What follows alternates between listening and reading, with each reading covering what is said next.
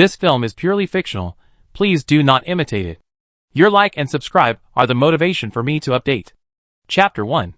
Chi Yiming slowly awoke to a series of warning sounds. He struggled to emerge from his hibernation capsule, ignoring the pain he was experiencing.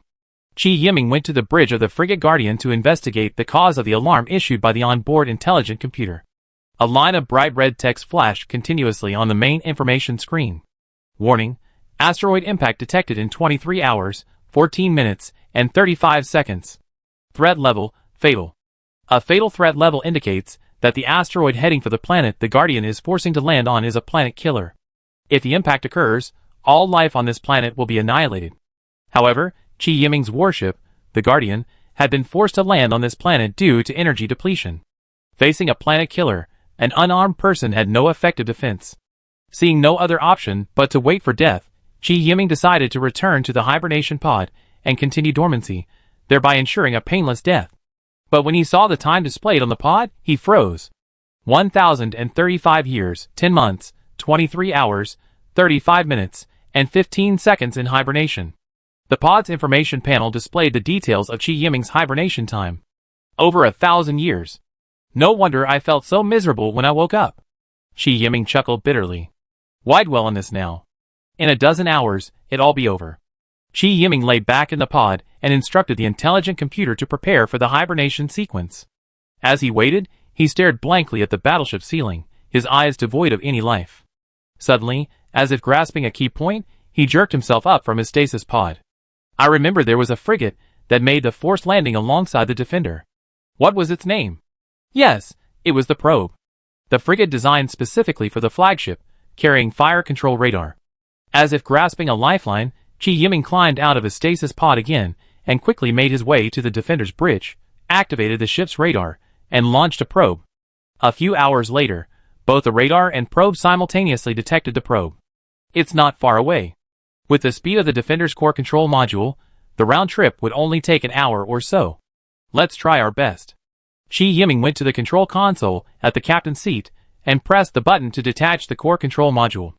Authorization confirmed, core module ready for detachment. The cold, synthesized voice of the ship's intelligent computer echoed again.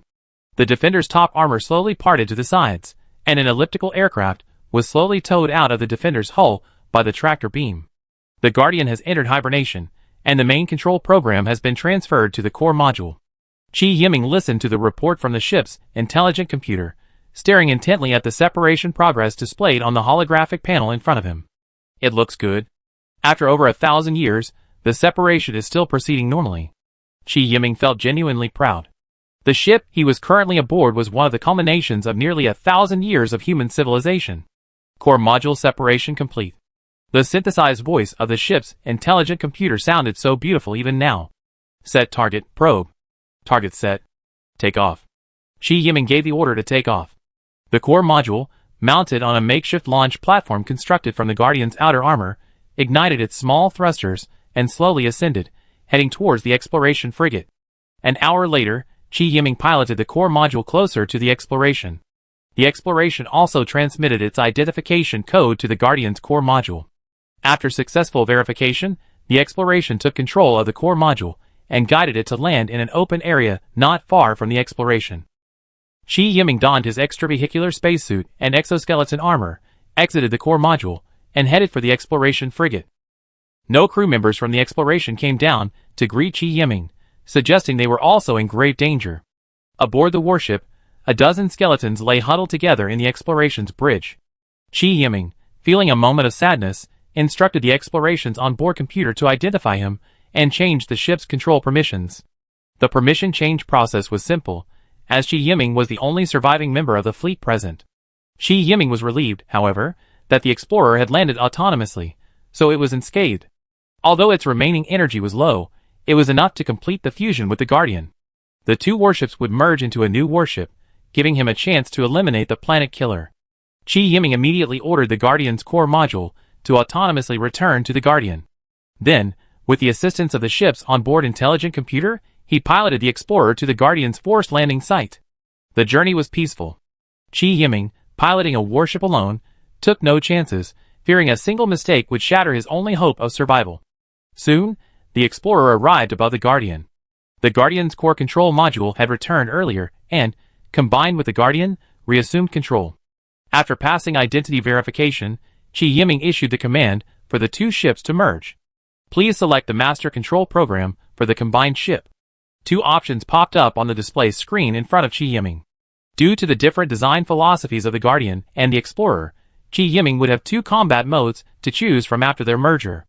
If the Defender was chosen as the primary carrier, the combined ship's armor would be exceptionally strong, thanks to the Guardian's ability to provide a large number of nanobots to repair damaged armor. If the Explorer was chosen as the primary carrier, the Explorer, as the flagship, would possess an extremely advanced fire control program and fire radar, transforming the combined ship into a sniper-type warship, suitable for long-range precision strikes. Chi Yiming considered it, and ultimately chose to use the Explorer's onboard intelligent computer as the master control program. After all, this was a mission requiring precise firepower. After receiving the order to combine, the two warships' triple-barreled main guns, located at the fore and aft of each ship, detached from their respective hulls and slowly approached each other, drawn by their respective tractor beams. As the two ships' bow main guns drew closer, they quickly combined to form a twin-mounted sniper turret with a barrel more than twice as long as a normal warship's. The two aft main guns quickly disassembled to form 6 single-barreled secondary guns.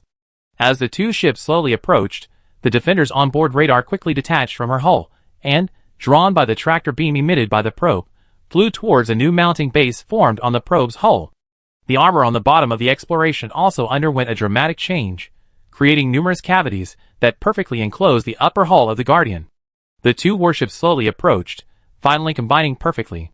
The sniper turrets, previously assembled, were also installed on the new ship's mounts under the tractor beam after the warships were fully assembled. 6 secondary guns were evenly placed on either side of the new warship, providing additional firepower for the reassembled warship. Standing in the command cabin, Chi Yiming monitored the data until the two ships were fully assembled. The hull assembly is complete. Please confirm the temporary codename.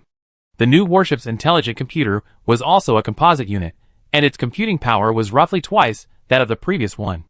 Temporary codename, Siefeng. This was Chi Yiming's favorite childhood nickname on the virtual network. The Siefeng has been assembled. Captain, please give the order. Inspect the ship's status. Our energy reserves are at 5% and are at a critical level. Engines 1 and 2 are damaged and require repair. The armor is slightly damaged, but the main structure is intact, and the rest of the weaponry is in good condition. Please note, we are severely undermanned. We cannot utilize our full combat capability. Chi Yiming frowned as he examined the ship's basic condition. Engines 1 and 2 should be the same engines on the Guardian. It's not surprising that they were already damaged. But the energy reserves are only 5%. This means the Siefeng has only one chance to fire before it returns to this planet due to insufficient energy. There's no point in overthinking this. Let's first resolve the most pressing crisis. After all, we only have one chance, and success is uncertain. Chapter 2. Following Chi Yiming's takeoff order, the Siefeng slowly lifted off the ground. Engine operating normally, main gun barrel number 1 charging. Fire control radar has acquired the target and is ready to fire. Siefeng enters sniper mode. With the assistance of the ship's onboard AI, Chi Yiming gradually completed all preparations for the main gun launch. With 3 hours remaining until the asteroid impact, the Siefeng still had time to adjust its firing angle. AI, calculate the optimal firing point to alter the asteroid's trajectory. We don't aim to shatter the asteroid, only to alter its trajectory. Calculations completed. Target distance 203,000 kilometers, speed 69,000 kilometers per hour. We have recalibrated our firing coordinates and are awaiting the optimal attack opportunity. In sniper mode, the Siefeng has an astonishing effective firing range of 300,000 kilometers. Taking on an asteroid 203,000 kilometers away would be easy. The long wait was an ordeal for Chi Yiming, but thankfully, several hours later, the asteroid finally came within the Siefeng's effective firing range. Chi Yiming nervously stared at the fire control radar display. The Siefeng's main gun, guided by the radar, slowly rotated its barrel, making final adjustments. Beep. A beep sounded, and the fire control radar indicated it had locked onto the target and could fire. Chi Yiming gritted his teeth and pressed his finger hard on the launch button. The Siefeng's hull jerked violently, and a burst of red laser beam burst through the atmosphere, hurtling towards the target asteroid. After a brief flight, the burst laser beam accurately struck the target point, The violent explosion pushed the asteroid slightly, but even this slight shift, combined with the long trajectory correction, allowed the asteroid to finally pass through the planet's atmosphere. Only then did Qi Yiming breathe a sigh of relief, slumping back into the soft captain's chair. Just as the Xiafeng's main guns fired, a small fleet of 2 frigates, 0.2 light minutes from the planet where the Xiafeng was stationed, was closely monitoring the planet killer. They had originally thought they would witness a rather devastating spectacle, but unexpectedly, just as the asteroid was about to enter the planet's gravitational field, it was struck by a bursting laser launched from the ground, causing the asteroid to deviate from its original trajectory. Fleet Commander Wang Sun immediately raised the alert level, and all combat personnel returned to their posts, ready to respond to any possible attack from the unknown planet. Sir, radar detected signs of warship activity on the planet's surface. Level unknown. Level unknown?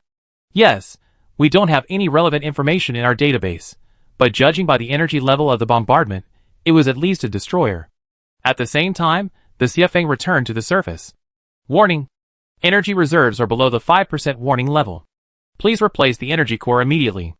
Qi Yiming gave a wry smile and ignored the AI's warning. Through the armored window, he stared blankly at the slightly reddish sky. Unknown fleet detected, suspected to be 2 Psi-class frigates. The AI issued another warning. Qi Yiming, previously lost in memories, trembled with fear. Psi-class? A human fleet? Could the Federation fleet have fought back? 2 blue dots on the radar screen flickered in a rhythmic pattern, following the ship's radar's scanning frequency. The information interface contained only one line: suspected Psi-class. Intelligent computer, activate the optical observation equipment. Zoom in on the images of the 2 warships, and display them on the main screen. 2 blurry shadows appeared on the main screen of the Xiafeng's bridge. As the optical instruments were fine-tuned, the image became clearer. Yes, it's the Psi-class.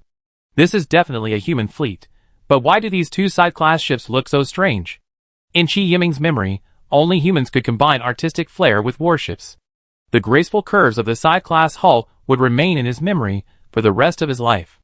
After all, his first warship was a Psi-class frigate. However, the Psi-class frigates originally lacked missile pods mounted on their exterior hulls.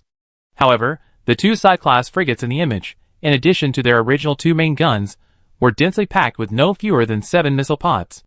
After thinking for a moment, Qi Yiming decided to remain hidden. He was certain the enemy had already noticed the asteroid bombardment. If nothing unexpected happened, they would send someone to investigate. It wouldn't be too late to contact them once their identities were confirmed. Glancing at the crimson sky once more, Qi Yiming slowly landed the severely underpowered Xiafeng in a valley. He shut down all other equipment on the warship, operating only the onboard radar at minimum power. Not long after, 2 more frigates appeared within radar range, and Qi Yiming breathed a sigh of relief. He was actually quite conflicted right now. He wanted to engage them, yet he feared they harbored ill intentions.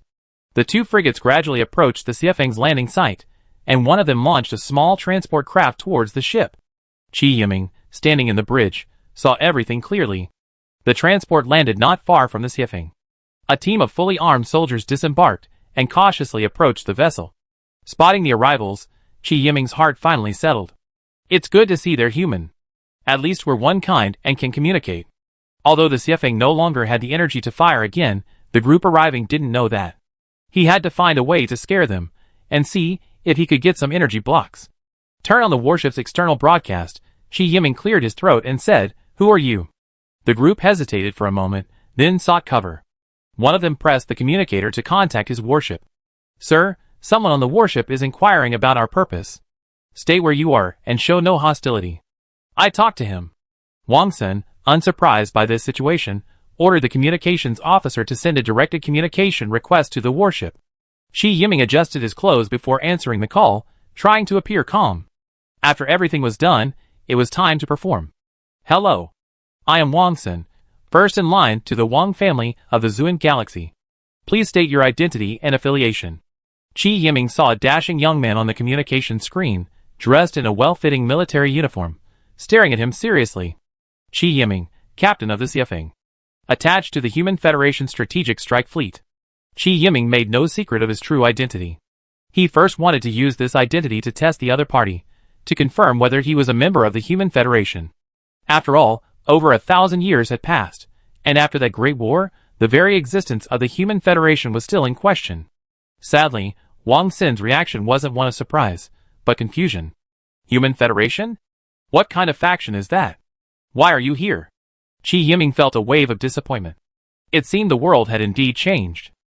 My warship suffered an accident and was forced to land on this planet over 6 months ago. I only recently completed some repairs. Qi Yiming gathered his thoughts, dodged the question about the Human Federation, and lied. Wang Xin's adjutant whispered in his ear. Ground personnel reported back that the Xiefeng's engine showed signs of damage. Wang Xin nodded calmly, and then asked Qi Yiming, your warship? Are you saying this warship belongs to you personally? Qi Yiming remained silent, primarily because he didn't know how to answer the question.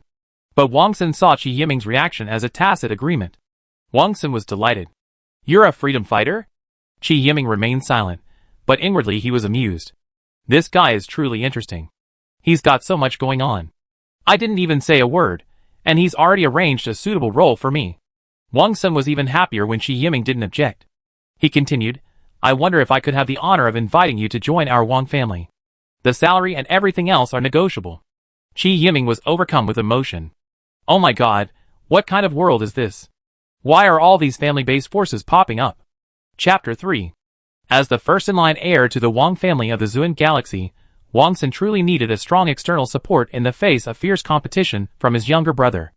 At first, he had considered seizing the Xiefeng for himself, but through conversations with Qi Yiming and close observations of the Xiefeng, he realized that the enemy had deflected a massive asteroid with a single shot, demonstrating that their warships were far more powerful than his 2 frigates could contend with. It was better to have a friend than a powerful enemy. So, after confirming that Qi Yiming was a freedom fighter, Wang Xin abandoned the idea of seizing the Xiefeng, and instead sought to win him over, hoping that he would become a major external supporter in his bid for the succession. At this moment, Qi Yiming was bewildered, but his expression remained natural. He acted as if he was accustomed to these invitations. If there was a Best Actor award, Qi Yiming would definitely be the best candidate. Seeing Qi Yiming still unresponsive, Wang Xin grew anxious, believing his lack of specific terms had led Qi Yiming to mistakenly believe he didn't value him. Wang Xin hastily added, as a reward for joining my Wang family, I will personally provide your warship with 3 high-concentration energy blocks each month. As for your personal compensation, I will report it to the head of the family, and work hard to secure a favorable settlement for you. Qi Yiming didn't catch the rest of the conversation, but he clearly heard the 3 high-concentration energy blocks. But Qi Yiming remained unmoved. Instead, he frowned, as if pondering the appropriateness of Wang Xin's offer. Inwardly, Qi Yiming was thrilled. High-concentration energy blocks. 1 is enough for the Xiefeng to sail normally for half a month. In the event of a battle, it could last for about 5 days at full power. This deal seems like a good one. Qi Yiming, preoccupied with his own plans, didn't respond promptly, which made Wang Xin, whose inner thoughts were already swirling, somewhat anxious. Wang Xin imagined Qi Yiming was being ruthless. So, he gritted his teeth and said, Mr. Qi, to show my sincerity, I give you an energy block right now. We came out in a hurry this time, and these are all we have in the battleship's warehouse. I give you the rest when we return to the Zhuan Galaxy. If Qi Yiming had continued to hold back, his acting would have been a bit over the top, unworthy of a star actor. His gloomy expression shifted, and with a smile, he said to Wang Xin, Mr. Wang truly possesses the demeanor of a great man. I accept this with reluctance. As for the remaining energy blocks, I believe Mr. Wang is not the type to break his word. Wang Xin's lips twitched as he muttered, another money grubber. Mr. Wang, what did you say? I didn't hear you clearly. Nothing. I'm saying I send someone over right away with the energy blocks. Qi Yiming wouldn't let the other party board the ship. If they discovered he was the only one aboard the Xiefeng, one could easily imagine the consequences. But he couldn't be too obvious to avoid arousing suspicion. So, Qi Yiming, donning his exoskeleton armor, and armed with the ship's own defensive weapons, blocked the Xiefeng's hatch. After Wang Xin's men delivered the energy blocks, Qi Yiming rudely declined their request to visit. Wang Xin briefly wondered if he'd been tricked. They were about to join him. Yet, why wouldn't they even allow his own men to tour the interior of the warship? But Qi Yiming's next words dispelled Wang Xin's doubts. Excuse me, a member of the ship has been infected with a level 3 alien organism, which is highly contagious. No outsiders are allowed inside the warship until they've been fully cured. While level 3 alien creatures aren't lethal, they're extremely troublesome to handle, and necessary isolation measures are still necessary. That's a shame. Do you need any help? Wang Xin, his doubts put aside, said with a much warmer expression. However, Seeing Qi Yiming personally carrying the energy block into the battleship's power compartment, Wang Xin still asked in confusion, "Mr. Qi, do you really need to replace the energy block yourself? The crew is in quarantine, and I, the captain, am the only one with the authority to move around, so I have to do this kind of work. You're truly a merciful captain." But when Wang Xin saw Qi Yiming remove a fingernail-sized energy block from the battleship's power reactor, his face darkened. "Mr. Qi, you're truly audacious." Wang Xin regretted it deeply. If he had known the enemy didn't have enough energy left to fire, he wouldn't have needed to be so cautious, and could have simply grabbed it. But it was too late to say anything now. The Xiafeng's engines, now equipped with new energy modules, had already started up. The main guns were calibrating their sights under the control of the fire control system. The secondary guns on either side of the ship now extended their dark barrels. Seeing Qi Yiming about to strike, Wang Xin was momentarily speechless. Seeing the change in Wang Xin's expression, Qi Yiming realized he had misunderstood him, and quickly explained, "Mr. Wang, don't misunderstand. The warship has been without power for an extended period, and many systems need to be reset. It's a self-test." Wang Xin finally breathed a sigh of relief. "I have to say, you're the bravest person I ever met. You pulled off a great trick. Thank you so much. I was actually terrified just now. Look at all the sweat on my forehead." The two men's banter actually brought them closer. Wang Xin had originally intended to make friends. A high-concentration energy block, while difficult to mass-produce, wasn't in high demand. He was simply surprised to discover Qi Yiming had run out of options, and had missed a golden opportunity to seize the snow peak. Since he already missed the best opportunity, Wang Xin no longer cared much about Qi Yiming's empty city strategy. He tried his best to win over Qi Yiming, hoping to use him for his own benefit. "So what about the conditions I offered you? I need to investigate. This isn't something you can decide on instantly, is it?" Qi Yiming still had to exercise due caution. He couldn't treat someone as a confidant, saying anything and agreeing to anything simply because they had given him an energy block. "That's as it should be, but I still sincerely hope you join us." Qi Yiming didn't give a clear answer, simply nodding to indicate he would consider it. After confirming the warships had no further issues, Qi Yiming decided not to delay any further, and said to Wang Xin, "Let's set off now. I had enough of this damn planet." Wang Xin quickly invited Qi Yiming's Xiafeng to join the formation. Qi Yiming agreed, and the Xiafeng slowly ascended and joined the small fleet. The three warships formed a triangle formation and exited the atmosphere. Guided by Wang Xin's endeavor, the Xiafeng began to slowly accelerate. Until they reached jump engine speed, the three warships simultaneously activated their respective jump engines, and quickly disappeared into the starry sky. Unbeknownst to Qi Yiming and his companions, shortly after they departed, a miniature wormhole suddenly appeared not far from where they had activated their jump engines. From this wormhole emerged a small, shimmering, dazzling spaceship.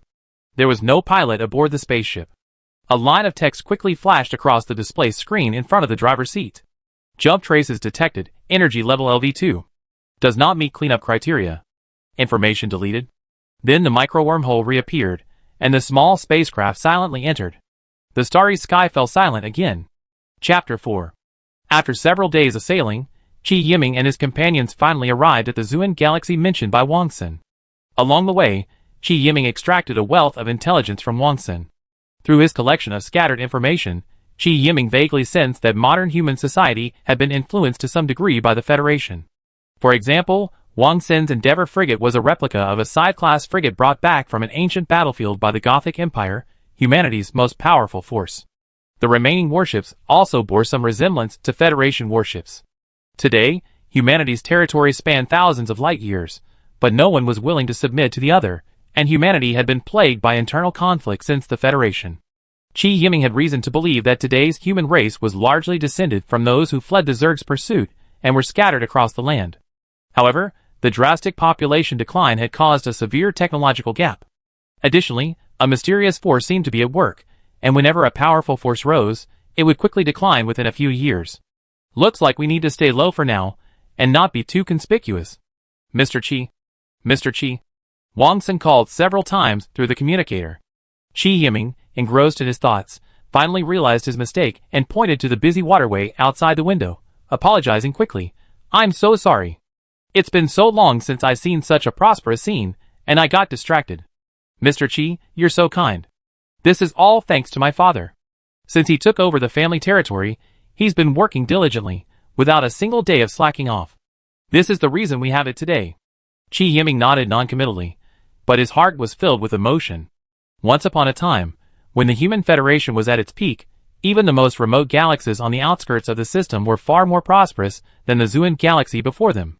However, it was clear that Wang Xin's pride was genuine, indicating that the Zuan galaxy's prosperity, at least within his known range, was still among the best. Mr. Qi, I'm sorry. Since you haven't officially joined us yet, your warship can only dock in the outer berthing area of this system. If you wish to enter the core area of the Zuan galaxy, you will need to obtain one of our family's specially prepared transport boats, Wang Xin said apologetically. Qi Yiming expressed his understanding. The long-term existence of a power must have a complete set of rules and regulations. It would be impossible to allow others to recklessly drive warships through their territory without restraint. I need some time to handle matters on board. I contact you when I'm done. Qi Yiming smiled at Wang Xin on the communicator. I look forward to meeting you. With that, Wang Xin ended the call. Qi Yiming went to the warship's warehouse and looked at the dozens of skeletons neatly laid out on the ground. These were once his comrades, and Qi Yiming had to give them the dignity due to soldiers. Half an hour later, a row of coffins, draped with the flag of the Human Federation, flew out from one of the Xiefeng's escape pods. Qi Yiming stood in awe on the Xiefeng's bridge, watching as the dozen or so coffins flew toward the stars of the Zuan galaxy. There would be the final resting place for these warriors, who had fought for humanity's survival. After completing the ceremony, Qi Yiming slowly maneuvered the warship into the berth reserved for him. Wang Xin was already standing at the airport exit, awaiting Qi Yiming's arrival. But Qi Yiming didn't leave the Xiefeng. He couldn't leave the warship alone until he had fully earned his trust. Mr. Wang, I'm still in quarantine. The alien contamination on the warship hasn't been completely cleared. I have to trouble you to take me to your master's house. Qi Yiming, unfazed, readily exploited the alien contamination. Wang Xin said with a look of disappointment, although I may have saved the Xiefeng to some extent, I won't force Mr. Qi to join us. After all, a forced marriage is a bittersweet affair. Just a high-level energy block. Consider it a friendship. Qi Yiming, of course, could hear the hidden meaning, but he simply smiled and stated bluntly, Don't misunderstand, Mr. Wang. I do have some unspeakable concerns. I must ensure my own safety before leaving the ship. Wang Xin wasn't surprised by Qi Yiming's caution. After all, this was his territory. Qi Yiming couldn't be too cautious. Wang Xin pondered for a moment, and then said, Mr. Qi, how about this? I have the authority to recruit retainers for our family. Of course, the position won't be high, and the compensation won't be great. Qi Yiming listened with interest and gestured for Wang Xin to continue. After you join our family, I will make a public announcement regarding our personnel changes. This will serve as a means of external publicity, demonstrating our commitment to talent. Qi Yiming nodded again, indicating he was listening intently. By then, many will know that you joined our Wang family. If you're threatened to surrender your warships in our territory, word will spread that it will severely damage our family's reputation, and some retainers, who have already joined us, may even choose to leave. Qi Yiming's eyes lit up when he heard this, thinking, this is a good way to build mutual trust. The thing families fear most when recruiting talent is this kind of killing the goose that lays the golden eggs behavior. If something like this happens, the family is on the verge of extinction. So, any wise leader wouldn't do such a thing as killing the goose that lays the golden eggs. Furthermore, Qi Yiming didn't care about the treatment of his so-called retainers. If it weren't for the limited energy block reserves, he wouldn't have wanted to join any faction and become someone else's thug. But the situation is stronger than the person. A single energy block doesn't make a hero. Until he had another stable source of energy blocks, Qi Yiming could only become someone else's thug. Ultimately, Qi Yiming agreed to Wang Xin's suggestion. Wang Xin quickly used his authority to complete Qi Yiming's employment procedures. From that moment on, Qi Yiming became a small team leader under the Wang family. At the same time, Qi Yiming also searched the public internet for information about the Wang family's personnel changes, and his own information and photo were prominently listed. Mr. Qi, as a retainer of our family, you may pilot the warship into the core area. A dedicated berth has been designated for your warship. Wang Xin's attitude toward Qi Yiming remained unchanged despite Qi Yiming's arrival, remaining respectful. To the public, you are a retainer of the Wang family. Privately, we can be close friends. I'm not one to put on airs. Wang Xin also shifted his business-like demeanor and spoke more casually. With both sides establishing initial trust, the rest of the process became much easier. Under Wang Xin's guidance, Qi Yiming piloted the Xiefeng into the core area of the Wang family and moored the warship in his designated berth. Then the quarantine for the alien contamination concluded smoothly. Qi Yiming disembarked alone from the warship and approached Wang Xin, who had been waiting outside the docking hatch. Qi Yiming resumed his acting career, giving Wang Xin a standard military salute that actually gave him a shudder. Qi Yiming wasn't embarrassed. If he was acting, he had to act it out. Having already agreed to join them, I must play the role of thug from today on. Qi Yiming internally refused. Fighting for you is out of the question, not in this lifetime. Let me stay here for a while. Once I understand the rules of this new world, I can do whatever I want with this transforming warship. Chapter 5. Greystone is the only naturally habitable planet in the Zuan galaxy, and the core territory of the Wang family. Qi Yiming followed Wang Xin to the villa complex on the surface, where the Wang family's lower-ranking retainers lived. After a swearing of loyalty ceremony according to Wang family tradition, Wang Xin hosted a small welcome dinner for Qi Yiming. In terms of affiliation, Qi Yiming was actually a subordinate of Wang Zhengfeng, the head of the Wang family. But everyone at the banquet could see that Qi Yiming was simply an outsider recruited by Wang Xin. This intrigued Wang Dong, Wang Xin's rival. What could possibly be so special about Qi Yiming that his eldest brother valued him so highly? Although the two brothers engaged in subtle intrigues behind the scenes, they publicly presented a harmonious and respectful scene. Wang Dong, holding a goblet in hand, wandered through the crowd, finally stopping in front of Qi Yiming. "Brother, why don't you introduce this friend to me?" Wang Dong looked at Wang Xin with a warm expression. Wang Xin, also beaming, pulled Qi Yiming, who was busy eating and drinking, over and said, "Mr. Qi is a freedom fighter, and his warship is incredibly powerful." "Oh!" Wang Dong raised an eyebrow, curiously examining the unassuming Qi Yiming. As a scion of an aristocratic family, Wang Dong certainly wasn't so bored as to personally challenge a newcomer. Of course, just because Wang Dong didn't participate didn't mean no one else had come to test Qi Yiming. Otherwise, Wang Dong wouldn't have been pacing the banquet hall, a goblet in hand, before approaching Qi Yiming. "Freedom fighter? There are so many freedom fighters in this world. You can't just claim to be exceptionally capable, and then easily join our Wang family." The man, already a little tipsy, spoke. Qi Yiming frowned, glanced at the man, and seeing that he seemed drunk, he didn't care. After all, arguing with a drunk was out of the question for any normal person. But the man was still adamant, slurring his words. "It's a mule or a horse, but it's worth taking it out for a spin. If it were just about talking, I say my destroyer could overturn a battleship." Instantly, a burst of shrill laughter erupted from the banquet hall. Wang Xin looked at Qi Yiming awkwardly. Instead, Qi Yiming calmly consoled Wang Xin. "Don't worry, he's just a drunkard, just talking too much. I won't argue with him." Wang Xin glanced at Qi Yiming gratefully, and quickly waved to the waiters in the banquet hall. The waiters, receiving the order, quickly dragged the man out of the banquet hall. Wang Dong calmly toasted Qi Yiming, and quietly left the banquet. After leaving the venue, Wang Dong's face darkened. He waved a hand over one of his men, and gave a few instructions. "Go and find out who this Qi Yiming is." Back at his residence, the man who had been drunk and making a scene at the banquet was already waiting in Wang Dong's room. "Daniel, what do you think of Qi Yiming?" The man known as Daniel smiled and said, "It's hard to tell how deep he is, but judging from his behavior at the banquet today, it's hard to say how cunning he is. At least he's not an impulsive person." Wang Dong nodded. "I sent someone to find out about him. Second young master, don't take Qi Yiming too seriously for now. His current status is too low to influence the decisions of the family's top brass. Just keep a little attention on him. Big Nyo, no one would believe you, a big, beefy guy, could be my brain trust." Wang Dong smiled, patting Nyo Ben on the shoulder. After Wang Dong and his men left the banquet, the atmosphere became even more lively. People from Wang Xin's faction surrounded Qi Yiming and toasted him repeatedly, and Qi Yiming accepted all the toasts.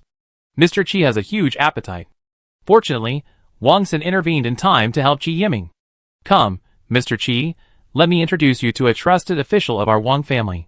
He then led Qi Yiming over to a middle-aged man, with a fair complexion and a neatly trimmed mustache.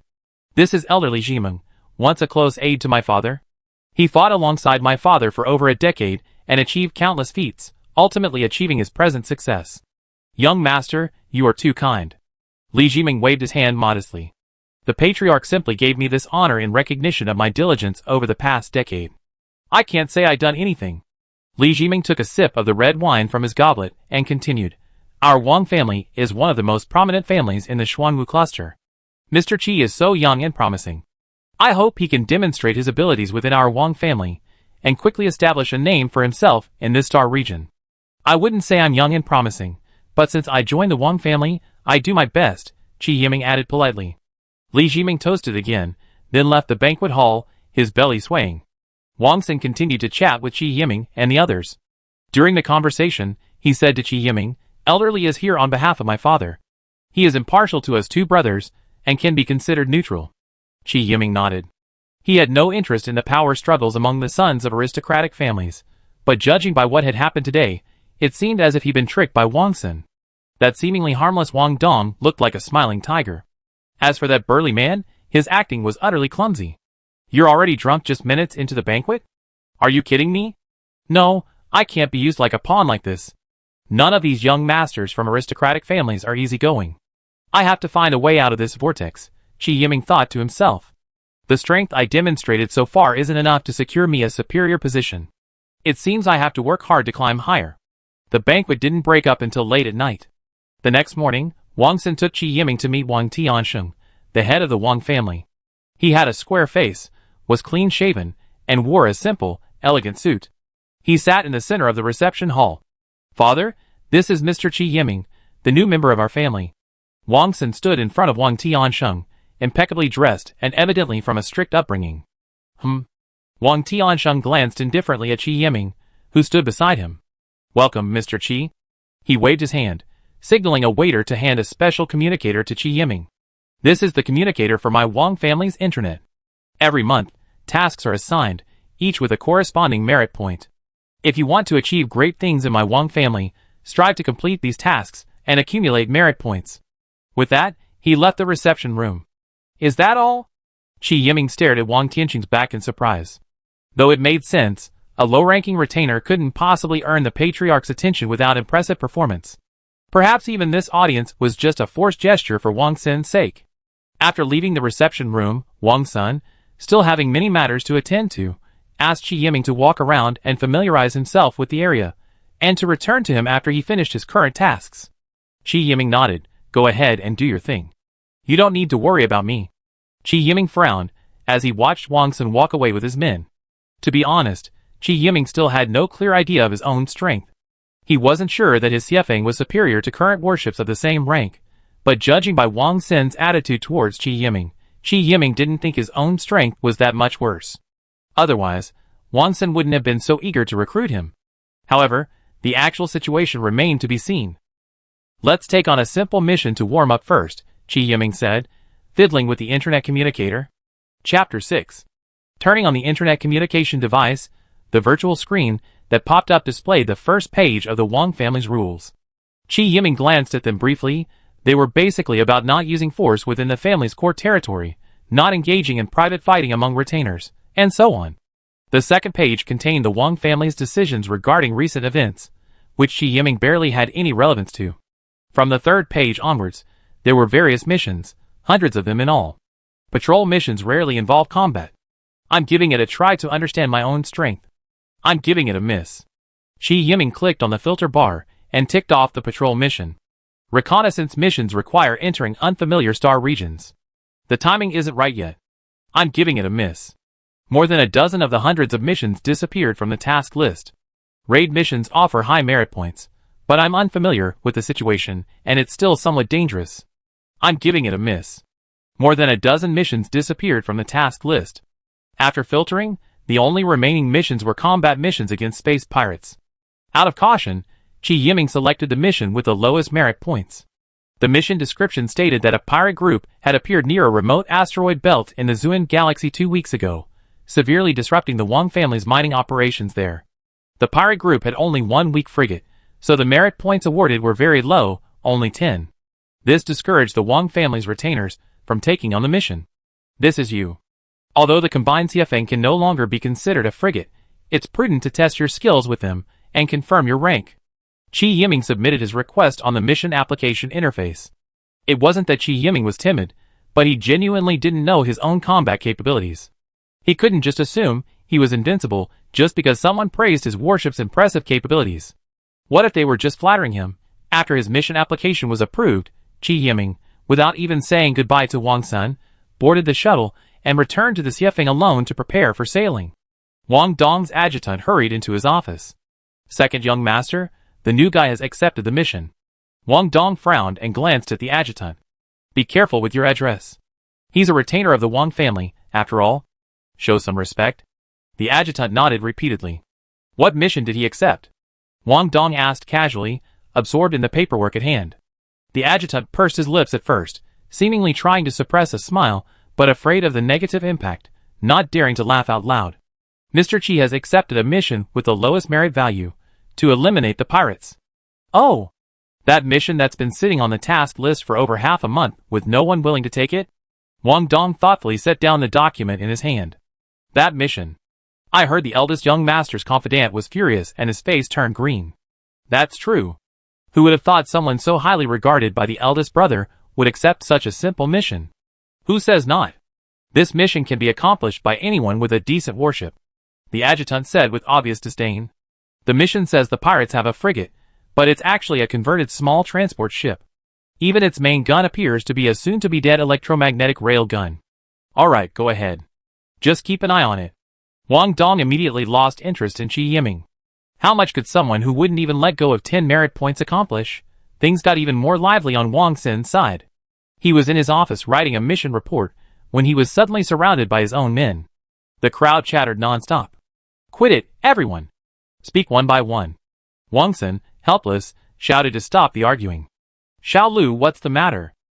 Lu Bishu, Wang Xin's confidant, was called upon. He wiped the sweat from his forehead and sighed deeply. "Ah, young master, you really misjudged me this time. That Qi Yiming. He actually accepted a mission worth 10 merit points and left the port." Yes. "It's a shame young master went through so much trouble to recommend him to the patriarch. He'd definitely be labeled a misjudge." The crowd erupted in confusion again. "Impossible. With the Xiefeng's combat power, let alone a 100 merit mission, the Xiefeng could easily complete it." Wang Sun was also a little confused. What was Qi Yiming's plan? Qi Yiming didn't care about the impact of this incident. By this time, he had already piloted the Xiefeng to the mission location. He would never take the risk of accepting high-level missions before he was sure of his rank. Let's not even talk about the Xiefeng's combat power. Even if it was formidable, how much power could it exert with only the intelligent computer to assist in driving? Qi Yiming really couldn't say. Mining operations had been suspended for over half a month. If the asteroid belt wasn't producing a lot of ore, and the Wang family didn't pay much attention to it, how could they have allowed this pirate group to roam around for half a month? They would have sent people to wipe it out long ago. But pirates were pirates after all. The moment Qi Yiming appeared, they were already escaping in their armed freighter. The Xiefeng's onboard radar had already detected the pirates' presence upon entering the asteroid belt. "If you want to escape, you have to ask my permission." Qi Yiming was extremely cautious when choosing his missions, but on the battlefield, he let loose completely. Even a lion slays a rabbit with all its might, let alone the cautious Qi Yiming. "Main gun charge," Qi Yiming ordered immediately. The Xiefeng, in sniper mode, slowly adjusted its main guns, guided by the fire control radar. As the warning sounded, signaling the enemy ship was locked, Qi Yiming decisively gave the order to the ship's intelligent computer to open fire. At this point, the pirate warships were approaching 200,000 kilometers from the Xiefeng. The pirate leader was showing off his alertness to his men, who tactfully offered him compliments. Just as they celebrated their escape from a raid, 2 red laser beams burst accurately into the pirate warship's engine nozzles. But the attack wasn't over yet. The bursting laser beams, carrying immense energy, pierced the pirate warship's fragile tail armor and penetrated deep into the ship. Instantly, a large amount of onboard supplies streamed out from the damaged rear section of the warship, including many pirates who hadn't had time to don their spacesuits. The bursting laser beams, having expended most of their energy, pierced through the few compartments within the warship, then pierced through the outer armor on the other side from the inside, exiting the ship. The pirate leader, standing on the bridge, was blown out of the warship by the powerful energy of the air leak before he could even comprehend what was happening. He barely had time to glance in the direction of the Xiefeng before his mind was frozen by the near-absolute zero temperature of the dark space. So powerful? That shouldn't be the case. Qi Yiming, observing everything through optical imaging, said thoughtfully, stroking his chin. "It seems that we were a bit too cautious, and the missions we chose were a bit too simple. Pirates rarely have the opportunity to obtain standard warships. Most of them use the hulls of civilian ships to modify them into warships, so their combat effectiveness should be slightly lower. Qi Yiming thought for a while, and made a conclusion. Chapter 7. Qi Yiming's subsequent actions created a legend for the Wang family in the Zuan galaxy, earning him the title of Star Pirate Slayer. In a single day, Qi Yiming completed dozens of pirate eliminating missions, each with merit points ranging from 50 to 100. His process was unfazed. One shot was a hit, 2 shots were enough to send you flying, and those with a bit of luck could even get a 3rd shot. In short, within a single day, the pirates in the Zuan galaxy became a rare species. This shocked Wang Dong and the others who were waiting for a joke, while Wang Sen and his men, with smiles uglier than tears, confirmed that they were not dreaming. This impressive record quickly reached the ears of Wang Zhengfeng, the head of the Wang family. At first, he thought his retainers were joking. But when Wang Zhengfeng saw that the pirate eliminating mission had been completed, he was also shocked. He personally assigned those missions, and as the master, he knew better than anyone the strength of the pirates entrenched in his territory. Not to mention the combat effectiveness of the pirate warships, the sheer number of them was enough to make Wang Zhengfeng uneasy. Not to mention the several renowned pirate groups in the galaxy, which employed several standard strength destroyers. Just like that, a young man had quietly wiped them out in a single day. Wang Zhengfeng refused to believe anything, but the facts were before him. To earn merit points, one had to turn in missions, and when turning in missions, one had to submit certain specific mission items. The internet communicator automatically uploaded the mission completion status by verifying the key mission items, and merit points were awarded accordingly. However, Qi Yiming received the full amount of merit points for every mission he accepted, indicating that the system had determined that he had completed all of his missions 100%. There was nothing much to say about that, the program wouldn't lie, right? After a day of traveling, Qi Yiming docked the Xiefeng in his designated berth and returned to his residence on the surface, still feeling unsatisfied. His retainers, who encountered him along the way, looked at him like a monster. Qi Yiming muttered softly, "Am I considered weak or strong in combat? There's absolutely no reliable data. They're all killed in one shot. The combat data is too little." And upon learning of Qi Yiming's return, Wang Sen and his subordinates were already waiting outside his residence, ready to reacquaint themselves with this pirate nemesis, the chart-topping madman. Qi Yiming saw everyone staring at him with strange eyes and asked, bewildered, "Why are you all blocking my door?" Then he touched his face and said, puzzled, "Is there something on my face?" Wang Sen was the first to react. Shengqian patted Qi Yiming's shoulder and said, "Mr. Qi is truly amazing." "Oh, are you talking about today's pirate bust?" Qi Yiming finally understood why they had gathered at his door. Qi Yiming certainly wasn't stupid enough to say he completed all the pirate busts in a single day just to test his own strength. Clearing his throat, Qi Yiming said righteously, "I hate pirates the most. The Zuan galaxy is so bustling with trade, and countless lives have been lost to pirates, and countless families have been destroyed by them." Qi Yiming spoke seriously, while Wang Sen listened gravely. In the end, even Qi Yiming himself felt embarrassed to continue, so he paused. Seeing Qi Yiming fall silent, Wang Sen continued, "Mr. Qi's warship is indeed exceptionally powerful. You know, if we were tasked with wiping out the pirates, we have to form a team." Qi Yiming sensed something different and wondered, are those pirates truly that powerful? In truth, Qi Yiming had greatly underestimated the Xiefeng's capabilities. While humanity 1,000 years later had inherited some of the Human Federation's legacy, the technological decline caused by the technological gap was undeniable. Wang Sen and his frigates were replicas of the Scythe class, but that was only in appearance. The underlying technology was significantly inferior to the real Scythe. First, the hull materials were at least a century behind the Scythe class, not to mention the warship's core systems and armament. Although both were explosive laser cannons, the Scythe class main gun's attack power was over 3 times that of the replica.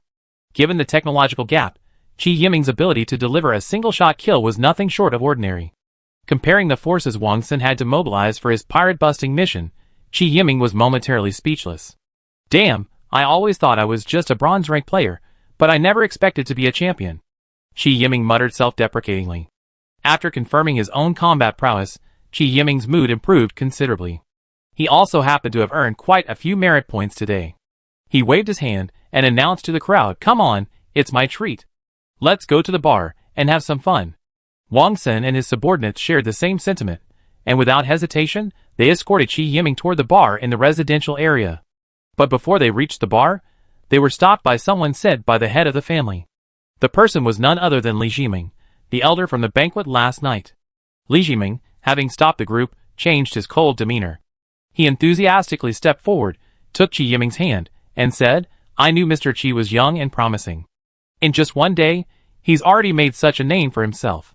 Qi Yiming exchanged pleasantries, and then inquired about Li Jiming's purpose.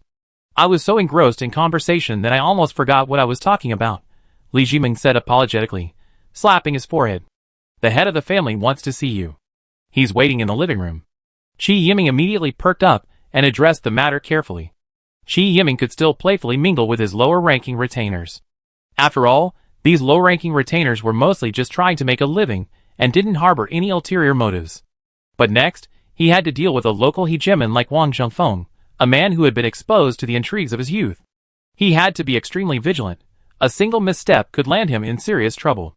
For Wang Zhengfeng, the sudden appearance of such a formidable young man in his own territory should have seemed like a cause for celebration. But Wang Zhengfeng knew his limitations.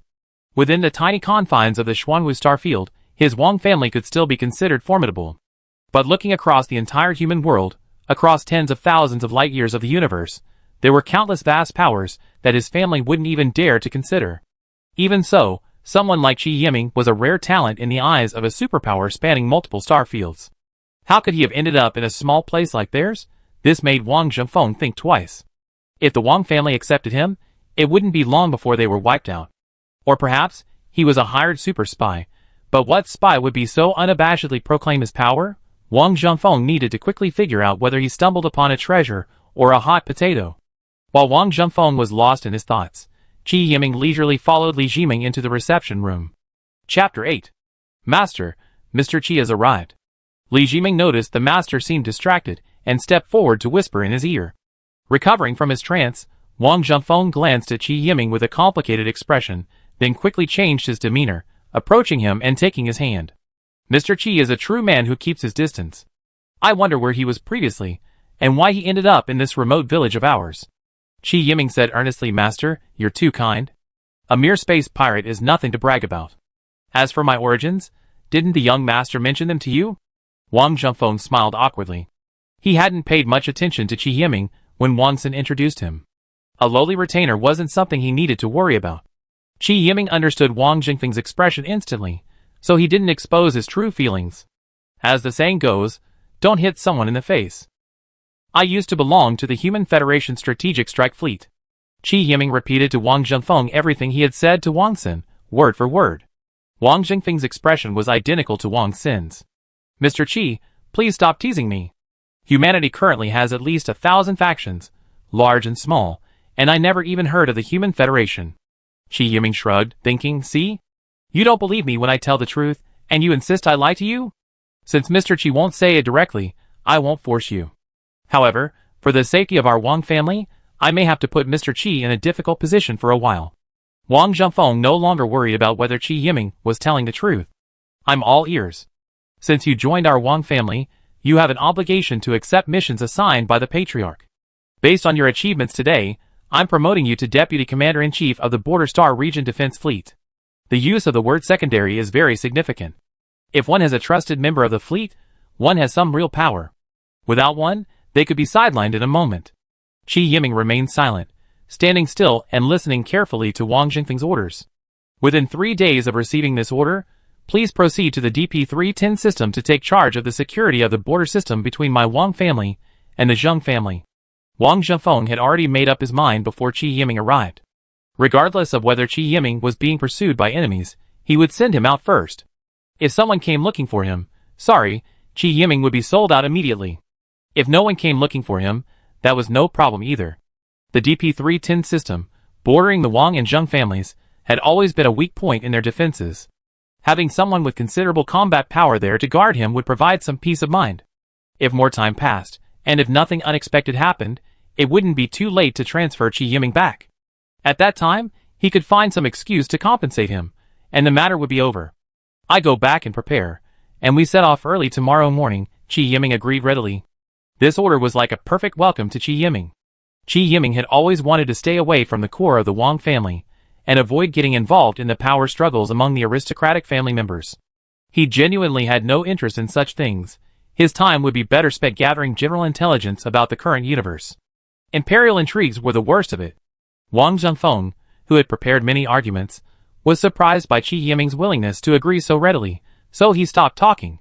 But Qi Yiming still had to be rewarded for completing the mission to eliminate the pirates. Wang Zhengfeng wasn't stingy either. With a wave of his hand, he rewarded Qi Yiming with 10 high-concentration energy blocks. Wang Zhengfeng knew that for these lower-level retainers, other material rewards were empty. The energy blocks were truly precious to them. Each retainer was given a fixed amount of energy blocks each month, depending on the tier of their warship, but these blocks were used to carry out family-assigned missions. If they wanted to do some private work, the energy blocks provided by the family would likely not be enough. After all, the Wang family didn't distribute energy blocks to keep people idle. You had to complete at least 10 missions each month before you could receive the next supply. The various combat costs of 10 missions would almost completely consume the family's supply of energy blocks. If you wanted to do private work without some extra energy blocks, you couldn't even think of doing it. Qi Yiming accepted his reward without hesitation. If the master of the family has nothing else to do, I go back and prepare. Then you go and prepare. Watching Qi Yiming leave, Wang Zhengfeng felt a mixture of emotions. Wang Sun was momentarily stunned upon hearing the news. He couldn't understand why his father had made such a decision. With Qi Yiming's abilities, it wouldn't be long before he reached the decision-making level, and anyone with a discerning eye could see how much support he would bring. But Qi Yiming's departure had, to put it bluntly, sidelined him before he even touched the center of power. Faced with this situation, he was completely helpless. Mr. Qi, I'd bear with you for a while. I convinced my father to transfer you back to Greystone Star as soon as possible. Wang Sun patted Qi Yiming's shoulder with a pained expression.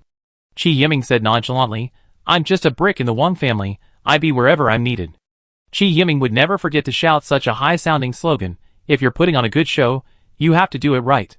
Since he'd chosen to join the Wang family, he still had to abide by the rules. Besides, staying out of the family's internal succession struggles was what Qi Yiming had always wanted, so he certainly wouldn't feel wronged. But Wang Sun didn't know that. After hearing Qi Yiming's high-sounding slogan, he actually burst into tears, nearly losing his composure. But Qi Yiming knew full well that while Wang Sun might have genuine feelings, it was mostly because he was worried about his future without him as a supporter. Talking about feelings with a political creature? You're probably dreaming. The day after receiving his appointment, Qi Yiming didn't show any regrets. After bidding farewell to Wang Sun and his subordinates at the airport, he slowly maneuvered the Xiefeng out of its berth, humming a little tune as he happily headed to the DP310 system to take up his post. But what Qi Yiming didn't expect was that Li Jiming, an elder of the Wang family, was also traveling with him. Qi Yiming couldn't help but seethe with anger. How much do they despise me, even sending a trusted confidant to watch over me? If Qi Yiming still couldn't understand this at this point, it would only prove that he wasn't cut out for politics. At first, Qi Yiming thought his unintentional display of strength was a bit intimidating. Furthermore, it was already clear that he was on Wang Sun's side, which would upset the balance of power between Wang Sun and Wang Dong. This was a situation Wang Zhengfeng didn't want to see, so he excluded him from the center of power. However, judging by Li Jiming's presence, Wang Zhengfeng clearly believed he was most likely a spy sent by some faction, or at worst, a troubled individual. He needed someone who could keep an eye on him. As Wang Zhengfeng had said to Qi Yiming, if it weren't for the two reasons mentioned above, how could Qi Yiming, with the strength of his warships, have come to their remote village? Chapter 9. After forming a temporary formation with Li Jiming's Zhongpu cruiser, the two warships quickly disappeared into the Zuan galaxy and entered superliminal travel. 2 days later, the two successfully arrived at the DP310 border system. Here, stationed was a small fleet of 5 frigates and 2 destroyers belonging to the Wang family. Now, with the addition of Li Jiming's cruiser and Qi Yiming's Xiefeng special frigate, the Wang family's strength in this system suddenly surpassed that of the Zheng family. As expected, Qi Yiming was isolated upon arrival at the border outpost. Qi Yiming had no role in any of the patrol fleet's affairs, but he wasn't angry. He spent every day on the Xiefeng, flipping through the warship maintenance manual, trying to figure out how to repair the 2 damaged engines. He was depressed for several days, until he realized he wasn't cut out for it. On the surface, Qi Yiming appeared unconcerned, but deep down, he was still furious. Although he had joined the Wang family out of necessity, Qi Yiming had no ulterior motives. He simply wanted to quietly work for them for a few days since he joined. But his kindness was misinterpreted. Wang Zhengfeng actually considered him a spy or a major nuisance, and under a pretext of plausibility, he sent him to this remote, border-guarding place. No, I won't take this. Qi Yiming grumbled, rising from his bed and retrieving the Wang family's internal communicator. He was searching for suitable missions to earn merit points in exchange for enough high-level energy blocks for his long journey.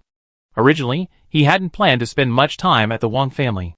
Once he had enough energy blocks, he planned to pilot the Snow Peak and attempt to return to the former capital planet of the Human Federation. I wonder if there's a mission suitable for me in this godforsaken place. Qi Yiming quickly scanned the missions on his communicator. There really is one. A mission to eliminate pirates in the DP310 galaxy sparkled in Qi Yiming's eyes. Wow, 200 merit points. Redeemable for 4 high-level energy blocks. Why hasn't anyone taken it for such a high reward? Never mind. It's a good deal for me, after all, I'm the pirate killer. Qi Yiming accepted the mission, said hello to Li Jimeng, and then piloted the Xiefeng out of port, heading straight for the mission location. According to the mission description, this pirate group had 2 frigates and a destroyer. They'd been entrenched in this galaxy's asteroid belt for years, robbing passing merchant ships. Qi Yiming didn't think much of it. Since they were pirates, it made sense. Arriving at the mission location, before he could even perform a signal scan, 3 warships emerged from the asteroid belt and quickly descended upon the Xiefeng. With such clearly hostile maneuvers, how could Qi Yiming not guess the enemy's identity? Main guns recharge, fire control radar lock onto enemy ship. Qi Yiming reacted quickly, ordering the Xiefeng to recharge its main guns. Incoming directional communication signal, are you connecting? The cold electronic synthesized voice of the ship's intelligent computer echoed again from the bridge. Connecting. After a burst of electric current, a middle-aged man with a pale complexion appeared on the communication screen. Are you from the Wang family? The man asked gravely. I suppose so. Who are you? New here? Didn't the Wang family remind you that they don't have the final say in this galaxy? Isn't this the Wang family's border system? Qi Yiming asked doubtfully. That's true, but we have an agreement with the Wang family. This asteroid belt belongs to our Scorpio pirates. Qi Yiming had been here for almost a week, and no one above the top leader had spoken to him. How could anyone possibly have told him these things? Perhaps Li Jiming had deliberately avoided mentioning them. Qi Yiming suddenly realized why no one had taken up this mission, despite its high reward. It seemed like the officials and the bandits were now one and the same. Then I leave. Qi Yiming didn't want to cause trouble. Since they had already made an agreement, as a retainer of the Wang family, he had to abide by the agreement. Leave? The middle-aged man sneered. Leave the warship behind and you can go. How could Qi Yiming, who had just earned a reputation as a pirate nemesis, accept such a threat? Seeing that the situation couldn't be resolved peacefully, he ordered the Xiefeng to open fire.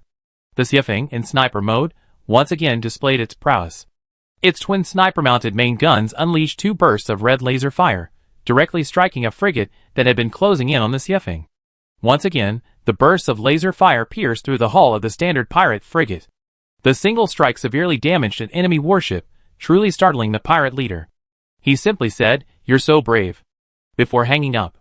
Because the Xiefeng was so close to the asteroid belt, the pirates had already brought it within range of their main guns as soon as they emerged from it. Even with one of their frigates severely damaged, the pirates showed no sign of retreating. The remaining 2 warships opened fire one after another. The Xiefeng was severely short of crew members and could only rely on pre-programmed evasion. Of the 7 burst lasers fired by the enemy ship, the Xiefeng dodged only 3, while the remaining 4 accurately struck the Xiefeng. The Xiefeng's hull vibrated violently. While the hull's armor wasn't penetrated, it bore several deep scars. Qi Yiming was currently unable to repair the warship and didn't dare to risk further bombardment on the Xiefeng. Change combat mode, mount the Guardian Master Control Program. Qi Yiming calmly ordered the ship's onboard computer. Upon receiving the command, the Xiefeng suddenly and automatically detached its bow main gun from its mount, rapidly disassembling into 2 triple-barreled main guns. The pirates were stunned by this bizarre scene. What's going on? Is it the trend these days to abandon the main gun and surrender? A bearded pirate asked his companion, scratching his head. That doesn't look like surrender. Didn't you see that gun disassemble and then reassemble? Just as the pirates were at a loss, the automatically detached main gun completed its transformation, and a new gun mount appeared at the stern of the Xiefeng. The 2 disassembled main guns, drawn by the Xiefeng's tractor beam, flew to the bow and stern mounts, respectively, and reassembled. What the hell is this? How can it transform? A younger pirate shouted in horror, rubbing his eyes. Am I seeing things? I'm still young. What if my eyesight fails? The radar operator on another warship also rubbed his eyes in disbelief, watching the battlefield monitors unfold. The pirate leader was the first to recover, shouting loudly into the fleet channel, "Don't care if it's a monster or not, fire." Chi Yiming on the Xiefeng didn't care what the pirates thought, staring intently at the Xiefeng's damage monitor. The damaged area from the bombardment had been marked with a pale yellow hue by the ship's intelligent computer, indicating that the armor had been damaged but not penetrated. The pale yellow area was slowly turning green. This was the Xiefeng's operational guard mode after the Guardian's main control system was installed. The former frigate Guardian had been transformed into a nanorobot production factory. The nanorobot production equipment already installed within the Guardian was activated, rapidly producing a large number of nanorobots. These nanorobots poured out from a specially designed exit, quickly traversing the Xiefeng's outer armor to the damaged area, repairing the damaged armor at a speed visible to the naked eye. Chapter 10. The pirates watched the damage they had just inflicted on the Xiefeng ship being quickly repaired, feeling a wave of despair. They had thought they had a soft target, a vulnerable one, but who would have thought they would lose a frigate right after the engagement? Piracy was a life-or-death profession. Sinking a companion ship was perfectly normal, as long as it didn't prevent the survivors from being killed. But they had never imagined that their supposed soft target would not only possess formidable firepower, but also perform a variety of tricks on the battlefield. The fact that it had gone from one main gun to two was one thing, but to their despair, the Xiefeng ship, after its transformation, had also developed self-repair capabilities. Seeing the damage they had just inflicted restored to pristine condition by its powerful self-repair capabilities in just minutes, how could anyone muster the courage to fight them? The pirate leader was the first to react, swiftly ordering the ship to turn and flee the battlefield. But how could Chi Yiming give them that opportunity? Although the Xiefeng's main gun's attack power decreased somewhat with a change in combat mode, the firepower density of the two main guns made up for this shortcoming. Under the control of the fire control radar, the two triple-mounted main guns unleashed a dense barrage at a rate of 2 rounds per minute per barrel. This dense barrage also addressed the problem of decreased accuracy. The result was obvious. The frigate, unable to turn its bow in time, was hit by the Xiefeng's attack, and its power reactor exploded before it could withstand the second round of fire, becoming a dazzling display of fireworks.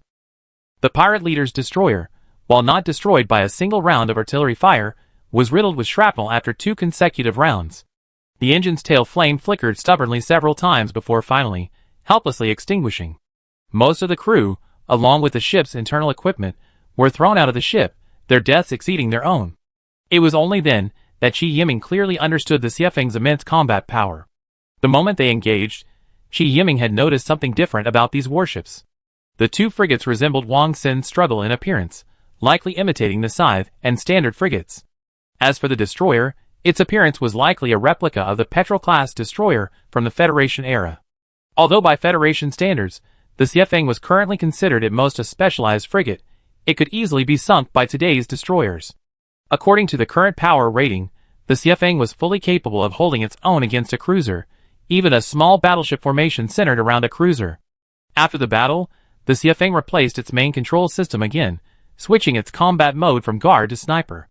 After all, Chi Yiming was the sole operator of the entire warship. While the ship's AI provided assistance, its response strategies weren't as flexible as those of humans in the chaotic battlefield, so caution was advised. Delivering a sudden, devastating blow to the enemy ship from a distance felt quite impressive. Glancing at the wreckage in the distance once more, Chi Yiming piloted the Xiefeng out of the asteroid belt without looking back. As usual, the mission results were uploaded via the Wang family's internal communications. As long as the merit points were successfully earned, what was the agreement between the pirates and the Wang family? What was that? Was it edible? Chi Yiming also believed that the Wang family would definitely not make things difficult for him over this matter. If word got out about their deal with the pirates, would the Wang family still be able to survive in this star region? When Chi Yiming returned to the outpost, he found it equally raging with fighting. It seems like my home is about to be wiped out. Chi Yiming frowned as he watched the chaotic battlefield unfold. Logically, he should have joined the battle without hesitation, helping the Wang family's border fleet repel this enemy force. But after carefully observing the battlefield, he saw that the situation seemed extremely unfavorable to the Wang family, with the fleet showing signs of collapse. If he joined now, the Xiefeng's combat power might be able to reverse the situation. Chi Yiming wasn't exactly a generous person, but he also had a clear distinction between love and hate. If Wang Xin were present on the battlefield, Chi Yiming might have offered his services, out of gratitude for Wang Xin's past help in escaping a difficult situation. Unfortunately, Wang Xin wasn't there, and Wang Jingfeng's actions left Qi Yiming feeling frustrated. As a result, the somewhat petty Qi Yiming chose to stand by and watch. Under the enemy's powerful firepower, the Wang family's fleet quickly lost its fighting spirit, and several frigates left their positions without authorization, directly leading to the defeat of the battle. Of course, during this period, Li Jimeng also tried to contact Qi Yiming and order him to attack the enemy ships. Qi Yiming wasn't as mean as one might imagine. When you needed me, you remembered I was a retainer of the Wang family. Then why didn't you consider me a retainer of your Wang family when you suspected my identity and sent me here? Qi Yiming muttered in a low voice, annoyed. Although retainers were obligated to guard the border system that was based on a rotation system, and Qi Yiming's meritorious service in eliminating the Zuan Galaxy pirates was behind it. Even if he had behaved a bit wickedly, sending Qi Yiming to the border without any concrete evidence was unjustifiable and excessive, no matter how one explained it. Since you doubt my identity, I do something befitting of my position. I joined you wholeheartedly, yet you doubt me? Your kindness is truly being taken for granted. Qi Yiming, who had witnessed the entire battle from a distance, did not leave the DP310 system after the battle. This invading fleet fought with determination, despite heavy losses, braving the fierce firepower of the Wang family's fixed outposts, and crushing the Wang family's fleet. Qi Yiming was curious about the fleet's purpose. This was no ordinary border harassment. There must be other ulterior motives. Qi Yiming's suspicions were correct. After the Wang family's border fleet retreated in disarray, two more fully staffed fleets bearing the Zheng family's insignia appeared near the battlefield. Zheng Hu, the commander of these two fleets, assumed the Xiefeng was a warship belonging to the DP310 pirate group and simply ordered several peripheral warships to drive the Xiefeng away without taking any drastic action. After all, their current mission wasn't aimed at the pirates, but rather at clearing obstacles for a subsequent invasion of the Wang family. This wasn't the time to provoke the pirates. After a brief reorganization in the DP310 system, Zheng Hu ordered all ships to follow his flagship, the Black Tiger, to activate their warp drives and plunge into the Wang family's territory. At this point, Wang Zhengfeng was unaware of the catastrophic events unfolding in the border system, and was still leisurely attending to daily affairs within the territory. After shaking off the Zheng family warships sent to drive him away, Qi Yiming also activated his warp drives and headed for the Zuan system. He wasn't going to tip off the enemy, but rather, he was thinking about the merit points he worked so hard to earn, which he hadn't yet converted into energy blocks. Even if the Wang family was to be destroyed, he had to redeem them first. If possible, he could also rescue Wang Xin, who had previously helped him escape. Although Qi Yiming was a bit petty, he was generally a man with a clear distinction between love and hate. The Wang family's patriarch had a misunderstanding of him. That was the patriarch's fault. Even though Wang Xin's motives were somewhat impure, he had helped him after all, so he couldn't be ungrateful, right? Chapter 11. Faced with the Zheng family's sudden attack, the Wang family's reaction was undoubtedly swift. However, the Zheng family was more thoroughly prepared, and the fleet's advance remained unaffected by the Wang family's hastily assembled defenses. Qi Yiming trailed the attacking fleet from a distance, gathering a few men along the way, all from the Wang family's scattered fleet. Of course, he also faced numerous questions. After all, while following the enemy fleet back to their own territory wasn't exactly a case of leading the way, it was certainly suspicious. This made Qi Yiming extremely frustrated. What's going on? Can't I just get away with being a spy? In fact, it wasn't Qi Yiming's fault. Ordinarily, after being defeated, the border fleet led by Li Jiming should have retreated directly to the heart of their territory. However, Li Jiming's ship, the Shongpu, was the target of significant attention during the enemy's initial assault. Zheng Hu commanded the fleet, sinking the Zhongpu with a single salvo. Li Jiming, at the cost of his life, perfectly embodied the glorious image of a loyal servant of an aristocratic family. With their core leader gone, the remaining troops lost their will to fight. After a period of showmanship, they discovered that the Zheng family seemed energized, their warships charging their defenses with reckless abandon. Most of the Wang family's fleet consisted of low-ranking retainers, too content to fight for their lives. Seeing the situation was hopeless, they fled faster than ever, taking a variety of directions, though none headed for the Wang family's inner sanctum. Some of those with a modicum of conscience at least sounded the alarm via the family's internal communications before fleeing, but the report was as exaggerated as it could be. The border fleet vowed to fight to the death. Elderly commanded calmly, and everyone fought to the death, ultimately inflicting heavy damage on the enemy at the cost of the entire border fleet being sunk. Qi Yiming was so angry he wanted to curse. You're just running. Why are you talking so tragically? All sunk in battle? How am I going to explain this to Wang Zhengfeng when I go back to exchange for energy blocks? However, fortunately, he spotted Wang Sun among the scattered fleet. Qi Yiming connected with Wang Sun and smiled awkwardly. Let me make this up for you. No. Let me explain it to you.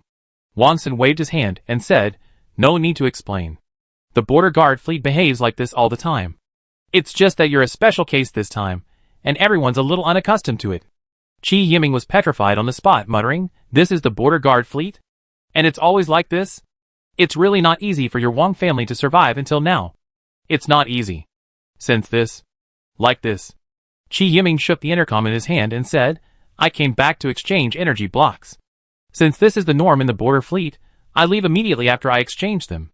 I can't break the rules of the border guard fleet. Wang Sun's mouth twitched. I once went to my father and questioned why he inexplicably transferred you to the border. After I learned the reason, we had a huge argument. There's no need to ruin the relationship between you and your father for an outsider like me, Qi Yiming said sarcastically. Wang Sun remained calm and continued, although you cheated me out of an energy block, that was out of necessity. But I believe that with the combat capability of your Xiefeng, you wouldn't even bother being a spy. Qi Yiming nodded and said nothing. As for saying that you might be a big trouble, although there is some truth to that, in this era of great strife, it would be better for the Wang family to disband early just because you have a powerful retainer. Wang Sun said this with great passion. Well said. Qi Yiming couldn't help but praise Wang Senator, but could you please exchange the energy blocks for me first so I can leave? Wang Sun, who had been so righteous, suddenly lost his composure, looking at Qi Yiming with pleading eyes. Mr. Qi, I know you're still breathing, but please, considering I once helped you escape, please help our Wang family. Qi Yiming hesitated. If he had rescued Wang Sun from the battlefield, he could easily have refused Wang Sun's request now. The problem was, Wang Sun wasn't in any danger. It seemed even his struggle hadn't sustained any serious damage, so he couldn't repay the favor he owed him. Although Qi Yiming was a bit petty, he was a man who deeply valued gratitude. He couldn't repay a drop of kindness with a spring, but he could still do his best to repay it. Wang Sun saw a promising opportunity and immediately struck while the iron was hot. I will persuade my father to apologize to you and provide you with adequate compensation. Forget the apology, I'm a soft-hearted person. I don't need any compensation. You could consider exchanging it for energy blocks of equivalent value. Qi Yiming finally agreed to Wang Sun's request. He simply couldn't be so ungrateful. Suddenly, Qi Yiming seemed to have discovered something. He looked at Wang Sun puzzledly and asked, that's not right. As the first heir of the Wang family, how come your fleet was scattered during the battle against the enemy, while your struggle appeared to be completely unscathed? Now it was Wang Sun's turn to be embarrassed. I was a coward. These 3 words completely defeated Qi Yiming, and he kept wailing inwardly. What kind of bizarre family is this? It's one thing for their subordinates to be unprofessional, but you, the heir, are telling me you're a coward in the face of the enemy? Qi Yiming could only give a thumbs up to express his sincere admiration. The Zheng family fleet was well prepared, and the attack came unexpectedly. The defenses were improvised. A stubborn defense would only result in increased casualties. But you have to understand, the longer you delay, the more time the defenses will have to be deployed. Qi Yiming looked at Wang Sun helplessly. I only thought of this after I ordered everyone to retreat. Wang Sun said with shame. It's obvious he has no battlefield command experience, Qi Yiming said bluntly. Wang Sun didn't deny it, Qi Yiming was right. He had absolutely no experience commanding a fleet. In the past, whenever a battle broke out, Wang Zhengfeng or 2 of his capable generals would command, leaving Wang Sun completely uninvolved. This time, when the Zheng family launched a surprise attack, one of Wang Zhengfeng's 2 generals was out exploring, and the other was Li Jiming, who had already died in the DP310 system. Wang Sun was truly rushed into a scramble this time. Forget it. Given the current situation, the Zun galaxy is probably in imminent danger. Qi Yiming stopped mocking Wang's senator. Reorganize our existing warships into a formation. We need to hurry back to the Zun galaxy. If we're late, Limestone Star might be captured. While Qi Yiming and Wang Sun were reorganizing their fleet, Wang Zhengfeng was holding off with his few remaining warships, relying on the various defenses of the Zun galaxy. Originally, Wang Sun was sent to lead the team to the Proxima Centauri and Jiotian galaxy systems to buy time. If he could hold off for 2 days, he could complete the deployment of the Zun galaxy's internal defenses. This would give him a chance to use the dense artillery batteries along the defenses to repel the Zheng family fleet led by Zheng Hu. But who could have imagined that Wang Sun would be so cowardly, allowing Zheng Hu's fleet to break up his formation in a single encounter? Without any resistance, Zheng Hu led his fleet into the Zuan galaxy with unimpeded confidence. Now, when Zheng Hu and his fleet appeared on the outskirts of the Zuan galaxy, Wang Zhengfeng had only half completed his defenses. Faced with the aggressive Zheng Hu, Wang Zhengfeng had no choice but to lead the Wang family's core fleet in a decisive battle. The two families engaged in a ferocious battle, but in Qi Yiming's eyes, it looked like a game of house. The combined number of warships deployed by both sides was 53. Most of them were frigates. The Zheng family dispatched a total of 24 warships, 15 frigates, 7 destroyers, and 2 cruisers for this raid. The Wang family originally had 29 warships, 3 cruisers, 10 destroyers, and 16 frigates. Unfortunately, in the DP-310 system, Li Jiming's cruiser was sunk, 2 destroyers were missing, and 3 frigates were also lost. In addition, another family elder had recently departed on a pioneering mission, piloting his own cruiser and part of the Wang family's core fleet. Even so, the remaining fleet of the Wang family is still capable of fighting, so it is not difficult to understand why Wang Sun said that their Wang family is one of the most powerful forces in this star field. Chapter 12. Faced with the Zheng family's surprise attack, Wang Zhengfeng, having experienced countless life-and-death battles, wasn't overly nervous. It was simply that the Wang family had grown so powerful in recent years that few surrounding families dared to challenge them head-on. Wang Zhengfeng had grown accustomed to a comfortable life, and the sudden surprise attack only served to irritate him. In terms of ability, Wang Zhengfeng was quite capable. Relying on his only remaining cruiser, 8 destroyers, and 13 frigates, and leveraging the half-completed defenses of the Zuan galaxy, he engaged Zheng Hu's fleet with considerable success.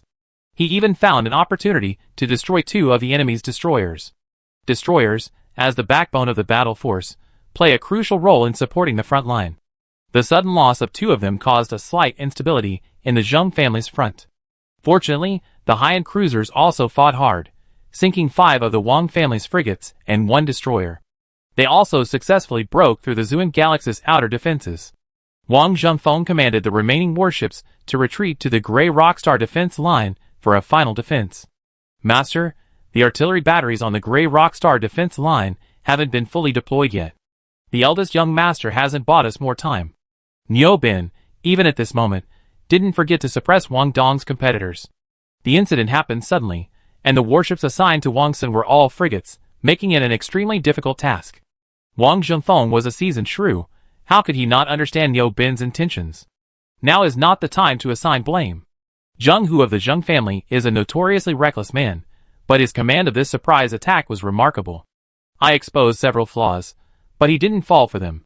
This shows how ridiculous my previous evaluation of him was. Wang Zhengfeng frowned, observing the Grey Rockstar defense line, which was still under construction under the coordination of his second son, Wang Dong.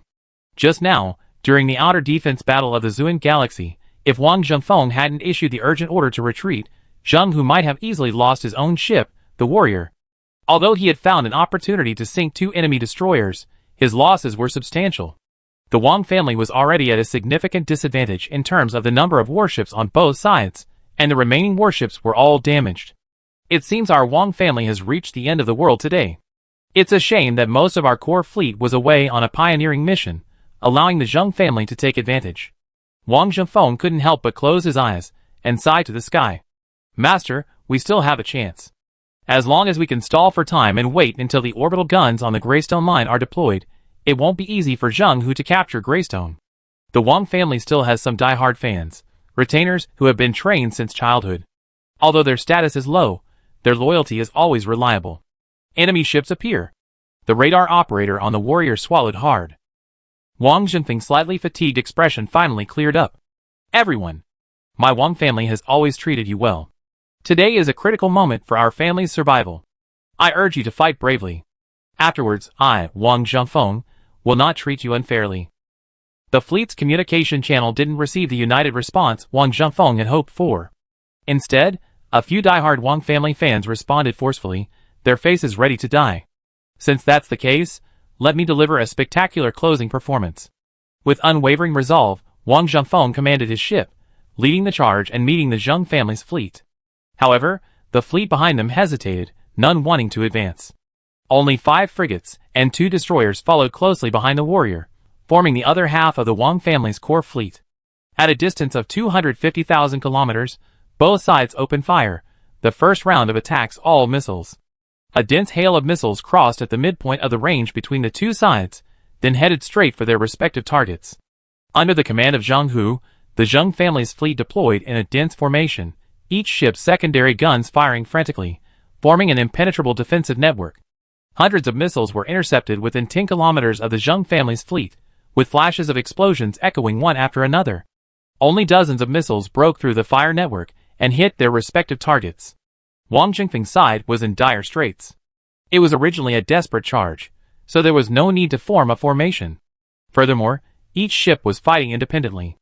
Although each ship's secondary guns were firing diligently, the Zheng family launched too many missiles at once, and the 5 frigates were hit and sunk by dozens of missiles.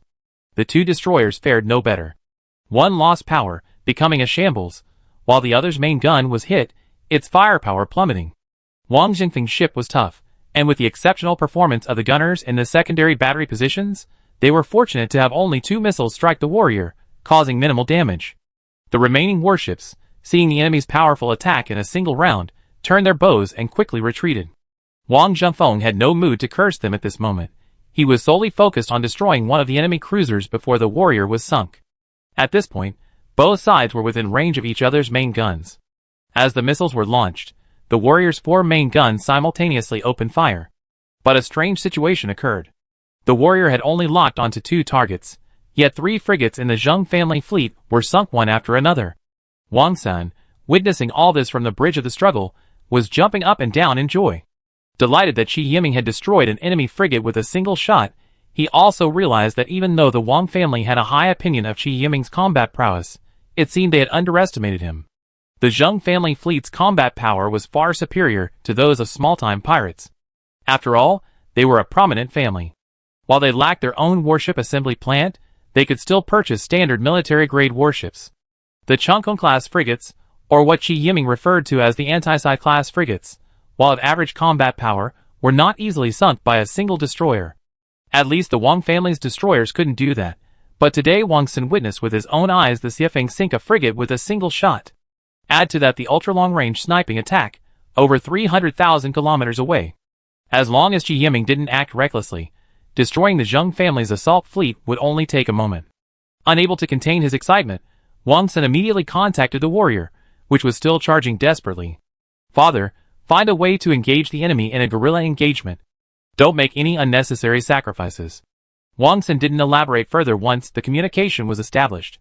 A moment later, the warrior would have been within the optimal range of both sides' main guns. By then, not even Qi Yiming, not even the gods themselves could have saved Wang Zhengfeng. Wang Zhengfeng didn't ask any further questions. He quickly ordered the warrior to turn and halt its charge. They then formed a temporary front, with a subsequent destroyer to defend against the Zheng family's missile barrage. After regaining his composure, Wang Zhengfeng inquired about what had happened. At this moment, Qi Yiming also logged into the fleet's communication channel. "Mr. Wang, do you need any help?" Qi Yiming said sarcastically. Wang San and Wang Jingfeng's lips twitched simultaneously, and the situation suddenly became awkward. Qi Yiming was certainly not a socially inept person. He simply felt uncomfortable recalling Wang Jingfeng's actions. No one wants to be treated like a plague, right? Wang Zhengfeng was a seasoned shrew. He remained calm in the face of Qi Yiming's pressure. Seeing the Wang family on the brink, Qi Yiming's status was of no importance as long as he could save them. Chapter 13. As a veteran who had fought bloody battles on the battlefield, it was no easy task to convince such a man to bow his head. But as the head of the family, and for the sake of the family's continuation, Wang Zhengfeng had to choose between personal dignity and the family's interests. Qi Yiming, looking at the determined eyes on the communicator, finally softened his heart and waved his hand helplessly. "Forget it, let's deal with the current situation first." The battlefield situation was changing rapidly. This was no time for wrangling. Furthermore, Wang Jingfeng's situation was not optimistic. He had been pushed into a corner. All it took was one more effort from the Zheng family to annihilate the Wang family. Zheng, who sat indifferently on the bridge, his eyes fixed on the battlefield situation on the holographic map before him. The situation was clear. He only needed to order the entire fleet to attack. If Wang Jingfeng's ship was sunk without regard for casualties, the Wang family would be doomed. The entire assault went smoothly, almost exactly as planned. Just as he was about to finish, something unexpected happened. The radar commander just reported that a high-energy reaction had been detected behind the fleet. It wasn't a big deal. They had defeated many enemy forces along the way, so it was normal for some stragglers to follow the fleet. But the problem was that this enemy seemed a little different. Zheng Hu watched as the warrior, the ship of the Wang family patriarch, launched a desperate charge. Just as it was about to enter the optimal firing range of the opposing warships, it suddenly turned. Zheng Hu had clearly seen the warrior attack only 2 of their own frigates, yet inexplicably it had sunk 3. This had to make him wary, and he temporarily put the order for the final assault on hold. "Captain, we have an absolute advantage. Why aren't we launching a general attack?" The adjutant looked puzzledly at Zheng Hu, who sat in the captain's seat. "I always felt something was amiss." Zheng Hu frowned, rubbing his chin. "Captain, are you overthinking it?" The adjutant knew his superior was suffering from a relapse. There were always various characterizations of Zheng Hu, describing him as reckless and petty. The adjutant knew that these were deliberately spread by the Zheng family. In reality, Zheng Hu had been meticulous since childhood, a rare military talent. Being superior to his peers from an early age fostered his supreme self-confidence. This extreme self-confidence also fostered Zheng Hu's stubbornness, and on many issues, he trusted only his own judgment. Given the current situation, the best option was to order the fleet to attack and sink the warrior. Regardless of whose fleet was behind them, or what their purpose was, as long as Wang Jingfeng's ship was sunk, the attack would be considered a success. From now on, as long as they systematically defeated each resistance force one by one, the day of the Zheng family's annexation of the Wang family would not be far off. The problem was that the extremely confident Zheng Hu got stuck in a rut at this critical moment, believing the Wang family was playing tricks. They were using their own patriarch as bait, tricking him into making a serious tactical misjudgment, and thus achieving a reversal. Qi Yiming wasn't one to mince words. Having decided to help the Wang family, there was nothing more to say, simply do it. First, drive away the Zheng family fleet. As for the exchange of merit points for energy blocks, they could discuss it with the other party after the battle. Qi Yiming's absolute confidence made Wang Zhifeng dare, not even a whim. Elsewhere, upon witnessing the patriarch's desperate charge, Wang Dong's advisor, Niu Bin, immediately turned the ship's bow to search for Wang Dong, the second son of the Wang family, who was still organizing the defenses. Niu Bin knew this was a golden opportunity to ascend to power. With the patriarch dead in battle, the first in line of succession was nowhere to be found. As long as Wang Dong's ascension became a fait accompli, even if Wang Sun returned to the Wang family, the position of patriarch would be out of his reach. Next, the task was to resolve the Zheng family's problems. Niu Bin believed that breaking the impasse was not difficult. It would simply require the Wang family to make some sacrifices. But compared to genocide, those sacrifices were nothing. Seeing Niu Bin rushing to find him, Wang Dong retained a modicum of reason. Undeterred by his lust for power, he urgently contacted Wang Zhifeng aboard the warrior. At this moment, Wang Zhifeng stared blankly at the battlefield before him. "Father, are you all right?" Wang Dong saw his father dazed as the call went through. A flash of disappointment crossed his face, and he asked, "How's the battle going?" "Your eldest brother has returned with that Qi Yiming. Things are a bit strange right now." Wang Zhifeng didn't know how to describe his current mood and the situation on the battlefield, except to use the word strange. Strange? That old man is so wicked. A win is a win, a loss is a loss. What do you mean by using strange to brush me off? Wang Dong couldn't help but complain internally. But when he heard that his eldest brother had returned, and brought that pirate-killing, chart-topping maniac Qi Yiming with him, his excitement about rising to power plummeted. Wasn't the border fleet completely wiped out? Why is Qi Yiming back? Did his eldest brother privately tell Qi Yiming that if things seemed impossible, his first priority should be to preserve himself? Wang Dong hadn't forgotten the proper manners of a political figure. Wang Jingfeng's face suddenly darkened. Don't presume to speculate on Mr. Qi's intentions. After this battle, he will be a distinguished guest of our Wang family. Qi Yiming's immense combat prowess played a decisive role in Wang Jingfeng's change of heart. Wang Dong nearly lost his balance, but he couldn't understand how Qi Yiming's specialized frigate could repel the Zheng family. Confused, Wang Dong observed the entire battle clearly through the newly deployed battlefield surveillance system. Qi Yiming, commanding the Xiefeng, opened fire repeatedly from 250,000 kilometers from the Zheng family fleet, sinking 7 enemy frigates in just a few minutes. If it weren't for Qi Yiming's agile helmsman, Several destroyers would likely have been destroyed by Qi Yiming's single shot. Wang Dong's jaw dropped in shock, his mouth hanging open, unsure of what to say. Niu Bin, standing beside him, was even more astonished. Is this a cheat? Such a long shot. It's one thing to say, but the accuracy is so damn good. The most important thing is, since when did a destroyer become a cannon fodder? This one shot is a bit excessive. The remaining retainers of the Wang family, who hadn't yet escaped far, stopped to observe the situation. I say, the wind direction seems off. A retainer whispered in the fleet channel, completely ignoring Wang Zhengfeng, who was still in the channel. Yeah, it looks like a reversal is coming? Another retainer whispered. So should we run or not? Let's wait and see. If we can turn the tables, why would we run? Wang Zhengfeng clicked the button to exit the fleet channel with trembling hands. Qi Yiming nearly died of laughter, constantly complaining to Wang Sen, "Your Wang family's subordinates are truly bizarre. Your father must have been incredibly successful, managing such a bunch of idiots." Wang Sen looked at Qi Yiming awkwardly, muttering, "Surprise? Surprise? The Zheng family's actions were too sudden. Another elder took away part of our main fleet, leaving only a small portion. The rest of these retainers are new and lack much cohesion." Qi Yiming nodded. No wonder the Wang family, once known as the overlord of the Xuanwu Star region, was so weak this time. It turned out their main force was absent. During their casual conversation, Qi Yiming didn't slow down his attacks on the Zheng family's fleet, sinking a warship with a single main gun salvo. Chapter 14. Faced with Qi Yiming's attack, Zheng Hu was truly trapped. If he attacked the warrior, the Xiefeng behind him would target them one by one.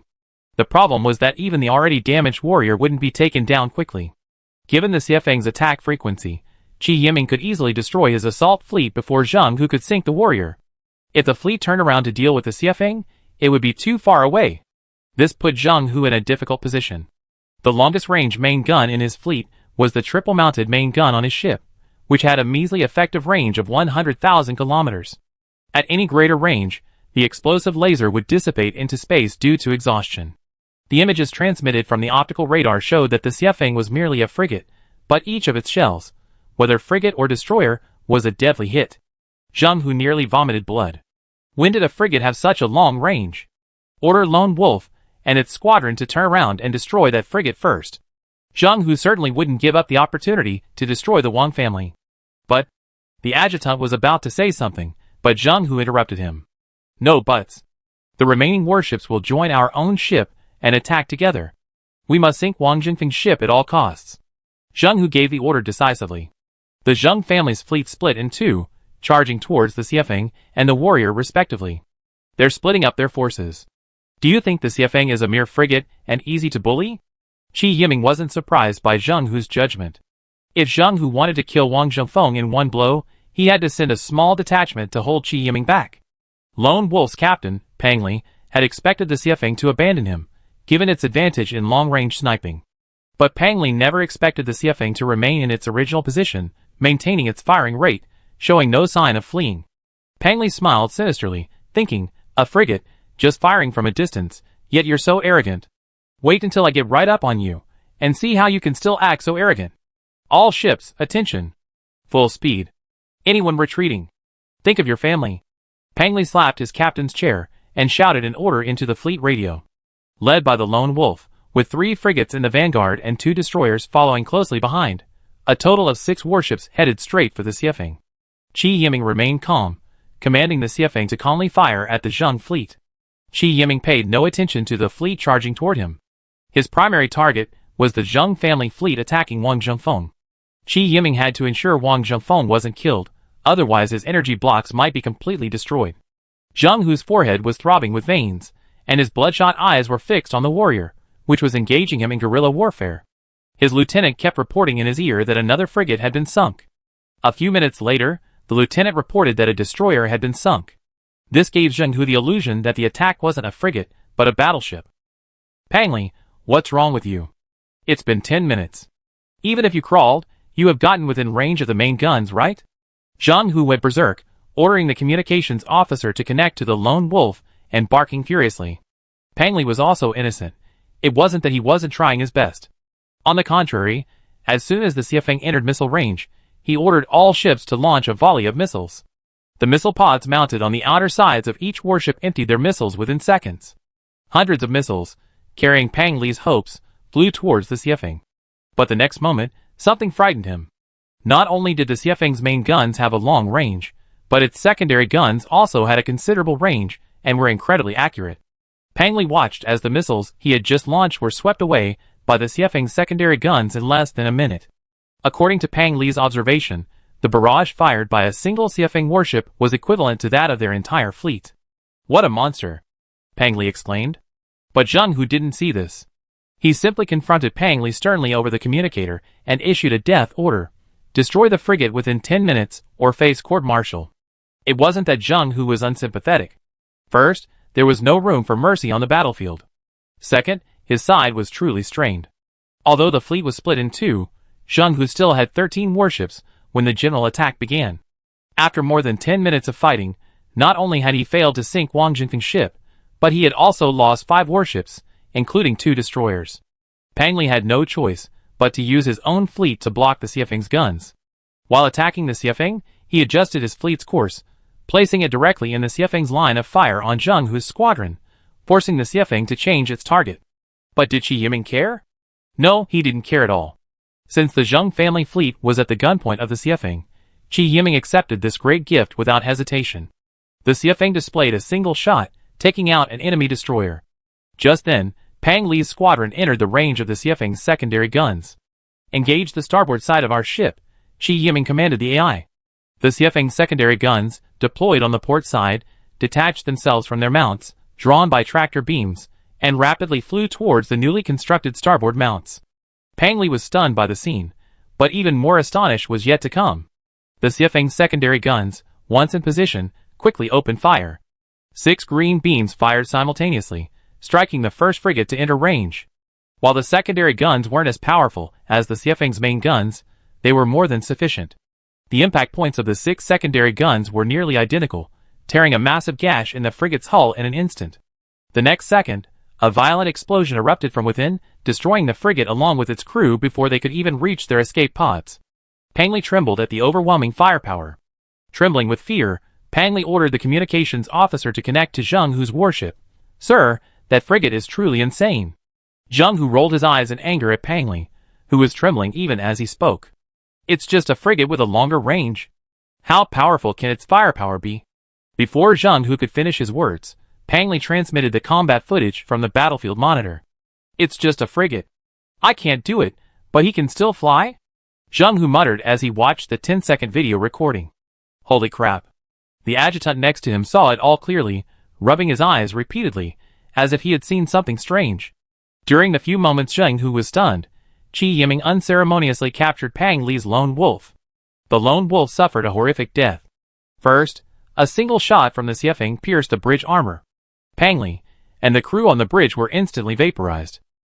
Immediately afterwards, the Xiefeng's 6 secondary guns opened fire, blasting the lone wolf from head to toe. Chapter 15. Zheng Hu was about to ask what had happened when he suddenly lost communication with the lone wolf. The communications officer nearby shouted in shock. "What? The lone wolf was sunk?" Zheng Hu collapsed in the captain's seat and waved his hand helplessly. "Order the fleet to retreat." The Wang family retainers, witnessing everything through the battlefield monitors, looked at each other in bewilderment. "Is that frigate the Xiefeng?" A bearded captain asked his aide, who nodded blankly in affirmation. "After the battle, I definitely asked Captain Qi where he got his warship. Even if I have to sell everything I have, I get one," the bearded captain said excitedly, as if he had seen a bright future. Wang Zhengfeng also stared at the retreating Zheng family fleet with a look of disbelief. "Were we victors already? Are you sure Qi Yiming's warship was just a frigate, not a battleship?" The crew of the warrior were still congratulating themselves on their narrow escape, and no one responded to Wang Zhengfeng.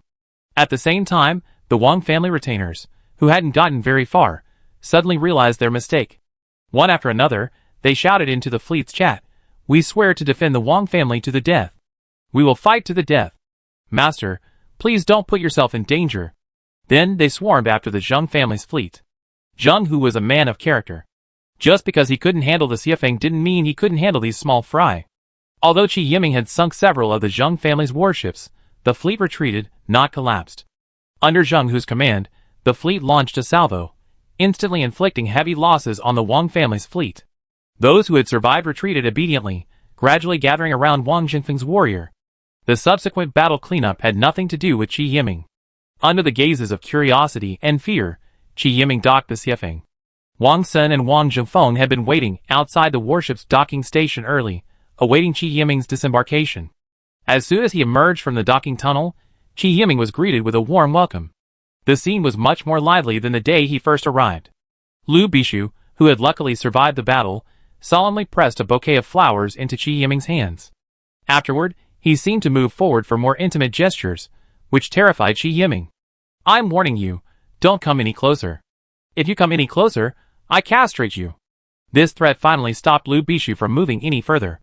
Wang Zhengfeng, having survived the ordeal, slowly approached Qi Yiming and bowed deeply. Putting aside whether Qi Yiming had other motives, Wang Jingfeng's willingness to disregard past grudges and offer a helping hand in the Wang family's time of crisis was exactly what he deserved. As a promising young man, Qi Yiming couldn't afford to make things difficult for others. If he didn't accept gratitude for such a contribution to saving the family from collapse, wouldn't that be embarrassing for them? So Qi Yiming stood still and accepted the greeting. Wang Dong, standing nearby, watched coldly, his gaze piercing Qi Yiming's chest. It wasn't because he held a grudge against Qi Yiming for saving his father, but rather because Qi Yiming would be stationed on Greystone Star as an elder of the Wang family. As someone recommended by his brother, Wang Sun, there was no way he would favor Wang Dong in the competition for the position of head of the family. From a distance, Niu Bin winked at Wang Dong, signaling him to approach and establish a friendly relationship with Qi Yiming. Wang Dong remained unmoved, watching the crowd escorting Qi Yiming toward the patriarch's residence. Niu Bin, a step behind the others, approached Wang Dong and said with a look of disappointment, "Why doesn't the second young master go up and chat with Qi Yiming and build some rapport? He's obviously on the eldest brother's side. What's the point of building rapport?" Wang Dong said irritably. "That's not how you play politics. As long as there's enough interest, he's on the eldest young master's side now, but maybe he'd be yours later." Niu Bin muttered to himself as the crowd gradually retreated. Wang Dong glanced at Niu Bin thoughtfully, his eyes brightening. "Thank you for your guidance, sir. I know what to do now." "That's good. Let's go! The celebration banquet is about to begin." With that, Niu Bin pulled Wang Dong along and hurried to catch up with the crowd. At the banquet, everyone drank loudly, and Qi Yiming accepted everyone who came. But Wang Sun, sitting nearby, was genuinely curious about Qi Yiming, who never got drunk no matter how much he drank. So he sidled up to Qi Yiming and, just as he was about to ask, noticed a small, damp towel beside him, discarded. Wang Sun sniffed it closely, and a strong odor of alcohol washed over him. "This bastard. He's even cheating on drinking." Just as he was about to question Qi Yiming, a pair of large hands firmly grasped him. Wang Sun turned to see his father, Wang Zhengfeng, smiling and shaking his head, signaling him not to expose Qi Yiming. After everyone had eaten and drunk their fill, they were carried out of the banquet hall one by their attendants. Only Qi Yiming and the Wang family, father and son, remained. "Mr. Qi, for disregarding past grudges and coming to my family's aid in times of crisis, please drink this cup to the full." He raised his glass to Qi Yiming. Qi Yiming, who had been drowsy just moments ago, stopped pretending when the retainers left. He downed his drink in one gulp and said to Wang Zhengfeng with a smile, "Shouldn't we talk about the energy blocks now?" Wang Dong was the first to step forward and said, "Mr. Qi, regardless of how the family rewards you, as the direct beneficiary, I will personally give you 20 high-concentration energy blocks." This was the maximum amount Wang Dong could offer. He couldn't afford any more. Wang Dong expressed that Wang Sun couldn't possibly fall behind. "Mr. Qi, I will also personally give you 15 high-concentration energy blocks as a token of my gratitude." Qi Yiming smiled and nodded in acceptance. Finally, Wang Zhengfeng spoke apologetically, "Mr. Qi, please forgive me. As the head of a family, I have to consider the family's interests. If one were to put himself in his shoes, if Qi Yiming were the leader of a remote place, and one day a supremely powerful but unknown individual suddenly appeared within his sphere of influence, Qi Yiming's first reaction would definitely not be ecstasy. Instead, he would have to consider further, why would this highly skilled individual come to me? What were his intentions? Thinking this through, Qi Yiming's anger subsided considerably. He waved his hand and said to Wang Zhengfeng, "For Wang Sun's sake, let's let bygones be bygones." To completely allay Wang Jingfeng's concerns, Qi Yiming said again, "I can't say much, but I can guarantee that I pose no threat to the Wang family. I'm only interested in the energy blocks. Energy blocks and the like are easy to discuss. Based on your achievements this time, it's not excessive to promote you to an elder of the Wang family. We have plenty of energy blocks in our warehouses. Wang Zhengfeng patted Qi Yiming's shoulder with a generous gesture. Forget about the elders. I just want energy blocks. Qi Yiming was equally happy. He finally had a stable source of energy blocks to support him in exploring this new world. At this moment, his heart had already flown to the galaxy that had been haunting him. Chapter 16. Wang Zhengfeng didn't seem particularly surprised by Qi Yiming's refusal. Wang Sun, sitting nearby, was extremely anxious. After all, Qi Yiming's admission to the Elders' Council was huge news for him. But in this situation, Wang Sun could only fret. Wang Dong, smiling broadly, sat behind Wang Zhengfeng. Why would you refuse, Mr. Qi? The Elders' Council is treated much better than ordinary retainers. The Elders have decision-making authority on certain matters. Qi Yiming interrupted Wang Zhengfeng before he could finish his words, shaking his head. Let me be frank with you. I have to leave here sooner or later. The reason I'm holding off for now is that I haven't gathered the energy blocks I need for the journey. Wang Zhengfeng's expression froze for a moment, then quickly returned to normal. He looked at Qi Yiming in confusion. I don't know where Mr. Qi is going.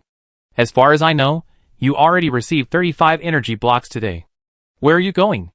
Aren't all those energy blocks enough for you? Qi Yiming wanted to tell Wang Zhengfeng that he was going to the former capital star system of the Human Federation, but Wang Zhengfeng and his men had never even heard of the Human Federation, let alone a capital star system.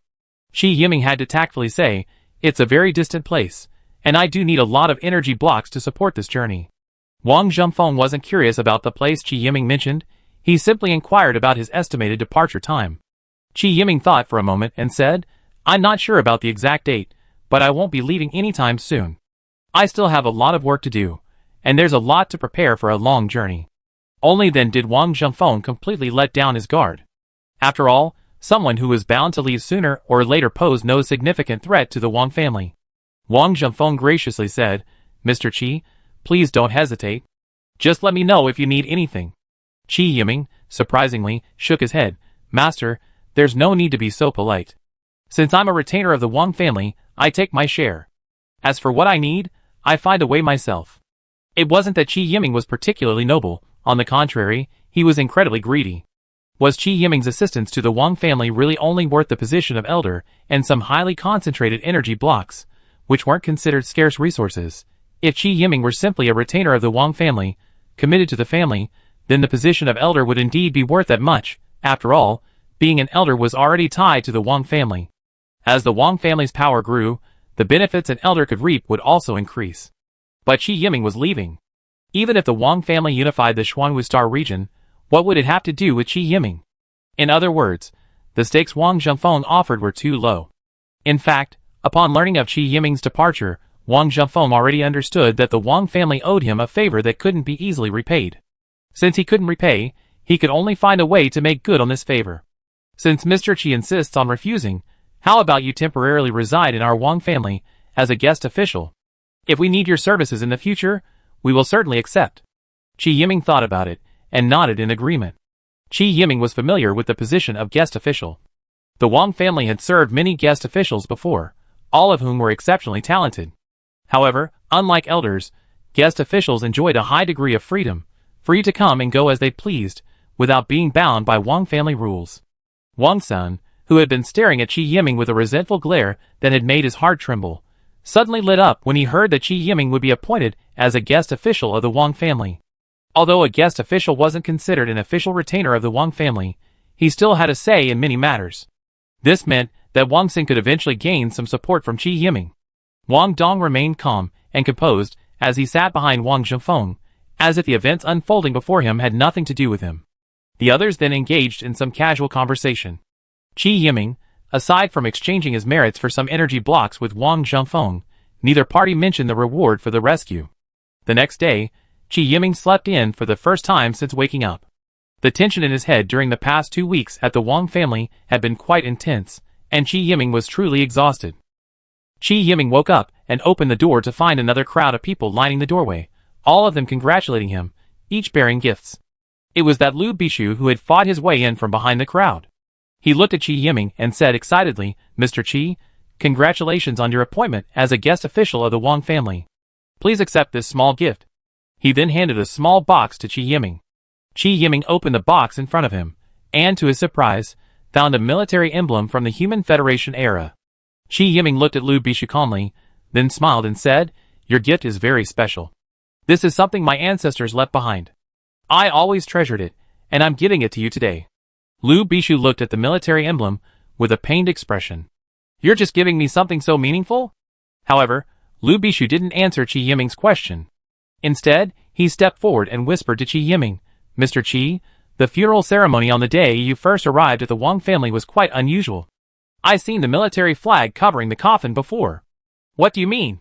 Chi Yiming suddenly became alert. "Mr. Chi, don't be nervous. I mean no harm." Lu Bishu put his hand on Chi Yiming's shoulder, calming him down. "If you're free tonight, I hope you honor me by visiting my home." The crowd gradually gathered around them, and Chi Yiming nodded calmly, indicating to Lu Bishu that he would be there that evening. Then Chi Yiming was completely absorbed by the excited crowd. After finally sending everyone away and agreeing on a celebratory reception at noon at a high-end hotel in the residential area, Chi Yiming hurried to the airport and boarded a transport craft back to the Xiefeng. Holding the military emblem in his hand, Chi Yiming's heart pounded for a long time, fearing it was a fake. Chi Yiming placed the badge into a device designed to verify authenticity, and waited anxiously for the result. This Federation badge was more than it appeared. Besides indicating identity, it also served as a personal data storage device. It contained the badge's owner's name, place of origin, and position, as well as some military indicia. Each Federation warship had a dedicated instrument designed to read the information stored on the badge.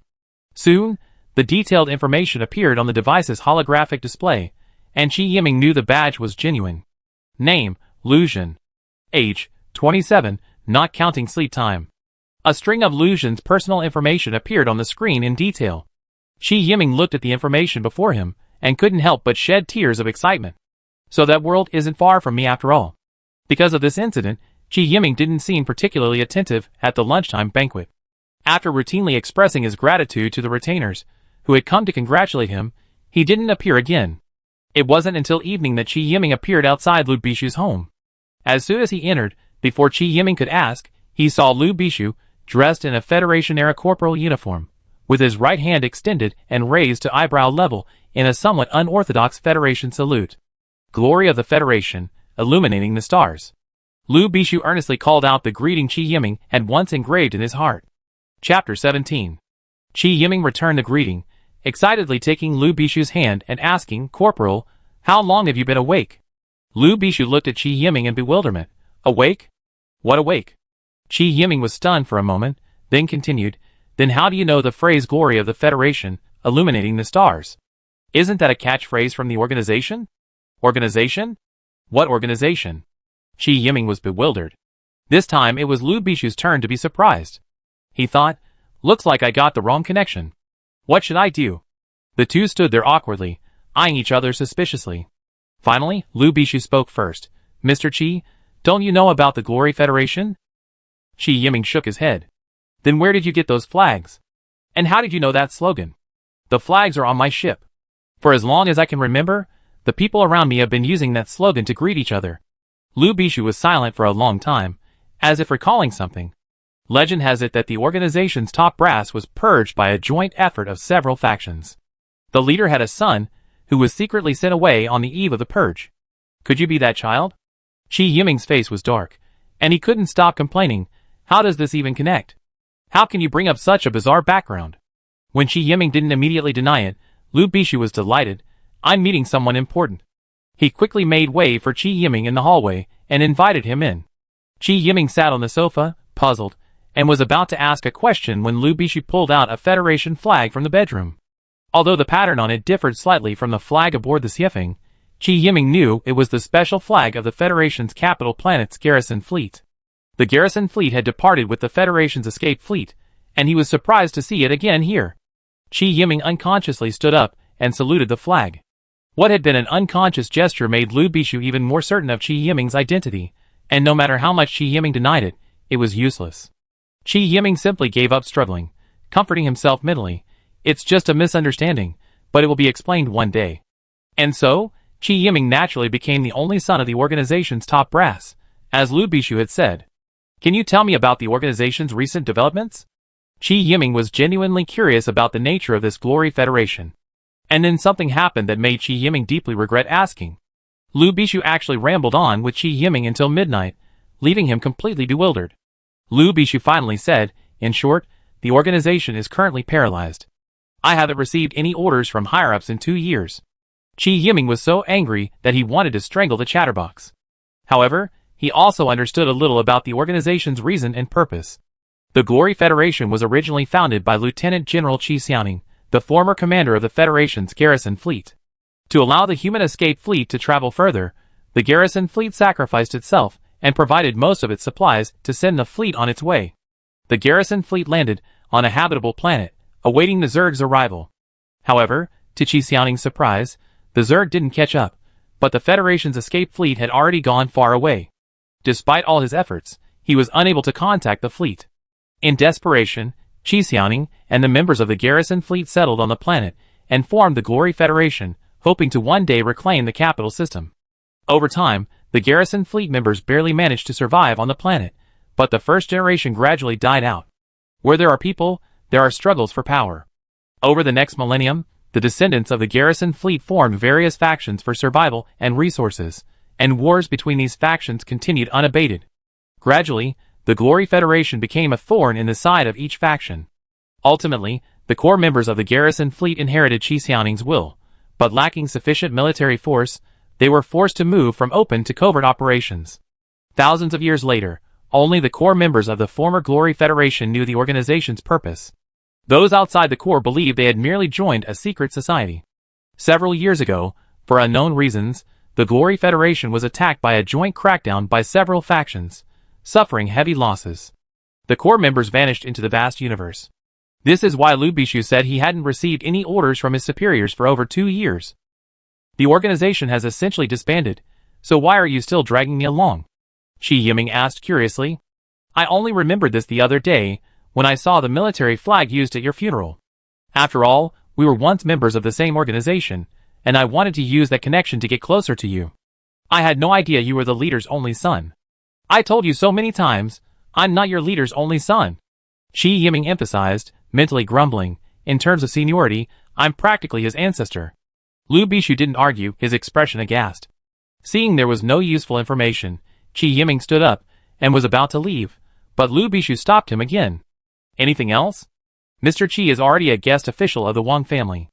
I wonder if there will be a fiefdom. I heard there's an honorary fiefdom, but it's useless to me. I'm going to refuse it, Qi Yiming said after a moment's thought. Mr. Qi, please don't refuse. Lu Bishu exclaimed in shock. Why? As the leader's only son, have you ever considered making a comeback? Qi Yiming slapped his forehead, pushed Lu Bishu aside, and rushed out. The next day, Wang Zhongfeng held another dinner.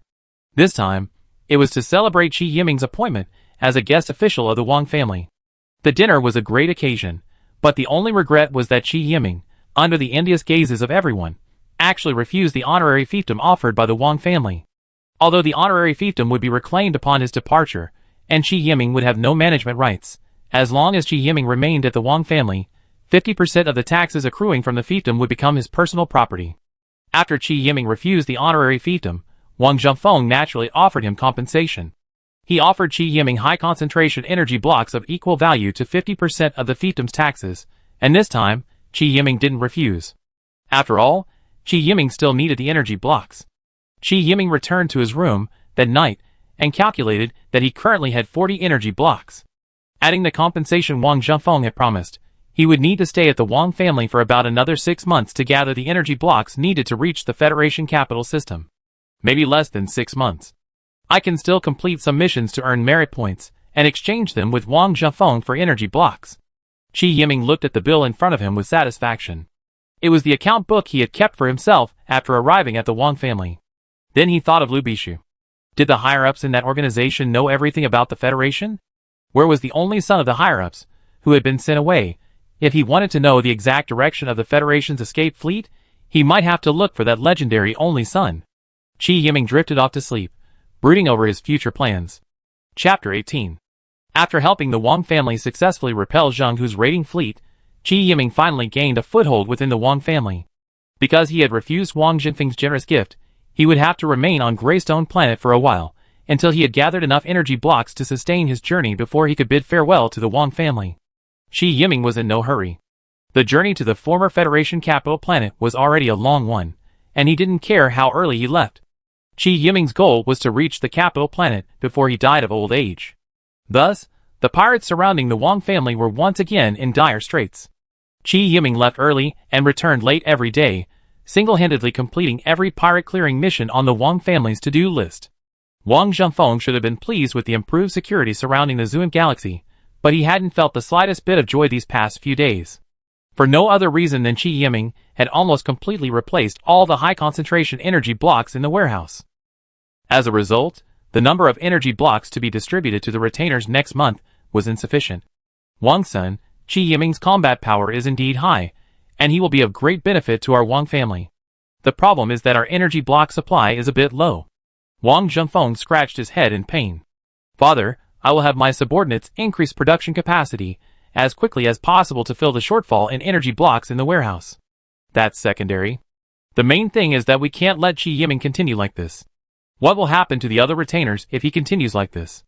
Although Wang Zhengfeng expelled some of the retainers, who had recently joined the Wang family as punishment for fleeing the battlefield, but Wang Zhengfeng didn't want the retainers, who remained, to just sit around and wait for death. To put it bluntly, the retainers' extra income could increase the combat power of their warships, and the increase in their combat power equaled the increase in the Wang family's combat power. But the problem is that Qi Yiming has completely cleared the mission to eliminate the pirates, and Wang Zhengfeng can't even keep up with Qi Yiming's pace. Wang Sun looked at his father, whose eyes were swirling with a mixture of pain and joy. Father, why don't you let Mr. Qi join me in exploring the alien star system? Go on. Hearing Wang Sun's idea, Wang Zhengfeng suddenly became interested. You can assign Mr. Qi to go with me on the exploration mission, and get him higher merit points. That way, Qi wouldn't have to go through the trouble of accumulating merit points, and it would also give other retainers an opportunity to earn extra income. Well, that makes sense. But wouldn't it be a bit inappropriate for us to send out another expeditionary force when Elder Fongmin hasn't returned yet? You know the operating costs of a single expeditionary fleet are very high. Even if our Wang family is wealthy, we can't afford to have two expeditionary fleets operating simultaneously, Wang Zhengfeng said with a frown. Father, have you forgotten Mr. Qi's combat prowess? Previously, the high cost of pioneering fleet operations was due to the need to assemble a full fleet led by cruisers. But Mr. Qi's combat prowess is enough to complete the pioneering mission alone with just a supply ship. Wang Sun and his father debated for a long time in the conference room before finally deciding to dispatch Qi Yiming to the K-28 system for the pioneering mission. Qi Yiming didn't react much to the mission briefing, but upon hearing the 500 merit points, Qi Yiming dragged Wang Sun towards the airport where the Xiefeng was docked without a word. All the way, he kept complaining, "Why didn't you tell me about this mission with such a high merit points earlier? It keeps me going out early and coming back late every day." Qi Yiming had been having a rough couple of days. After all, even though he was always crushing the pirates every day, it was boring no matter how much he crushed them. Plus, that old fox, Wang Zhengfeng, had secretly raised the price of energy blocks.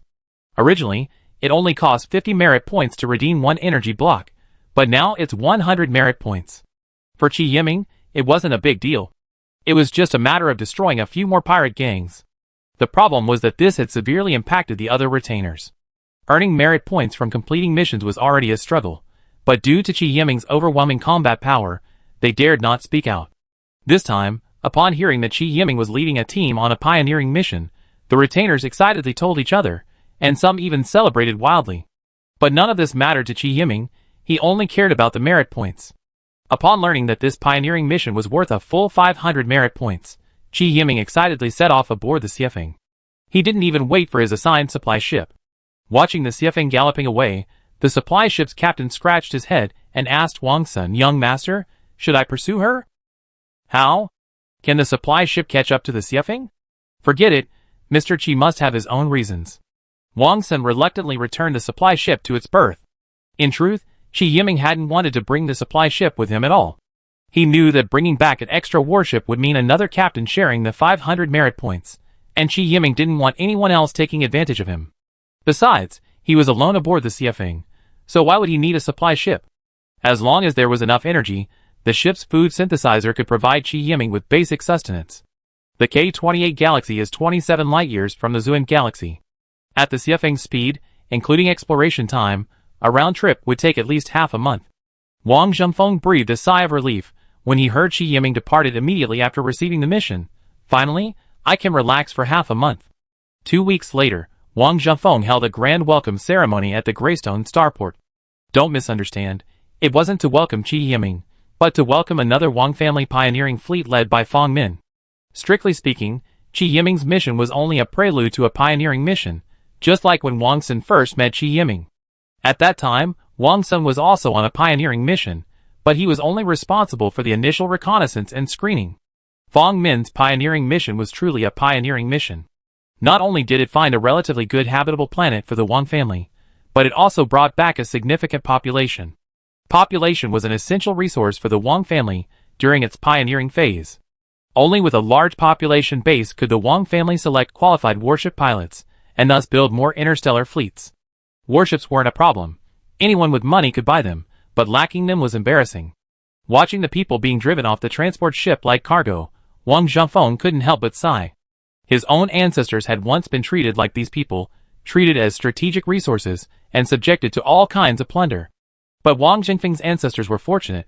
It was through their hard work that the Wang family achieved its current strength. Be kind to those people, and help them adapt to their new environment as quickly as possible, Wang Zhengfeng instructed the retainers responsible for settling these captured people. In fact, signs of human activity can be seen on many naturally habitable planets in this star region. The difference is that some humans have already entered space, while others still live like savages. Chapter 19. Fang Min's return was good news for Wang Dong. Unlike Li Jiming, Fang Min was a centrist. She was a staunch supporter of Wang Dong. After attending the welcome ceremony at the airport, Fang Min returned to his residence, and before he could even sip a sip of water, Wang Dong and Niu Bin arrived. Fang Min wasn't surprised. While at the airport, he had heard about what had happened in the Wang family during his absence. Especially regarding Qi Yiming, he had sent his men to gather information. The results were obvious. The current situation was extremely unfavorable for Wang Dong. Qi Yiming's ascension to power had greatly strengthened Wang's senator. If Wang Dong didn't take any action, he would likely lose the battle for the family's succession. Looking at Wang Dong, who was distraught, Fang Min could only do her best to comfort him. Second young master, don't be impatient.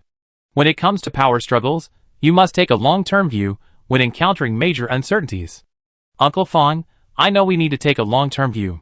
But this time, the Zheng family's raid has made Wang Sun a big splash. If I don't do something, the position of head of the family may be lost to me. Wang Dong looked helplessly at the calm Fang Min. Fang Min nodded, indicating that she understood Wang Dong's current situation. What were the losses of the Zheng family in this raid? Fang Min asked, glancing at Niu Bin beside Wang Dong. The Zheng family also suffered heavy losses, but their main battleships didn't suffer much damage. Only one of the 2 cruisers involved in the raid was sunk. As a frontline combatant, Niu Bin had a relatively clear understanding of the situation of the Zheng family's raiding fleet. Fang Min nodded and asked, Second young master, do you have any connections to get a cruiser? Wang Dong looked at Fang Min, confused. What do you need a cruiser for? They're not cheap. If you want to achieve great things, you have to be willing to spend a fortune. Fang Min walked to the bay window and stared at the dark sky. If you can get a cruiser, I can convince the head of the family to let you lead a revenge operation against the Zheng family. Wang Dong thought for a moment, his eyes lighting up. Uncle Fang, what you mean is, if we can organize an effective revenge against the Zheng family, then I will. We can still recover some of the disadvantage. Fang Min nodded. Indeed, while we can't offer timely assistance, we can't miss opportunities to add icing on the cake. We know that disadvantages can be gradually reversed. I do have a way to get a cruiser. The neighboring star Luo Federation has retired a cruiser. I can ask someone to inquire about it. Wang Dong, Fang Min, and Niu Bin spent the night in a private conversation at Fang Min's residence. The next day, Niu Bin piloted his warship to the star Luo Federation, 13 light-years away, taking all of Wang Dong's belongings with him. 2 weeks later, Niu Bin successfully returned to Grey Rock Star, accompanied by a cruiser. This truly delighted the Wang family's retainers. After Wang Dong reported this to the family, the cruiser became his property. The next day, Fang Min requested that Wang Zhengfeng convene a meeting of the retainers, demanding that all retainers on Grey Rock Star attend. Wang Zhengfeng cleared his throat.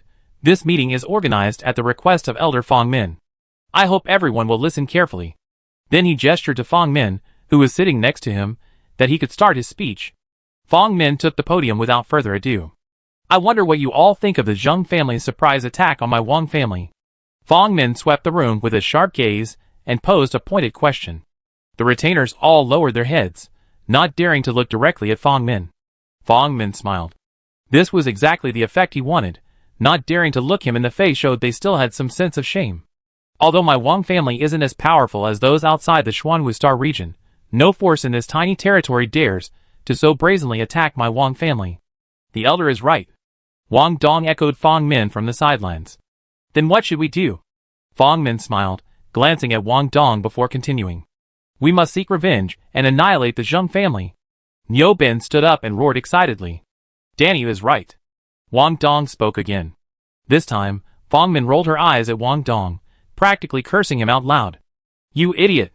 Even though this was all planned, it's just a show today. You better be more professional. You keep saying so-and-so is right. Do you really think your father is an idiot? Thankfully, Wang Dong wasn't hopeless. He immediately understood Fang Min's glare and stood up, feigning excitement. If the Zheng family can handle the first day of the new year, we Wang family can handle the fifth. We want revenge. Wang Zhengfeng sat in his seat with his eyes closed, as if nothing he saw had anything to do with him. Seeing that it was working well, but Wang Zhengfeng didn't react, Fang Min spoke again. The Zheng family lost a cruiser in this raid, and many of their other warships were also damaged. It's safe to say they've been severely weakened. Fang Min noticed Wang Zhengfeng's eyes seemed to move slightly, and thought to herself, you old fox, you're quite good at pretending. Wang Xin then stepped forward and said, the Zheng family has suffered heavy losses, and our Wang family isn't faring much better.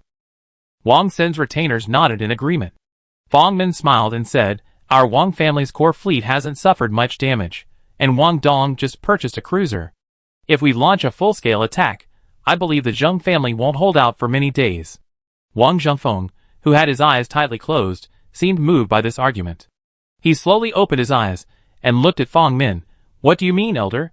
I am willing to lead our Wang family's core fleet in an attack on the Zheng family, striking them dead while they are weak. Fang Min looked at Wang Zhengfeng with a resolute gaze. The previously silent retainers, led by Wang Dong's faction, responded first, each raising their arms and shouting for revenge. The moderate faction, influenced by this, also joined in the shouting. Seeing the situation was irreconcilable, Wang Xin's retainers joined in. I object. Suddenly, a high-pitched voice echoed through the meeting hall. Everyone looked in the direction of the voice. It turned out to be Qi Yiming, standing at the entrance of the venue, a megaphone in hand. Let me introduce you. This is... Wang Zhengfeng was about to stand up to introduce Qi Yiming to Fang Min, but Fang Min spoke first. I presume this is Mr. Qi Yiming, a guest of our Wang family? Fang Min looked at Qi Yiming with disdain. Qi Yiming was puzzled. He couldn't recall ever offending this elder, whom he had never met. What advice does Mr. Qi have? Fang Min asked in a somewhat unfriendly tone. Although the Zheng family has suffered heavy losses, they will definitely be prepared for a counterattack from our Wang family when they return. Going now would easily lead to falling into someone's trap. Qi Yiming ignored Fang Min's hostility and looked at Wang Zhengfeng. Mr. Qi is right. Now it was Wang Xin's turn to be the one to kowtow, nodding repeatedly to indicate that he agreed. Chapter 20. Looking at Wang Xin, the praying mantis, Qi Yiming was speechless for a moment. Wang Zhengfeng, however, smiled and asked Qi Yiming, Mr. Qi, was the preliminary exploration completed so quickly? What's so difficult about that? Just a quick tour. It wouldn't take much time. Qi Yiming waved his hand. What were the results? There are indeed signs of human activity there. There are 6 planets in K28, 3 of which are in the habitable zone, but only 1 is suitable for human habitation. Are there humans there? Wang Zhengfeng looked at Qi Yiming with a gleaming look. Qi Yiming nodded. Quite a few. Excellent. Mr. Qi, please don't worry about things here for now. Take the transport ship and go get the people. Wang Zhengfeng quickly stood up from his seat, walked out of the meeting room, and ordered his men to arrange for the transport ship. Qi Yiming glanced at Fang Min, who had been left aside, shrugged, and followed Wang Zhengfeng. Before setting off, Qi Yiming reiterated to Wang Zhengfeng, don't seek revenge on the Zheng family now. They definitely have a backup plan. Wang Zhengfeng nodded perfunctorily, not taking Qi Yiming's words to heart. Seeing this, Qi Yiming said nothing more and returned to the Xiefeng, heading once again for the K-28 system. Wang Sun was also on the team. He was responsible for the rescue, while Qi Yiming was in charge of security. The habitable planet in the K-28 system is known locally as Yaluo, and its technological level is in the mid-industrial revolution. Huh? Why are they fighting again? Qi Yiming looked in surprise at the footage transmitted by the Xiefeng's reconnaissance satellite. On the ground, a war raged, affecting the entire Yaluo system. Qi Yiming contacted Wang Sun. What should we do? Wang Sun, as if accustomed to it, said, let them fight theirs, and we capture ours. Then you go ahead and I watch. Qi Yiming turned off the communication and ordered the Xiefeng to accompany the transport ship. Yarrow had no military forces capable of threatening the transport ship, so Qi Yiming had nothing else to do for the time being. He ordered the Xiefeng to activate its reconnaissance radar and conduct a thorough scan of the planet below. The last time he had come, he had launched a reconnaissance satellite, but after confirming the presence of humans on the planet, it departed without conducting a thorough reconnaissance of Yaluo. The Xiefeng automatically divided the two factions locked in battle on Yaluo into red and blue. Initially, Qi Yiming paid no attention to the situation on the ground. The long wait was tedious, and Qi Yiming finally developed a slight interest in the ground war. Looking at the ground battlefield situation map, Qi Yiming grew increasingly curious. The situation map gave Qi Yiming the impression that the ground war was centered around a massive canyon on the planet. What discovery has driven these people so desperately? Qi Yiming curiously zoomed in on the reconnaissance image. The canyon was very deep, but its bottom was unusually flat. Something large seemed to be inside. The reconnaissance satellite's orbit was relatively high, so the images it transmitted were somewhat blurry. Qi Yiming lowered the satellite's orbit and resumed reconnaissance.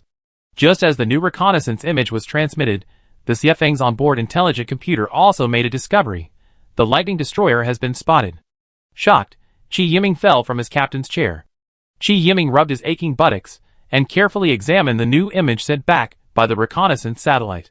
A ship nearly 300 meters long sat quietly atop it. Intelligent computer, send a directed communication request to the lightning. A few minutes later, the computer replied, no response.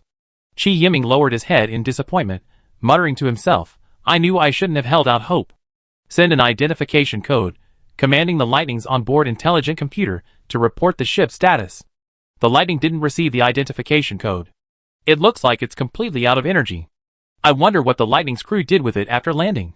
Normally, after shutting down all equipment and entering hibernation mode, a Federation warship can sustain itself for thousands of years with half a power block. The Lightning, completely depleted of energy, should not have entered hibernation mode. Qi Yiming had originally intended to detach the Xiefeng's core module and land directly next to the Lightning. But he glanced at Wang Sun, who was busy plundering the population not far away. Fortunately, Wang Sun hadn't noticed the unusual situation on the ground battlefield, nor had he noticed the Lightning's presence. Although the Federation warships had advanced identification systems, except for personnel logged into the warship database, who could command the onboard intelligent computer with certain permissions, all other personnel needed the captain's approval to even board the ship. Therefore, Qi Yiming wasn't worried that Wang Sun would take the warships. The problem was, even the most advanced identification systems could be compromised given enough time. It had to be said that Qi Yiming had good luck. In just a few hours, after Wang Sun's frantic looting, the transport ships he had brought were already filled with terrified humans. The war on the ground had long since ceased due to the sudden appearance of a giant space battleship. The weapons of the humans on Yaluo posed no threat to the transport craft that intruded into the planet's interior, and even the marines sent to capture them were invulnerable. They could only watch helplessly as their companions were abducted by these aliens. Initially, Qi Yiming couldn't understand why the Wang family considered its population a strategic resource. As he gained a deeper understanding of the Wang family, he gradually understood. Although the Wang family's planet had entered the space age, it lacked the capital to drive large-scale automated production, relying solely on its vast population to fill this gap. In the interstellar age, a single project could easily require hundreds of thousands of people working simultaneously. Without a large population base, it would be impossible to train a large workforce. And how could the Wang family develop? This situation wasn't unique to the Wang family. Every family in the Xuanwu galaxy was concerned about population issues. When faced with the inability to develop new colonies, various factions resorted to plundering the population of habitable planets, sometimes even leading to violent clashes over a single, populous planet. The planet they were currently on, Yaluo, was a habitable planet with a large population. After a frantic period of looting, Wang Xin connected with Qi Yiming. The transport ship is full. I need to go back and settle the people before returning. I watch from here to prevent other forces from looting. Qi Yiming should have escorted the transport ship back, but the destroyer he longed for was still here, so how could he bear to leave? Wang Xin thought for a moment and said, "You're right. I return as quickly as possible to inform my father of the situation here, and ask him to send more transport ships and escort personnel. There's no danger along the way, but you still need to be careful." Qi Yiming was not reckless, he knew his limits. If the return trip was extremely risky, he wouldn't let Wang Xin go alone.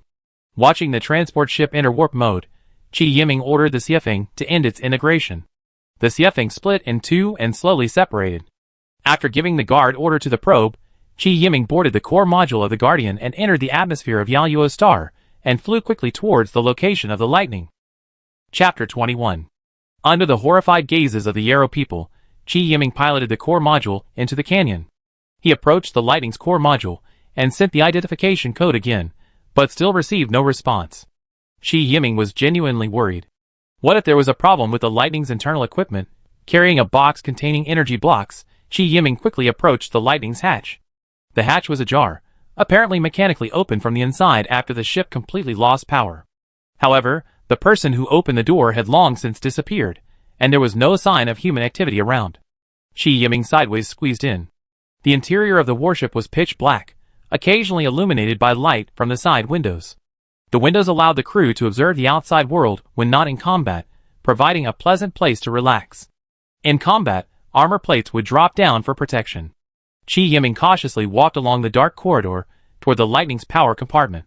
With much difficulty, he finally opened the power reactor and placed the energy block he had brought inside. With the energy, the lightning seemed to come alive. First, the ship's lights lit up one by one, then a low humming sound could be heard, likely the ship's intelligent computer rebooting. A few minutes later, the lightning's voice blared over the internal broadcast. Strategic Strike Fleet member Qi Yiming detected. Biometrics confirmed. All crew members on board are killed. Command is now handed over to Major Qi Yiming.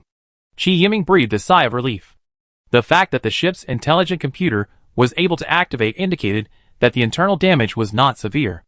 Intelligent computer, conduct a warship self-inspection. Self-inspection in progress. A few minutes later, the AI's voice sounded again. This ship's outer armor is severely damaged, and the hull structure has suffered 20% damage. Warning! Repairs are required as soon as possible. Hearing that it was only armor and structural damage, Qi Yiming breathed a sigh of relief. After forming a combined unit, these damages can be attached to the Guardian's control system and repaired by the continuously produced nanorobots. AI, check for damage. The ship's AI detected no damage. As a destroyer, if combined with the other two frigates, the Lightning, as the foundation of the combined unit, would directly impact the combat capability of the new Snow Peak. The Lightning's self-inspection was complete. While the warship's condition wasn't optimistic, it was still within reparable range. Qi Yiming eagerly reached the Lightning's bridge. This bridge was significantly larger than that of the Snow Peak, and the captain's seat, high up in the sky, remained at the rear. The rest of the ship was occupied by three large centralized control consoles, but only one of them had a holographic screen currently active. Qi Yiming knew that the remaining two control consoles would only be activated after forming a combined system with the two frigates. Using the same tactic, Qi Yiming, with the assistance of the intelligent computer, piloted the Lightning slowly into the air. Under the horrified gaze of the Yarrow people, they once again emerged from the Yarrow atmosphere and arrived beside the Guardian and the Explorer, each operating independently. Intelligent computer, activate the combined system program. Combined system program loaded, activating. With Qi Yiming's command, the two frigates, each with a different function, gradually approached the Lightning, positioning themselves on either side of the ship and on the same level. The armor on both sides of the Lightning slowly parted, and numerous cables emerged from its center. Driven by tractor beams, they flew towards the frigates on either side. The cables accurately plugged into the already open data ports on the two frigates and were quickly retrieved. The two frigates were gradually pulled towards the Lightning by the straightened cables. At the same time, both frigates were undergoing a transformation. First, the main guns and radar were detached one after another. The radar was then pulled towards the Lightning's hull and reassembled with the original shipborne radar, forming a high-level radar with a 360-degree detection angle, which was then installed in place. The main guns of the two frigates were once again decomposed into single-barreled secondary guns. 12 secondary guns stood quietly waiting for the warship to be fully assembled.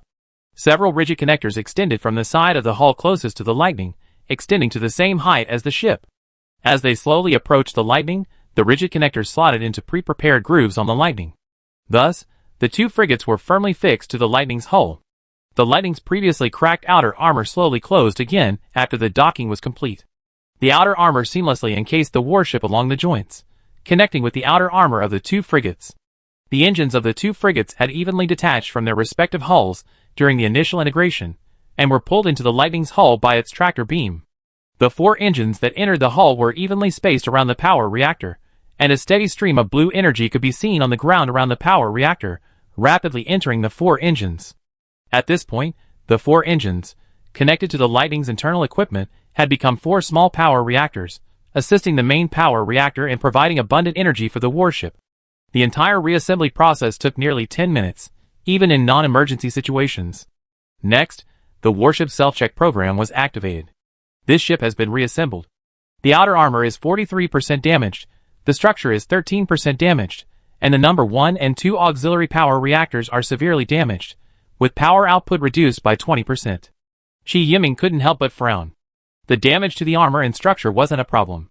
The Xiafeng, after being reassembled and equipped with a destroyer-class onboard intelligent computer, had its computing power greatly increased. The Xiafeng could load an auxiliary program onto the main program. This meant that, while the Lightning main control program was dominant, the Xiafeng could choose between the Guardian and the Explorer as the auxiliary program.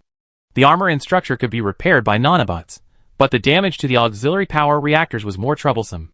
Unless a replacement could be found, Qi Yiming would never be able to repair it. Although the Xiafeng, after being upgraded to a destroyer, still carried 2 triple-mounted main guns, both fore and aft, they were significantly larger than the frigate's main guns. Combined with the powerful energy supply of the new Snow Peak, built on the Lightning's foundation, the main gun's attack power increased several notches. As we all know, energy weapons don't simply fire farther, and with greater power the thicker and longer the barrel. Rather, the longer they can be charged within the specified time frame, the greater their attack power and range.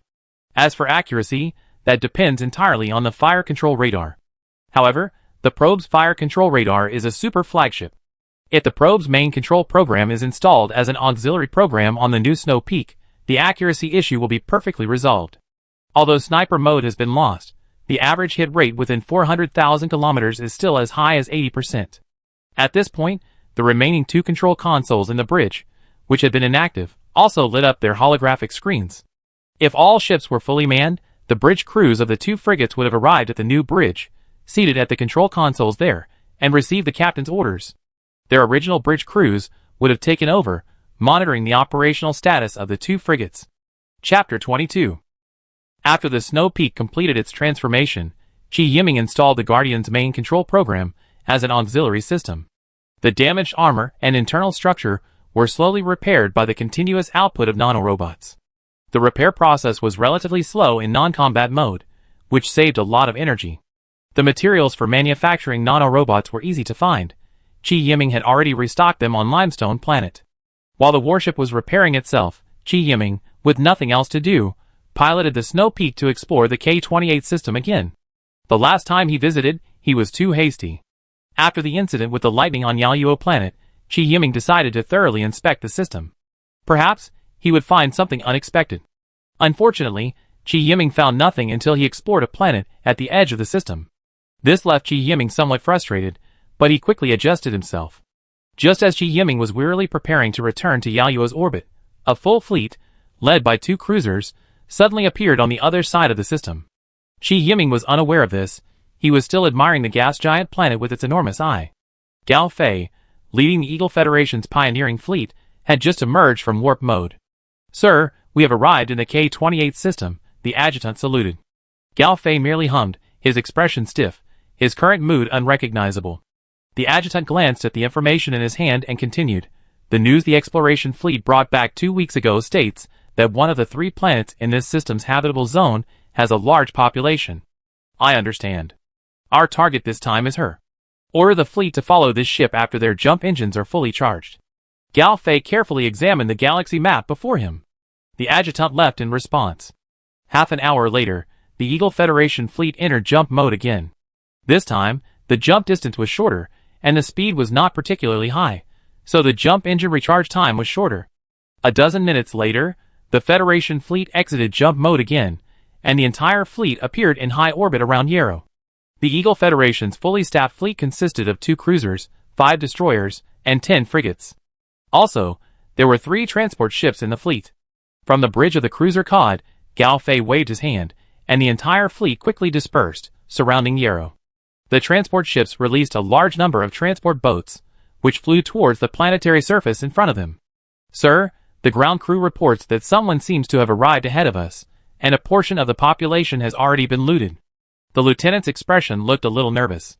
The lieutenant wasn't afraid of another fleet appearing and engaging in combat, but rather of Gao Fei ordering the orbital bombardment. As a member of the human race, Gao Fei had no inkling of his own humanity. When encountering warships from other factions during their population raids, they would absolutely order an orbital bombardment for any humans they couldn't take away. The lieutenant was always resistant to this kind of devastating attack, which didn't distinguish between friend and foe. He couldn't understand why Gao Fei had once been a target of loot, but had worked hard enough to reach his current position. But why would Gao Fei be so cruel to these people of his same status? Was it because he was once one of them that he harbored malice? But his lieutenant's fears didn't stop him. As soon as Gao Fei learned they weren't the first fleet to arrive, he issued an order. "Hurry up, get the plundering forces moving. Once the 3 transport ships are fully loaded, the fleet will conduct an orbital bombardment." As soon as the order was given, the humans on Yaoyuo witnessed true barbarism and brutality. At that moment, the Yaoyuo people truly missed Wang Sun, who only robbed and never killed. But they didn't know that this was just the beginning. Hours later, the 3 transport ships of the Flying Eagle Federation slowly returned from Yaoyuo's low orbit to its high orbit. Without warning, the dozen or so warships that had been scattered outside Yaoyuo's atmosphere launched an indiscriminate attack on the ground. Luckily, the Flying Eagle Federation's fleet lacked specialized orbital bombardment warships. The damage the weapons carried by ordinary warships could inflict on the ground was limited, but it was still beyond the imagination of the Yaoyuo people. Only under this level of attack did the Yarrow people have a slim chance of survival. With luck, they could find a sturdy underground shelter. After 2 hours of orbital bombardment, the Eagle Federation fleet regrouped and departed the K-28 system. Qi Yiming finally arrived half an hour after the Eagle Federation fleet departed. After exiting warp mode, Qi Yiming stood stunned on the bridge, watching the scene before him. He couldn't quite believe what he was seeing. How could he have ended up like this after just a short absence? Although the humans on Yaoyuo held little relevance to Qi Yiming, having previously experienced alien invasions, his sense of identity with humanity differed significantly from that of modern humans. In a sense, while the Ruang family viewed the humans on a technologically backward, habitable planet as a strategic resource, Qi Yiming simply viewed them as humans like himself. Who could be so cruel? They're so ruthless even to their own kind? Qi Yiming muttered to himself, gritting his teeth. After ordering the Xiefeng to enter guard mode, Qi Yiming donned his exoskeleton armor and descended to the surface in a transport. Large buildings collapsed, the fields outside were a sea of fire, and the city was littered with fallen human corpses. Qi Yiming clenched his hands, his nails digging into the flesh of his palms. A trembling figure appeared in the distance, and Qi Yiming hurried forward to check on the person. The figure's eyes were glazed, and most of her skin was scorched. She ignored Qi Yiming, who was standing right next to her, and staggered past him. At that moment, Qi Yiming was utterly disappointed with the current human world. He longed for the once united Federation to once again illuminate this dark universe with its glory. Suddenly, Qi Yiming was hit by a rock, but fortunately, his exoskeleton armor kept him safe. Qi Yiming looked in the direction of the rock's impact, and saw a girl in her teens. Her hair, once tied up, was now tangled and draped over her shoulders, partially burned away by the flames, and her face was covered in ash. Her eyes, gazing at Qi Yiming, were filled with hatred. Qi Yiming knew it was time to leave. The humans here hated their fellow aliens to the core. No matter how much they needed help, they would not accept help from Qi Yiming and other aliens. Back on the Xiefeng, Qi Yiming was in a state of dejection. He wanted to do something, but he was alone and powerless. He also knew that the universe was far from as peaceful as it appeared. Humanity could face another alien invasion at any moment. Chapter 23. While waiting for Wang Sun to return with his men, Qi Yiming had repeatedly piloted his transport craft down to the surface and attempted to help some of the humans. Thankfully, the Yaluo people seemed to realize that Qi Yiming wasn't in league with the people carrying out the orbital bombardment, and they reluctantly accepted Qi Yiming's help. When Wang Sun returned with his men, Qi Yiming's condition startled Wang Sun. Over the communicator, his hair disheveled and his eyes red, Qi Yiming said to Wang Sun, "Have your men go down and rescue them immediately. Treat the wounded as best you can, and take away those who are still alive." Wang Sun didn't dare ask what had happened, not even the drastic changes that had occurred to Qi Yiming's Xiefeng. Qi Yiming's gaze was so terrifying that Wang Sun felt he would unleash a barrage of fire on his fleet if he dared to utter a single word. After the orbital bombardment, fewer than 30,000 humans survived Yaluo. Qi Yiming didn't know how many had survived before, but based on the scale of the war, he estimated it to be at least 2 billion. Over 1 billion people perished in the blink of an eye, at the hands of their own kind. Qi Yiming considered this an unforgivable sin, a crime against humanity. But Qi Yiming was alone. What could he do? This was the value system of this distorted world. High-tech humans treated low-tech humans as resources, allowing them to exploit them at will. The better ones, like the Wang family, would take the people back to their own territories and reintegrate them into their new social system. The worse ones would simply use the captured people as slaves, with no regard for their lives. Qi Yiming was pondering what was wrong with the world when he suddenly thought of Lu Bishu. Glory Federation. Glory Federation. Qi Yiming kept repeating the organization's name. Qi Yiming might not be able to do much alone, but he thought of the Glory Federation, the organization that once dedicated itself to restoring the human federation. Perhaps I can go public through a backdoor listing, and use the Glory Federation to achieve something, Qi Yiming muttered to himself. First, after his conversation with Lu Bishu that night, Qi Yiming didn't believe Lu Bishu was a peripheral member of the Glory Federation. At the very least, he knew something about the true reason for the Glory Federation's existence. This could be inferred from the things he had produced. The garrison fleet's insignia couldn't be faked, and Lu Bishu claimed it was passed down from generation to generation. But Lu Bishu definitely didn't have access to the top leadership, because he had mistaken Qi Yiming for the son of the organization's leader. So Lu Bishu was likely outside the core circle, with access to some of the Glory Federation's secrets, but not to its core secrets. At the very least, he knew the Glory Federation's true purpose. If things were indeed as Qi Yiming suspected, then Lu Bishu would definitely be able to contact a number of members of the Glory Federation who shared his identity. Some of these people might be forced to join the organization out of necessity, but Qi Yiming believed there were undoubtedly those among them who yearned for the old human federation. Qi Yiming could make these people his initial team and slowly rebuild the Glory Federation. Perhaps one day, Qi Yiming could lead them to recreate the glory of the human federation. A few days later, Qi Yiming led the pioneering fleet back to Greystone Planet. He told Wang Sun, "Go report to the head of the family. I have things to attend to." Leaving Wang Sun dazed, Qi Yiming hurried toward Lu Bishu's home. Knocking on the door, Lu Bishu looked at Qi Yiming in confusion. "Mr. Qi, aren't you on a pioneering mission? Why are you back so soon? Do you want to restore the former glory of the Federation?" Qi Yiming got straight to the point. Lu Bishu, bewildered, looked at Qi Yiming warily. "Mr. Qi, stop being ridiculous. What era is this? Why are you still bringing up those old stories?" As Qi Yiming had expected, Lu Bishu did know the true purpose of the Glory Federation's existence. "Think about your ancestors." Qi Yiming ignored Lu Bishu's response. This time, Lu Bishu looked at Qi Yiming with a solemn expression. "Mr. Qi, have you come to your senses and are planning a comeback?" Qi Yiming had no intention of lying to Lu Bishu. An organization built on lies will eventually crumble.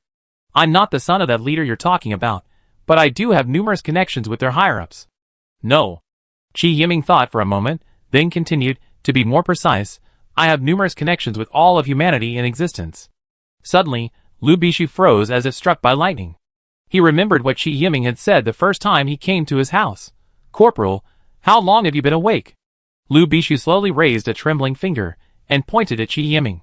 You're from that era?" Qi Yiming nodded slowly. After guessing Qi Yiming's identity, Lu Bishu wasn't overly frightened. Instead, he was extremely excited and pulled Qi Yiming, who was still standing at the door, into the room. "I have to say, you're truly courageous." Lu Bishu looked at Qi Yiming, who was sitting across from him. "Why do you say that? Do you trust me so much? Tell me your biggest secret. That military badge won't lie. Couldn't I have picked that badge up from the street? How could you have wiped something spotless from the street? How could you have preserved that military flag so well?" It had to be said that Qi Yiming hadn't expected Lu Bishu to guess his identity. But admitting his identity was a huge risk, and fortunately, it was worth it. The two of them were silent for a long time before Lu Bishu spoke again. My grandfather was also from that era. When he awakened, the Glory Federation was still at its peak of development. You mean, people from our era still occasionally awaken in this world? Qi Yiming asked in surprise. Isn't that abnormal? If you can awaken, why can't others? Lu Bishu stared at Qi Yiming, his eyes wide. You don't think you're the protagonist in a storybook, do you? You're the luckiest person in the world, sleeping for nearly 1,000 years and still alive? Qi Yiming thought about it, and decided it was normal. If he could survive, there must have been at least 1 billion, if not tens of billions, of the humans who fled back then. How could he be the only one who managed to survive? Then why is the world still like this? Qi Yiming was even more puzzled. If others were awakening, how could they watch helplessly as the once united humanity fell into this state? Lu Bishu raised his index finger and pointed upwards, saying, Some people don't want people like you to exist. My grandfather was killed by assassins sent by those people. Don't they know this universe isn't peaceful? Hee hee. Lu Bishu smiled helplessly. How could those with vested interests allow their profits to be taken away by others? Chapter 24. Qi Yiming felt that since Lu Bishu already knew his identity, he might as well speak frankly. Do you still want to restore the Federation of your dreams? Lu Bishu looked at Qi Yiming with a half smile. Are you dreaming? So many people have tried for years without success. What makes you think you can? Lu Bishu's idea was not flawed. He wouldn't happily follow Qi Yiming into an impossible undertaking based on a few words from him. I admire my grandfather very much. He was willing to sacrifice everything for his beliefs. Lu Bishu stood up, his eyes solemn. But I can't. It's not that I don't have the courage to sacrifice for my beliefs, but this belief, to me, is like the paradise that ancient humans talked about. You can only go there after you die. Qi Yiming couldn't deny Lu Bishu's statement. Even to Qi Yiming himself, such a thing seemed impossible. But there are exceptions to everything, and Qi Yiming Xiafeng was one of them.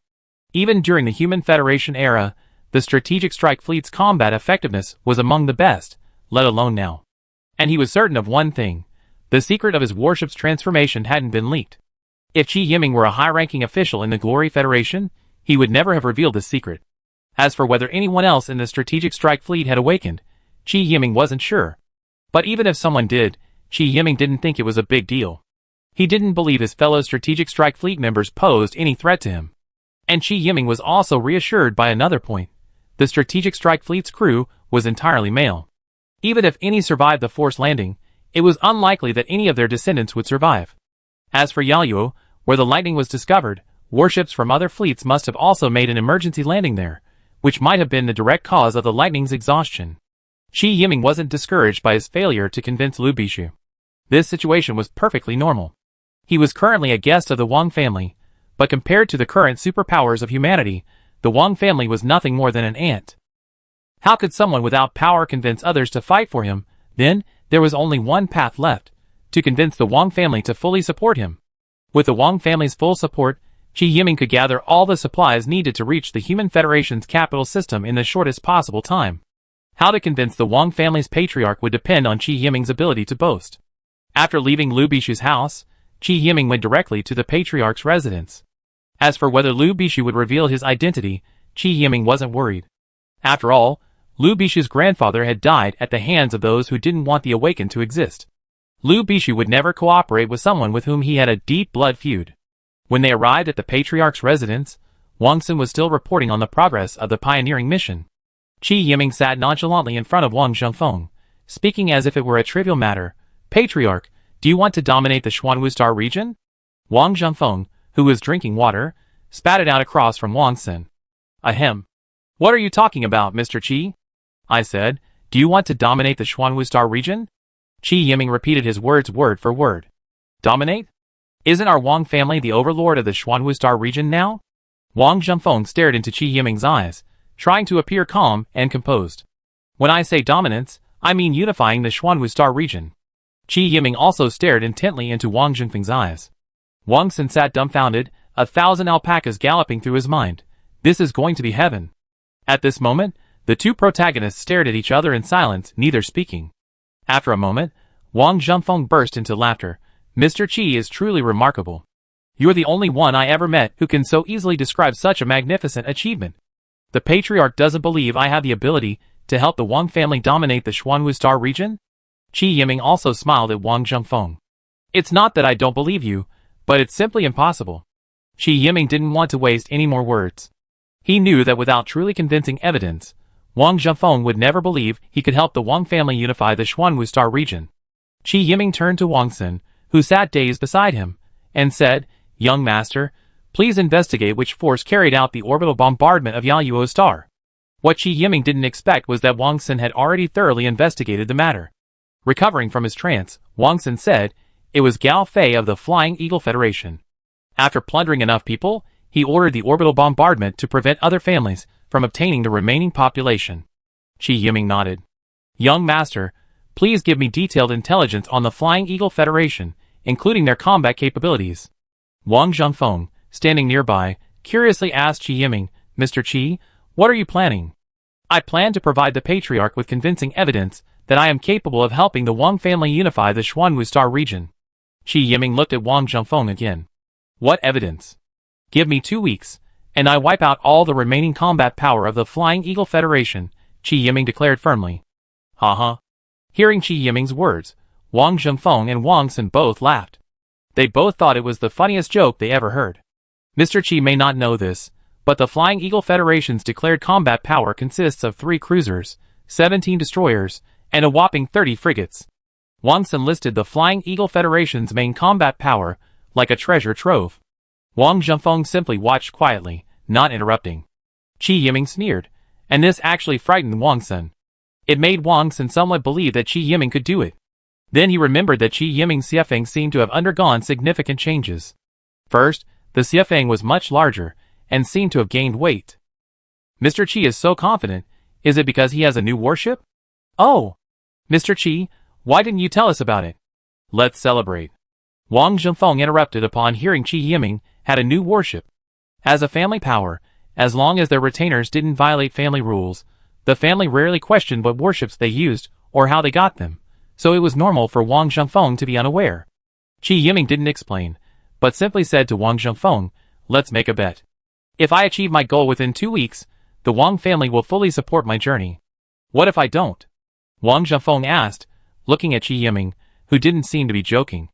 "If I don't, I will completely abandon my goal of traveling and become a true retainer of the Wang family, following the master's orders," Qi Yiming said seriously.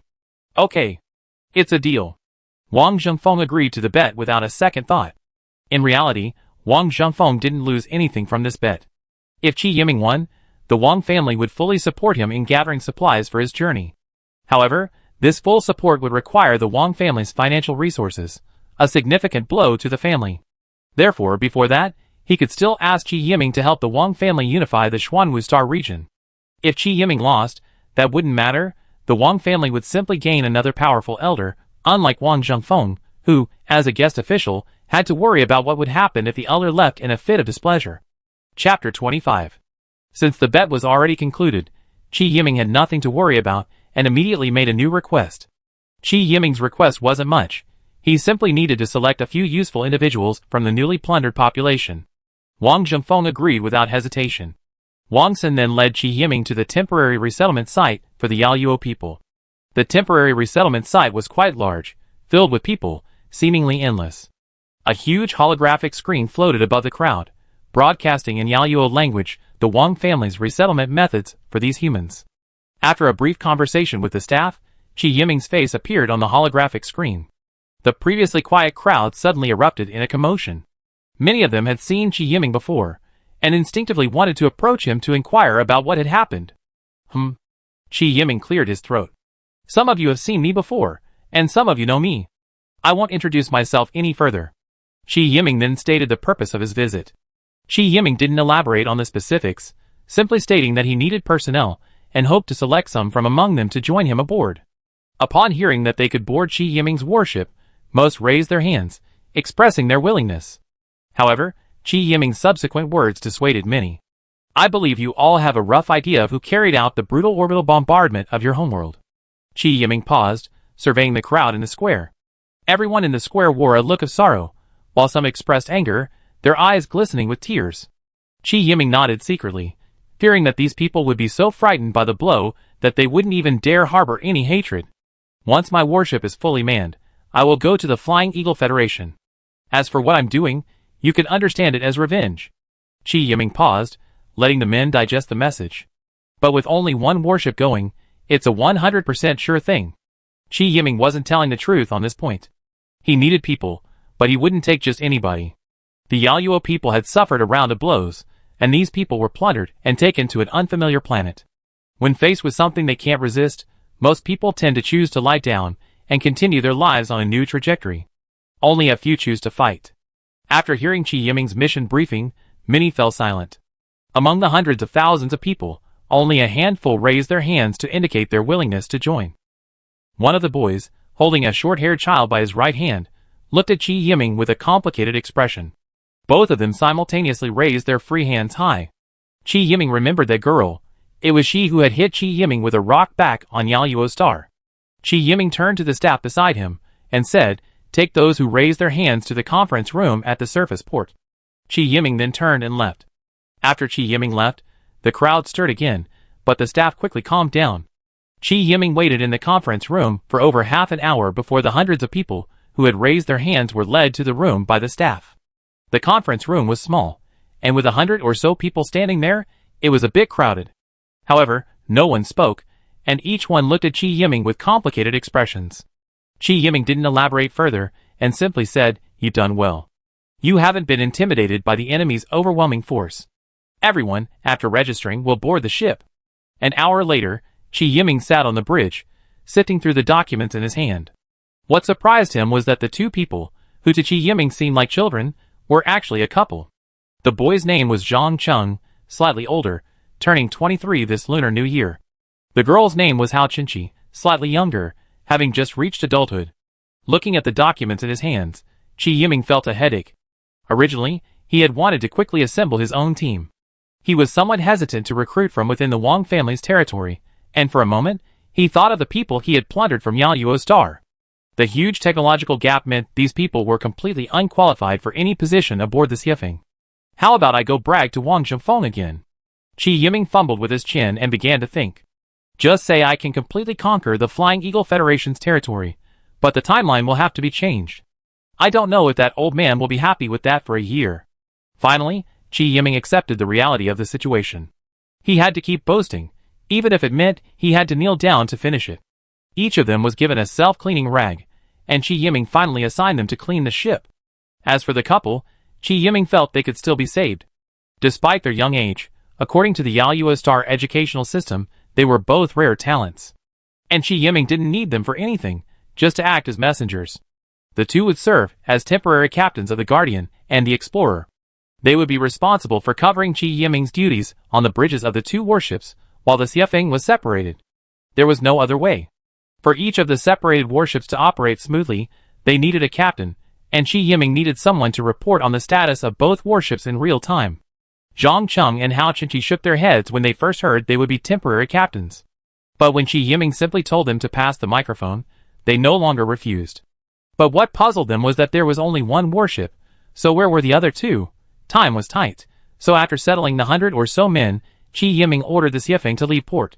As Chi Yiming left Greystone Star, word of his bet with the Patriarch spread.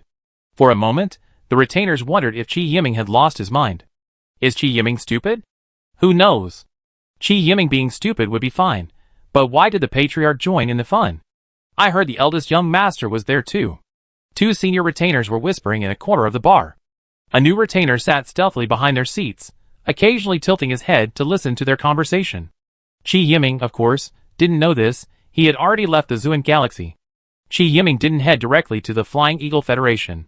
Instead, he found a random system along the way to let the two temporary captains see their warship and conduct a drill.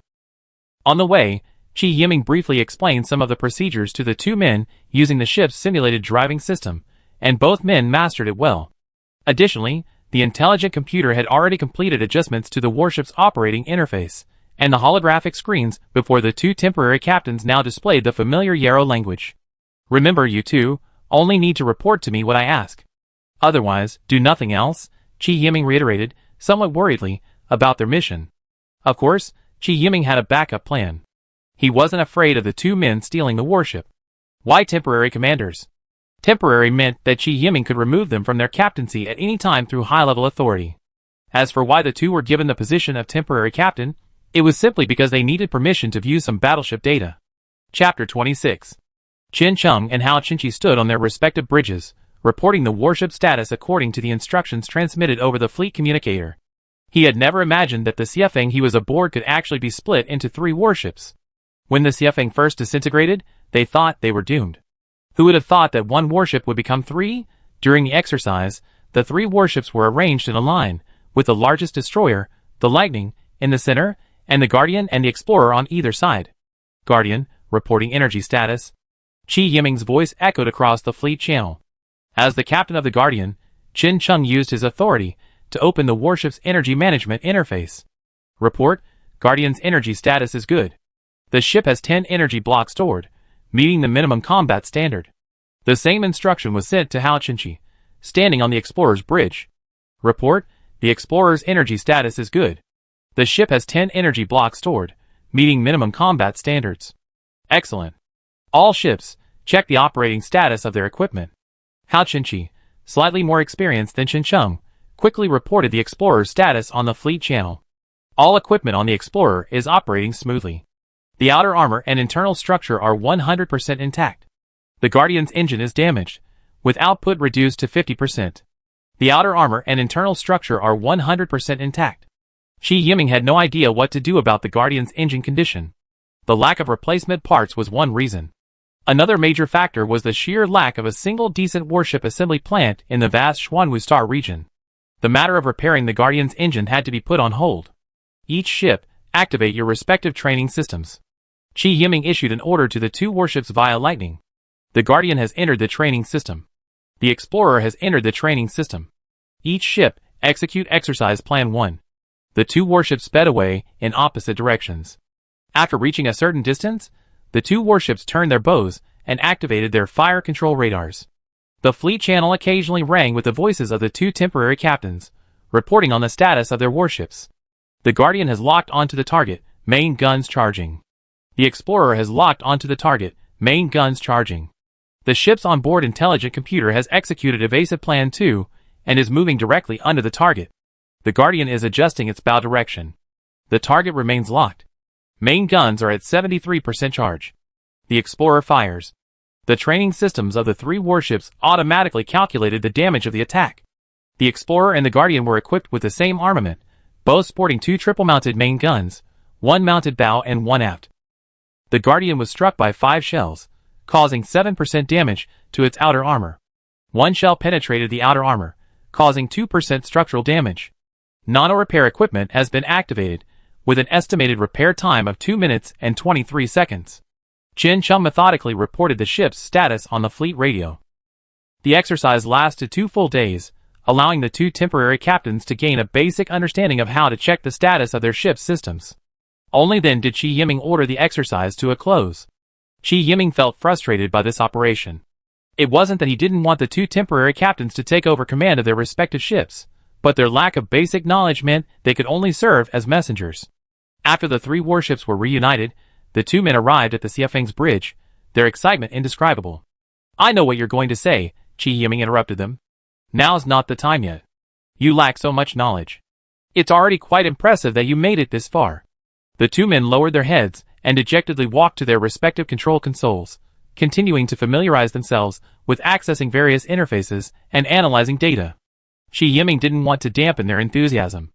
After a moment's thought, he added, "It's unavoidable to lack knowledge, but you can first learn to command a warship with me. One day, you become true captains." The 2 men stood at attention and saluted Chi Yiming, imitating the military etiquette of the Human Federation era. "By the way, if you have time, go teach your fellow countrymen. We have plenty of manpower in the future. Until I find someone trustworthy, I can only rely on these 100 or so people." Chi Yiming didn't forget the men wielding rags, sprucing up every corner of the warship. Although these individuals' knowledge base wasn't as high as Qin Chung and the other 2, Chi Yiming had a way to train them into qualified crew members. In fact, not all positions on a warship required a sufficient level of knowledge. For example, the ship's guards only needed to teach these individuals how to operate the ship's weapons, which wasn't a high-skilled position. Qi Yiming settled for the next best option, and used this group as a temporary proof of concept. If he could successfully train these individuals into ship's guards, Qi Yiming could then place guard captains he trusted on each warship, thereby indirectly controlling the ships. With this assurance, Qi Yiming felt confident handing the warship over to its future commander. After completing the intensive training for the two temporary captains, the Xiefeng headed directly for the border of the Flying Eagle Federation. The time agreed upon with Wang Zhengfeng was running out, and he had to complete the raid on the Flying Eagle Federation as soon as possible. After Qi Yiming's departure, Wang Zhengfeng was deeply conflicted. He hoped Qi Yiming could win the bet, but reason told him that it was an impossible task. Meanwhile, Fang Min was discussing the bet with Wang Dong in his own residence. "Uncle Fang, do you think Qi Yiming is stupid?" Wang Dong asked sarcastically. Niu Bin, sitting nearby, took a sip of water and shook his head. "I don't think Qi Yiming will lose." Fang Min looked at Niu Bin with curiosity. "Why do you say that?" "I saw Qi Yiming in action myself. A main gun range exceeding 400,000 kilometers isn't something that just any weapon can achieve," Niu Bin said thoughtfully. Wang Dong, however, was somewhat unconcerned. "Even if it has an extremely long main gun range, what good does it do? We're well aware of the Flying Eagle Federation's fixed defenses." Fang Min nodded. The Xiefeng's main gun range wouldn't be an advantage against the railguns on the Flying Eagle Federation's fixed defenses. "But I heard the Xiefeng not only has a long range, but also seems to have a strong and frequent attack." Niu Bin frowned, as if recalling something, and continued, "Plus, the Xiefeng has undergone some changes this time. It's very different from the previous warship. It should be a destroyer-class warship." "A new warship?" Fang Min and Wang Dong exclaimed in surprise. "Where did he get it?" Wang Dong was very interested in the origins of Qi Yiming's warship. Niu Bin shook his head. "I don't know. The Xiefeng was already different when he returned from his pioneering mission. Regardless of whether the Xiefeng has changed, even a single cruiser couldn't single-handedly wipe out the entire Flying Eagle Federation." Wang Dong still didn't believe Qi Yiming could win the bet. Fang Min nodded silently, wondering where Qi Yiming got the confidence to say such things, without even worrying about his tongue. Only Niu Bin, sitting off to the side, still had a frown on his face. He had a nagging feeling that Qi Yiming might actually be able to overthrow the entire Flying Eagle Federation single-handedly. Chapter 27. After 4 days, the snow peak quietly appeared in the border area of the Flying Eagle Federation. After another day of necessary reconnaissance, Qi Yiming decided to launch the raid. He first took the snow peak out of combined mode, then ordered the Guardian to combine with the probe and name it the Revenge. He ordered the Revenge to enter sniper mode, using the probe's main control program as its primary control program. The Lightning also had a considerable main gun range. Although its hit rate was significantly reduced without the benefit of the probe's fire control system, the Lightning's abundant energy supply allowed it to fire a dense barrage of bullets at an extremely high rate of fire, offsetting its lack of accuracy. The Flying Eagle Federation's border fleet relied on a line of defense with 3 railguns to guard their border. As Gao Fei's nephew, Gao Cheng rose through Gao Fei's connections to the position of border garrison commander. Although he rose to power through connections, his abilities were not lacking. Since taking office, he has completely revamped the border defenses, significantly improving their combat effectiveness. Report. Radar detected a high-energy signal at the 12 o'clock position on the plane where our number 3 battery is located. It appears to be a battleship's main gun charging. Gao Cheng, who was sitting in his office with his legs crossed and humming a tune, immediately stood up after receiving his adjutant's report, straightened his clothes, and quickly headed for the defense control room. "Who is so foolish as to dare to target our Flying Eagle Federation?" Gao Cheng asked, scanning the radar screen. The radar commander pointed to 2 dots on the screen that were gradually turning crimson and said, "Right there." "Only 2? Gao Cheng asked the radar commander in surprise. "Have you found anything else?" The radar commander shook his head. Gao Cheng looked at the 2 red dots in confusion and said, "Who are they? Are they out of their minds? Are these 2 warships also trying to attack my defenses? Order the railguns to charge, and sink them." As soon as he finished speaking, dozens of blazing laser beams struck Railgun 3, piercing through the charging railgun. The energy released by the structural damage shattered the entire barrel. "Sound the combat alert." Gao Cheng, terrified by the sudden attack, said, "Send a warning to the rear. A battleship-class warship is assaulting my defenses. Request reinforcements." As Qi Yiming destroyed Railgun 3, Gao Cheng glanced at the radar feed. It showed that the 2 warships were still 350,000 kilometers away. Gao Cheng couldn't imagine any other warship with such a range, other than a battleship. Upon hearing that battleships were approaching, the members of the Flying Eagle Federation trembled, their legs trembling, their steps unsteady. In their remote place, anyone owning a cruiser was a major concern, let alone a battleship. Where did these two battleships come from? Qi Yiming didn't care what the enemy speculated, his purpose was clear. The most threatening aspect of the current defense line to Qi Yiming was the railguns. The remaining battleships posed little threat. So, the Lightning and the Revenge ignored the enemy ships that were unmoored one after another, focusing solely on bombarding their few remaining railguns. Main guns recharging. Qin Cheng, the Revenge's temporary captain, obediently relayed the message on the fleet channel. Revenge, lock onto Railgun 2 and attack until destroyed. Qi Yiming issued the command via the Lightning's onboard computer. The Revenge's sniper main gun slowly adjusted its muzzle in response to the fire control radar. At the same time, the Lightning locked onto another railgun. Although both ships locked onto the target simultaneously, the Lightning opened fire first. And its firepower density and sustained firepower were significantly higher than the Revenge's. 270,000 kilometers was the optimal range for the two warships' main guns, but in reality, their ranges were even greater. Qi Yiming only opened fire at this distance to increase his main gun's accuracy. The results were quite satisfactory. During the surprise attack, one railgun on the Flying Eagle Federation's border defense line was instantly destroyed, and a few minutes later, the second railgun was also destroyed by the Lightning's intense fire. The Revenge, while boasting a high hit rate, was only a specialized frigate after all. Even with its significantly superior combat power compared to current human warships, it still struggled against large structures. However, the number 2 railgun was destroyed within minutes, leaving Gao Cheng stunned. Within 10 minutes of the assault, the 3 railguns on the Eagle Federation's defense line were destroyed, a move Gao Cheng had never anticipated. Gao Cheng had seen the world, and while he believed battleships could reach such a range, he would never have believed they could be so powerful. Gao Cheng looked at his hastily assembled defense fleet, his heart ached. With the support of the railguns, he was confident he could hold out until reinforcements arrived. But the 3 railguns couldn't even hold out for 10 minutes. With the limited power he had, it looked like a sure bet. Gao Cheng's ship was the only cruiser in the border fleet. Although the Federation had deployed a fully staffed fleet to the border, facing Qi Yiming's 2 warships, Gao Cheng lacked the courage to fight. Gao Cheng, a man who could assess the situation well, made the most correct decision of the entire defensive battle. Attention, all ships! Retreat slowly, relying on existing defensive bunkers. The enemy's momentum is too strong for us to counter. Conserving our manpower is paramount. Gao Cheng ordered the retreat over the fleet channel. The other captains breathed a sigh of relief. They were all capable of understanding. What Gao Cheng saw was apparent to everyone else. However, due to their rank, they could not retreat without explicit orders. The Flying Eagle Federation's military law was brutal. On the battlefield, anyone who left their position without permission would not only be executed, but their family would also be sent to the most difficult areas of the Federation to do hard labor. With Gao Cheng's order, the men slowly turned their ships and retreated towards the Flying Eagle Federation's inner defenses. Seeing the enemy flee, Qi Yiming didn't rush to pursue. Despite his advantage, he remained cautious.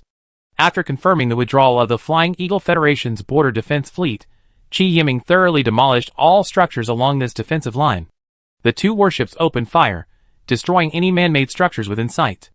This prevented the enemy from using these structures to reorganize their defenses and block his retreat route if the situation turned unfavorable. Although Qi Yiming wasn't afraid, he preferred to avoid as much trouble as possible. The successful raid also gave the 2 temporary captains confidence, and they worked extra hard as messengers. While cleaning up the battlefield, Qi Yiming once again reviewed the intelligence Wang Xin had given him about the Flying Eagle Federation. He still had at least 2 more lines of defense before him. The border line was the most recently established, and therefore the weakest. The Eagle Empire has been operating the 2 subsequent lines of defense for hundreds of years, with more than 30 railguns alone. The arduous battle has just begun. Chapter 28. Gao Cheng led his fleet in retreating to the second line of defense when they rendezvoused with the incoming reinforcements. The reinforcements were led by his uncle, Gao Fei. Tell me about the situation. Gao Fei didn't waste any words, asking Gao Cheng to explain. Gao Cheng briefly explained the situation, being somewhat evasive when discussing the enemy's numbers. Gao Fei glared at Gao Cheng unkindly, and Gao Cheng stammered, "Radar detected 2 enemy ships." Seeing Gao Fei about to lose his temper, Gao Chung quickly added. The enemy ships were attacking from beyond visual range. I believe they were 2 battleships. Battleships? Gao Fei's mouth twitched. Did you engage them? Why do you say they were battleships? Gao Chung lowered his head, not daring to look directly at his uncle. What a loser. Gao Chung could admit his command mistakes, but he certainly didn't consider himself a loser. He mustered up the courage to look up at Gao Fei. Uncle. 2 enemy warships destroyed Battery 3 with just 1 round of bombardment. Gao Chung still felt a lingering fear when he mentioned him. When I ordered a retreat, Battery 1 and Battery 2 were simultaneously attacked. Before my fleet could retreat to a safe distance, both batteries were destroyed. Is that your reason for retreating without a fight? Yes, I didn't believe my fleet could hold off the enemy ships without a defensive line, so I chose to conserve my manpower. The anger on Gao Fei's face faded slightly. He looked at the trembling Gao Chung and said, even if there were any excuses, I can't protect you if you retreat without a fight. You and your men will atone for your sins before the army. Seeing Gao Chung about to argue, Gao Fei raised his hand to stop him. It's not that I'm cruel, it's just military discipline. Later, as the advance fleet, you will attack the enemy ships. If you're lucky enough to survive, I plead with the military for you and your family. At this point, Gao Chung had nothing else to say.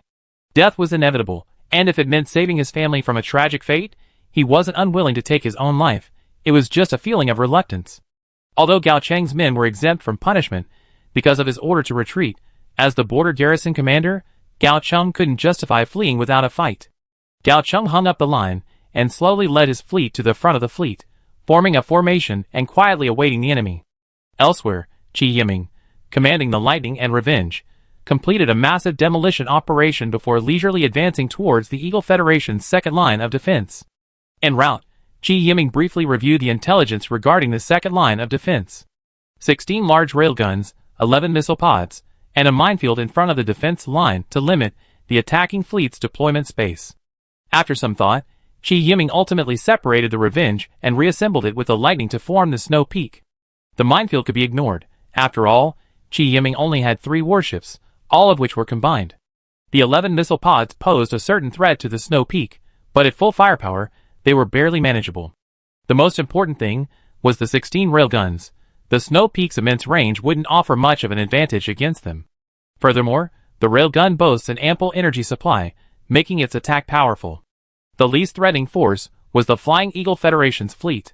Their reach was too limited, and they wouldn't be able to reach the Xiefeng for a while during the engagement. It seems we have to temporarily change our combat strategy depending on the situation, Qi Yiming muttered to himself, looking at the intelligence in his hand. A dozen minutes later, the Xiefeng appeared alone on the perimeter of the Flying Eagle Federation's second defense line. Soon, the Xiefeng's presence appeared on the radar in the main control room. Report, 1 enemy ship. Position, based on the plane of this building, angle 23 degrees, 11 degrees left, distance 472,000 kilometers, within missile attack range. Gao Fei's face twitched again, and he cursed Gao Chung inwardly. You little bastard, I was trying to protect you, and you lied to me. Gao Chung, on the other hand, stared blankly at the solitary red dot on the ship's radar. Gao Chung couldn't figure out what had happened. He clearly seen 2 warships detected by the radar on the first line of defense, so how could it be just one? Did one of them disappear along the way? Or did they engage in an internal conflict, with one of their own turning on the other? That couldn't be right. 2 warships attacking the second line of defense would be suicidal, so why would they dare to attack with only 1 left? Just as Gao Fei was hesitating whether to order the missile pods to fire, Qi Yiming had already ordered the Xiefeng to charge its main guns. High energy response. The enemy ship is charging its main guns. A sharp voice, tinged with a hint of disdain, rang out from the main control room of the Flying Eagle Federation defense line. The Xiefeng, a ship based on the Lightning, already boasted a respectable main gun range. Now, Qi Yiming had added the exploration main control system for added support, extending the range to over 400 kilometers. However, Qi Yiming wasn't interested in the extra range. He valued the precision the exploration main control system provided the Xiefeng. The 2 triple-mounted main guns, fully charged, were guided by the fire control radar and aimed at their targets. After a dazzling flash of light from the muzzles, 6 bursting laser beams accurately struck the target. A massive railgun on the Flying Eagle Federation's defense line was instantly pierced by the 6 bursting lasers. Gao Fei and the others watched as it lost its power to maintain its orbit, slowly drifting away from its original position, followed by a violent explosion. Missile pod launch, railgun charging. After a moment of daze, Gao Fei immediately ordered a counterattack. For a moment, the defense line was abuzz with activity, as thousands of missiles ignited their thrusters the instant they were ejected from their launch tubes. A makeshift hail of missiles descended upon the Xiefeng. With so many missiles, even a battleship would be wiped out. Gao Fei stared resentfully at the direction from which the laser had just burst. Engage this ship's starboard side. Qi Yiming remained calm in the face of the incoming missile barrage, ordering the Xiefeng to engage on its starboard side. The 6 secondary guns originally on the Xiefeng's port side were detached from their respective mounts and repositioned on the starboard side by tractor beams. Secondary guns operate in minimum charge mode. Unleash the most intense barrage in the shortest possible time, Qi Yiming instructed the Xiefeng's onboard computer. If there were sufficient crew members, Qi Yiming wouldn't have needed to do this. He would simply issue the engagement order, and the specific attack method would be determined by the gunners at their respective positions. Thankfully, the battle wasn't intense, and Qi Yiming still had the energy to juggle multiple duties. At Qi Yiming's command, the Xiefeng unleashed a dense barrage of fire from its starboard side at an astonishing speed. The confident Gao Fei, upon seeing the beams of fire coming from the enemy ship, no less numerous than missiles, was filled with shock and horror. Is this the firepower density of a warship? Am I seeing things? Gao Fei rubbed his eyes in disbelief. Chapter 29. Turn on the optical radar and see if you can detect the enemy. I want to see what kind of warship is capable of unleashing such a high intensity of fire. After a moment of shock, Gao Fei quickly regained his composure. He knew full well that as a commander, displaying excessive alarm at this moment would affect the morale of his men. But the images the optical radar transmitted a few minutes later nearly killed him on the spot. In the image, a warship the size of a destroyer was firing at an incredible rate. The dense barrage of fire nearly filled the reconnaissance screen. Is this the firepower a destroyer should have? Can we still fight happily? Gao Fei complained inwardly. But the battle continued. There was no way the Snow Peak would reduce its attack frequency just because of his complaints. Charge the railguns and reload the missile launchers as quickly as possible. Gao Fei was exasperated. He had never been humiliated like this before. A mere destroyer, what good is its high firepower density, and what good is its long range? I don't believe a single destroyer of yours can withstand a railgun attack. Gao Fei roared, ordering all railguns to fire immediately after charging. After detecting the enemy attack, the Xiefeng automatically loaded its pre-programmed evasive maneuver. Although the railgun's range was comparable to the Xiefeng's, its accuracy was far superior. If the muzzle was even slightly off, even if the Xiefeng remained stationary, the explosive laser beam, after accumulating errors over 300 kilometers, would most likely miss its target. Not to mention the Xiefeng was constantly in motion. Fortunately, there were enough railguns, and under the control of the ship's onboard intelligent computer, the Xiefeng mechanically evaded, dodging only a few burst lasers. The Xiefeng, engaging the enemy on its starboard side, was struck by railgun fire, suffering multiple damages to its outer armor. Luckily, the starboard side was where the exploration complex was located. This was a deliberate arrangement by Qi Yiming, designed to effectively protect the Guardian and allow her to repair her hull in a critical moment. Our ship was attacked, receiving 3 hits, resulting in 5.7% damage to the outer armor. And no armor penetration. Hearing the damage report from the ship's intelligent computer, Qi Yiming breathed a sigh of relief. It was mainly because Wang Xin and the others had exaggerated the railgun's attack power.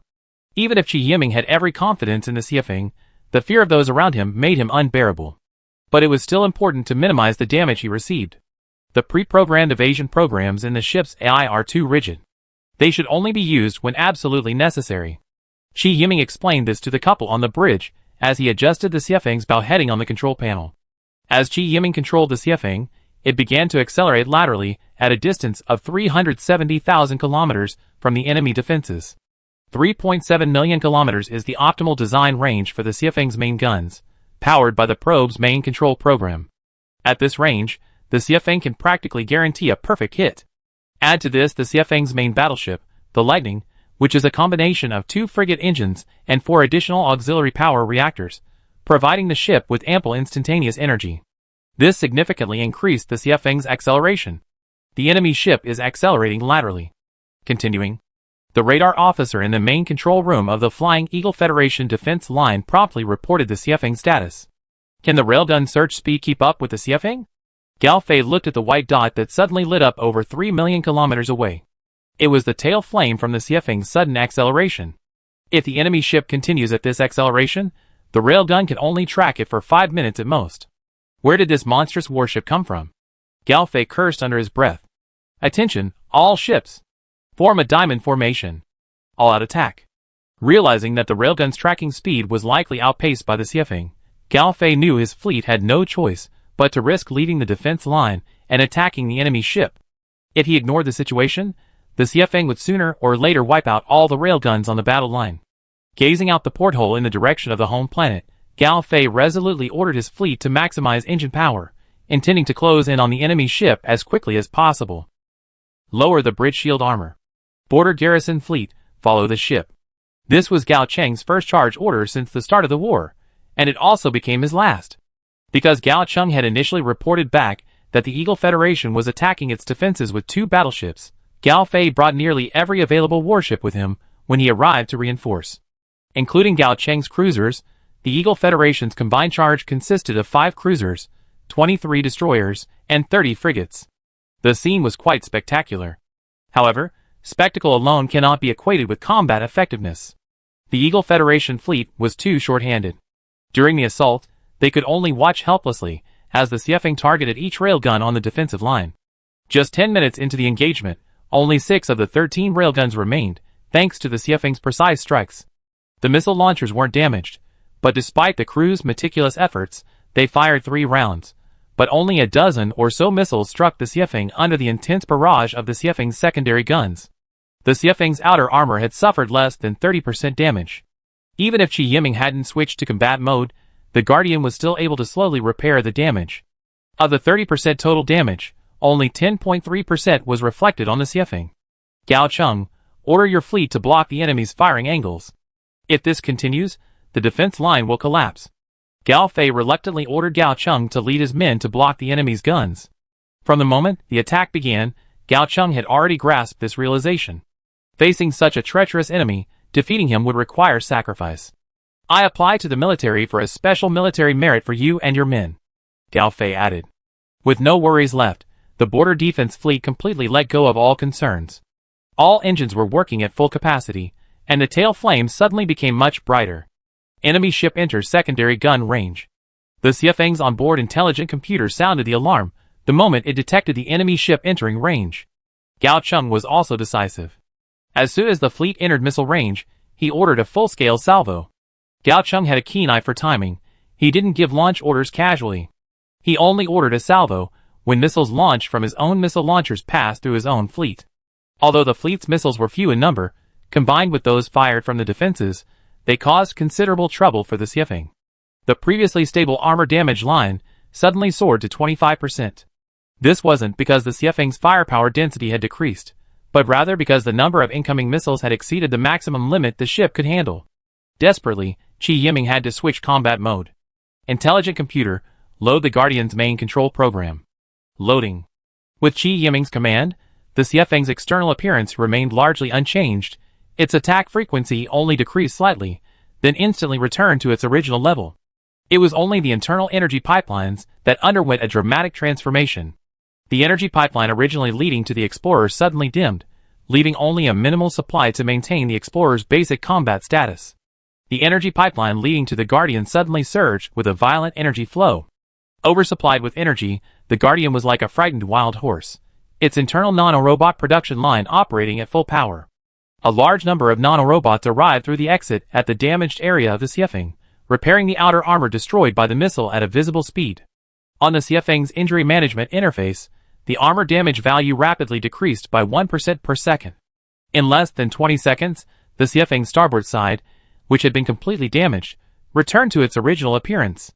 Chapter 30. Faced with the sudden change in the Xiefeng, the Flying Eagle Federation fleet was in uproar. A sudden sense of powerlessness washed over Gao Fei. Gao Cheng shouted in despair from the bridge, "This is a warship? Who has ever seen a warship that can heal itself?" Sending a directional communication, requesting a call from the opposing captain. Gao Fei knew that if they continued fighting, their fleet would be doomed. Better to negotiate and see what they were really up to. Inside the Xiefeng's bridge, Qi Yiming looked at the notification requesting a communication and, without a second thought, had the ship's AI rejected. It was obvious that the Flying Eagle Federation's request for communication was simply to question why he was attacking the Flying Eagle Federation, and to test the waters for a peaceful resolution.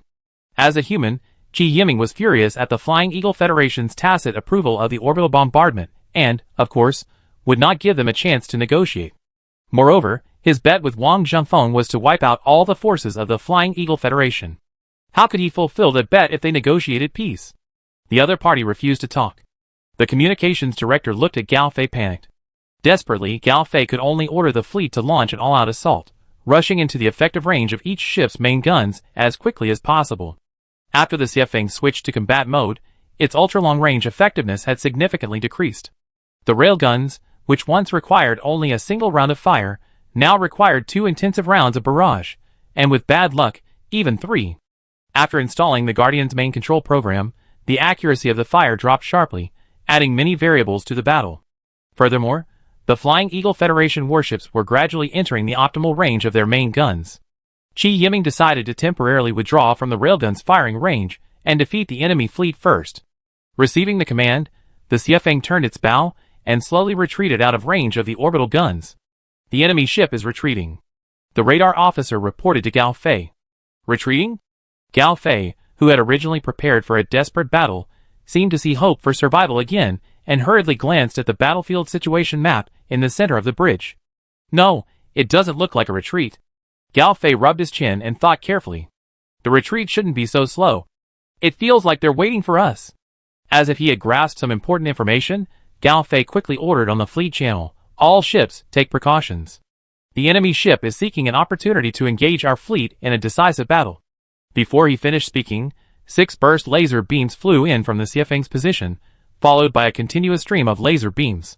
This was the barrage of fire from the Xiefeng's secondary guns. The 6 burst laser beams first pierced a Flying Eagle Federation frigate, then struck a destroyer behind it. After piercing the destroyer's outer armor, the scorching energy beam dissipated into space. The laser beams fired from the secondary guns also damaged several warships. Seeing the results, Chi Yiming remembered that he seemed to have forgotten to order the AI to adjust the secondary gun's charge time to a normal firing rate. The lack of manpower on board is seriously hampering combat effectiveness. Chi Yiming complained as he ordered the AI, adjust the secondary gun's charge time to normal. But even the slightly less powerful secondary gun's attacks made Gao Fei sweat profusely and tremble all over. Is this a destroyer? You have the firepower of a battleship, disguised as a destroyer, and you come to our remote village to bully children. Do you have any sense of public morality? Gao Fei really wanted to grab the opposing commander by the collar and shout at him. Gao Cheng, at the forefront, was now in despair. He could clearly see the Xiefeng's bow main gun aimed at his ship. Gao Cheng and his crew had already assumed their final stance, ready to face death. But after waiting for what felt like a century, Gao Cheng still hadn't arrived. Go ahead and fire. Don't you have any idea how terrifying this waiting to die feeling is? Gao Cheng loosened his right hand slightly from his eyes, and peered through his fingers at the battlefield monitor feed. But the Xiefeng had already turned its guns towards the cruiser to his right. Infuriated, Gao Cheng cursed, "You can't play like that. Either give me a quick death, or get out of here." He fell silent again. For at some point, the Xiefeng's aft main gun had been trained on his ship, and the faint blue light from the muzzle indicated it was charging. At that moment, Gao Cheng felt a sense of relief, and tears of emotion flowed unconsciously. The next second, a light flashed before Gao Cheng's eyes, blinding even the most lucrative. The Xiefeng's front and rear main guns struck 2 cruisers, each without incident, a classic one-shot kill. Watching his nephew's ship sink before his eyes, Gao Fei felt no hatred. The enemy warships were so powerful that he briefly lost all desire to resist. After the Xiefeng's main guns sank 2 cruisers, the secondary guns began to unleash their might. Although the secondary guns, with their increased attack power, had a lower design frequency, they could often sink or damage 7 or 8 warships in a single round against the Eagle Federation's frigates and destroyers. How many warships did the Eagle Federation have in the battle? A few salvos from the secondary guns completely pierced their formation. The wreckage of warships in various positions littered the path of the Eagle Federation fleet's attack. Scattered around the wreckage were the bodies of numerous Eagle Federation soldiers. Gao Fei's mood at this moment couldn't be described as despair. His mind was completely blank. A crushing defeat was imminent. The Eagle Federation was doomed. This was Gao Fei's final thought. After the fleet's few remaining cruisers were sunk one after another, the remaining frigates and destroyers completely lost their fighting spirit and turned their bows in all directions to flee. Watching the fleeing enemy, Qi Yiming still didn't pursue them. He calmly ordered the Snow Peak to switch to combat mode, and the Explorer's main control system was reactivated. The Snow Peak resumed its demolition work. When news of the defeat reached Eagle Star, the Eagle Federation's capital planet, the Eagle Federation's top brass was in an uproar. There was a flurry of activity inside the government building, with many senior officials abandoning their duties and rushing home to pack up their belongings, preparing to flee. The Xiefeng, however, breached 2 lines of defense in less than 3 hours, wiping out the Flying Eagle Federation's fleet with ease. It wasn't until a day later that this news reached Greystone Star through an insider. At that time, Wang Xin was inspecting the energy block production plant with his trusted aides. There was no other way. Most of the family's energy blocks had been swapped out by the ruthless Qi Yiming. They had no extra energy blocks left to distribute to their retainers, forcing them to ramp up production. When Wang Xin learned that Qi Yiming had single-handedly breached 2 lines of defense, he fainted. When he awoke, he saw his father and brother lying on hospital beds to his left and right. Chapter 31. When Wang Zhenfeng slowly regained consciousness, his first reaction was to order his men to quickly organize forces to support Qi Yiming. My dear ancestors, hurry up. If we're late, the capital planet will be occupied by someone else. Seeing his men strolling leisurely, Wang Zhenfeng was furious. Just then, Wang Xin woke up and pulled his father aside, asking, "Father, is what happened to Mr. Qi true?" Wang Zhenfeng twitched his lips. "Hurry up and pack up. Take your men to the Flying Eagle Federation's capital planet. Mr. Qi has too few men to help him fight the ground war." Wang Xin finally recovered from his shock and, without even a step to put on his shoes, he rushed out of the room, shouting all the way to organize forces while he himself quickly headed to the airport, mobilizing a large number of transport ships to await the arrival of the personnel. Wang Dong, squinting his eyes, observed furtively. Watching his frantic father and his elder brother rush out, Wang Dong couldn't quite find joy.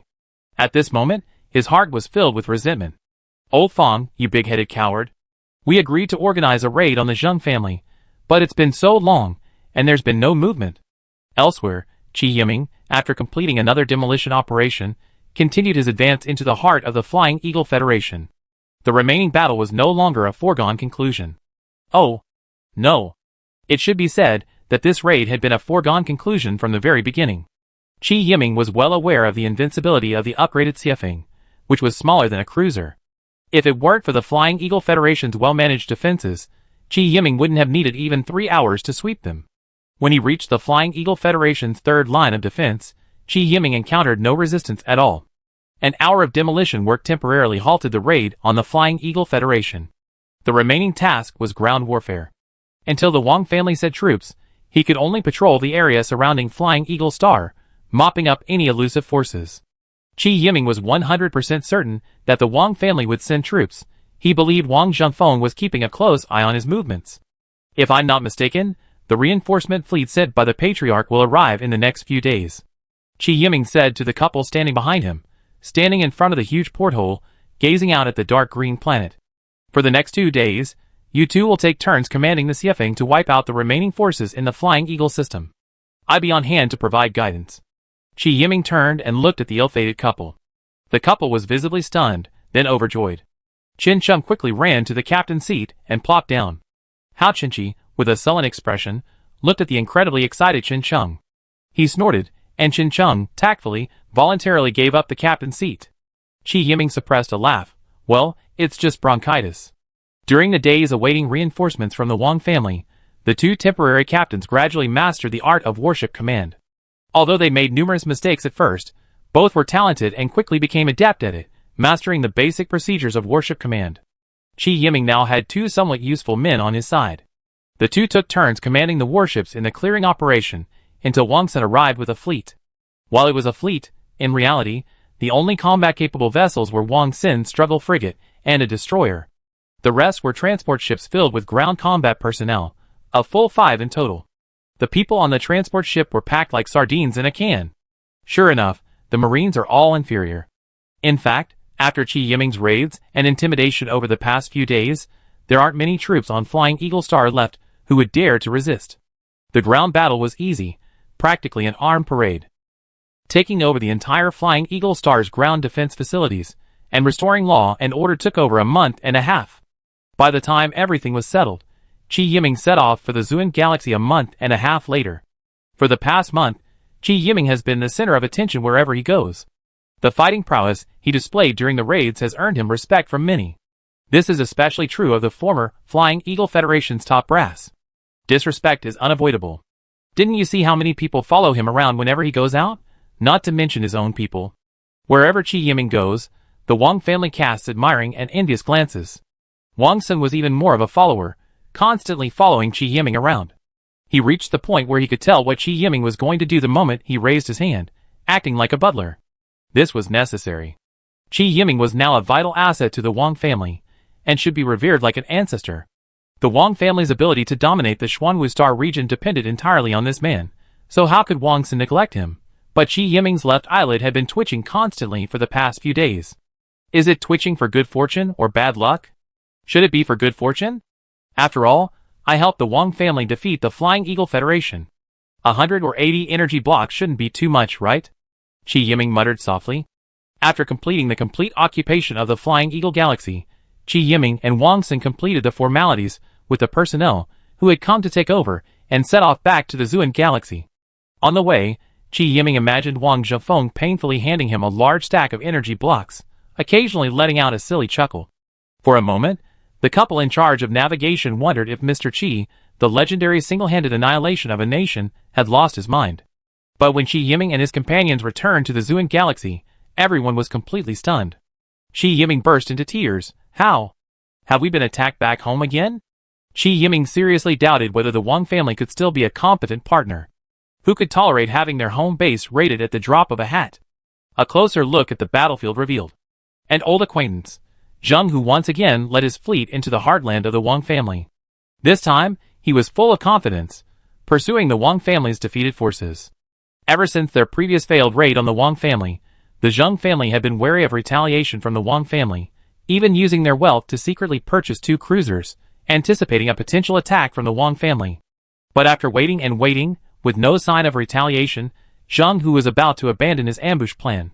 But just 2 weeks ago, Wang clan elder Fang Min suddenly appeared with a large fleet at the site of Zheng Hu's planned ambush. What else could be said? Leveraging home field advantage and a calculated strategy, the Wang clan fleet suffered heavy losses. In a single encounter, Fang Min's fleet lost half its destroyers, plus the cruiser Wang Dong had purchased. The ensuing battle was unnecessary. Fang Min first braved Zheng clan firepower, and desperately sought Wang Dong's ship among the life pods ejected from various warships. Then, leading Wang Dong in a desperate retreat, the casualties ultimately devastated the fleet's retreat and ultimately its defeat.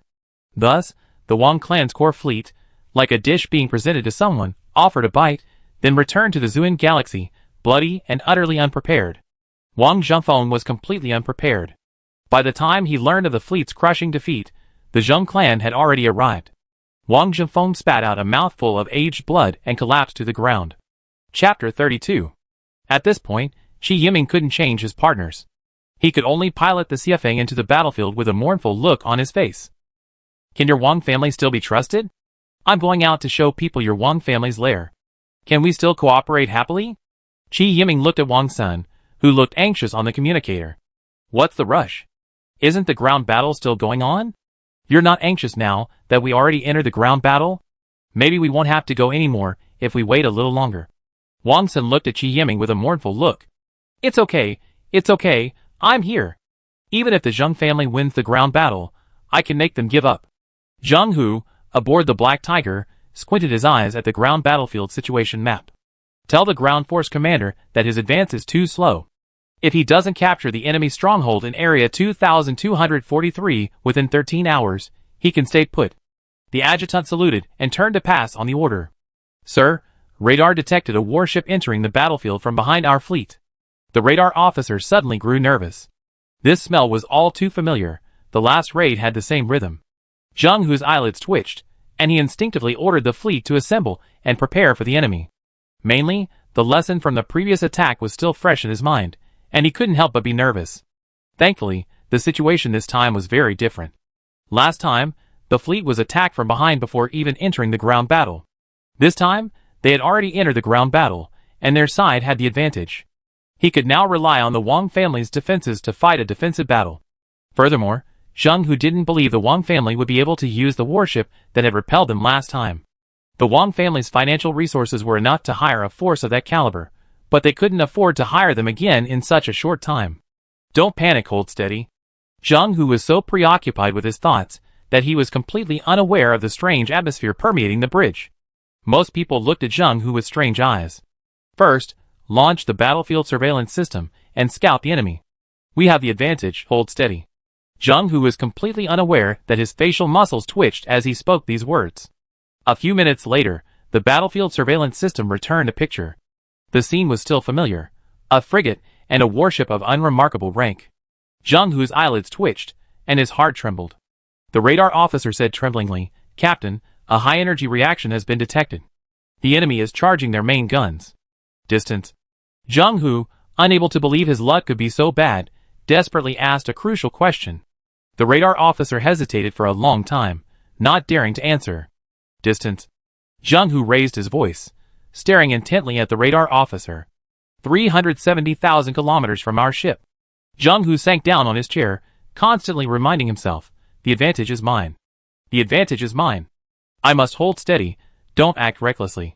But the next second, a barrage of laser beams rained down on his fleet. The flash of the explosion illuminated the void surrounding the Black Tiger. Zheng Hu's vision went dark, and he nearly fainted. "Grandfather, why are you back again?" Zheng Hu stared at the monitor feed with a mournful expression. "No, I still have a chance." Zheng Hu suddenly remembered the two massive rail guns on the Wang family's defense line that hadn't been destroyed. Order all ships to form up in front of the orbital gun. We still have a chance. The communications chief immediately ordered the warships scattered over the limestone planet to assemble. The Black Tiger also began to slowly maneuver toward the orbital gun. Qi Yiming was in no hurry to repel the Zheng family's fleet. Their fleet was too dispersed. If they were dealt a heavy blow, their entire fleet might withdraw, making it more difficult to attack the Zheng family. Watching the Zheng family's fleet assemble, Qi Yiming slightly slowed down his attacks, waiting for them to complete their assembly. Even if they were deliberately letting it go, the Zheng family had lost several destroyers and frigates during the assembly, and a cruiser had also suffered heavy damage, suggesting they were about to withdraw from the battlefield. Throughout the assembly, Zheng Hu engaged in a fierce battle between two characters in his mind, and in the end, the advantage is mine character emerged with a slight advantage. With his will to fight resolute, Zheng Hu no longer hesitated. Despite the loss of some warships, the situation was slowly improving. Didn't you see the enemy's firepower had decreased considerably? After dispatching his men to reactivate the orbital guns, Zheng Hu felt more at ease and prepared to deploy his forces for a decisive battle. But the next second, Qi Yiming's attack sent Zheng Hu plummeting from heaven to hell. Watching the slowly disintegrating orbital guns, Zheng Hu's once brilliant mind froze. He couldn't understand how a destroyer-sized warship could sustain such a high-intensity burst laser attack. "Captain, are we still at an advantage?" the adjutant whispered, looking at Zheng Hu, who was stunned in the captain's seat. "Your advantage is your sister's. Retreat immediately." Zheng Hu was on the verge of tears. He couldn't understand where the Wang family had found such a powerful figure, and why the Zheng family couldn't find one. But Qi Yiming had no intention of letting the Zheng family fleet escape from the start. From the outset, he piloted the Xiefeng, slowly closing the distance between the two sides. Zheng Hu hadn't noticed the Xiefeng was now less than 150,000 kilometers from his fleet. This was the fall-off range for the Xiefeng's two main guns. Any closer, and the speed of both warships would exceed the tracking speed of the main guns, causing a sharp drop in accuracy. 150,000 kilometers was more than enough for the Xiefeng to easily destroy the Zheng family fleet. During the attack on the Flying Eagle Federation, the Xiefeng was wary of the railguns on its defenses. Now that this concern was gone, Qi Yiming prepared for a close-range engagement. Yes, close range. For the Xiefeng, anything within 200,000 kilometers was considered close range. Xiefeng, power reactors at full power. With Qi Yiming's command, a main power reactor in the Xiefeng's power room hummed to life, and the four surrounding auxiliary power reactors began to work for the first time. The main guns, which originally required 40 seconds to recharge, had their recharge time halved, and the secondary guns were even more impressive, spewing energy beams almost non-stop. The Xiefeng, launching another attack, immediately destroyed the only remaining orbital gun on the battlefront. Then, it was like a college student in kindergarten. Becoming a god. Whether Qi Yiming intended it or not, Zheng Hu's ship wasn't given special treatment, surviving until the end of the battle. Of the Zheng family's pursuit fleet, with the exception of Zheng Hu's Black Tiger, which escaped unscathed, the remaining warships were either sunk or hit by secondary guns, their engines disabled, drifting helplessly near the battlefield. Captain, the other side has sent a communication request. The communications officer breathed a sigh of relief, feeling relieved to have escaped disaster for the time being. After the communication was connected, Qi Yiming looked at Zheng Hu with a grin. Do you have any energy blocks? If you have enough, I consider letting you go. Zheng Hu spat out a mouthful of aged blood and slumped unsteadily in the captain's chair. Chapter 33. Zheng Hu hadn't expected Qi Yiming to be so shameless. This was blackmail. But what could he do? He readily handed over the Black Tiger's war energy blocks. Qi Yiming didn't go too far, leaving Zheng Hu enough energy for his return trip. He said casually, "Go. By the way, don't forget to order your ground forces to cease resistance. Or you know what will happen." And just like that, Qi Yiming had saved the Wang family once again. When he met Wang Zhengfeng was sobbing like a child, tugging at Qi Yiming's sleeve. Wang Zhengfeng was exhausted. When Fang Min had led the team out, he had been overwhelmed by the news that Qi Yiming had single-handedly destroyed the Flying Eagle Federation fleet. He had become arrogant. This had made Fang Min boast. In a smug mood, he agreed to Fang Min's proposal. He had originally believed the Zheng family must have been prepared, but several months had passed since the last Zheng attack. Even if the Zheng family had been vigilant, they wouldn't have expected the Wang family to suddenly attack at this time. But this slap in the face was so painful. Not only did the Zheng family not relax their vigilance, but they spent all their wealth to purchase 2 cruisers, waiting for the Wang family to come to them. The Wang family's core fleet, deployed in full force, was ambushed and routed all the way back to the Zuan galaxy. Qi Yiming didn't bother to listen to Wang Zhengfeng's explanation. He waved his hand and said, "Where's Fang Min? I want to ask that old guy what's going on." In fact, all this really had something to do with Qi Yiming. It was mainly because of Qi Yiming's incredible performance, single-handedly annihilating the Flying Eagle Federation. Wang Sun led the Marines to capture the Flying Eagle Federation's capital planet, which greatly strengthened his chances of inheriting the position of family head. As a staunch supporter of Wang Dong, how could Fang Min sit idly by? Taking advantage of Qi Yiming's attack on the Flying Eagle Federation, he forced the adoption of the proposal to attack the Zheng family at the retainer meeting, hoping to mitigate some of Wang Dong's disadvantage. However, unexpectedly, the opposite of his plan led to the current situation. Originally, Qi Yiming had planned to lead the Wang family fleet to sweep across the Xuanwu Star universe in one fell swoop after defeating the Flying Eagle Federation. However, with the Wang family's core fleet nearly completely destroyed, he was forced to postpone his action. Thankfully, the spoils recovered from the Flying Eagle Federation helped replenish the Wang family's resources. Otherwise, Qi Yiming might have considered seeking new partners. Qi Yiming's journey had a purpose. Ever since he learned that former Human Federation members, like him, were awakening and reintegrating into the new world, he had become somewhat nervous. It was true that he wanted to return to his homeland, but more importantly, there was a wealth of Human Federation scientific research data stored in the central intelligence computer on the capital planet. As long as he could obtain that data, he believed he could carve out a niche for himself even without the help of the Glory Federation. Qi Yiming had to get back there before anyone else arrived, otherwise his access would be blocked and he'd be left staring at the data in vain. "When can you guys recover?" Qi Yiming pushed Wang Zhengfeng, who was wiping his nose on his sleeve. With the legacy of the Flying Eagle Federation, it'd be quick. Wang Zhengfeng thought for a moment, then continued, "A large merchant caravan will be arriving in the Xuanwu Star region soon. I can purchase enough warships from them, and it won't be long before our Wang family is fully recovered." Qi Yiming nodded and said earnestly, "Without our own military industry, we're just walking on one leg." Wang Zhengfeng smiled awkwardly. It wasn't that he didn't want to build a warship assembly plant, but rather that the Wang family simply didn't have the resources. Looking across the Xuanwu Star region, no family had the resources to independently build a warship assembly plant. First, their industrial strength was lacking, and most importantly, their scientific research capabilities were lagging behind.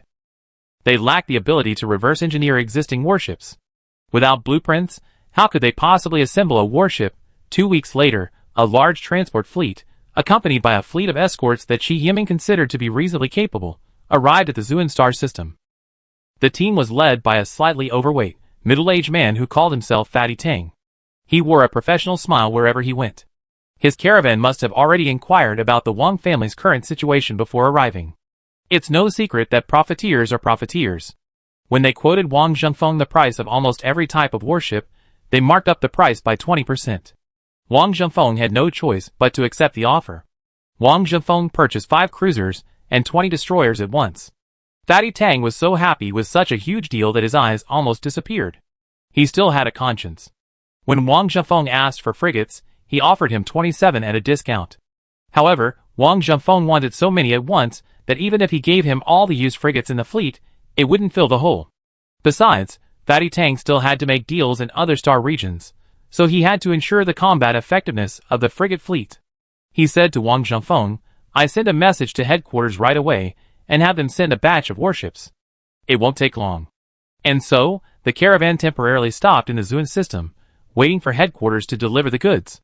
For a time, every entertainment center on Greystone was packed with people, all from caravans taking advantage of their break to vacation on the planet's surface. In the bar, Qi Yiming was chatting idly with Wang Sun, his attention somewhat distracted by the topic being discussed by 2 caravan members in the booth behind him.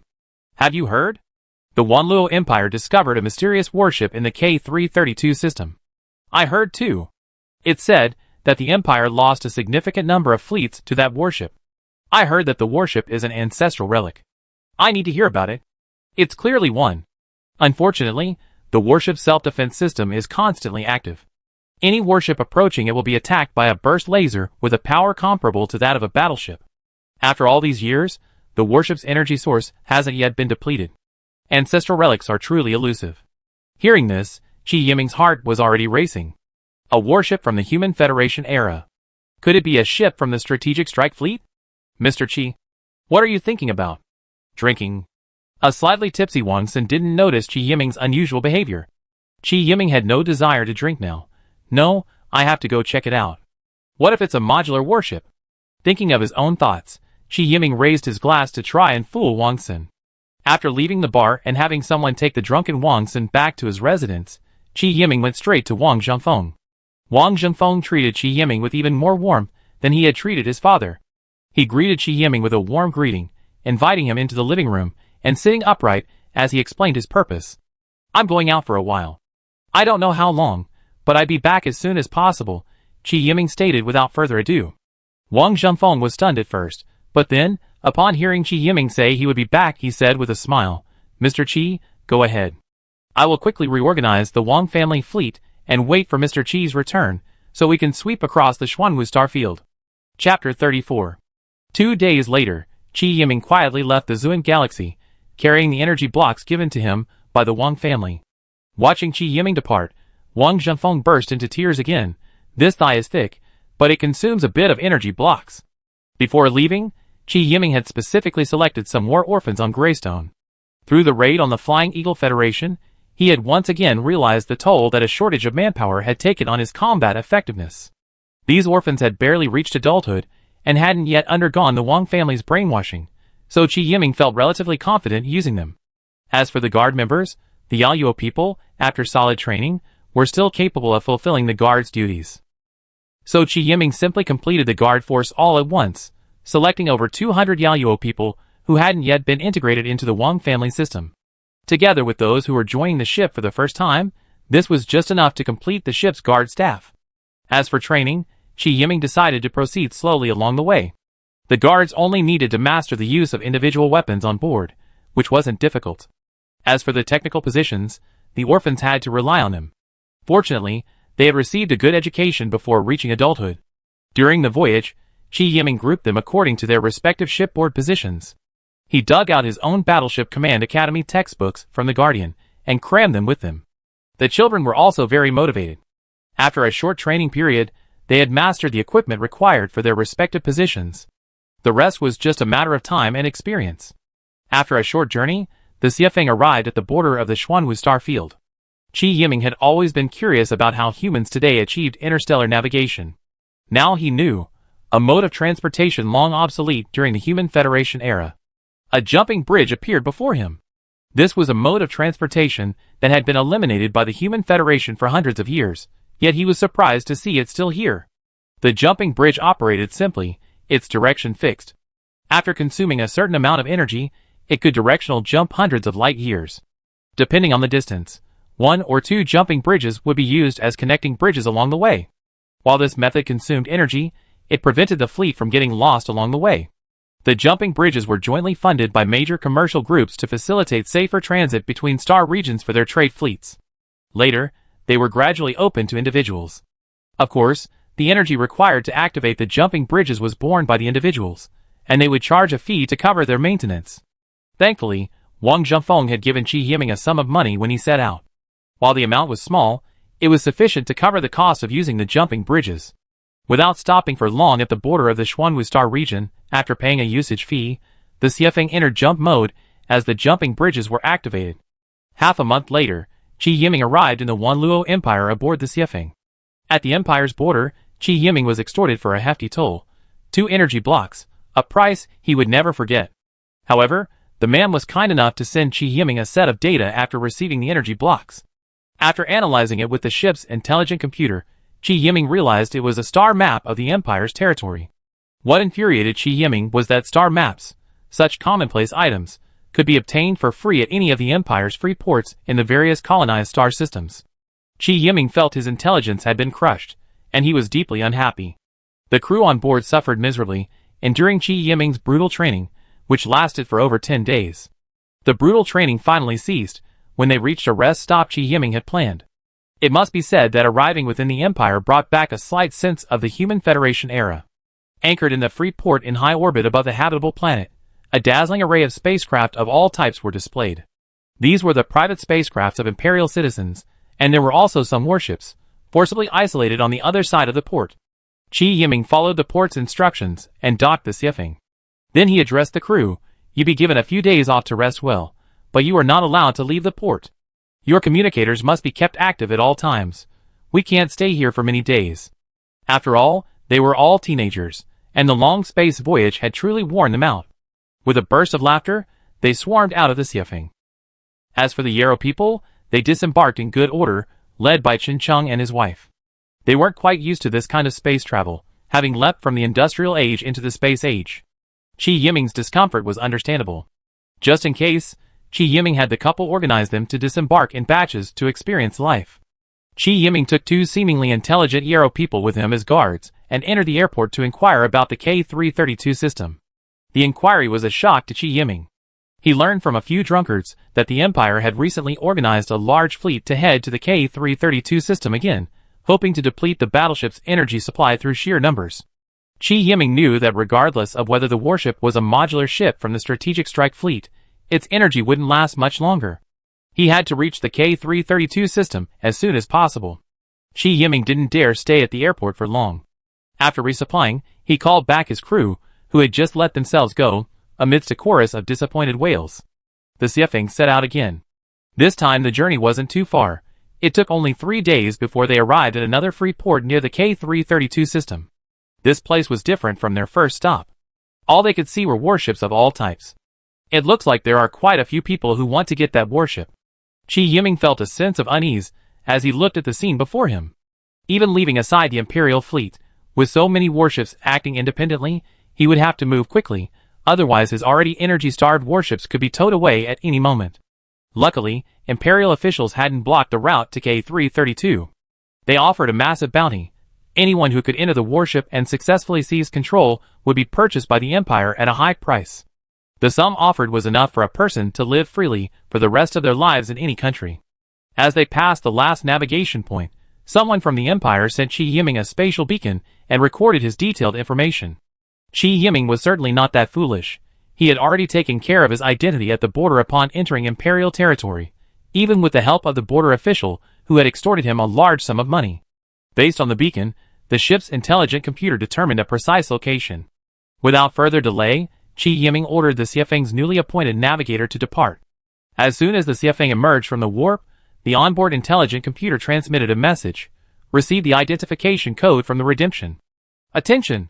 The Redemption has released its lock on this ship. Qi Yiming was overjoyed upon hearing this message. What a modular warship. It's the Redemption. Now I'm not afraid of large-scale group battles. Qi Yiming rubbed his hands together excitedly, but his brow remained furrowed. Taking the Redemption was easy for Qi Yiming. He could just team her up with the Snow Peak. The problem was how to take the Redemption without anyone knowing. After all, there were many warships surrounding the Redemption, attempting to close in on her. Chapter 35. Looking at the various warships surrounding the Redemption, Chi Yiming couldn't think of a good solution for a moment. He had tried to change control permissions without boarding the Redemption, but unfortunately, it had failed. This was a tricky situation. The Redemption's energy could run out at any moment, and Chi Yiming had to find a solution quickly. First, find a way to get the energy blocks to the Redemption. We have to get the Redemption to cooperate in this stunt. Chi Yiming's eyes lit up, and he immediately stood up and walked towards the warship warehouse. There was a single pilot transport boat docked there, and Chi Yiming prepared to pilot it to the Redemption. After Chi Yiming left the bridge, Qin Chung temporarily took command of the Xiefeng. Qin Chung, send a message to the Redemption for a force duel. This was a game mode in the Strategic Strike Fleet, designed to train warships in encounter combat. Upon receiving a force duel message, the two warships could fire at each other at the lowest attack intensity. The dueling warship would enter duel mode regardless of the circumstances, until one conceded or the system declared the other defeated.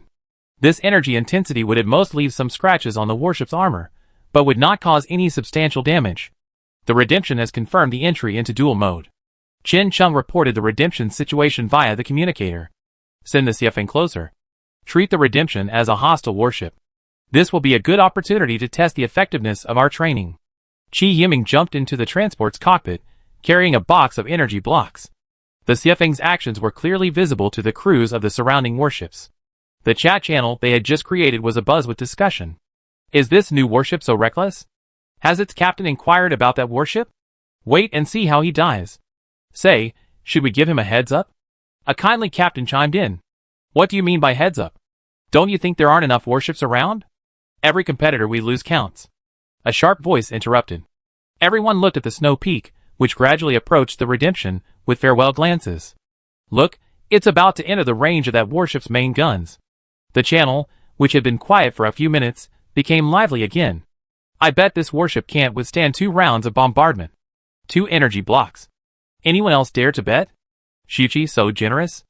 I'm joining you. I bet that warship can withstand more than 3 rounds of bombardment. A sweet voice echoed through the channel, but the words it spoke were truly incompatible with the intoxicating sound. Hey, Misaka Mikoto. You know the captain of that battleship? Are you so optimistic about him? The person called Xiaoqi seemed quite familiar with the female captain and spoke casually. I take it. The few of them briefly agreed on a bet, and the Xiefeng was now within range of the Redemption's main guns. The Redemption was not strictly a battleship, but an auxiliary ship. Its hull carried only a single triple-mounted main gun at the stern and a single, peculiar-looking main gun at the bow. The barrel was long and slender, and its outer surface was covered in a series of rings, interconnected from large to small, extending to the muzzle. The Redemption possessed a considerable number of secondary guns, a total of 16 on each side. The special weapons mounted on its hull, when combined with the Guardian, could precisely launch the Guardian's nanorobots onto the hulls of allied ships, assisting them in repairing damaged armor. The Redemption itself could remotely transfer its own energy to target warships through its special weapons. This capability was limited in scope, applicable only to the modular warships of the Strategic Strike Fleet. Amid the anticipation of the onlookers, the Snow Peak finally entered the Redemption's main gun range. In duel mode, the Redemption opened fire. The triple main guns fired a single salvo, sending 3 bursting laser beams hurtling towards the Snow Peak. The crowd of onlookers' hearts were in their throats, especially Xiaoqi and Misaka, who had made a bet. As the temporary captain, Qin Chung did not disappoint them. He decisively ordered the navigator to turn hard left, maximizing engine power, and thus avoided the bombardment from a distance. Ouch, very quick reaction. Xiaoqi's voice echoed through the temporary communication channel. The captain looks like a newbie. His reaction was a bit too strong. The engine seemed to be working at full power. Misaka Mikoto noticed something was wrong. Oh my god, why did he fire back? I wonder if everyone thinks that Battleship is a treasure. An extremely nervous voice suddenly emerged from the channel. Don't be nervous. Don't you know that Battleship's armor is very strong? Misaka Mikoto's voice sounded much more relaxed. But you can't just fire carelessly. What if you damage something? Before the man finished speaking, 6 burst laser beams from the Xiefeng's main gun accurately struck the Redemption, leaving only a few shallow scars on her outer armor. See, I was right. That warship can't penetrate the enemy's defenses at all. Sister Mi's crisp laughter echoed through the communication channel to the ears of the captains of the warships participating in the discussion. The message Chen Chung saw was, "Main gun hit, Redemption's armor damage 12%. A few seconds later, Redemption fired again. This time, the Xiafeng wasn't as lucky as last time, receiving a solid hit. The moment the Xiafeng was hit, the painful howls of a man and a woman echoed over the temporary communication channel. The others laughed as well. Hit on the second round of bombardment. What a weak captain. Wait, why is that warship still firing back? Someone noticed something was wrong with the Xiafeng. According to past experience, any warship within the Redemption's main gun range would be effectively devastated by a single round of artillery fire from cruisers and lower, with a bit of luck, even a second. However, the Xiafeng, despite having been hit completely, remained unscathed, continuing to exchange fire with the Redemption. Can someone explain what's going on? Shouldn't the normal procedure be to destroy it with one shot? Could it be that the warship and the ancient relic have secretly engaged in a transaction? The Xiafeng's performance immediately lit up the temporary communication channel, with everyone speculating about the Xiafeng's situation. But what happened next was even more shocking. When the Xiafeng closed sufficiently, a small transport craft suddenly launched from the stern. What's he doing? Is he forcing the ship? Doesn't he know the warship hasn't even found its entrance yet? Xiaoqi was no longer concerned with his bet. His attention was completely absorbed by the Xiafeng's strange movements. Misaka Mikoto, who had been so active in the chat room moments before, fell silent. She stood on the bridge of her own ship, carefully observing the snow peak's every move via optical tracking radar. The transport craft nimbly dodged the bursting lasers between the two warships, rapidly approaching the Redemption. Chapter 36. Qi Yiming piloted the transport craft, deliberately flying around the area where the two warships were exchanging fire. He wasn't worried about accidental casualties, as the two warships in dual mode would actively avoid friendly fire before firing.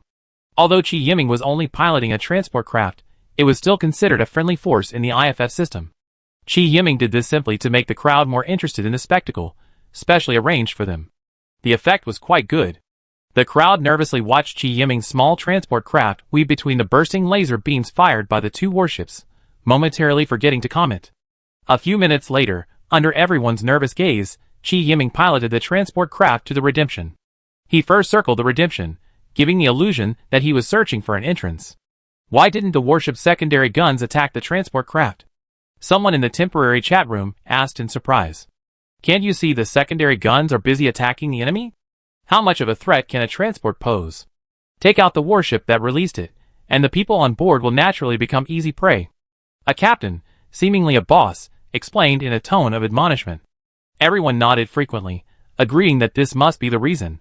That transport seems to have found something? Someone suddenly shouted in astonishment over the communication channel. Qi Yiming landed the transport between the two secondary gun mounts, just blocking everyone's view. What could be between the two secondary guns? Whose warship would open a door in that place? Someone said dismissively over the communication channel. Qi Yiming's docking location was indeed not the Redemption's hatch, but an emergency exit.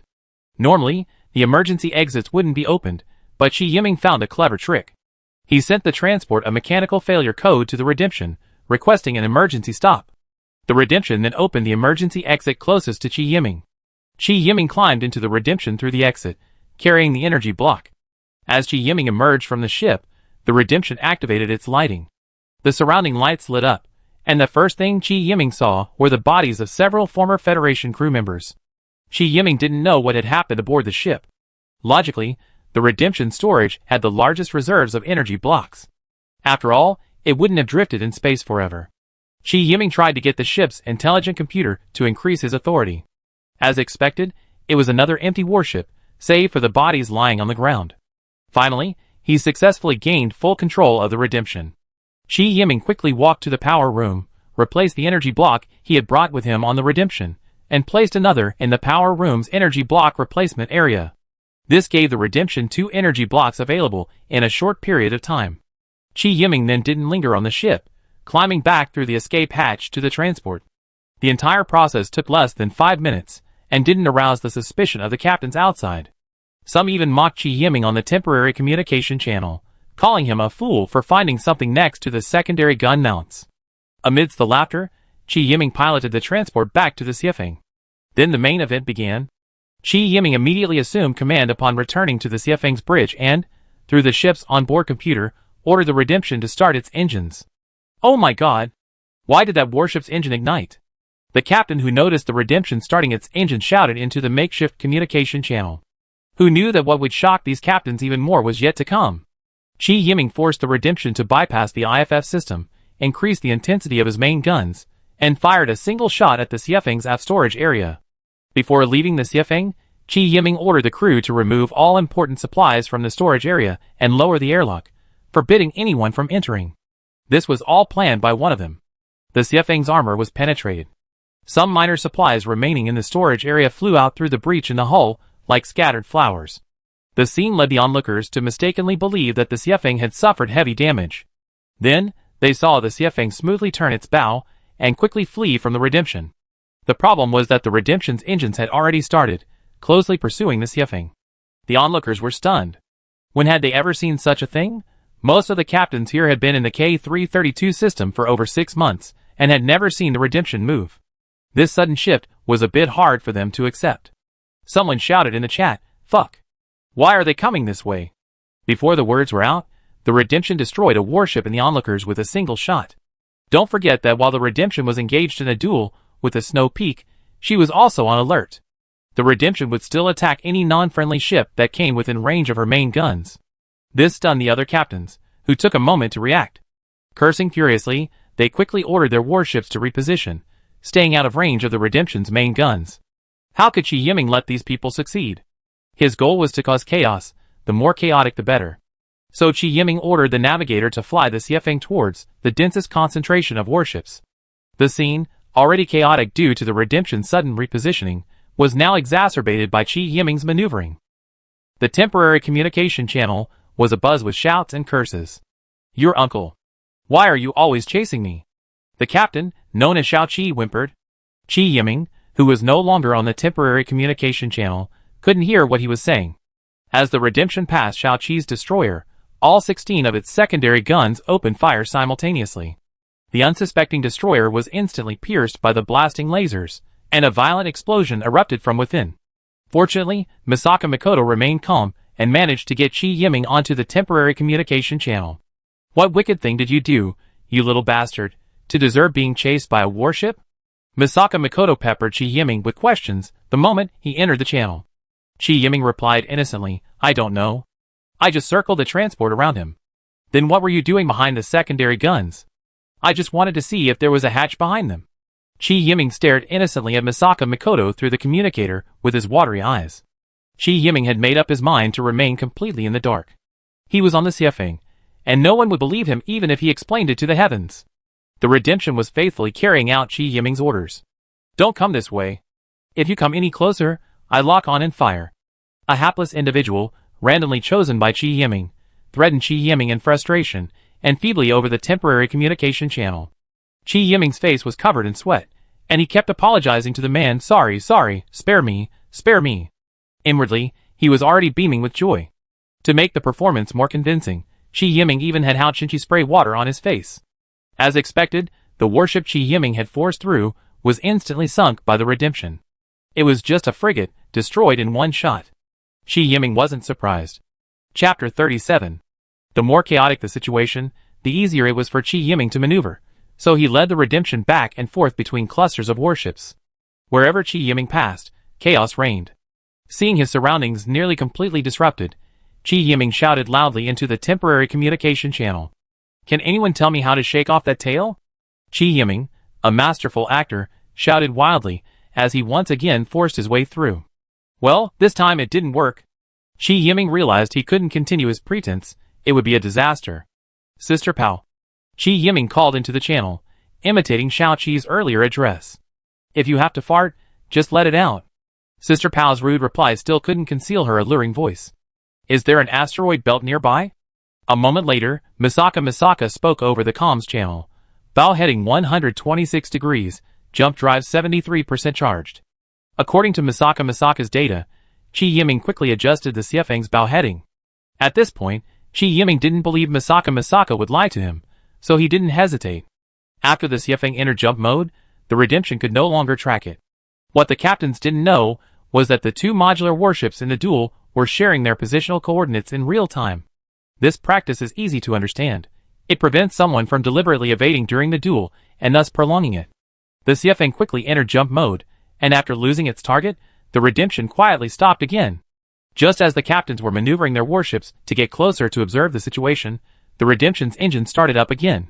The bow's direction matched the direction the Siafeng had departed. The sudden engine ignition startled the captains. Did the captain of that warship just now jump into the well with someone's child in his arms? Or is he trying to steal someone's information, just to keep chasing them? A captain asked weakly over the comms channel, watching the Redemption enter warp mode immediately after the Siafeng departed. Everyone looked at each other in bewilderment. Some were already praying for Qi Yiming. Miss Misaka gazed puzzledly at the spot where the Redemption had disappeared. She seemed to have grasped something, but couldn't quite put her finger on it. Everything was going smoothly. All Qi Yiming had to do next was command the Siafeng to wait in the asteroid belt for a while, deliberately allowing a few asteroids to collide with it. Then Qi Yiming would return to the captains, and let them know he had escaped death. Misaka Mikoto asked Qi Yiming in confusion, "Where's that ancient warship?" "How should I know? There's no rush to hide. I finally got away. Why would I go back looking for it?" Qi Yiming pretended to wipe the sweat from his forehead. "That's bad. The K332 system is so big. Finding that warship will take at least another 6 months," someone complained. "So what if we find it? We still be chased around like a chicken." Misaka Mikoto was blunt, not trying to hide her shame. But the Empire's tempting bounty made none of the captains present willing to leave, and Qi Yiming couldn't bring himself to say he was leaving, as that would arouse suspicion. Without interest in chatting, the captains simply turned their warship search radars to maximum power, and began scanning the K332 system inch by inch. Misaka Mikoto established a private communication channel with Qi Yiming. "Come on, you come with me to the asteroid belt." Misaka Mikoto directly sent a fleet request to Qi Yiming Siafeng. Qi Yiming wanted to refuse, but judging by the situation, Misaka Mikoto wasn't someone to be fooled. Can I not go? I was really scared just now." Qi Yiming stammered, trying to act like he escaped death. "Let's just wait and see from the periphery. Maybe that warship can't find you, and is still wandering around in the asteroid belt." Misaka Mikoto didn't know, but Qi Yiming knew everything. Before leaving the asteroid belt, he still issued an alert order to the Redemption, then instructed the Redemption's onboard computer to hide behind an asteroid over 500 meters in diameter. A long-range scan might not find the Redemption, but a close-up scan would be a different story. But didn't the other captains know to go to the asteroid belt for a close-up scan? They actually knew, but they were feigning ignorance.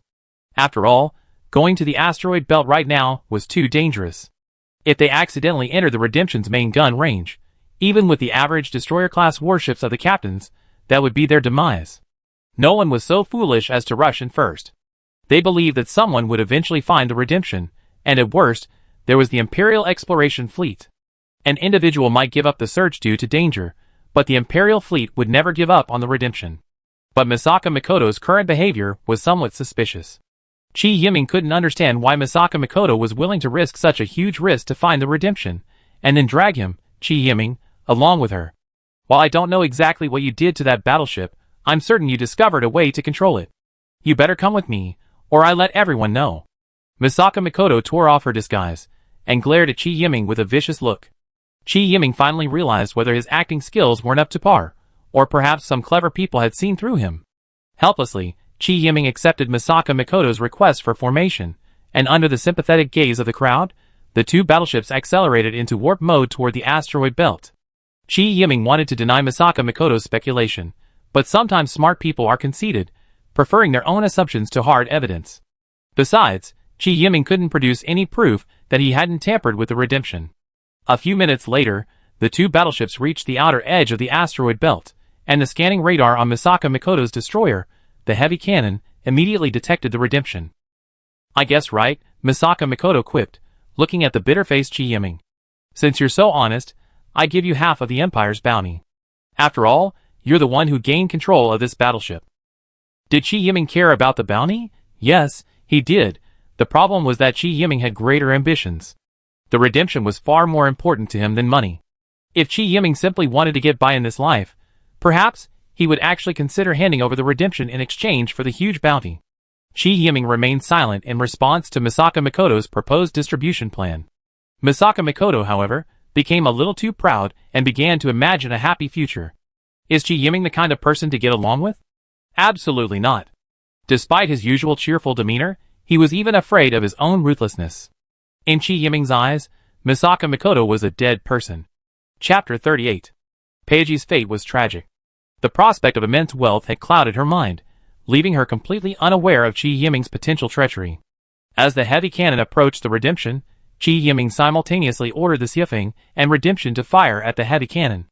Peiji didn't even have time to send a distress signal before her ship was sunk by a barrage of fire from 2 destroyers. She herself was vaporized by a bursting laser from the Xiafeng, which penetrated the bridge armor. Looking at the wreckage of the heavy cannon, Chi Yiming shook his head and ordered the Xiafeng's gunner, "Any lifeboat launched from the heavy cannon must be destroyed." Chi Yiming knew this was not the time to show any sympathy. If he handled the situation poorly, it would leave a legacy. This could potentially cause him endless trouble in the future, so Chi Yiming had to act cold-bloodedly. After dealing with the legacy, Chi Yiming ordered the Xiafeng to approach the Redemption, preparing to combine the 2 warships. Warning. A large fleet is exiting warp. The Xiafeng's onboard computer suddenly shouted a warning. Chi Yiming, standing on the bridge, saw over 30 warships suddenly appear 500,000 kilometers from the Xiafeng. "Listen, commander of the opposing warship. You're surrounded." Dorant instinctively uttered the common phrase he used to use as a ground patrolman, then quickly corrected himself. "Commander of the opposing warship, immediately shut down your engines and point your guns upwards for inspection." After noticing the Imperial fleet's appearance, Chi Yiming knew that today's incident wouldn't end so easily. Ignoring the Imperial fleet commander's warning, Chi Yiming immediately activated the link-up program with the Redemption. After receiving the command to combine, the 2 warships quickly closed in. Please select the combined mode. 2-ship formation mode. After the ship's onboard AI suggested the mode selection, Chi Yiming did not choose to have the Xiafeng directly combine with the Redemption. "Qin Cheng, you and Hao Qinqi go to the Guardian and bring enough energy cells. The Guardian will combine with the Redemption later. You will serve as the temporary captain of the combined unit, and the new unit will still be called the Redemption." The 2 men quickly departed. A few minutes later, the Xiafeng disintegrated first. The Guardian and the Explorer simultaneously left their combined mode. After breaking away from its original position, the Explorer did not fly far. Instead, it was pulled under the Lightning's tractor beam and moved to the ship's lower side. Its secondary guns reverted to their dual triple-mounted main guns. One gun flew back to the Guardian, while the other, driven by the tractor beam, flew to the Lightning's bow main gun position and recombined with the bow main gun to form a single, fore and aft super-firing main gun. The Exploration's aft main gun also landed in the Lightning's aft main gun position, also a fore-aft super-firing main gun. The Exploration then nestled securely into the specially designed armored cavity on the Lightning's underside. The Snow Peak completed its transformation again, becoming a destroyer armed with 12 secondary guns and 2 fore-aft super-firing triple-mounted main guns. At the same time, the Guardian and the Redemption completed their integration in the same manner. The Redemption's new bow main gun, however, had a special main gun for launching nanobots and transmitting energy, with a triple-mounted main gun in the lower half. Her secondary battery had increased from 16 to 22. After the 2 warships completed their reorganization, they quickly formed a 2-ship formation, with the Redemption positioned further aft, protected by the Snow Peak. The captains of the Imperial fleet saw this scene and erupted in a frenzy on the fleet radio. Is this a warship that can be freely reorganized? Is this a show of skill? So what if it can be reorganized? We don't know its combat effectiveness yet. Quit the arguing. Dorant quickly stopped the quarrel. Attention, all ships. 2 cruisers maneuvered to the same level as the enemy ships, forming a trapezoidal formation in ascending order of ship rank. Despite the strange movements of the Snow Peak and the Redemption, the Imperial fleet acted swiftly, reorganizing its formation within minutes, and slowly closing in on Chi Yiming's 2-ship formation. Redemption. Secondary guns fire at full capacity, providing fire support for this ship. Main guns fire freely. Chi Yiming remained calm. Even without the Redemption, he could single-handedly take on a fully staffed cruiser-class fleet. Now, with the Redemption's help, taking out this Imperial fleet was a piece of cake. After the Imperial fleet entered a distance of another 450,000 kilometers, it launched a barrage of missiles, numbering well over 1,000. Chi Yiming made a rough calculation and concluded that the number of missiles exceeded the maximum interception capacity of the Snow Peak and the Redemption. Redemption, lock onto this ship and activate the remote repair system, Chi Yiming ordered decisively. Although the Guardian had lost the powerful energy support of the Lightning, the Redemption possessed sufficient energy blocks, and the optimized energy consumption of its remote repair system greatly enhanced its maintenance endurance.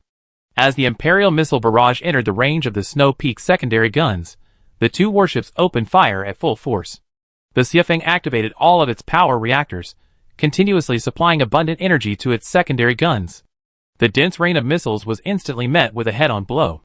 Each laser beam could instantly destroy 2 or 3 missiles, but the Imperial fleet's combined firepower was so intense that even with the help of the Redemption, the Xiafeng could only intercept most of the missiles. The missiles that pierced the defenses headed straight for Qi Yiming's two warships. To protect the Redemption, the Xiafeng, under Qi Yiming's command, was forced to block the missile's flight paths. Armor damage 26%, structural damage 7%. The ship's onboard computer faithfully reported the damage. The Xiafeng had suffered heavy damage in just one round of attack. How could it be so ferocious? Qi Yiming cursed. Then he came to his senses. Who are the most ruthless merchants in the world? Of course, the arms dealers. In the Xuanwu Galaxy, a poor place with nothing to offer, you can't assemble your own warships, so you have to buy them everywhere. Arms dealers, fearing backlash from the warships they sold, naturally sold only monkey-like warships. He was already at a disadvantage against Qi Yiming's Xiafeng, and the generation gap made it difficult for Qi Yiming to lose. But today, he faced an empire with a complete arms production line, so their combat power was undoubtedly incomparable. Monkey-like warships are killing people. Qi Yiming couldn't help but wail. But even so, Qi Yiming felt confident. The Xiafeng had the Redemption, known as its nurse, at its back. The moment the Xiafeng came under attack, the Redemption activated its remote repair system. Qi Yiming could clearly see the Xiafeng's damage information panel, revealing that its armor integrity was rapidly recovering at a rate of 2% per second. This meant that by the time the next attack from the Imperial fleet arrived, the Xiafeng would be nearly back to normal. Of course, Qi Yiming couldn't just take the beating without fighting back. The longer the battle lasts, the more advantageous it will be for Qi Yiming as the strength of both sides increases and decreases. Chapter 39. The Imperial fleet fired 2 rounds of missiles before entering the range of the Snow Peak's main guns. Over 100 missiles escaped the barrage of fire from the 2 warships, inflicting 70% armor damage to the Snow Peak. Unfortunately, thanks to the Redemption's continuous repairs, the Snow Peak's armor loss remained at around 23%. Dorrit was a little confused. Based on past experience, shouldn't the missile-ravaged warship have been sunk by now? Although Dorrit was reluctant to sink the warship before him, he had no say in what happened on the battlefield. How could she be so resilient? For a moment, Dorrit thought his weapons officer was just slacking off. But the weapons officer was also frustrated. He had done his best. Many times, he had ignored the terrifyingly high temperatures in the launch pods to position the missiles. If it were Qi Yiming, he would definitely have awarded him a medal of dedication. High energy reaction detected. Enemy main guns charging. Dorrit's radar officer promptly reported the battlefield situation. Impossible. The two sides are separated by over 300,000 kilometers. How could an attack be carried out from this position? The adjutant explained in astonishment. Dorrit was much calmer. Don't forget that ancient warship's main gun has a range exceeding 300,000 kilometers. The group then remembered that the Snow Peak and the Redemption had just completed an incredible interaction. This meant that the enemy ships they viewed as the Snow Peak and the Redemption were of the same origin. All ships, avoid the artillery fire and maintain separation. Dorrit offered no further explanation. He felt no fear at this moment. On the contrary, he was extremely excited. He had originally thought he would only obtain 1 ancient warship on this mission, but unexpectedly, he received a pleasant surprise. He was already imagining the imperial reward he would receive after capturing these 2 warships. As the saying goes, empiricism kills, and this is sometimes quite true. Qi Yiming engaged the Empire, relying on his experience in the basalt system, while Dorrit, relying on the Redemption's attack power and accuracy, attacked Qi Yiming. The two sides didn't immediately engage. Had Qi Yiming's Xiafeng not had the Redemption to reinforce it, it would have been reduced to space jump by now. The Xiafeng's 2 triple-mounted main guns, supported by the probe's fire control system, fired with exceptional accuracy. With a single salvo, 9 bursting laser beams traced a captivating trajectory across the vastness of space, precisely kissing a cruiser in the Imperial fleet. It could only be said that the Xuanwu Galaxy's monkey-like warships had been severely neutered. Even after enduring 9 burst lasers, the Imperial cruiser suffered only heavy damage and barely managed to withdraw from the battlefield. This truly frightened Dorrit. Is this a fluke? Are the enemy's weapons so powerful? Dorrit muttered to himself, remaining calm on the surface. But he dared not be complacent any longer, and immediately ordered a change of formation. Attention, all ships, form a spherical formation with this ship as the center. It must be said that the Imperial captains were well trained, and the formation change was carried out in an orderly manner. During this period, the Snow Peak fired again. This time, Chi Yiming felt much more reassured. The Imperial frigate-class warships were still vulnerable to the attacks of the Snow Peak and the Redemption. The destroyers, the backbone of the fleet, fared slightly better. The Snow Peak needed 2 salvos from both main guns to sink a destroyer. As an auxiliary warship, the Redemption's main guns were significantly less accurate than the Snow Peak's. Before the Imperial fleet entered optimal main gun range, the hit rate of its 2 main guns was less than 40%. Even so, Chi Yiming's 2 warships, leveraging their range advantage, had already sunk 7 enemy frigates and 3 destroyers in the early stages of the engagement. 1 cruiser was seriously damaged and forced to withdraw from the battlefield. For a time, the Imperial fleet's missiles and their density decreased significantly, and the 2 warships' secondary guns could barely cope. The Snow Peak's armor integrity only increased to 94% thanks to the Redemption's continuous repairs. However, the battlefield situation did not favor Chi Yiming. The Imperial fleet was closing in, attempting to bring Chi Yiming's warships within range of their main guns. Chi Yiming was no fool. He played a game of kite flying with the enemy, doing his best to reduce the Imperial fleet's number. While the Snow Peak could easily escape the Imperial fleet's pursuit, the Redemption couldn't. The Redemption lacked the Snow Peak's extraordinary ability to instantly overload its energy supply. Even with its engines at full power, the Imperial fleet still closed in on it at a glacial pace. To ensure the Redemption's safety, the Snow Peak was forced to slow down and absorb most of the Redemption's attacks. Ultimately, Chi Yiming abandoned the kite-flying plan and ordered the Redemption to enter the asteroid belt, using the complex terrain to evade the Imperial fleet's attack. The Snow Peak, on the other hand, charged towards the Imperial fleet at full speed. It wasn't that Chi Yiming was reckless, but rather that she had absolute confidence in the Redemption's repair capabilities. The most stressful moment was the period before the Snow Peak entered the range of its secondary guns. As long as it could hold out during this period, with its secondary guns firing at full capacity, the Snow Peak could destroy most of the Imperial fleet's frigates and destroyers at an astonishing rate. As long as it could sink most of the Imperial frigates and destroyers, the Snow Peak could easily handle the remaining warships, even at reduced vitality. Dorrant didn't notice any abnormalities with the Snow Peak and the Redemption, and continued to calmly urge the navigator to speed up. As Dorrant's ship increased in speed, the Imperial fleet rapidly closed the gap. Report, enemy ships entering the asteroid belt. Another warship is accelerating towards us. Dorrant smiled softly. Keep monitoring. This is the enemy's counterattack before they are defeated. Order all ships to maintain their formation. All main guns within range, fire upon my command. A few minutes later, the Snow Peak entered the range of the Imperial fleet's main guns. The time had come to test Chi Yiming's 2 warships. At Dorrant's command, all warships in the Imperial fleet opened fire simultaneously, and missile emplacements simultaneously launched missiles. The Xiefeng now faced not only a barrage of missiles, but also the main and secondary guns of nearly 20 warships of various types. Instantly, the Xiefeng's outer armor integrity dropped to 75%, decreasing at a rate of 1% per second. Had the Redemption not halted its remote repairs, the Xiefeng would have likely turned and fled. Chi Yiming gritted his teeth and continued his charge. The Xiefeng's main guns also engaged. Another salvo sank a destroyer. Although the Redemption was undergoing repairs at a distance, its main guns were still firing. Although its accuracy dropped again due to the distance, it was fortunate enough to sink 2 frigates. Dorrant, originally full of confidence, ordered the fleet to fire salvos, but the expected scenario of crippling the Xiefeng did not occur. Instead, their own side suffered significant losses. At this point, the 2 warships were 270,000 kilometers apart, within the optimal firing range of the Xiefeng's main guns, and the effective firing range of its secondary guns.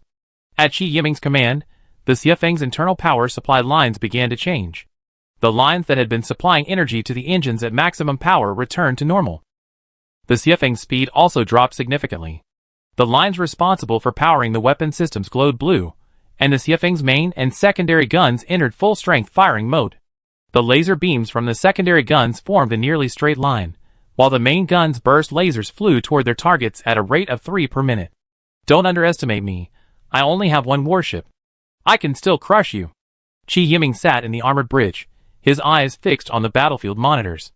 The Imperial fleet's formation was now engulfed in the flames of repeated explosions. Chapter 40.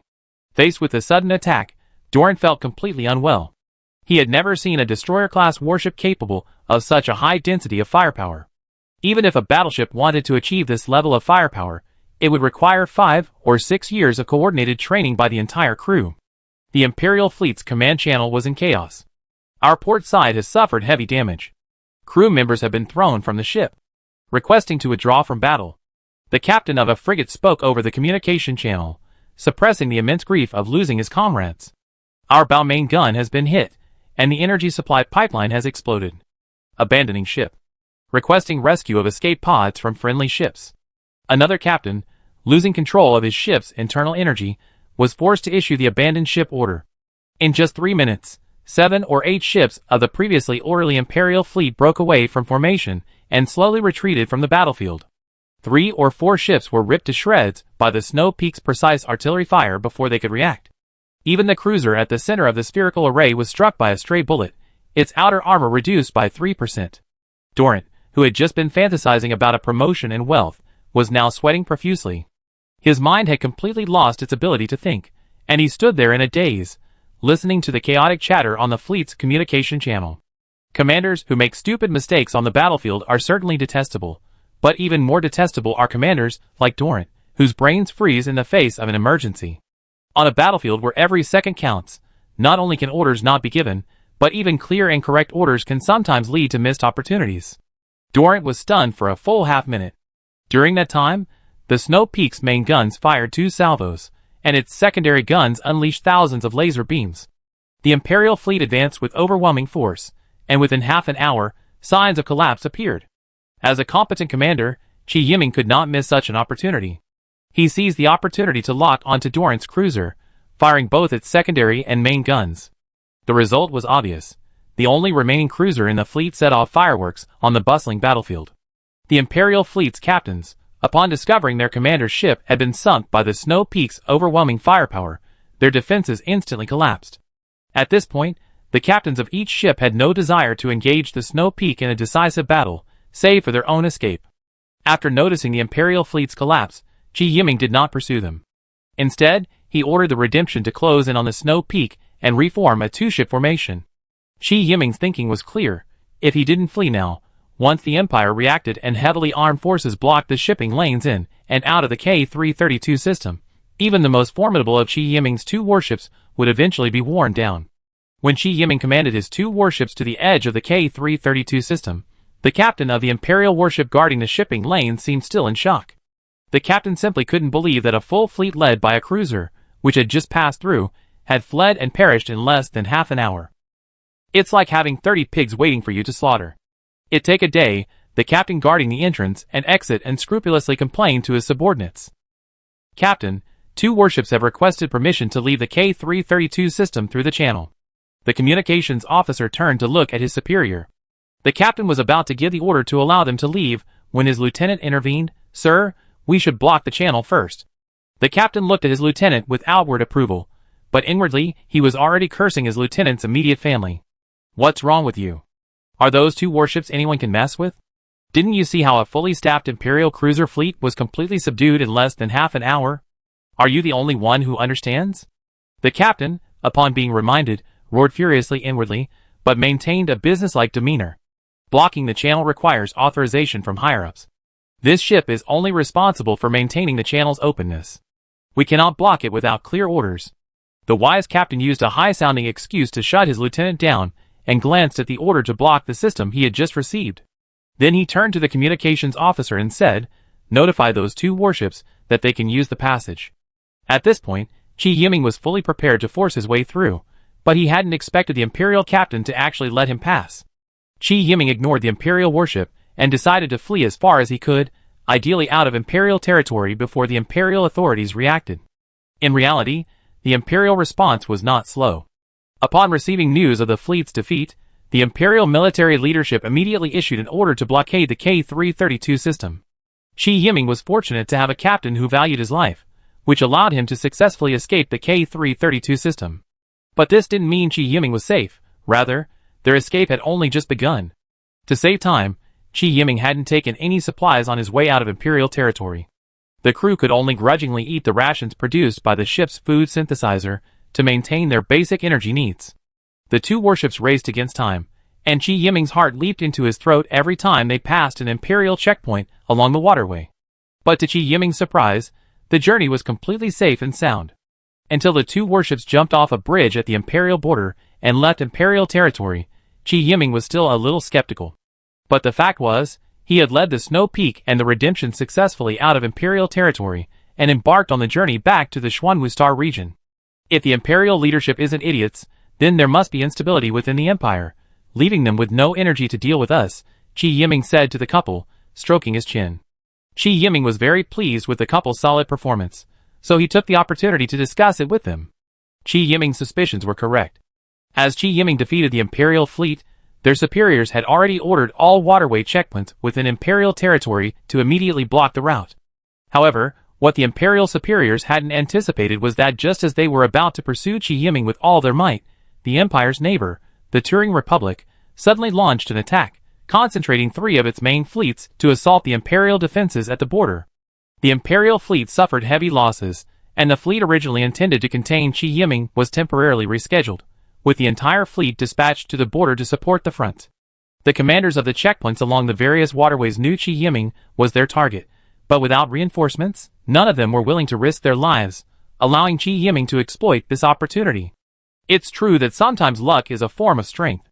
Qi Yiming's luck this time was like being chosen by heaven, truly enviable.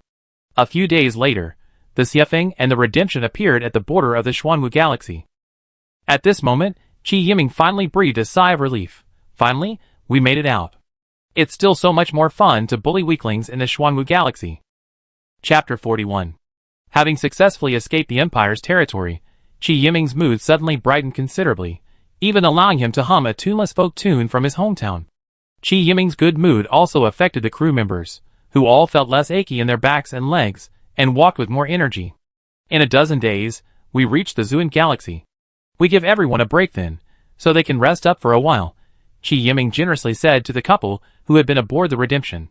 Qi Yiming then boarded the Redemption via transport craft. He had to conduct a funeral for the former Human Federation crew members. As the two warships passed a star, Qi Yiming personally pressed the ejection button for the coffins. The crew members of both warships, all dressed in crisp former Federation uniforms, stood in neat formation in front of the large window and saluted. Qi Yiming solemnly saluted his comrades, and carefully inspected the Federation flag covering the coffins for wrinkles. The funeral ceremony was simple and solemn. After the last coffin was launched from the escape tunnel, the crew gradually dispersed, leaving Qi Yiming alone, standing quietly at the window, watching his comrade's coffin disappear into the distance. For 2 days after the ceremony, Qi Yiming remained depressed, spending most of his time lazily sitting in the captain's cabin, trying to calm down. Report. Qi Yiming's impromptu adjutant knocked on the door. Come in. Captain, there are unidentified warships approaching our formation. Adjutant Qin Fei gave a rather uncharacteristic salute. I'll be on the bridge shortly. You go ahead. Qi Yiming stood up and said to his adjutant. A few minutes later, Qi Yiming appeared on the bridge. The Xiefeng's communications officer had already established contact with the opposing warship. Wang Xin. How did you get into this state? Qi Yiming saw Wang Xin desperately explaining something to him on the communicator screen. Wang Xin was stunned for a moment, then looked at Qi Yiming with tears in his eyes. Qi Yiming suddenly felt sick, and he was no longer able to complain. One look at the condition of Wang Xin's ship told him a good idea.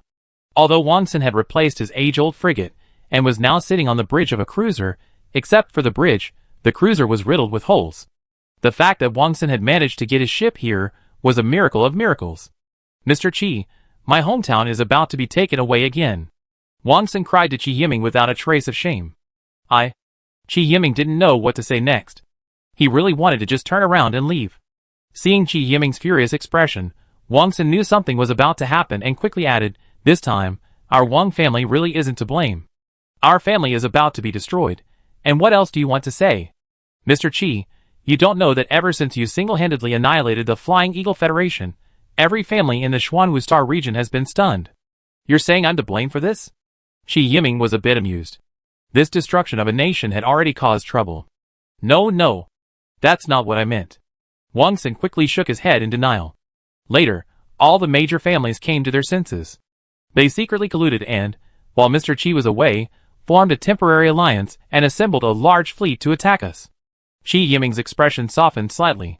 He had originally thought the Wang family had once again committed suicide, having their main force wiped out and then attacked their stronghold. Qi Yiming reflected on this carefully, realizing that their decision to annihilate the Flying Eagle Federation had indeed been somewhat ill-considered. The various factions within the Xuanwu galaxy were already in a delicate state of equilibrium. Qi Yiming's sudden annihilation of one, and the extraordinary feat achieved with a single warship, would certainly have touched a nerve. They might not have much to do with Qi Yiming, but directly eliminating the Wang family, who Qi Yiming had aided, would have had some effect. At the very least, all factions were back on the same starting line. It all depended on who could successfully win over Qi Yiming. The problem was that Qi Yiming didn't want to get involved in such a mess. His initial choice of the Wang family had been a spur-of-the-moment decision, and he hadn't considered the details. What's the current battle situation? Qi Yiming didn't bother asking Wang Sun about the details, and simply asked about the current situation. When I came out to call for help, my father was leading the remaining fleet to hold the second line of defense in the Xuan galaxy. Qi Yiming nodded. Not bad this time. They hadn't been directly attacked on the Greystone planet in a ground battle. While the two men were talking, the Redemption was slowly repairing Wang Xin's struggle cruiser. By the time their conversation ended, the outer armor of Wang Xin's struggle was brand new. At first, Wang Xin was so focused on explaining things to Qi Yiming that he didn't notice any of this. But when his ship joined Qi Yiming's formation, he noticed something was different about his warship. Captain, our armor integrity rate has just returned to 100%. The adjutant, who had been unable to get a word in, only had a chance to report this strange development after Wang Xin ended the communication. In their view, the struggle was beyond repair. After the war, it would either be consigned to a battleship graveyard or completely dismantled. But in just the 5 or 6 minutes of their conversation, Wang Xin's struggle's outer armor had miraculously been repaired. System? System, Daddy. Wang Xin actually shouted a line usually reserved for the protagonist. He actually thought he'd gotten lucky, that he awakened some system that had repaired his struggle without his knowledge. The embarrassed adjutant standing nearby tugged at Wang Xin's sleeve and pointed at the Redemption, which stood next to the struggle. There's been a faint green light emanating from that battleship from time to time, the adjutant continued, looking at Wang Xin, who was frantically wiping his saliva. Every time a green light appears, our armor integrity rate increases significantly, and wherever the light shines, the damaged outer armor is repaired. Wang Xin was stunned for a moment before reacting and quickly requested to speak to Qi Yiming again. I know what you're asking. Confidential. Qi Yiming said bluntly, then hung up. Although he decided to help the Wang family overcome their crisis once again, Qi Yiming was still furious and didn't want to see Wang Xin's face again for a while. I owed you, the Wang family, a debt from my past life. Every time I leave the house, you get beaten up. Although back in the Xuanwu galaxy, I always played against weak opponents, the problem is that doing that too much not only ruins my character, but it might even lower my IQ. Qi Yiming sat expressionlessly in Cambridge, but his heart was racing. This time, I'm going to get everything done in the Xuanwu Star region as quickly as possible. I can't waste any more time here. Qi Yiming finally made a decisive decision. Since this is a weak opponent, let's beat them all at once. It just so happens that all the forces in the Xuanwu Star region have gathered their fleets in the Xuan galaxy. So let's just go all in and destroy them all. After that, I see which faction refuses to accept my defeat and then destroy them. Chapter 42. Zheng Hu sat in the Black Tiger's cockpit, calmly directing the battle before him. This was the third time in nearly a year that he had led a fleet into the Wang family's core territory. Each time, he arrived with ease and returned with ease. He hadn't calculated the Wang family's losses, but the Zheng family alone had lost no fewer than 20 warships in those 3 battles. Their best performance had been the counterattack a few months prior. Even after engaging in ground combat, they were beaten to a pulp by Qi Yiming and retreated disgracefully from the Xuan galaxy. Although other forces were involved this time, Zheng Hu felt a sense of guilt. Radar Captain, are there any unidentified warships behind us? Zheng Hu looked at his radar captain nervously. Thankfully, the radar captain, frightened by Zheng Hu's gaze, shook his head, indicating that no suspicious warships had been spotted. This was the 18th time he had asked this question since advancing the battle line over the Greystone planet. But 10 minutes later, Zheng Hu asked the radar commander the same question again. This made the already nervous radar commander even more nervous, causing him to make numerous stupid mistakes. The problem was that even with Zheng Hu's frequent orders to the radar commander to detect the rear of their fleet, it still couldn't alleviate the shadow cast by Qi Yiming on Zheng Hu's heart. At this moment, Zheng Hu felt extremely irritated, as if a pair of cold eyes were staring at him from behind. I shouldn't be so unlucky. I heard that the Wang family's guest official is away on a long trip, and hasn't appeared at any of the Wang family's events for a while. Zheng Hu tried to console himself. It's impossible not to offer comfort. The shadow is a bit too large. Report. The radar commander suddenly turned to report to Zheng Hu. Zheng Hu, still preparing himself mentally, was startled by the radar commander's unusual voice, and jumped up from his captain's chair. The Zheng family patriarch's ship is slowly leaving the low orbit of limestone.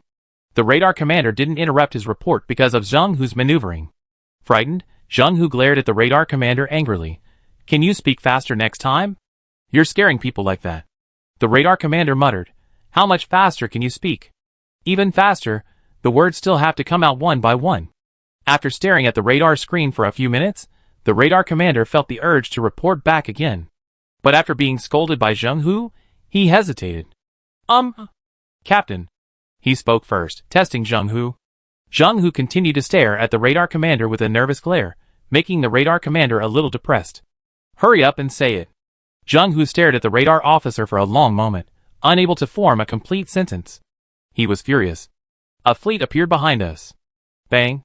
With a loud bang, Zheng Hu fainted. The radar officer's mouth dropped open, and he added, bewildered, it's a friendly ship. Just as the Black Tiger's crew frantically tried to wake Zheng Hu, Qi Yiming's two warships approached the Zuan galaxy. He had already swept through several small fleets, mostly consisting of destroyers and frigates. Every battle was measured in seconds. Qi Yiming didn't even bother giving orders, letting his weapons officers do whatever they wanted, a good opportunity to train their adaptability. Despite Wang Xin's struggle being a cruiser, it still followed obediently behind the Xiefeng, occasionally firing a few shots that were wildly off target. Later, Wang Xin simply ordered the bombardment to cease, unable to bring himself to lose face. Captain, we arrived. The adjutant whispered softly to the dozing Qi Yiming. Arrived? Then what's the point? Let's just start fighting. Qi Yiming showed no interest in fighting, and continued to let his men do their thing. The opposing commander has sent a communication request. Communication request? Qi Yiming pondered for a moment, deciding to wait and see what the other party had to say. A peaceful resolution would be best. After all, in Qi Yiming's eyes, those warships were the property of the Wang family. The communication was connected, and Qi Yiming chuckled. Hey, you again? How many energy blocks did you bring this time? Zheng Hu, finally roused by the crew, was initially congratulating himself on arriving on a friendly ship. But just as he settled into his seat, the radar officer shouted again, an unidentified warship has appeared behind the fleet. Zheng Hu didn't faint this time, but instead had the radar officer conduct a thorough scan. Then, tears streaming down his face, he sent a communication request to the Xiefeng. Well, Mr. Qi. Zheng Hu said awkwardly, you're back so early. Qi Yiming laughed again, thinking, it seems he's had quite a psychological scar. Clearing his throat, Qi Yiming looked at Zheng Hu with a warm gaze. Yes, am I coming back at a rather inopportune time? No. Zheng Hu waved his hands repeatedly. You're back just in time. We're just about to leave. No, I haven't even fired yet. How dare you leave? Zheng Hu's mouth twitched. You still want to fire? What good will it do us? Of course, he couldn't say this to Qi Yiming. Zheng Hu wiped away his tears and continued, thank you so much. We're leaving now. As the fleet commander of the temporary alliance, Zheng Hu had the authority to order the fleet to retreat. So, even as he spoke to Qi Yiming, he had already ordered the fleet to abandon its current mission and turn its bows to depart from the Wang family's last line of defense, the Limestone Star. Logically, Qi Yiming's feat of single-handedly destroying an entire nation had spread throughout the great families, and no one would have stood up to stop Zheng Hu's retreat. But some foolish people offered themselves up to Qi Yiming. More than a dozen warships painted in the Song family's flag from the combined fleet broke out of the fleet and headed directly towards the Xiefeng. Zheng Hu, terrified at this sight, immediately shouted into the combined fleet's command channel, Song Laosi, what are you doing? The captain, known as Song Laosi, immediately replied, they're just two destroyers.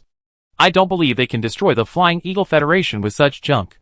But before the Song fleet could even approach the Xiefeng, dozens of laser blasters struck Song Laosi's cruiser. Song Laosi only had time to shout impossible. Into the combined channel before his ship, ravaged by internal energy chaos, lost control, and exploded from within. Anyone still unconvinced? Step forward, Qi Yiming said calmly, turning on the public address system. Meanwhile, all the song warships that had rushed out were sunk by the Xiefeng and redemption within minutes. Zheng Hu, shuddering at the sudden events, watched in silence. Since we're all here today, let's put an end to this together. Qi Yiming smiled and nodded, seeing the situation had calmed down. The Wang family will definitely unify the Xuanwu star field. It's just a matter of method and time. Qi Yiming directly dropped a bombshell. Chapter 43. A single word stirs 1,000 waves. As Qi Yiming finished speaking, the previously noisy combined fleet communication channel suddenly fell silent for a few seconds. Then an even louder voice began to rise. Most of the voices were scolding Qi Yiming for overestimating his abilities. As the commander-in-chief of the combined fleet, Zheng Hu remained silent. Zheng Hu, what are you waiting for? You can tolerate such an arrogant person, but I can't. If you don't lead everyone, then I will. Lu Jun, an elder of the Lu family, was the first to speak out. Zheng Hu remained silent, simply watching the people in the small windows split across the communication screen. Fuck. Brothers, Zheng Hu might be scared, but I'm not. Is there anyone willing to join me? As expected, many responded. And so, the Zheng family was inexplicably kicked out of the combined fleet. The Zheng family elders, who had come with Zheng Hu, tried to persuade him, but he just smiled contemptuously. You're a bunch of fools. Don't come looking for me when you're all crying for your parents. What do you mean, young master? The Zheng family elder looked at his young master in confusion. I dealt with Mr. Qi twice, and I'm fully aware of the capabilities of his warship. Zheng Hu explained calmly. Furthermore, after the Flying Eagle Federation was destroyed, I sent people to investigate thoroughly. It turns out that Mr. Qi single-handedly destroyed the Flying Eagle Federation. The elder was dumbfounded. I originally thought this was just fabricated news. Even more astonishingly, Mr. Qi took less than a day from the start of the battle to breaking through all the Flying Eagle Federation's defenses. Zheng Hu revealed even more incredible information. What? Less than a day? The elder was at a loss for words. Are the Flying Eagle Federation's fleets just sitting there doing nothing? Isn't Gao Fei known for being invincible? Zheng Hu smiled and continued. The Flying Eagle Federation's fleet engaged Qi Yiming in a decisive battle on the second line of defense, which lasted 5 minutes. Gao Fei's nephew was killed, and the Flying Eagle Federation's main fleet was nearly annihilated. This is simply unbelievable. With just our fleets, how long do you think we can hold out against Qi Yiming? Zheng Hu turned to look at the elder standing beside him. The Zheng elder used his limited imagination to simulate the upcoming battle, and a cold sweat broke out. Elsewhere, Lu Jun took over Zheng Hu's command, leading the combined fleet in a swarm toward Qi Yiming. Leaving aside the Zheng family's fleet, the combined fleet's combat power declined significantly. A mere 8 cruisers, accompanied by 27 destroyers and 14 frigates, without even a proper battle formation, charged directly at Qi Yiming's Xiefeng and redemption. A small place is a small place. They don't even bother to put in the extra effort to form a battle formation. Qi Yiming simply ignored the fleet before him. Qi Yiming commanded the Xiefeng to advance slowly, not even bothering to bring the redemption with him. Wang Sen, sitting in the bridge, felt a little guilty. After all, he had only heard that Qi Yiming had single-handedly annihilated the Flying Eagle Federation. Wang Sen had no idea how the battle unfolded. Faced with so many warships charging towards them, Wang Sen was extremely nervous. The battle erupted as expected, accompanied by Wang Sen's nervous breathing. It was the same old routine. The combined fleet's missiles led the way. When the two sides were 370,000 kilometers apart, Qi Yiming's Xiefeng launched a salvo from its 2 fore and aft mandible main guns. To ensure an effective strike, the barrels of each main gun were each trained on a single target under the control of the fire control radar. 12 bursting laser beams blazed from the sturdy barrels as the gunner pressed the fire button. The rain of missiles and bursting laser beams intersected at the midpoint of the distance between the two sides. The Xiefeng's attack seemed weak and feeble, while the combined fleet's attack was clearly far more impressive. A mere destroyer, with such a high firepower density, dares to boast of single-handedly annihilating the Flying Eagle Federation? Lu Jun couldn't help but smile. Even that idiot Zheng Hu was defeated twice by someone like him.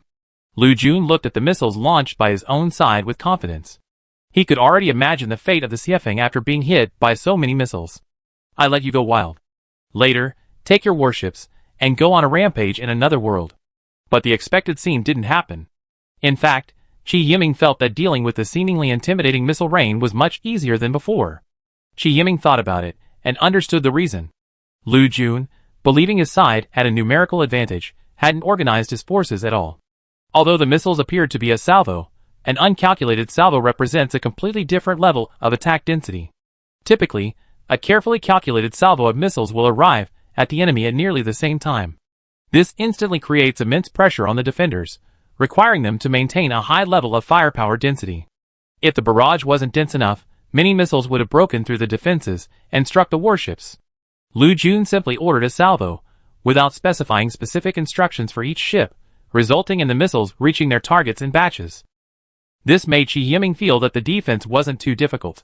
The Xiefeng didn't even need to activate all of its power reactors to shorten the recharge time for its secondary guns, easily intercepting all the missiles. On the other hand, the combined fleet's 12 burst laser beams from the Xiefeng's main guns were charged at standard combat energy. Even so, a single laser beam sank a destroyer and severely damaged 2 frigates.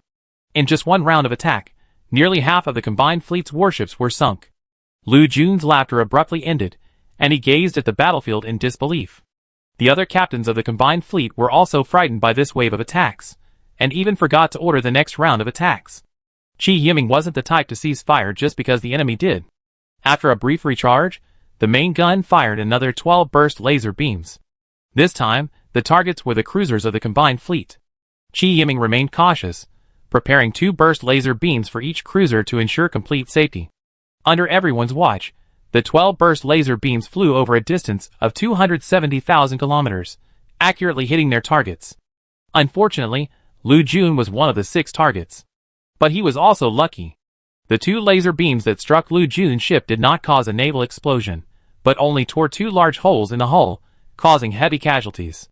Lu Jun also suffered a blow to the head from the violent shaking of the ship. At this moment, with his eyes vacant and his face bloodied, he stared at the Xiefeng, which was slowly approaching him. The other 2 cruisers that had not been selected immediately turned their bows and fled the battlefield as the Xiefeng began to close in on them. "Hey, captains of those 2 cruisers, I'm aiming at you with my main guns, try moving again." Qi Yiming shouted to the 2 warships again through the public channel. Chapter 44. The captains of the 2 cruisers nervously ordered their respective navigators to shut off their engines and await their fate. "Don't be too afraid. I won't embarrass a defeated enemy. If you don't believe me, you can ask Zheng Hu." Qi Yiming raised an eyebrow, looking at Zheng Hu, who was still on the communication channel. Zheng Hu's lips twitched into an ungainly smile. The Zheng family elders had already collapsed to the ground. Even if he had made a bold guess, he couldn't have imagined the one-sided slaughter before them. Qi Yiming's Xiefeng was as easy as a trip to the market. "Leave the war energy blocks on your ship, and you can leave." Qi Yiming didn't say much, simply asking them to pass on a message to their respective families. "Go back and tell your family leader I give them a week to make a decision. If they haven't made a decision by then, I personally come and ask." The surviving captains, as if granted amnesty, packed up their warship's energy blocks and jettisoned them into space, leaving the Zuan galaxy without a backward glance. Only the Zheng family's fleet remained, trembling before the defenses of the Greystone Star. "Tell me about yourself." After watching the remaining fleets depart, Qi Yiming turned to Zheng Hu. "I'm very interested in Mr. Qi's idea of leading the Wang family to unify the Xuanwu Star region. I wonder if our Zheng family is qualified to participate."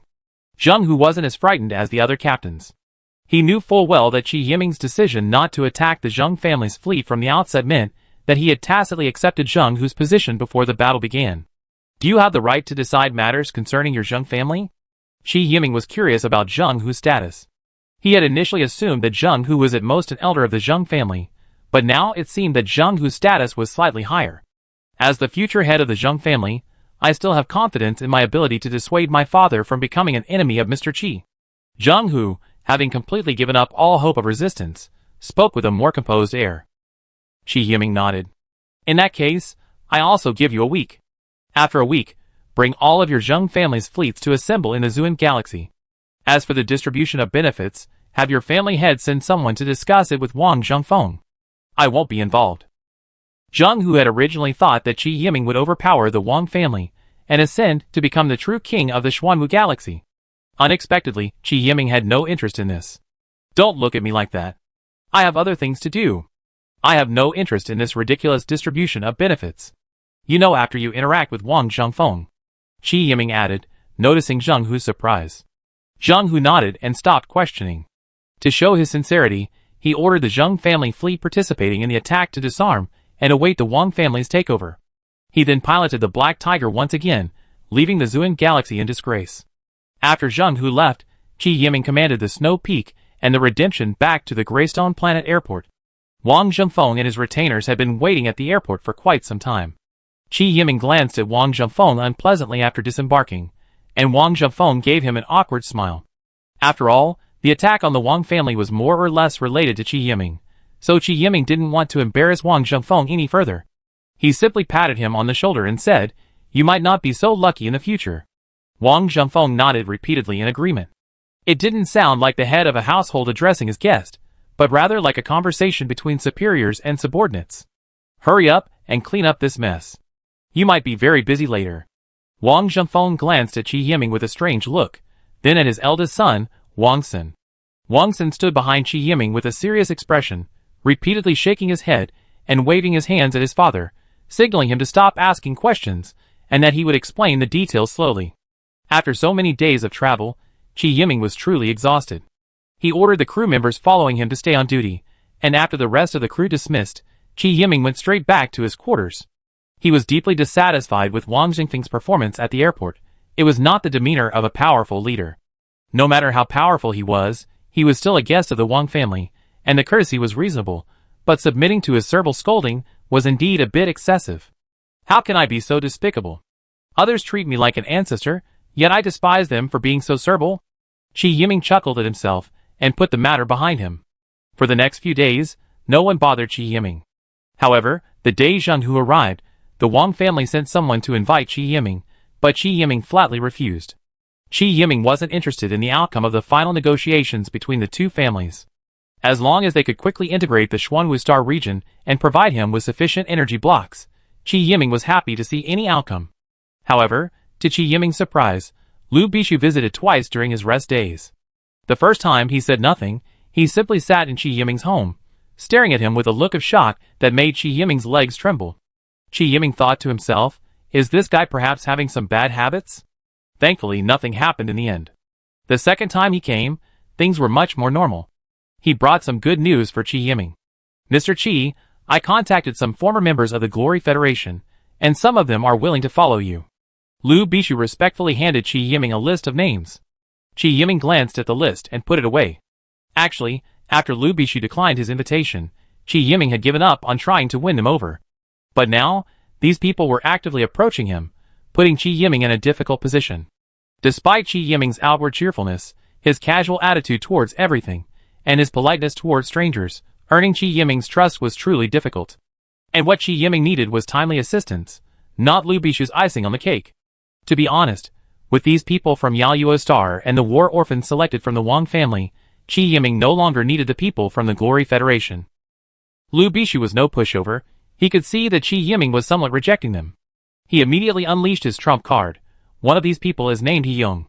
He has a collection of location markers, supposedly taken from expeditions during the Glory Federation's heyday. Location markers? What's there? Qi Yiming's curiosity was piqued. Ancient warships. Lu Bishu said word by word. Although the logbooks of several warships Qi Yiming currently possessed recorded the locations of the forced landings of other ships in the Strategic Strike Fleet, over 1,000 years had passed.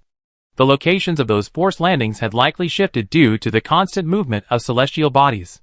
Finding those warships based on the logbooks would be extremely difficult. 1,000 years might not be a significant change in the grand scheme of things, but for humans, anything could happen in 1,000 years. Well, I meet this He Yong first. We discuss the rest of the matter after I meet He Yong. Qi Yiming ultimately decided to accept a limited number of Glory Federation personnel. Glory to the Federation, illuminate the stars. Lu Bishu was naturally pleased to have achieved his goal. Glory to the Federation, illuminate the stars. Qi Yiming habitually returned the greeting. Chapter 45. A few days after Qi Yiming sent a message to the various families, the heads of each family arrived in the Zuan Galaxy one after another, but Qi Yiming remained absent from their meetings. The negotiations lasted 2 weeks, with the Song family negotiating team leaving alone midway. On the day the negotiations concluded, Wang Sun remained in a low mood. Qi Yiming knew the reason. Wang Zhengfeng and his team had decided to form the Xuanwu Federation. When Qi Yiming found Wang Sun, he was sitting alone at the bar drinking. "Come with me and see the world outside." Qi Yiming asked the bartender for a drink and sat across from Wang Sun. "My dream since childhood has been to lead our Wang family to unify the Xuanwu Star region step by step. Isn't it almost done? You know I'm not talking about this kind of unification. The world outside is a million times more exciting than this little corner. Don't limit yourself too much." With that, Qi Yiming stood up and left the bar. He had to rush home to meet He-Yong. Lu Bishu had already told him the day before that He-Yong would be at his house tonight. He-Yong arrived bundled up tightly, with only his eyes visible. Qi Yiming eyed He-Yong warily. "Mr. He, isn't it a bit rude to meet a business partner like this?" Lu Bishu, who had come with He-Yong, quickly intervened to smooth things over. "Mr. Qi, don't be angry. He's been like this ever since the purge of senior management. He must wrap himself up tightly when he goes out. I have him take it off right away." He turned and whispered to He-Yong to remove his disguise. He-Yong hesitated for a long time, and when Qi Yiming was almost losing his patience, he slowly removed his disguise, revealing his true face. Qi Yiming carefully examined He-Yong. There wasn't anything special about him. He seemed like the kind you'd be hard to spot in a crowd. "I heard, mister, he has some location markers?" Qi Yiming didn't have a good impression of He-Yong, so his tone was rather blunt. He-Yong didn't say much, simply pulling out a storage device and inserting it into his personal terminal. 2 location markers appeared on the screen. Qi Yiming frowned and glanced at Lu Bishu. "Didn't you say it was a batch? Why only 2? Lu Bishu looked at Qi Yiming awkwardly, unsure how to explain. "It's not his fault. I deliberately said a batch." He didn't know the actual number. He-Yong's voice was a little hoarse, reassuring Lu Bishu. "Forget it, let's talk about these 2 points first." Qi Yiming stopped asking questions and returned to the information on the personal terminal. The information indicated the location of a warship near a system on the border of the Duolong Federation. It was an unexplored area, so the Duolong Federation had never discovered the warship. The other warship wasn't far from the first, in the same star field, separated by 2 star systems. However, the specific location markers were encrypted. "Would you mind leaving the information?" Qi Yiming asked He-Yong tentatively. He-Yong readily pulled the storage device from his personal terminal and handed it to Qi Yiming. "This thing is a disaster for me. I can't wait to get rid of it." Qi Yiming was stunned at first, then laughed. "Indeed, if this thing fell into the hands of someone with little background or power, it would only cause him untold trouble. But I have a condition," He-Yong suddenly said, as Qi Yiming's finger touched the memory device. Qi Yiming retracted his hand. "Tell me. I want to join your team." Qi Yiming didn't understand what He-Yong meant and said, puzzledly, "Aren't you a member of the Glory Federation? We're already companions now." He-Yong smiled faintly. "I mean, I want to serve on your warship." "That's impossible." Qi Yiming refused without a second thought. "You're kidding." Wang Sun had been with him for so long and still hadn't been able to see the interior of the warship. Someone just came along with 2 unknown location markers and said they wanted to board the ship. Did they think Qi Yiming was stupid? Why were Hao Qinqi and his wife, the Yaoyuo people, and the war orphans allowed on board, but these people couldn't? The reason was simple. Most of those who boarded the ship lacked sufficient knowledge and couldn't reveal the Xiafeng's interior in a short period of time. The war orphans were young men, with little experience of the world, their background simple. As long as Qi Yiming guided them properly, he was confident that no one would leak the Xiafeng's information. However, the backgrounds of those from the Glory Federation were far more complex, and Qi Yiming was unsure if they would board his ship. Qi Yiming's decisive refusal caused He-Yong's shining eyes to dim. But Qi Yiming continued, "I'd be traveling far soon and will definitely be taking some transport ships with me. We need personnel aboard. If you're interested, you can serve on one." He-Yong's delight returned when he heard that Qi Yiming wasn't completely rejecting him, but rather offering him service aboard a transport ship. He immediately stood at attention, saluted, and greeted the captain. He seemed unconcerned about which warship he served on, as long as he could get on board. "Anyone else want to serve aboard?" Qi Yiming asked Lu Bishu bluntly. Lu Bishu explained that the others all had their own warships, and simply hoped Qi Yiming would take them with him when he departed.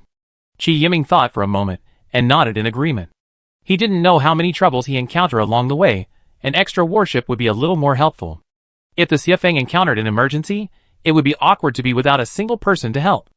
"Then tell them I let you know before departure, and have them gather in the Zuan Galaxy." Qi Yiming thought for a moment, and decided not to meet them immediately. After all, it wasn't the right time yet. The Xuanwu Star region wasn't settled yet, and the Song family's departure midway was clearly a sign of a breakdown in the negotiations. And Wang Zhengfeng, the first president of the Federation, immediately took office and mobilized a large amount of resources to prepare supplies for Qi Yiming's journey. The most important thing was the energy blocks. Qi Yiming was so ruthless that Wang Zhengfeng nearly fainted again when he learned that Qi Yiming needed a cargo ship full of energy blocks. Energy blocks aren't large, but filling a standard cargo ship would require over 2 million. What's the concept of over 2 million energy blocks? The integrated Xuanwu Federation would need nearly a year to produce them. Thankfully, the major families had their own private vaults, and by scraping together the necessary energy blocks, Wang Zhengfeng, with some political gains, was able to gather the necessary energy blocks for Qi Yiming in a short period of time. On the day of departure, the port on the Xuanwu Federation's capital star was packed with people bidding him farewell. Wang Zhengfeng watched the transport ship about to depart with tears in his eyes, while Zheng Hu and Qi Yiming chatted happily. I really hope to go out and explore the world with Mr. Qi. That's great. I welcome you with open arms. Qi Yiming joked with a smile. Wang Zhengfeng wiped his tears and approached Qi Yiming. Mr. Qi, please do come back. Chapter 46. Author's note. Due to lack of experience, chapters 46 through 56 of this book can be skipped without affecting the subsequent plot. Before he finished speaking, a man dressed as an officer hurriedly approached Wang Zhengfeng and whispered something in a low voice, his expression grave. Qi Yiming had a premonition that he might not be able to leave today. As expected, Wang Zhengfeng anxiously addressed Qi Yiming. Mr. Qi, the Wanluo Empire has invaded. Facing a foreign invasion, so soon after taking office, was a devastating blow to Wang Zhengfeng. Qi Yiming was tempted to simply walk away, having already secured sufficient supplies, and fulfilled his promise to the Wang family. But the Federation's invasion blocked the Xuanwu Star region's only exit, forcing Qi Yiming to participate in the war. The war progressed rapidly, and the Xuanwu Federation's fleet was no match for the Empire's fleet, which boasted a comprehensive industrial system. The losses were devastating. This time, the Federation seemed to have received information about Qi Yiming and dispatched 2 fully staffed fleets, each led by a cruiser. The Empire's fully staffed cruiser-class fleet consisted of 5 cruisers, 15 destroyers, 25 frigates, and several transports. This gave Qi Yiming a serious headache. The Xuanwu Federation had just completed its integration, and the various warships were undergoing refitting. The fleet's combat capability wasn't very strong. Furthermore, it lacked numerical superiority. Wang Zhengfeng had cobbled together a semi-cruiser-class fleet, and all the warships at each level were dwarf versions. The border garrison fleet's continuous defeats had caused a hint of instability within the newly formed Xuanwu Federation. Each family had their own concerns. Wang Zhengfeng and Zheng Hu arrived at Qi Yiming's side at the same time. The current situation is extremely unfavorable to us. Qi Yiming looked at the conference room's holographic map, his right hand rubbing his chin. It seems each family is secretly making some small moves. Zheng Hu didn't shy away from the topic. The Federation is newly established and doesn't yet have sufficient centripetal force. It's normal for instability to arise. A victory will solve all problems. Qi Yiming saw it clearly. The problem is that we don't have the ability to repel the Empire's fleet. Wang Zhengfeng interjected. Wang Zhengfeng was a master of domestic affairs, but his military prowess was far inferior to Zheng Hu's, so he could only stand aside and watch. The redemption will follow the fully staffed fleet, while the Snow Peak will lead another, less than fully staffed fleet to flank the battlefield, first disrupting their supply lines. Qi Yiming quickly drew 2 attack lines on the map. Zheng Hu nodded in agreement. Capturing the jumping bridge at the border will not only sever the enemy's supply lines, but also prevent their reinforcements. The only problem is, with the Xuanwu Federation's current strength, how long will it take to establish a fixed defense line and firmly hold the jumping bridge? This was Qi Yiming's biggest concern. Wang Zhengfeng knew this best. 3 days at most. I can transport some of our railgun inventory to the jumping bridge for direct assembly. After all, the Xuanwu Star region is now nominally a single entity. While combat effectiveness hasn't improved much, engineering progress has made significant progress. After all, there are more people. Zheng Hu, you will lead the full fleet. The redemption can provide you with considerable support. Qi Yiming glanced at Zheng Hu and continued, don't engage the enemy in a desperate fight until you reunite with me. Find a way to lead them around the Xuanwu Star region. Qi Yiming was deeply concerned about Zheng Hu leading his fleet into a deadly confrontation with the enemy, and specifically warned him against it. Zheng Hu was no fool. How could he possibly engage in a deadly confrontation when he clearly lacked the upper hand? That would mean sacrificing many people on habitable planets. Wang Zhengfeng felt deeply distressed. Necessary sacrifices must be accepted, otherwise the Xuanwu Federation won't survive much longer. Qi Yiming patted Wang Zhengfeng on the shoulder. The three of them briefly drew up a battle plan, and Wang Zhengfeng hastily organized the Federation's first high-level meeting. Upon hearing such a pessimistic battle plan, Lu Jun, a survivor of the war against the Wang family before the Xuanwu Federation's establishment, was the first to object. He felt the plan was profoundly inappropriate. Mr. Qi's combat prowess is obvious to all. With Mr. Qi here, why make such a complicated plan? Just let him go and crush them. This man clearly hadn't experienced the harshness of society, or perhaps he was simply a frog in a well. Could it be that Mr. Qi can easily suppress us, but can't turn around and suppress the Imperial fleet? Perhaps you have some misunderstanding about your combat capabilities? Qi Yiming looked at the slightly agitated Lu Jun.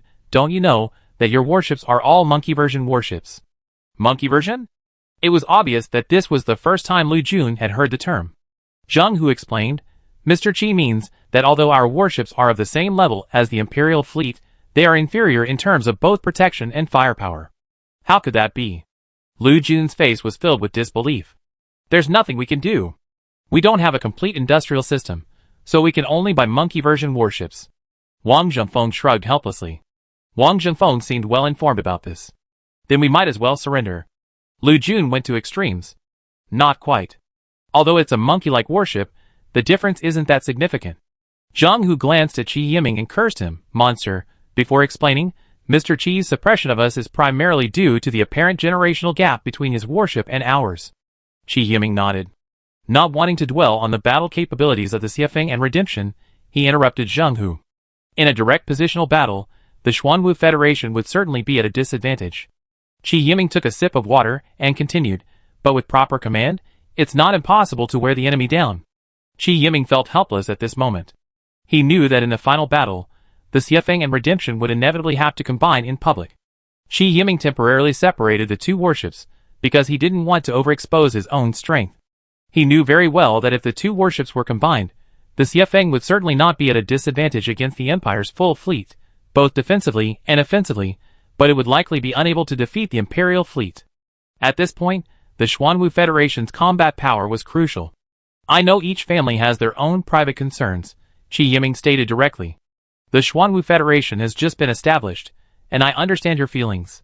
But for the benefit of your families, please hold out for at least a week. If the war isn't over after a week, I won't stop you from doing anything you want. This was Qi Yiming's final private assurance to Wang Zhengfeng. Furthermore, Qi Yiming had put a lot of thought into the successful establishment of the Xuanwu Federation, and he didn't want to see the situation he had worked so hard to build destroyed. At first, upon hearing Qi Yiming's blunt words, the representatives of each family looked awkward, but they were all shrewd enough to adjust their expressions in an instant. Since Mr. Qi has said so, I will accept this on behalf of our Lu family. Lu Jun was forthright this time, the first to speak out in support of Qi Yiming. The other attendees, observing Lu Jun's performance, nodded in agreement. In reality, they weren't agreeing to this simply for Qi Yiming's sake. The most important consideration was the interests of their respective families. Preserving the Xuanwu Federation was the most beneficial option for them. They would only surrender to the Empire when absolutely necessary. Chapter 47. After the military meeting, everyone began their preparations separately.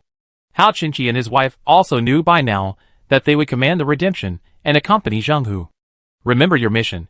Provide strong support to the fleet. The Redemption must not be at the forefront. Qi Yiming looked at the couple sternly. Hao Qinqi nodded. Don't worry, Captain. We know what to do. Yes, I specifically instructed Zheng Hu to take special care of you. Qi Yiming wasn't afraid that Zheng Hu would sell the Redemption. Zheng Hu knew full well that if he deliberately sold the Redemption, Qi Yiming would absolutely wipe out the Zheng family before leaving the Xuanwu Star region. In addition, the Redemption's powerful armor repair capabilities after the battle would also encourage Zheng Hu to protect the Redemption. According to the plan, Zheng Hu would lead a fully staffed fleet and the Redemption to depart first. Qi Yiming would depart half a day later and head straight for the border of the Xuanwu Star region from another direction. 2 days later, Zheng Hu would encounter the vanguard of the Imperial fleet. After a brief encounter, Zheng Hu would lead his fleet back to the Zheng family's former territory. Zheng Hu's return to the Zheng family's territory would be a return to his home turf. He would leverage his knowledge of the system's internal environment to lead the Imperial fleet in a circuitous manner, buying time for Qi Yiming to capture the jumping bridge. The plan went smoothly. After encountering Zheng Hu's fleet, the main fleet followed Zheng Hu and pursued towards the Zheng family's territory. Qi Yiming had already quietly led his fleet to the vicinity of the jumping bridge. Although the Imperial fleet's commander exploited the advantages of his own warships in a bold and decisive attack, he also paid close attention to detail. Qi Yiming looked at the enemy defense fleet near the jumping bridge. The Imperial fleet commander was clearly wary of the Xuanwu Federation severing his supply lines. With the Imperial fleet dominant, they had left half their fleet to guard the jumping bridge. Destroying this guard fleet wouldn't be difficult for Qi Yiming, but the challenge was to completely annihilate it, not letting a single warship escape. Because Qi Yiming's fleet was followed by a large number of transport ships, waiting to establish a defense around the jumping bridge after he captured it. If a warship escaped and reported the bridge's loss to the Imperial commander, with the Imperial fleet's speed, it would reach the border system in less than 3 days. By that time, the defense line wouldn't have been established. If the Empire sent reinforcements from mainland China, Qi Yiming couldn't imagine the consequences. Qi Yiming made a brief deployment and led his fleet forward. The Imperial garrison fleet, upon discovering Qi Yiming's fleet, also approached, bringing a sigh of relief to Qi Yiming. It seems that commanders at all levels of the Imperial fleet have begun to underestimate the enemy, Qi Yiming said to Fang Min in the fleet chat. Fang Min, a former elder of the Wang family, had been depressed for a while due to the failed sneak attack on the Zheng family. If it weren't for Qi Yiming's efforts to save the situation, he would likely have committed suicide out of guilt. Thus, he was grateful to Qi Yiming and meticulously carried out his orders throughout the journey. As a veteran, Fang Min also recognized the Imperial fleet commander's underestimation of the enemy. Defending the jumping bridge was the Imperial fleet's first priority. They couldn't ignore the jumping bridge and engage in battle without special circumstances. Since you underestimated the enemy, you must pay the price. Qi Yiming ordered the fleet to continue advancing. When the enemy entered the range of the Xiafeng's main guns, Qi Yiming did not order the Xiafeng to fire. Instead, he continued to advance with the fleet. Qi Yiming needed to take the enemy by surprise if he wanted to completely annihilate the garrison fleet. The Xuanwu Federation's fleet engaged the Imperial fleet according to normal rules of engagement. After several rounds of missile fire, the Xuanwu Federation's fleet was left with only its dummy warships, suffering heavy losses. One of the fleet's 3 cruisers was severely damaged and forced to withdraw from the battle formation, and 7 of the already limited destroyers were also lost. After 2 rounds of Imperial attacks, only 2 frigates remained. The Imperial side suffered much less damage, with only 3 frigates sunk due to excessive damage. Faced with such heavy losses, Qi Yiming didn't blink an eye and continued to order the fleet to attack. Their assault route left numerous wreckages of warships, from which life capsules were being continuously launched. Qi Yiming knew that if the Xiafeng didn't open fire, his fleet could collapse at any moment. He checked the distance between the enemy and his own, 273 kilometers. This was already within the optimal range of the Xiafeng's secondary guns. Qi Yiming, without hesitation, ordered the Xiafeng to activate all of its power reactors. Surging energy flowed through pipelines into the energy tanks of the Xiafeng's various weapons, awaiting discharge. The Xiafeng's performance did not disappoint. A dense barrage of bullets instantly reached the Imperial fleet. Before the Imperial fleet's commander could comprehend what was happening, explosions erupted one after another within their own fleet. The Empire's mainstay, for cruisers, were the focus of the Snow Peak's main guns. Powered by its abundant energy supply, the Snow Peak unleashed a feast of slaughter on the Imperial fleet at a rate of 2 salvos per minute. By the time the captains of the 4 Imperial cruisers reacted, their ships had already lost their chance to escape. Amidst desperate roars, the captains watched helplessly as their ships were engulfed by the Snow Peak's barrage of fire. They didn't even have the chance to send a distress signal before their ships sank. Led by Qi Yiming, the Xuanwu Federation's fleet easily defeated the Imperial garrison. Although the losses were heavy, Qi Yiming had to make this sacrifice to achieve his objectives. At this point, Qi Yiming had no time to dwell on these matters. After eliminating the remaining enemies, he quickly contacted the transport fleet following them. Half an hour later, a massive transport fleet appeared before Qi Yiming's eyes. The transport fleet was commanded by Wang Dong, who possessed a unique talent for organizational engineering. Even the most complex engineering operations could be carried out with impeccable efficiency under his command. After arriving near the jump bridge, the transport fleet immediately began operations. A large number of railgun components were pulled from the transport ships' bellies, and engineers, maneuvering small engineering vessels, quickly deployed them to the locations Qi Yiming and his team had planned in advance. This time, the various families of the Xuanwu Federation had invested heavily, using all their available supplies. A full 20 railguns were positioned in 3 locations near the jump bridge. Should a fleet warp in, railguns from any direction could easily engage enemy warships. Furthermore, warships that had just emerged from warp mode experienced a few seconds of energy turbulence. During this period, even the slightest attack would cause their internal energy to spiral out of control, instantly ripping them apart by the violent energy flow. Watching Wang Dong methodically advance the project, Qi Yiming glanced anxiously in the direction of the Zheng family's territory. He was very worried that Zheng Hu would be captured by the Empire's main fleet before he completed his mission. In that case, everything he did would be in vain. Chapter 48. Even with Zheng Hu's exceptional command, the Xuanwu Federation fleet faced an extremely difficult resistance, outnumbered and with its warships completely at a disadvantage. After returning to familiar territory, Zheng Hu led the Empire's fleet in circles. During this period, relying on the Zheng family's existing defenses, they engaged in 2 small-scale decisive battles with the Empire. Had it not been for the redemption, the Xuanwu Federation fleet would have been shattered. Zheng Hu initially had only some understanding of the redemption's capabilities, but without seeing it firsthand, he was still somewhat skeptical. Therefore, in the early stages of the resistance, he did not take the redemption seriously. It was not until a small-scale decisive battle that he realized the redemption's strength. With the redemption's powerful support, many severely damaged warships were quickly repaired and returned to the battlefield. Zheng Hu then changed his tactics. In every subsequent engagement, Zheng Hu placed his most survivable cruisers in the front row to draw enemy fire. The redemption, heavily protected by the other warships, provided continuous support to the cruisers in the front row. This stabilized the nearly collapsed morale. The intense pursuit had exhausted Zheng Hu, and his command errors gradually increased with time. Several times, Zheng Hu's cruiser, the Black Tiger, was nearly sunk by the Imperial fleet. If it weren't for the redemption's captain, Qin Sheng, who was quick-witted and stepped forward to deflect some of the Black Tiger's attacks, Zheng Hu might have been killed. However, Qin Sheng always remembered Qi Yiming's instructions. All actions were premised on ensuring the redemption's safety. 2.5 days. Zheng Hu rubbed his cheek, trying to think more clearly. If Qi Yiming hadn't arrived soon, we would have been doomed. By this time, the Federation fleet was at its wits' end. The Zheng family's several existing lines of defense had been breached one by the Imperial fleet during the pursuit over the past few days. But the Imperial fleet wasn't much better off. A full fleet plus half of its fleet, 7 cruisers, 20 destroyers, and 35 frigates, had been savagely sunk by Zheng Hu. However, the Imperial fleet's 7 main cruisers remained unscathed. Most of those sunk were frigates, with only 3 destroyers unlucky enough to be sunk by concentrated orbital gunfire.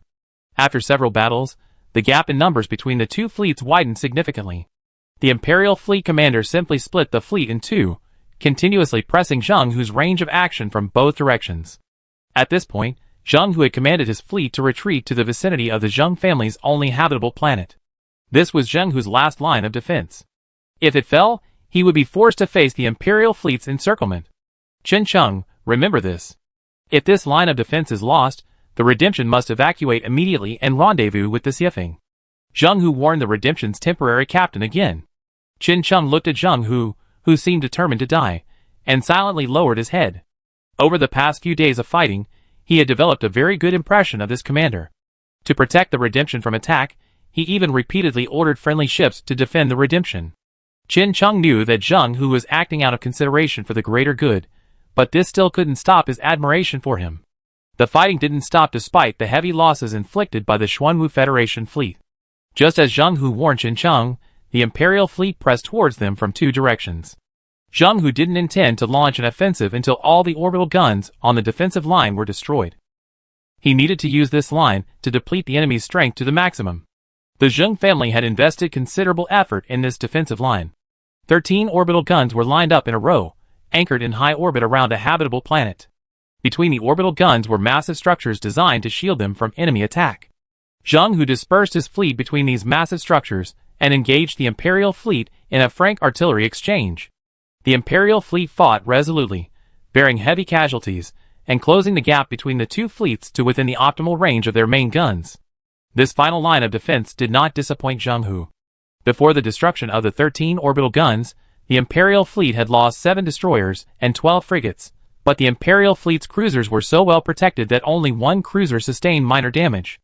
After the orbital guns were destroyed, the massive structures on the defensive line could not hold out for long against the barrage of missiles fired by the Imperial fleet, and Zheng Hu was soon forced to order the fleet to retreat. Zheng Hu knew the Federation fleet had reached a point where it had to fight tooth and nail. He repeated his old tactics, placing the fleet's 3 remaining cruisers in the front row. The remaining warships formed a spherical array, firmly protecting the Redemption in the center. Chen Cheng.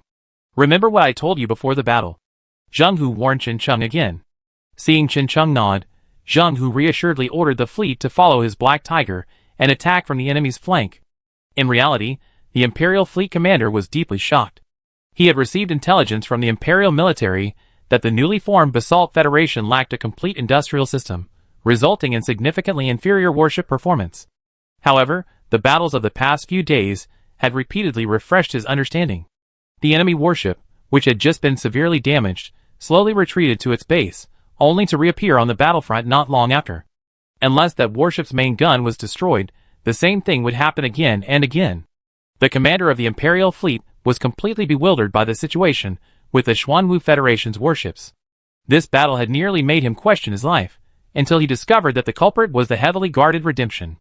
Thankfully, the Xuanwu Federation's warships were few in number, and after 2 days of depletion, they were already at the end of their strength.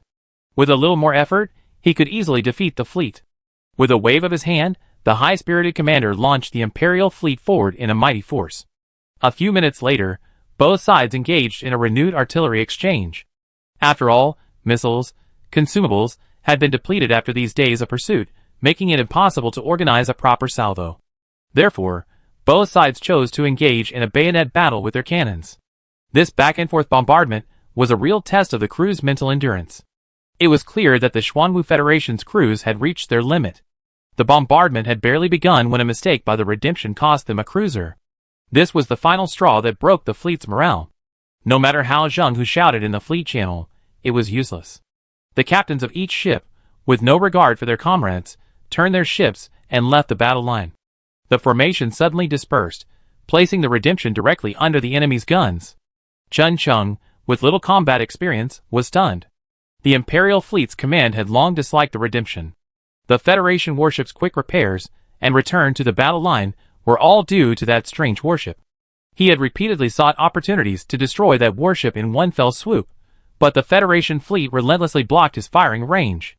This opportunity was so good, he couldn't miss it at all costs.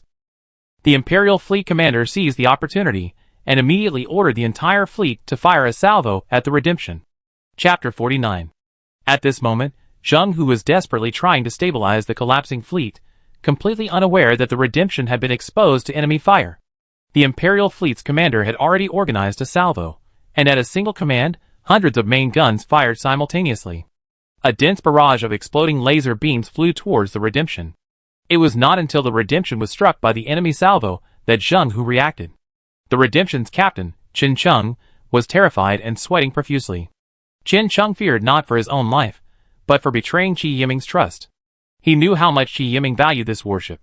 If the Redemption was destroyed here because of him, even Chen Cheng would never forgive himself. The Redemption's hull trembled continuously under the dense barrage of bullets, but the violent explosion the Imperial fleet commander had imagined did not occur. In fact, the salvo was very effective, with the Redemption's outer armor reduced to 25% the instant it was hit. The salvos from both directions completely destroyed the Redemption's sides, but fortunately, none of its main and secondary guns were hit. Seeing the Redemption nearly sink, Zheng Hu broke out in a cold sweat. He no longer cared about stopping the disintegrating fleet, he had to protect the Redemption. Chen Cheng also abandoned support for the friendly ships and cranked the Redemption's power reactor to maximum power, fully supplying the nanorobot production line within the ship. The Redemption's outer armor value recovered from 25% to 40% in just 1 minute, but it was still a drop in the bucket. One more salvo from the Imperial fleet, and the Redemption would surely be sunk. The Imperial fleet's commander was doing the same. How long will it take to recharge the main guns? The commander anxiously asked the weapons officer. 1 minute and 25 seconds. Power reactor at full power. On a battlefield where every second counts, an extra second can make a difference. The commander understood this, and kept urging the weapons officer to recharge the guns faster. At the same time, Zheng Hu commanded his ship to desperately approach the Redemption, attempting to shield it from the fatal attack. 50 km, 40 km, 10 km. Just as the Black Tiger reached the Redemption's starboard side, the Imperial fleet fired another salvo. Zheng Hu didn't have time to speak before the Black Tiger, saturated with fire, instantly lost its combat effectiveness. The Redemption fared no better. Although the starboard attack was blocked by the Black Tiger, the port side was still hit hard by the Imperial fleet's explosive lasers. The Redemption's port side secondary guns were completely destroyed, and the outer armor was directly penetrated. On the Redemption's damage monitor, the value indicating the integrity of its port side outer armor instantly dropped to 0, and even the structural value had dropped by 15% during the attack. Qin Sheng had no time to mourn Zheng Hu's death. He immediately turned the ship's bow, preparing to break contact with the enemy. However, the two fleets were already at bayonet cannon range. Even if the Redemption could run as fast as it could, it wouldn't be able to escape the range of the Imperial fleet's main guns anytime soon. A few minutes later, the Imperial fleet fired another salvo. At this point, Qin Sheng had already closed his eyes. "I'm sorry, Captain. I failed to protect the Redemption." Just when Qin Sheng thought the Redemption was doomed, the already crippled Black Tiger struggled, once again blocking most of the Redemption's attacks. Zheng Hu, his face covered in blood, stood in the navigation officer's seat, enduring the excruciating pain from his injuries, as he struggled to push the Black Tiger's power reactor throttle. "Xiaoqian, hurry up. I just hold you back a bit longer." Zheng Hu's pained yet resolute voice echoed from the fleet's communication screen. "Tell Qi Yiming I won't accept him. He defeated me with just a superior warship. I won't accept him. But it's worth it to see the unification of the Xuanwu Star region in this lifetime. I thank Qi Yiming." With that, Zheng Hu once again piloted the Black Tiger to block a third salvo from the Imperial fleet for the Redemption. This time, the Black Tiger's engines completely shut down, and as its internal energy spiraled out of control, it was torn to pieces. Qin Sheng fought back tears and urged the Redemption's navigator to speed the warship as fast as possible. Thanks to Zheng Hu's self-sacrifice, the Redemption successfully escaped the range of the Imperial fleet's main guns. Qin Sheng finally breathed a sigh of relief, tears streaming uncontrollably. Suddenly, the Xiafeng emerged from warp mode and appeared directly beside the Redemption. Qi Yiming immediately connected to the Redemption. "Why are you crying? Immediately activate the Redemption and Xiafeng combination program." Qi Yiming had no time to grasp the battlefield situation. He had been feeling very uneasy at the border. However, the defense line around the jumping bridge was not going to be completed in a short time, so Qi Yiming simply couldn't leave early. When the defense line was halfway completed, Qi Yiming became so anxious that he abandoned his fleet and drove the Xiafeng alone to support Zheng Hu. But unexpectedly, they were still a step too late. Seeing the Redemption's tragic state, Qi Yiming, unable to even grieve over Zheng Hu's death, immediately ordered the Xiafeng and Redemption to begin combining. "Please select the Master Control Program." The intelligent computer rigidly presented the options. Based on the lightning, execute the Emergency Combination Program. Qi Yiming said calmly. Skip programs 3, 6, 14, and 25, and begin the Emergency Combination Program. The two warships, already close together, suddenly saw a dense flash of electric arcs between their hulls. The two warships rapidly approached each other, and rigid structures extended from their facing sides, with corresponding slots appearing. In less than 30 seconds, the two warships' hulls shook, and then they joined tightly together. The joint between the two ships was quickly covered with armor. The Redemption's damaged secondary guns were retracted into the hull, and 6 new secondary guns were ejected from the sterns of the Exploration and Guardian. These secondary guns were surplus from the combined warships. Due to limited gun bays, they were stored as backup weapons, and now they're being used. The two warships fit side by side, so the overall appearance hasn't changed much, except that the newly combined warship is significantly wider. The Redemption's remote repair weapon had been detached from the hull when the two warships were combined, pulled to the front of the warship by a tractor beam, where an additional mount was created specifically to house this special main gun. The 4 super-firing turrets on the Redemption and Snow Peak were rearranged along the central axis of the newly combined warship, 2 fore and 1 aft. The surplus main guns were retracted into the warships as backup. The combination of the two destroyers increased the computing power of the upgraded Snow Peak. After loading a main control program, the Snow Peak, which previously could only load one auxiliary program, was now able to load an additional one. This meant that the Xiafeng could now run the main control programs of both the Explorer and the Guardian simultaneously. Furthermore, the Xiafeng, built around the Lightning, also possessed a plentiful energy supply. After the reassembly, the Xiafeng's outer armor value dropped to 70% due to the heavy damage sustained by the Redemption. The Guardian, however, once again received a supersaturated energy supply, providing strong energy support for the production of nano-repair robots. The armor value was restored to 85% in just 3 minutes. The newly reassembled Xiafeng had become a formidable warship, excelling at both offense and defense. Zheng Hu, wait for my revenge. Qi Yiming gritted his teeth as he glared at the Imperial fleet approaching the Xiafeng. Chapter 50. The commander of the Imperial fleet wasn't particularly surprised by the sudden appearance of the Snow Peak. However, he was stunned by the subsequent changes in the Snow Peak and the Redemption. He had never witnessed a warship do such a thing in broad daylight. The captains of the other warships were no better, and their once aggressive fleet came to a halt. The Imperial fleet's brief moment of distraction gave the Snow Peak ample time to repair itself. However, Qi Yiming didn't wait for the Snow Peak's outer armor to fully recover. The moment the Snow Peak completed its assembly, Qi Yiming ordered the navigator to charge forward. Don't you enjoy artillery battles? I show you what a real artillery battle looks like. Qi Yiming gritted his teeth, staring at the battlefield situation map. While pursuing the Xuanwu Federation, the Imperial fleet had actually split into 2 temporary fleets, attacking Zheng Hu's fleet from 2 different directions. At this point, the 2 fleets had not yet merged. Without a second thought, Qi Yiming ordered the navigator to steer the Snow Peak between the 2 Imperial fleets. What kind of command is this? The Imperial fleet's commander stared blankly at the Xiafeng charging towards them. Has the opposing commander been kicked in the head by a donkey? Isn't he just going to die? I'd be remiss not to. The other fleet's commander said with a sinister smile. As the Imperial fleet's overall commander for this expedition, Han Shan immediately assumed command of the other fleet. Attention, all ships. Cruisers are positioned 1 level below the enemy ships. The remaining warships will be positioned upwards in order of rank. The 1 level below Han Shan referred to as based on the level of the Xiafeng, or level 0. Upwards was positive, and downwards was negative. Following Han Shan's command, the Empire's 2 makeshift fleets quickly formed up after a brief moment of shock, maximizing the Imperial fleet's firepower density. Qi Yiming raised his lip. This formation greatly increases the fleet's frontal width, allowing each participating warship to bring enemy ships within effective range of its main guns. Although the battle atmosphere was tense, Qi Yiming did not forget to explain to Qin Cheng and his wife the advantages and disadvantages of various fleet battle formations. Captain, ignore the enemy's movements and separate the 2 fleets as quickly as possible. Qi Yiming turned back and ordered the captain. The captain rolled his eyes, thinking, are we going to split the enemy fleet? Clearly, we're just going to die. But he still faithfully carried out Qi Yiming's order. But Captain, isn't it a bit reckless for us to charge in like this? Hao Qinqi expressed concern. Qin Cheng, on the other hand, was still mired in the negative emotions of Zheng Hu's death.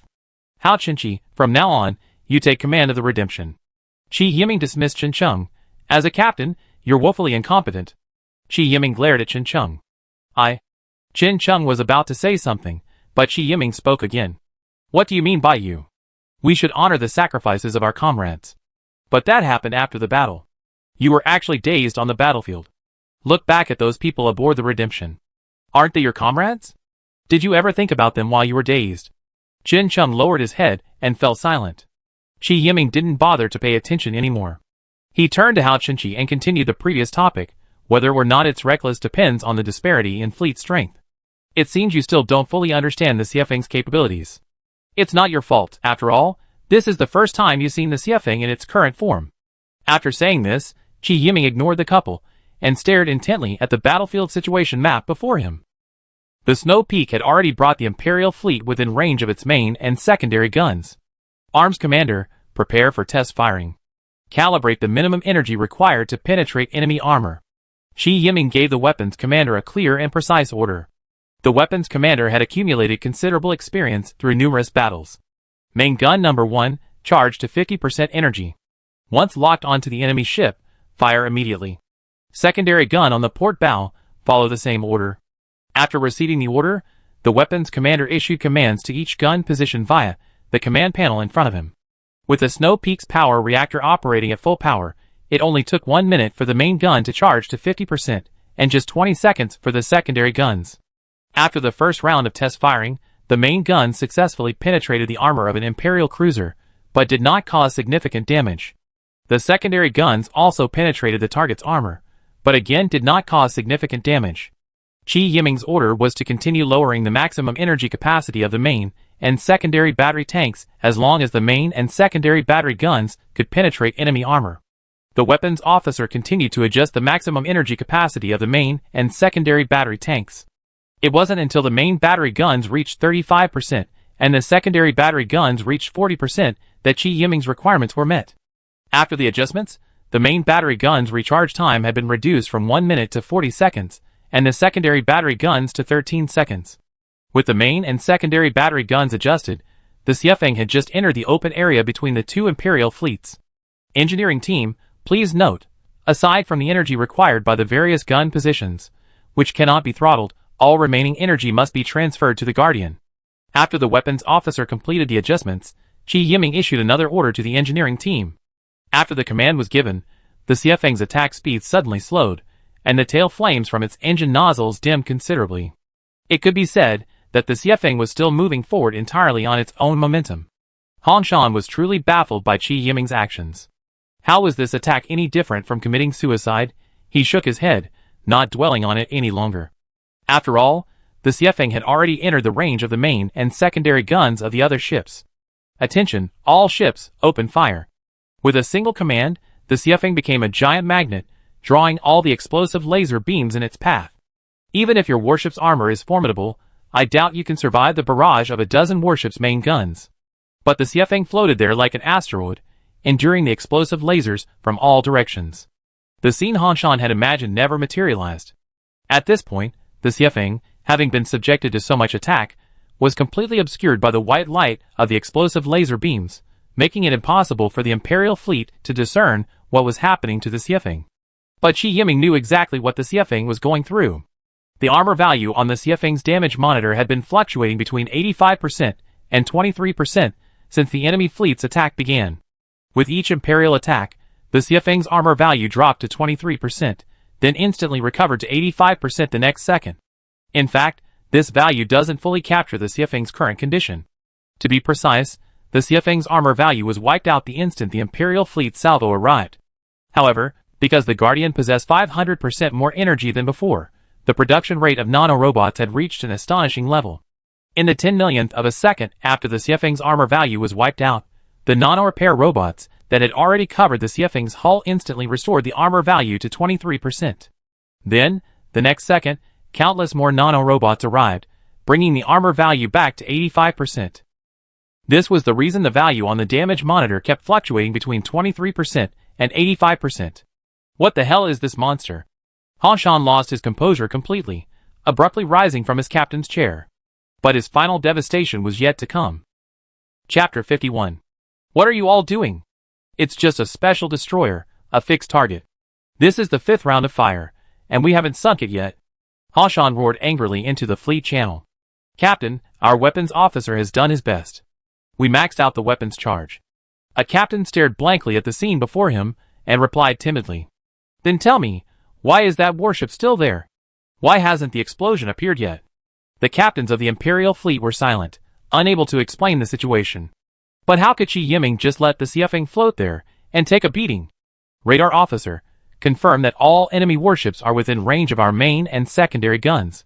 Qi Yiming remained calm as the armor integrity readings fluctuated wildly over the next few minutes. All enemy warships are within range.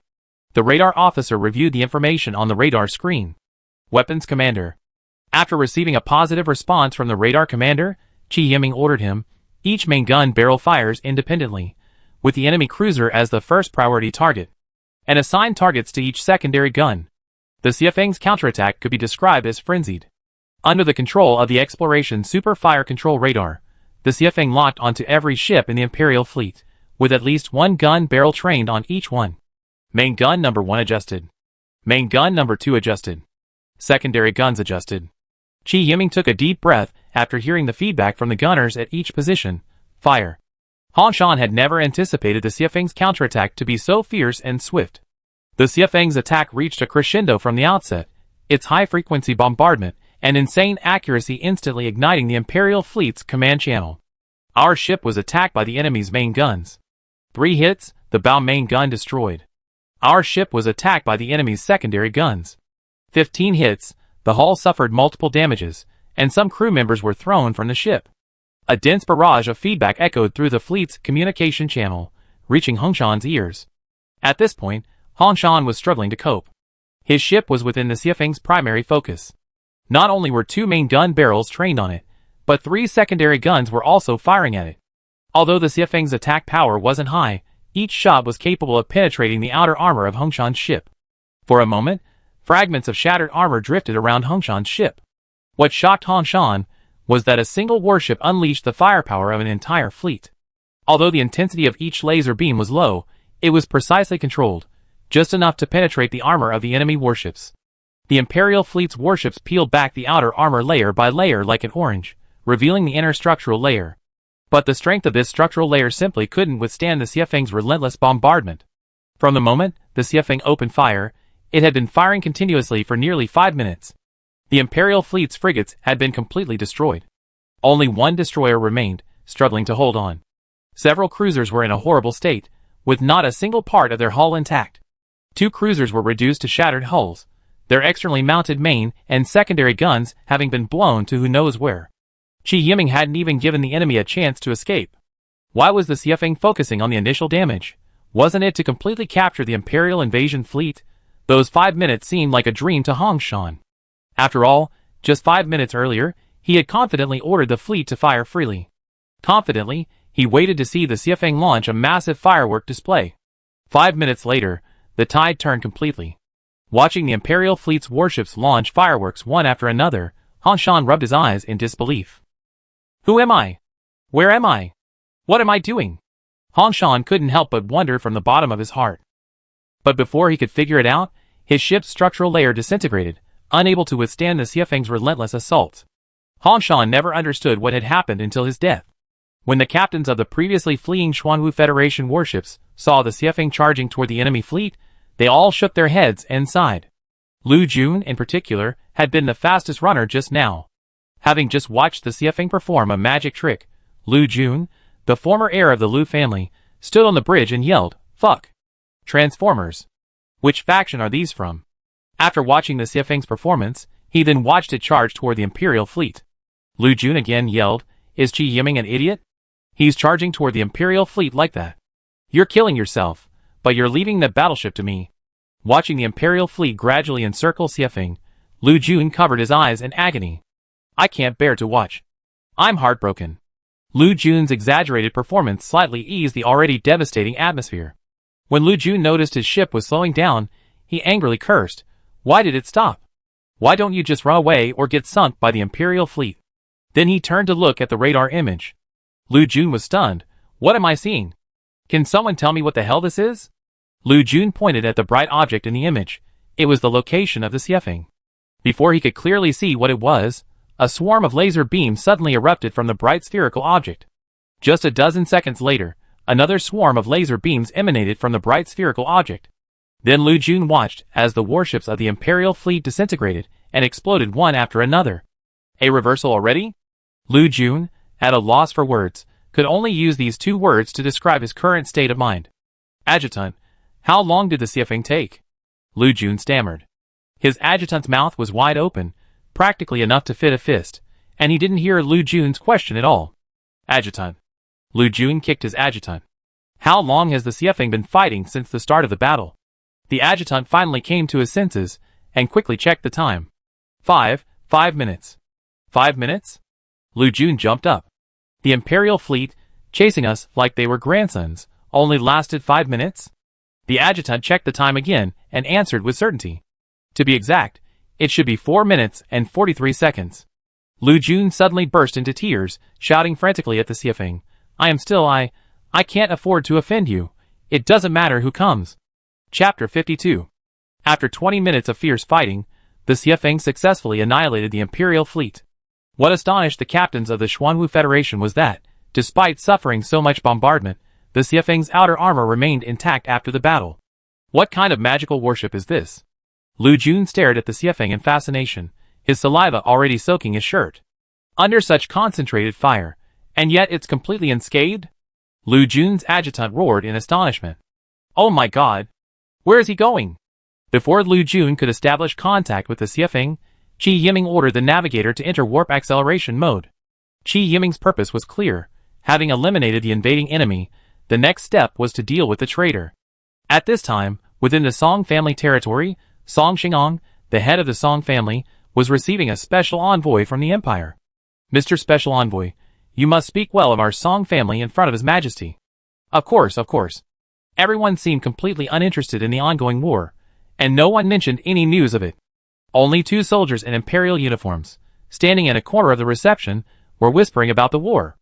I heard that Major General Han Shan will be promoted to Lieutenant General upon his return from this mission. The speaker said to his companion with envy. What powerful enemy could there be in the Xuanwu Star region? Han Shan is just here to gild his reputation. To get promoted to Lieutenant General, he bribed the military brass with a lot of favors to secure the position of Commander-in-Chief of this expeditionary fleet. Another uniformed man made a disdainful expression when mentioning Han Shan. These matters are beyond the control of a mere captain like us. Let's focus on this escort mission. The 2 men raised their glasses, gesturing to each other, and then gulped down the dregs. But to their surprise, Han Shan had died in battle not long ago, his remains possibly lost. After all, the energy generated by the explosion of his ship was too powerful, and perhaps Han Shan's body had already been vaporized.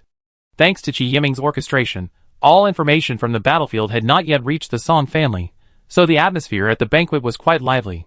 The head of the Song family was now thankful that he had not followed those idiots in their pursuit of some frivolous federation, but had wisely sided with the Wanluo Empire. The imperial envoy arrived this time escorted by a battlecruiser. It's fair to say the Empire went to great lengths to demonstrate its national strength. While the Empire was still at war with the Turing Republic, they actually pulled such a vital force as a battlecruiser back to carry out such a seemingly unimportant mission. Song Xingong looked at the battlecruiser with mixed feelings. He was happy because he hadn't expected the Wanluo Empire to be so powerful, sending a battlecruiser to escort a simple diplomatic mission. He was worried that some of the conditions he had proposed might not be met. Given the current situation, just being able to preserve their territory was a blessing. Just as Song Xing was toasting with the imperial envoy, Qi Yiming Xiefeng appeared at the Song family's outer defenses. Qi Yiming was surprised that the Song family, in a state of war, hadn't raised its combat readiness. The several warships on the outer defenses remained safely anchored in their temporary berths. Qi Yiming, of course, wasn't going to be polite. He begged for more than a bite of meat, right there in front of him. Having easily taken the first line of defense, Qi Yiming didn't bother with the demolition work. He had already seen the Xuanwu Federation's fleet following him into the Song family's territory. Lu Jun, the demolition mission is now yours. Make sure you completely demolish the massive structures along the defense line. No problem. Lu Jun was completely impressed by Qi Yiming's fighting prowess. Even if Qi Yiming had asked him to lead the charge against the Song family's second line of defense, he wouldn't hesitate. Without waiting for Lu Jun's flattery, Qi Yiming Xiefeng entered warp mode again. The Song family's response mechanism was quite good. Although the first line of defense didn't even last 10 minutes, it still gave the second line some time to prepare. The news of the sudden attack on the territory had already reached Song Xingong by the time Qi Yiming appeared outside the first line of defense. Song Xingong's expression froze for a moment, then he looked pleadingly at the special envoy from the Wanluo Empire. The special envoy smiled and reassured Song Xingong, "Don't worry, Mr. Song. This must be the remnants of that Federation fleet making their last stand. I'm sure the Imperial fleet is not far behind them." Special envoy. There's no sign of the Imperial fleet behind them. The messenger gave the special envoy no respect. The special envoy's mouth twitched, then he continued calmly, "There's no need to worry. I sent for the Imperial fleet to come back." Special envoy. "We lost contact with the Imperial fleet half an hour ago, and it hasn't been restored yet." The messenger seemed completely unconcerned with the Imperial envoy's dignity. The Imperial envoy reacted rather strongly this time. He stared at the messenger and snorted coldly, "What are you afraid of? Don't I still have my escort warship? It's a battlecruiser." "Mr. Envoy," the messenger began. "Enough." The Imperial envoy interrupted him angrily. "Can't you tell me all the news at once? Don't I have any respect?" Song Xingong quickly intervened, "My men are unsophisticated. Please don't be angry, Mr. Envoy." "Humph." The Imperial envoy snorted coldly, then smiled at the Song family patriarch. This battlecruiser escorting me has performed remarkable feats in the war against the Turing Federation. If it hadn't been back home to rest and recuperate, I would have flattered your majesty. How could these imperial heroes have come to your godforsaken place? The envoy appeared polite, but his words were tinged with sarcasm. Song Xingong was now in a difficult position, forced to grit his teeth and negotiate with the imperial envoy, hoping he would order the battlecruiser to sail and intercept the Xuanwu Federation's fleet. It wasn't that Song Xingong didn't want to send his own warships, but the Song family had lost almost all of their main battleships in the siege of the Wang family a few weeks ago. After the battle, only a handful of over 20 warships returned, and all of them were damaged. Don't worry. This battlecruiser has a record of sinking 25 enemy ships in a single battle. It should be no problem to deal with a few monkey-like warships. It's just that the conditions you set. The envoy's expression changed again, and he looked at Song Xingong with a sinister look. Song Xingong steeled his resolve. As long as we can preserve our Song family's territory, we agree to any terms. Don't worry, the Empire doesn't even care about this tiny Song family territory. As long as Mr. Song surrenders to the Wanluo Empire on behalf of the Xuanwu Star region, the Empire will fully support him in all other matters. Song Xingong's face darkened. His original offer had been for the Xuanwu Star region to become a vassal state of the Empire, and the Empire would send troops to help him unify the Xuanwu Star region. But now, they were demanding his surrender. Song Xingong wanted to refuse, but in the current situation, he had no choice. To preserve the Song family's territory, he could only accept the offer. This is a wise move. Giving away unearned benefits. Mr. Song hasn't suffered any loss, the envoy said with a smile, waving the battlecruiser's captain over. Captain Zhang, there are some minor troubles that need your attention. The special envoy briefly introduced the current situation to Captain Zhang. Zhang Kunyu stood at attention and saluted, then quickly left the banquet hall. Chapter 53. When the Xiefeng arrived at the Song family's second line of defense, the remaining Song family fleet was already on high alert. But the captains of each warship were trembling in fear. They were well aware of the Xiefeng's combat power. Compared to the Xiefeng, well, there was no comparison. It wasn't even on the same level. Just as Qi Yiming was preparing for another massacre, the remaining Song family fleet suddenly turned around and retreated from the second line of defense. This made Qi Yiming alert. Something's wrong. We were clearly preparing for a major battle just now, but such a sudden retreat is either a trap or a collective mental breakdown. Qi Yiming muttered, his voice just loud enough for the couple to hear. It's better to take it slow at times like this. We absolutely can't rush things. So the Xiefeng began the demolition work, waiting for the follow-up fleet to catch up. A dozen minutes later, Lu Jun finally caught up with the remaining Xuanwu Federation fleet. At first, Lu Jun thought Qi Yiming would, as before, just dump the demolition of the second line of defense on him. To his surprise, Qi Yiming actually joined him in the demolition work. Mr. Qi, why aren't you charging? Lu Jun unknowingly used the honorific. Qi Yiming, watching the slightly agitated Lu Jun on the communication screen, was seething with rage. Zheng Hu's death was partly due to Lu Jun and his men's disarray, and Qi Yiming hadn't wanted to see them at all. But these men were still nominally his comrades, and no matter how angry he was, this wasn't the time to lose his temper. The Song family's participation in the fleet's retreat is a bit strange. I'm going to wait and see what they're up to, Qi Yiming explained, suppressing his frustration. What Qi Yiming didn't expect was that Lu Jun, that coward, actually volunteered to conduct a reconnaissance mission to the Song family's last line of defense. Qi Yiming initially wanted to refuse. After all, his intuition told him that reconnaissance missions were extremely dangerous. But then he thought, a reconnaissance mission might be a good idea, just in case he was wrong. Then be careful. Be sure to calculate the recharge time of the warp drive, and don't warp in front of the enemy. Qi Yiming reminded him for the sake of his comrades. After watching Lu Jun enter warp acceleration mode, Qi Yiming organized the remaining fleet to continue the demolition. But before the main control room on the line of defense could be destroyed, Lu Jun returned in a hurry. Mr. Qi, run! That old from the Song family somehow managed to get a battlecruiser. Lu Jun, after connecting the communication, desperately urged Qi Yiming to leave. What? A battlecruiser? Qi Yiming suddenly stood up from his captain's chair. Qi Yiming didn't doubt Lu Jun's words. After all, no one would be foolish enough to lie about military intelligence at this moment. Yes, a battlecruiser. I saw it with my own eyes. Qi Yiming breathed a sigh of relief. It seemed his intuition was correct. The Song family did have a hidden weapon. Did you see the markings on the battleship? Are you sure it's a Song family battlecruiser? Qi Yiming continued to ask for details. It seems, perhaps, but it might not be a Song family marking. Lu Jun rolled his eyes, thinking hard for a long moment before speaking uncertainly. I asked you to conduct reconnaissance, and all you found was this. Qi Yiming grumbled furiously in his mind. Never mind. It's most likely an Imperial battleship. An Imperial battleship appearing on Song family territory right now isn't here for us to see. Qi Yiming stopped dwelling on the battlecruiser's origins, and instead considered whether the Xiefeng could handle it with its capabilities. While the Xiefeng had easily handled the previous battles, the next one faced a battlecruiser. After all, it was a battlecruiser. Even the Xiefeng, no matter how advanced, would have to think carefully about facing a vessel much larger than itself. Mr. Qi, you're not going to continue the attack, are you? Lu Jun suddenly realized a terrifying truth. Qi Yiming had gone mad. Why not? Qi Yiming raised an eyebrow, staring at Lu Jun on the communication screen. Lu Jun's eyes rolled back, and he nearly fainted. He screamed in a shrill voice, trying to pull Qi Yiming back from his madness. That's a battlecruiser. In reality, Qi Yiming knew that it was not impossible for the Xiefeng to destroy a battlecruiser, but it would be extremely risky.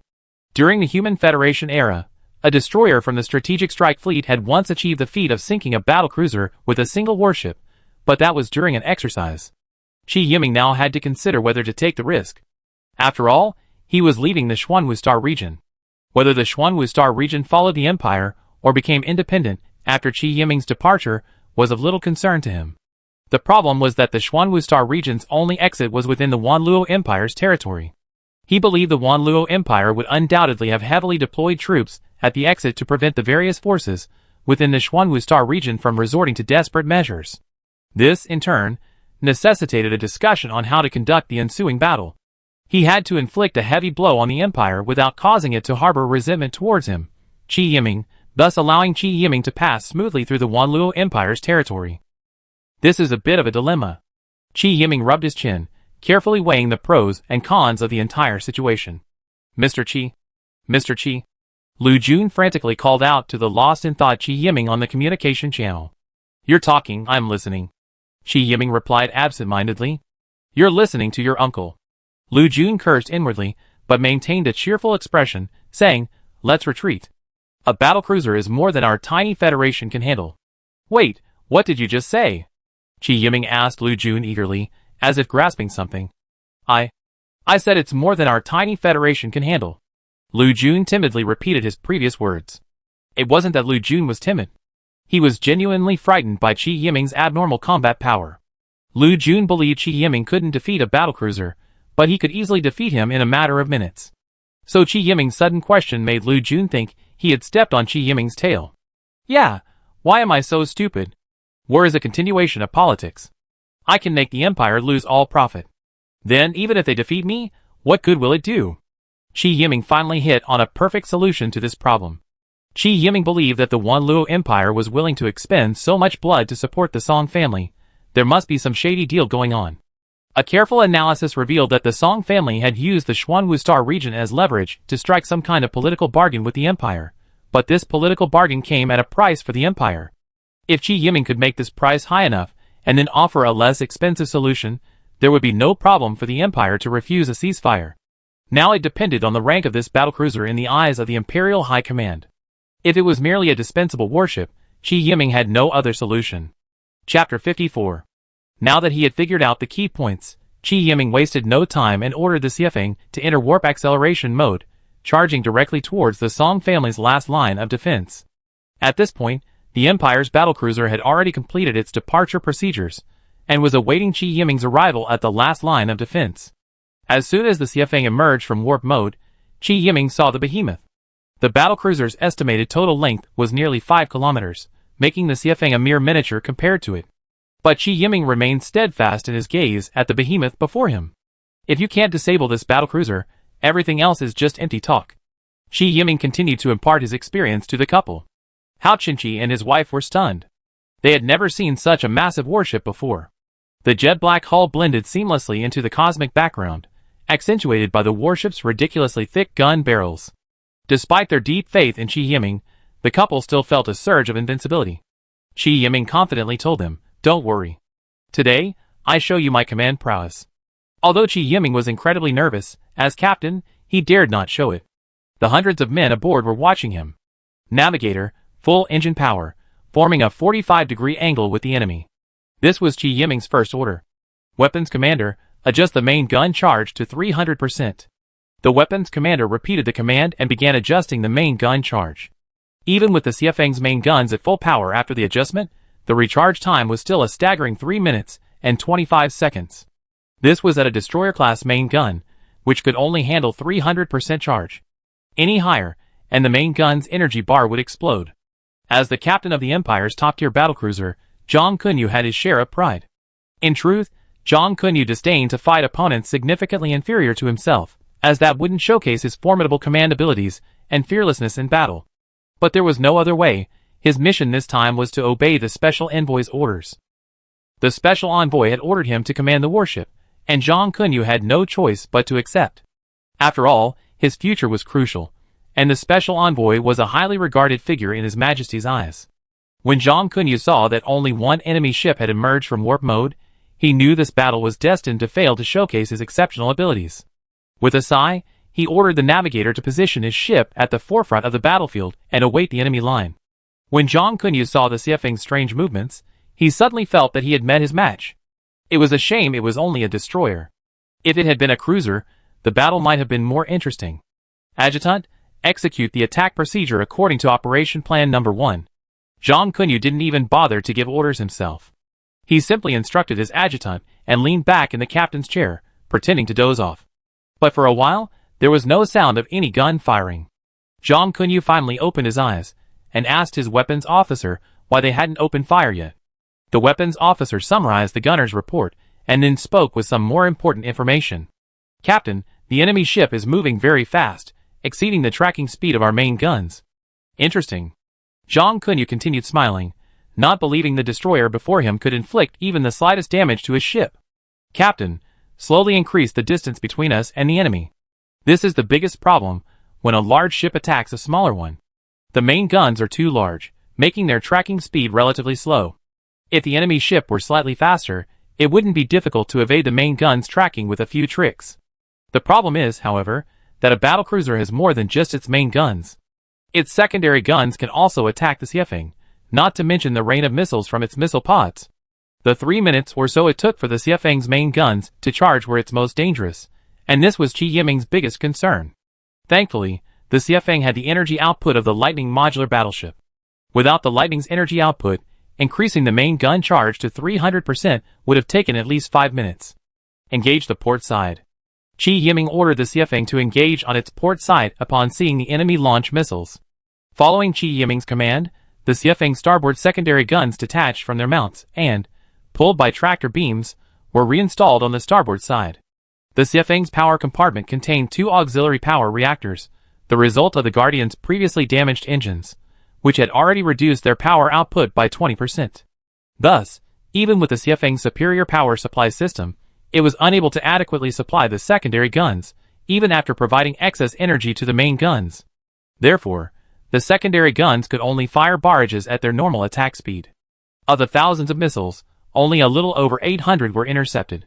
Cold sweat broke out on Qi Yiming's forehead. This was the most dangerous moment for the Xiafeng. Over 200 missiles were poised to strike the Xiafeng's port side, densely packed with them, creating over 200 holes. The integrity of the Xiafeng's outer armor instantly dropped to 37%. The nanorobot production line within the Guardian, operating at normal power, had already been activated at Qi Yiming's direction before the enemy ships arrived. Thus, a considerable number of nanorobots were already stored within the Xiafeng, and the damaged parts of the Xiafeng were repaired in an instant. Unfortunately, the pre-stock nanorobots had also been exhausted. After the missile attack ended, the secondary gun attack followed.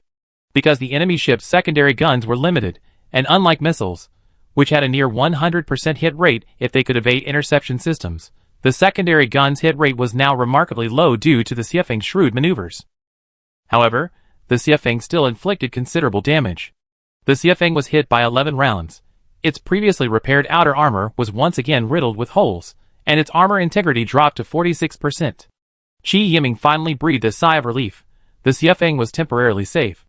Although Zhang Kunyu's battlecruiser's secondary guns fired at a high rate, The closer the Xiefeng got to his ship, the lower its hit rate became. The same issue of gun tracking speed plagued Zhang Kunyu's ship. At this point, Zhang Kunyu realized he had faced a formidable opponent. As a captain with extensive combat experience, he certainly wouldn't be bothered by such a minor issue. Navigator, adjust course. Maintain the same maneuvering direction as the enemy ship, full engine power. Following Zhang Kunyu's command, his ship's massive hull began to slowly turn, its bow gradually aligning with the Xiefeng's direction of movement, and the warship's speed gradually increased. Seeing the enemy ships maneuvering, the secondary gun's accuracy improved significantly. Even with the nanobots' repairs, the Xiefeng's outer armor seemed to be failing. But Qi Yiming's resolve remained unwavering. He mentally drew a line for the Xiefeng. If it crossed that line, Qi Yiming would immediately terminate the engagement and force the Xiefeng out of the battlefield as quickly as possible. Thankfully, the Guardian's nanobot production line was performing well, maintaining the power level at 29%. There were only 15 seconds left until the main gun's recharge was complete. Chapter 55. 15 seconds meant little Zhang Kunyu's ship could do. The two sides remained in a stalemate, with the Xiefeng clearly at a disadvantage. Main gun recharge complete, energy intensity 300%. Fire. The Xiefeng's hull shook slightly, and all three main guns fired a salvo. Burst lasers, brimming with energy, flew towards the enemy ship. Since the start of the battle, the Xiefeng's secondary guns had been operating on missile defense, completely unable to engage the enemy. The salvo from the three main guns was the Xiefeng's first real attack since the engagement. The two ships were not too far apart. To maximize the enemy ship's main gun's slow tracking speed, Qi Yiming had maneuvered the Xiefeng as close to the enemy ship as possible without compromising its own accuracy. Thus, the burst lasers did not fly for long. The 18 burst lasers fired from the three main guns accurately struck the enemy ship. But the effect wasn't ideal. Leaving only a few holes in the enemy ship's hull was negligible damage for a battlecruiser with such a massive hull. A destroyer, you dare say? Dare you to challenge my battlecruiser? Zhang Kunyu sneered. Navigator, continue adjusting your course and maintain your maneuvering in the same direction as the enemy ship. I see who collapses first. After the Xiefeng's main guns fired, Qi Yiming breathed a sigh of relief. During the Human Federation era's exercises, the destroyer had fired 4 rounds before the system determined it had only managed to create a hole less than half a meter in diameter in the battlecruiser's hull. This time, the Xiefeng had only launched a single round of attacks and successfully penetrated the enemy ship, a remarkable feat. The Xiefeng's subsequent attack truly puzzled Zhang Kunyu. The strange main gun at the Xiefeng's bow fired a green beam at the enemy ship. Under the precise control of the exploration's fire control radar, the green light steadily illuminated the hole in the enemy ship's hull. Engineering team, assess the damage to the warship. Faced with the strange attack, Zhang Kunyu suddenly felt uneasy and immediately ordered the engineering team to inspect the warship. A few seconds later, the engineering team reported that, aside from the damage caused by the Xiefeng's main gun, there was no other damage. What was that green beam? Still, Zhang Kunyu was curious and asked if the engineering team had figured out what it was. Captain, we don't know what kind of attack the green beam was, but from the current situation, it doesn't seem to cause significant damage to our ship. The engineering team leader, after consulting with several of his experts, gave their answer. A destroyer, what else can it possibly do? Weapons team, keep attacking.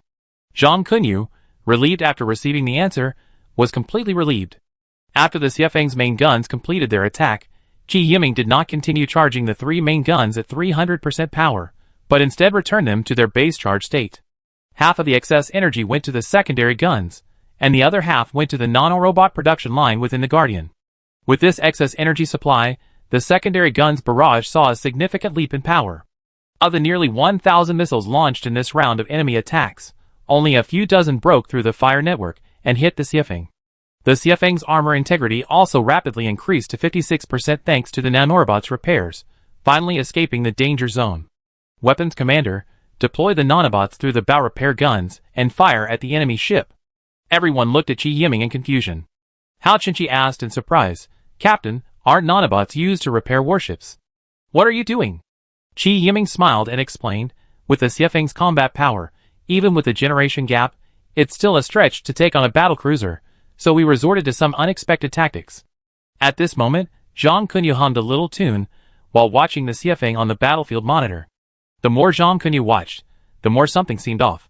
It felt like the destroyer's outer armor was recovering much faster than before. Weapons Commander, what's going on? Why has the attack power decreased?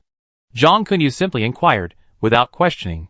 But then the weapons officer said, Captain, our attack intensity hasn't decreased. It hasn't decreased. Do you think I'm blind? Go and urge your men to stop slacking off. I may look relaxed, but I'm working, okay? The weapons officer looked at his captain helplessly, only able to grumble inwardly. But the battlecruiser's engineering team leader was now swamped. Captain, there's an abnormal energy fluctuation in the power reactor. The engineering team leader reported the abnormality to the bridge via the battleship's internal communicator. Abnormal fluctuation? Zhang Kunyu frowned. What abnormal fluctuation? Our power reactor appears to be overloaded. Energy overload? Yes. Zhang Kunyu had some understanding of the issue of energy overload. If it was a weapon overload, it wouldn't cause serious consequences in the short term. But the power reactor was different. An energy overload would cause excess energy to accumulate inside the reactor, gradually leading to a loss of control. At that point, the entire ship would be destroyed, along with the reactor. Have you figured out the cause? No. Then what are you still dawdling about? Hurry and investigate. The engineering team leader hurriedly hung up the line and organized a team to investigate the power lines. Qi Yiming was well aware of the unusual energy fluctuations occurring on the battlecruiser. This was what he called the unexpected tactic. The principle was simple. It utilized the energy transmission capacity of the Xiefeng's bow-mounted main guns, then, through a temporary energy pipeline formed by nano-robots, channeled a large amount of energy into the enemy ship's energy pipelines. That was why, in the early stages of the engagement, the Xiefeng risked several holes in the enemy ship's hull, allowing the nano-robots to enter and connect to its energy pipelines, creating the conditions for subsequent energy supply. In reality, this strategy was devised by a former comrade of Qi Yiming's. He had only seen it in battle case summaries, but he hadn't expected it to come in handy today. Zhang Kunyu's men were quite capable, but unfortunately, they discovered the culprit causing the abnormal energy fluctuations in the power reactor a little too late. The power reactor was on the verge of losing control, and Zhang Kunyu was so frightened that he quickly ordered it shut down, thus preventing the warship from self-destructing due to the energy disturbance. What's going on? Can anyone tell me? Zhang Kunyu angrily slammed the armrest of the captain's chair. This was the most frustrating moment of his entire combat experience. Captain, it seems that Destroyer is secretly feeding energy to our warship using an unknown technology, causing the abnormal energy fluctuations in the power reactor. The engineering team finally found the cause. Any solutions? Zhang Kunyu was sweating profusely. Who could have imagined that such a prestigious Imperial warship would capsize in the ditch of the Destroyer, the Xiefeng? Chapter 56. Zhang Kunyu nervously asked the engineering team leader if he had any solutions. But the team's answer left him feeling uneasy. If it had been discovered earlier, there might have been a solution, but finding a solution so quickly is a bit of a hassle. Zhang Kunyu slumped down in his seat, staring at the darkened bridge, wanting to cry. It's done. Qi Yiming clapped his hands excitedly. Communications officer, contact Lu Jun immediately, and have the remaining warships come over for a boarding engagement. We need to capture that battlecruiser. Lu Jun was completely stunned when he received the news. He had never believed Qi Yiming could take out that battlecruiser. But what the hell was going on now? Was a battlecruiser so easily approachable? But the facts were staring him in the face, and he couldn't help but believe it. The boarding battle went smoothly. Although the Imperial side had the advantage in tonnage, they did not have the advantage in crew numbers. Qi Yiming and his men took only half an hour to breach the battlecruiser's bridge and capture the vessel. When the Imperial envoy learned the news, he was so frightened that he lost control of his bladder. The Song family patriarch's face was utterly dejected. When Qi Yiming and his men stormed into the Song family patriarch's residence, the once joyful banquet had long since ended. Only the Song family patriarch, the Imperial envoy, and a group of key figures remained in the banquet hall. Qi Yiming ignored the Song family patriarch and turned directly to the Imperial envoy. I assume this is the special envoy, Mr. Special Envoy? The envoy nodded. My name is LV Weiming. May I know your name? Qi Yiming. LV Weiming feigned composure and asked, Mr. Qi, why did you attack my escort warship? You're really good at acting? Qi Yiming said with a smile. You invaded the Xuanwu Federation. What? You won't allow us to defend ourselves? Invasion? How can that be an invasion? Alright, Mr. Envoy, we're just on a mission to the Song family in the Xuanwu Star region. How could that be an invasion? Alright, Mr. Envoy, We're all smart people. Let's stop the drama. Qi Yiming didn't give him a chance to retort. The Song family, as a family under the Xuanwu Federation, colluded with foreign forces to invade, and the Empire was the driving force behind it. Don't you have anything to say? LV Weiming smiled awkwardly. Mr. Qi, you're joking. How could the Empire do such a thing? We blocked the bridge jump. Mr. Envoy, are you really going to keep your mouth shut?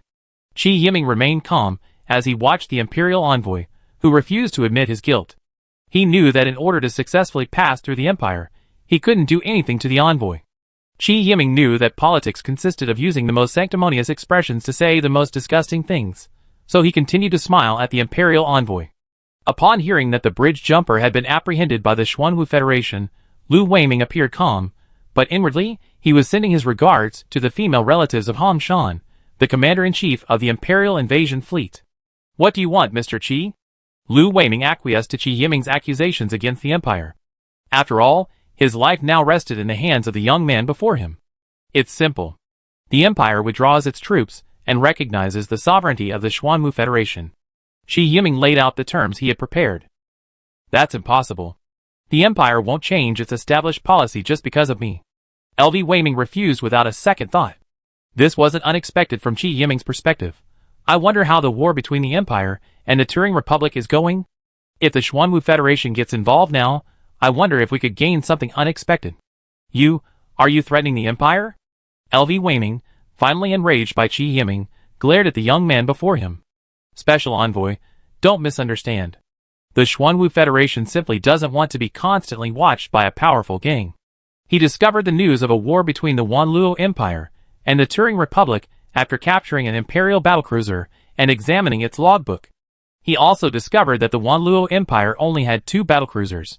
Qi Yiming's capture of one would have a significant impact on the war between the Empire and the Turing Republic.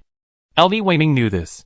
The Empire absolutely couldn't fight on 2 fronts at this time, otherwise it would be in danger of collapse. After a long moment of deliberation, Lu Weiming finally smiled and said to Qi Yiming, I came to the Xuanwu Federation this time with the Empire's friendship for the Xuanwu Federation. Unfortunately, I was kidnapped by this Song family. I'm truly grateful for your country's assistance. Lu Weiming's sudden change of heart stunned Song Xingong, the head of the Song family standing nearby. He hadn't expected anyone to be so shameless. The person who had just a few hours ago been discussing how to help the Song family unify the Xuanwu Star region now brazenly claimed that the Song family had kidnapped him. Qi Yiming was also a bit bewildered. What the hell? What kind of a move is this? How did I become a special envoy witnessing the friendship between the 2 countries? But despite his confusion, Qi Yiming still had to say the necessary polite words. No. These are what we should do. The following scene was remarkably harmonious. Song Xingong, the head of the Song family, was completely invisible from beginning to end, and no one cared about his current feelings. In fact, the moment Qi Yiming seized the Empire's battlecruiser, Song Xingong's fate was already sealed. The Song family was, after all, a local power in the Xuanwu Star region, yet they colluded with outsiders to invade the Xuanwu Star region for their own selfish interests. Even without the establishment of the Xuanwu Federation, the families of the Xuanwu Star region would personally never forgive the Song family for such treacherous behavior. After negotiating terms with the Imperial Envoy, Qi Yiming simply waved his hand, and his men swarmed in, arresting the Song family's head and his retainers. The traitor must die. As for the other accomplices, they will be punished to the maximum extent of their crimes. After dealing with the Song family's affairs, Qi Yiming smiled and said to LV Weiming, Mr. Special Envoy, please accompany me to the Xuanwu Federation's capital planet to observe the celebration of its founding. Of course, I'm here to attend this celebration. Both parties tacitly avoided mentioning the battlecruiser. LV Weiming knew that the battlecruiser could not be recovered, as it had become the Xuanwu Federation's greatest reliance in its fight against the Empire. LV Weiming was right. After capturing the battlecruiser, Qi Yiming immediately sent someone to notify Wang Zhengfeng to quickly remove it to avoid further complications. Now that the Imperial Envoy had wisely avoided raising the issue, Qi Yiming was relieved to have some free time, freeing himself from the tedious debate. 2 days later, Song Xingong, the head of the Song family, and his immediate family were sentenced to death for treason. The remaining accomplices received prison sentences ranging from 30 to 50 years. After attending the celebration, the Imperial envoys, overflowing with gifts, happily departed for the Empire. At this point, Qi Yiming once again began preparing for his journey. After all, he had been delayed for so long. Chapter 57. When Qi Yiming set out again, there was an additional member aboard the Xiefeng. Wang Sun, under the guidance of Chen Cheng, was curiously touring the Xiefeng, which had repeatedly achieved remarkable combat records. It wasn't that Wang Sun didn't have his own warship, but after several battles, Wang Sun had completely lost interest in the monkey-like warship. He waited outside Qi Yiming's house for 3 days, before Qi Yiming reluctantly agreed to let Wang Sun serve on the Xiefeng. Lu Bishu chose to stay, as he had family to care for and wasn't suited to long-distance travel. The other 3 members of the Glory Federation were all solitary, commanding their own warships to join Qi Yiming's expeditionary fleet. Apart from 1 destroyer, the other 2 were frigates. Wang Shuhua, the oldest of the 3 captains, like the other 2, had relatives who had been assassinated, and their relatives all shared a common identity. Awakened. Wang Shuhua's grandfather had been a lieutenant colonel in the Human Federation's garrison fleet. Su Ruifeng's father had been a communications director in the Strategic Strike Fleet, and Yi Lu's husband was a mechanic. All 3 had been assassinated before Qi Yiming regained consciousness, leaving him devastated. The most important reason they were willing to follow Qi Yiming was that they saw hope for revenge. As for Yi Yong, who had provided the location marker, Qi Yiming hadn't seen him again until just before they departed. This made him feel a little uneasy. Yi Yong had been so excited upon hearing he could board the ship, but how could he be nowhere to be found just as they were about to depart? Unwilling to delay the departure any further, Qi Yiming didn't wait any longer, simply asking Lu Bishu to inform Yi Yong when he saw him that the fleet had already departed. Half a month later, a small fleet consisting of 2 destroyers, 2 frigates, and 2 transports appeared near a free port on the northwest border of the Wanluo Empire. They would make their final resupply stop there. Because the journey ahead was extremely long, Qi Yiming wasn't in a particularly rush. Whenever he encountered a free port, he would stop briefly to resupply and allow the crew to disembark for a short rest. Deep space travel is a very boring endeavor, and Qi Yiming wanted to keep the crew in a good mood before leaving the human sphere of influence. Tomorrow, they would leave the Wanluo Empire's territory and enter a star region whose identity was currently undetermined. Qi Yiming had done considerable research. The people of the Wanluo Empire called this star region the Ancestral Star Region, as the Empire's exploration fleets had repeatedly discovered ancient battlefields there, where many humans lay buried. The Empire's people didn't know what had happened there, but they were certain that the humans buried there were their ancestors. Qi Yiming, however, knew clearly that those people were warriors from the former Human Federation. The first location Yi Yong gave was within the Ancestor Star region. As per custom, the fleet would dock at this airport for 1 night, and all crew members, except those on duty, could disembark and enjoy some leisure time. Several captains gathered around Qi Yiming, discussing something. We must have a clear understanding of the supply situation on each ship. Report any shortages to Wang Sun immediately, and he will coordinate the replenishment. Qi Yiming patiently emphasized the importance of replenishment. Wang Shuhua nodded earnestly, but said nothing further. Su Ruifeng, however, said nonchalantly, "You said this hundreds of times along the way, I'm tired of hearing it." Yi Lu, standing nearby, smiled at Su Ruifeng. "I heard so much about this. How come your warship is the most severely short of supplies along the way? If Yiming hadn't given you some supplies from time to time, I think you and your crew would have starved to death along the way." "Sister Yi, don't be so critical." Su Ruifeng scratched the back of his head awkwardly. "Su Ruifeng, you're the most troublesome." Qi Yiming gave Su Ruifeng a light kick, annoyed. "After we pass this airport, getting adequate supplies will be very difficult. Can you please be more serious?" Speaking of Su Ruifeng, he was the one who gave Qi Yiming the most headaches among the 3. His erratic personality really bothered Qi Yiming. If he hadn't been so obedient along the way, Qi Yiming would have kicked him back to the Xuanwu Federation. I know. I have my men go and count the supplies." Su Ruifeng replied nonchalantly. Qi Yiming was genuinely worried about Su Ruifeng's carefree nature. He turned to Yi Lu and said, "Sister Yi, please keep an eye on him. We won't be getting any supplies for a while after we leave here, so we absolutely mustn't run out of supplies." Yi Lu nodded. "Brother Wang, I heard you were from the Wanluo Empire." Qi Yiming looked at Wang Shuhua again. Wang Shuhua replied meticulously, "Yes. I grew up in the Wanluo Empire. After my grandfather was assassinated, I followed my parents to the Xuanwu Star region." "That's perfect. See if you can buy another transport ship. 2 transport ships still seem a bit unsafe to me." Qi Yiming looked at Wang Shuhua worriedly. "No problem, transport ships are relatively easy to buy." Qi Yiming was quite confident in Wang Shuhua's work, and most of the time, he would delegate any tasks to Wang Shuhua. Wang-san, you go with Brother Wang. Once we get the transport ship, fill it up according to the supplies list I gave you. Qi Yiming thought for a moment and then said, as for the crew, select some of the redundant personnel from each ship to go to the new transport ship. Wang-san was now the logistics director for the entire fleet, and Qi Yiming threw all the responsibility of material procurement and management onto him. Wang-san nodded and hurriedly pulled Wang Shuhua away. With only 1 day's docking time, he had a lot to do and needed to hurry. Alright, go back to your own business. Qi Yiming glanced at Wang-san and the other man as they left, concluding the brief meeting. After the meeting, Qi Yiming did not venture into the Freeport for fun, but instead returned to the bridge of the Xiefeng. A three-dimensional star map was displayed on the navigation console inside the bridge. He had already planned his route before setting off. The 3 landmarks he had obtained were exactly on Qi Yiming's planned path, saving him considerable time. Seeing that they would reach the first landmark in another week, Qi Yiming remained hopeful, muttering, I hope it's a modular warship, so that the Xiefeng can increase its combat effectiveness. However, Qi Yiming didn't plan to rush directly into the landmark space. Instead, he planned to observe the area around the landmark for a day or two, confirming that there were no problems before entering to investigate. The most important reason for his caution was Hiyong. Qi Yiming had a negative impression of Hiyong, and he was genuinely worried that these marked spaces were a trap, designed to target him, a living awakened. Who hates us awakened so much? If I see you, I definitely make you pay for it. Qi Yiming muttered to himself, staring intently at the star map. Chapter 58.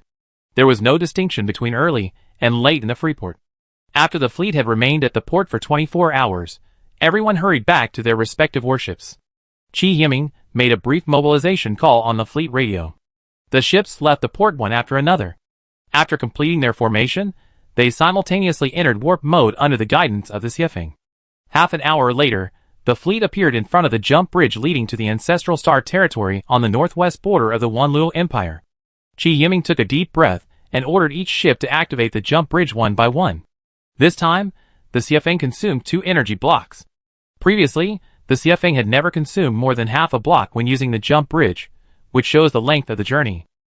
The entire fleet sailed in warp mode for 7 days, before finally reaching the border system of the ancestral star territory, designated X-113 on the star map. Qi Yiming did not rush to the landmark. Instead, he activated all the detection radars on the Xiefeng and conducted a detailed scan of X-113.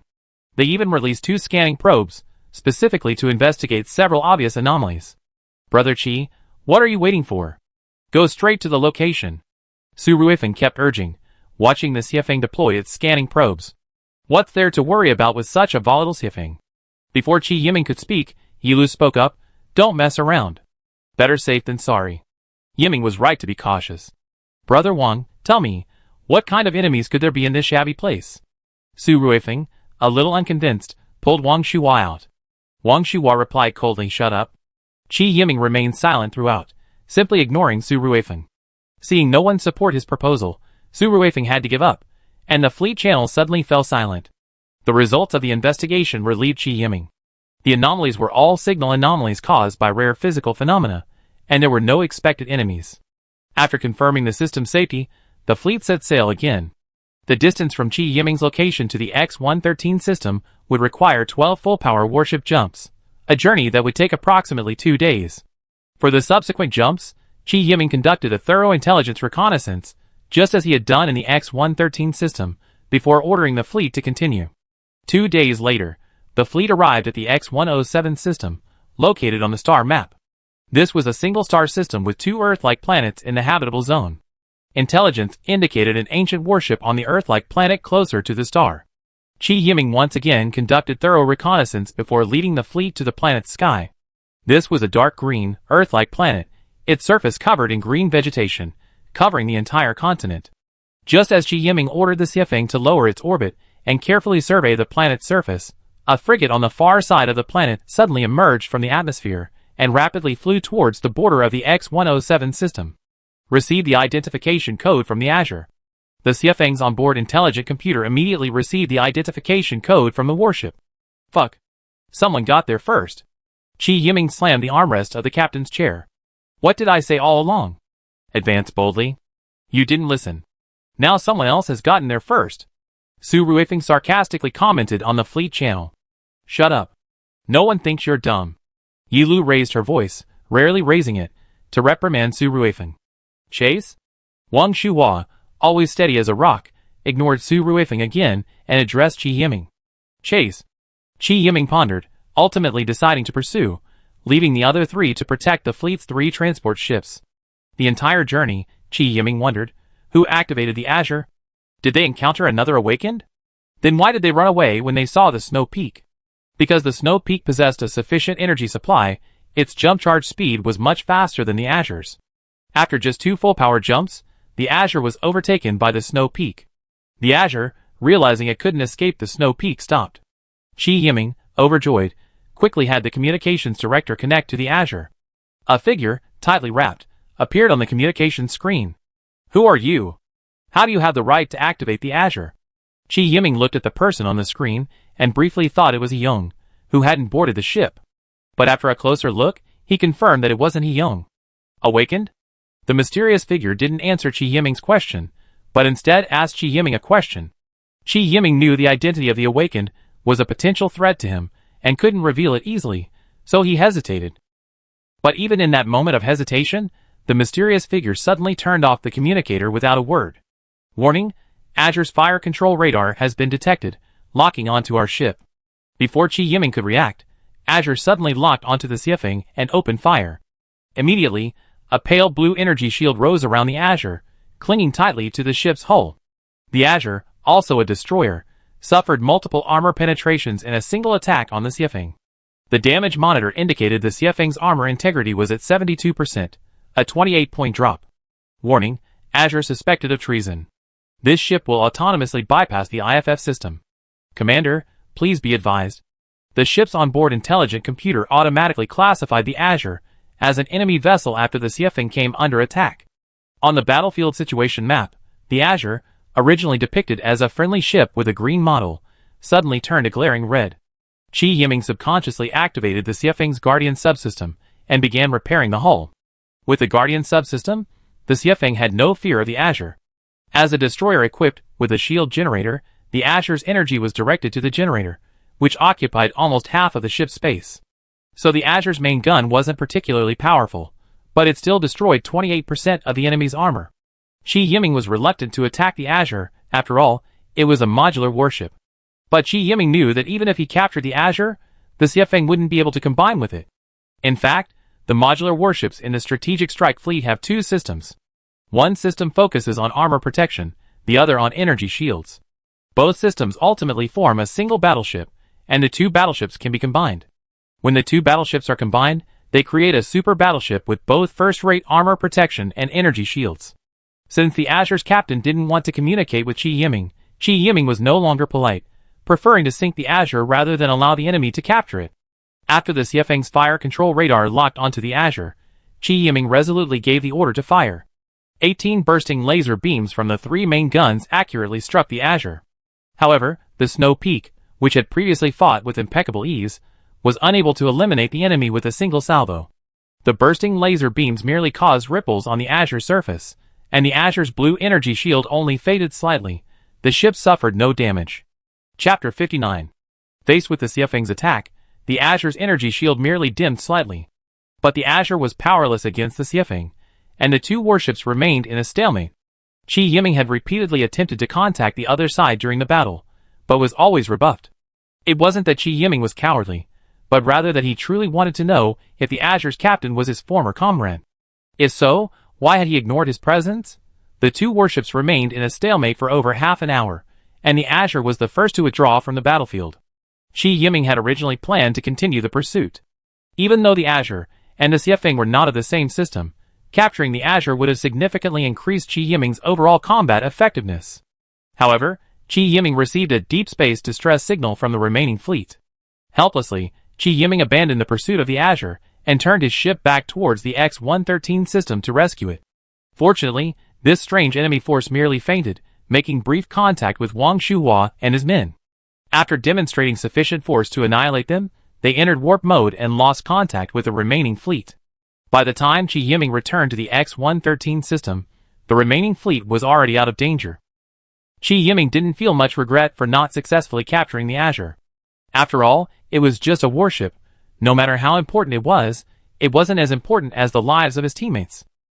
Furthermore, he believed that since he had encountered the Azure once, there would be another chance. After reuniting with the remaining fleet, Qi Yiming allowed everyone to rest briefly before continuing on to the next point. All the way, Qi Yiming wondered, who had reactivated the Azure? If it had been a former comrade, perhaps the mysterious man's reaction wouldn't have been so radical. At least, like him, he would have immediately wondered if Qi Yiming was also an awakened being upon seeing the snow peak. But that man only asked Qi Yiming one question, not even listening to his answer. Just because Qi Yiming hesitated, he ordered the Azure to attack the snow peak. Qi Yiming had wondered if it was the missing Hyung. But Qi Yiming ultimately rejected that idea. If it was Hyung? Then why would he have bothered to hand over the location code to Qi Yiming? Couldn't he have just come here and activated the Azure himself?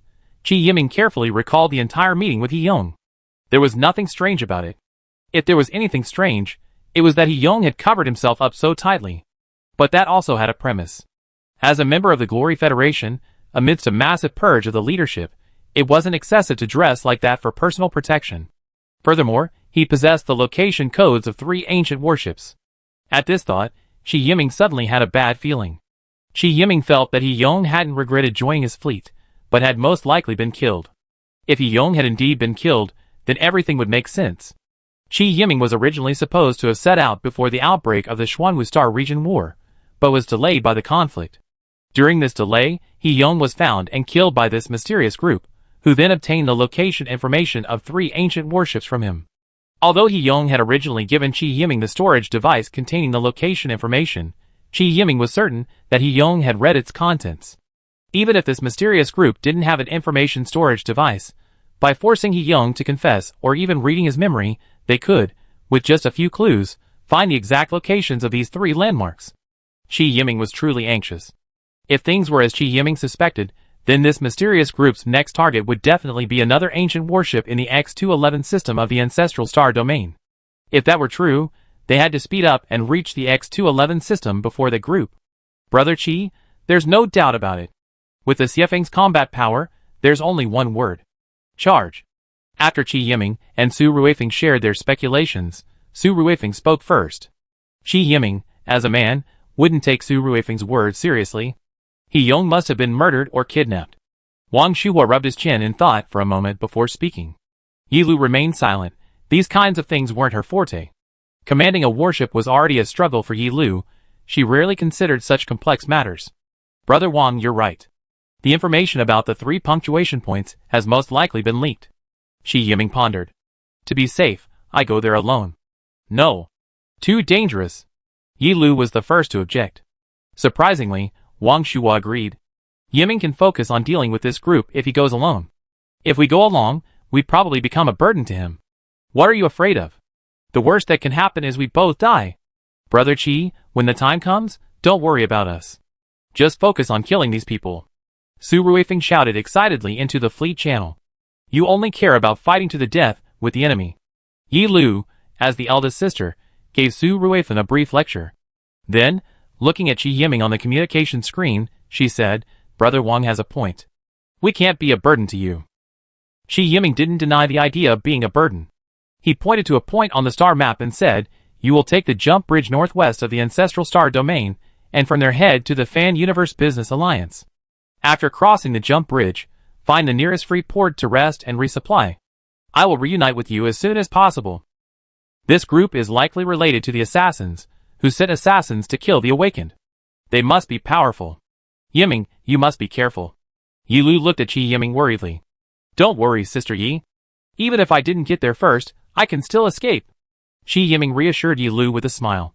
Yi Lu's worried expression finally eased slightly.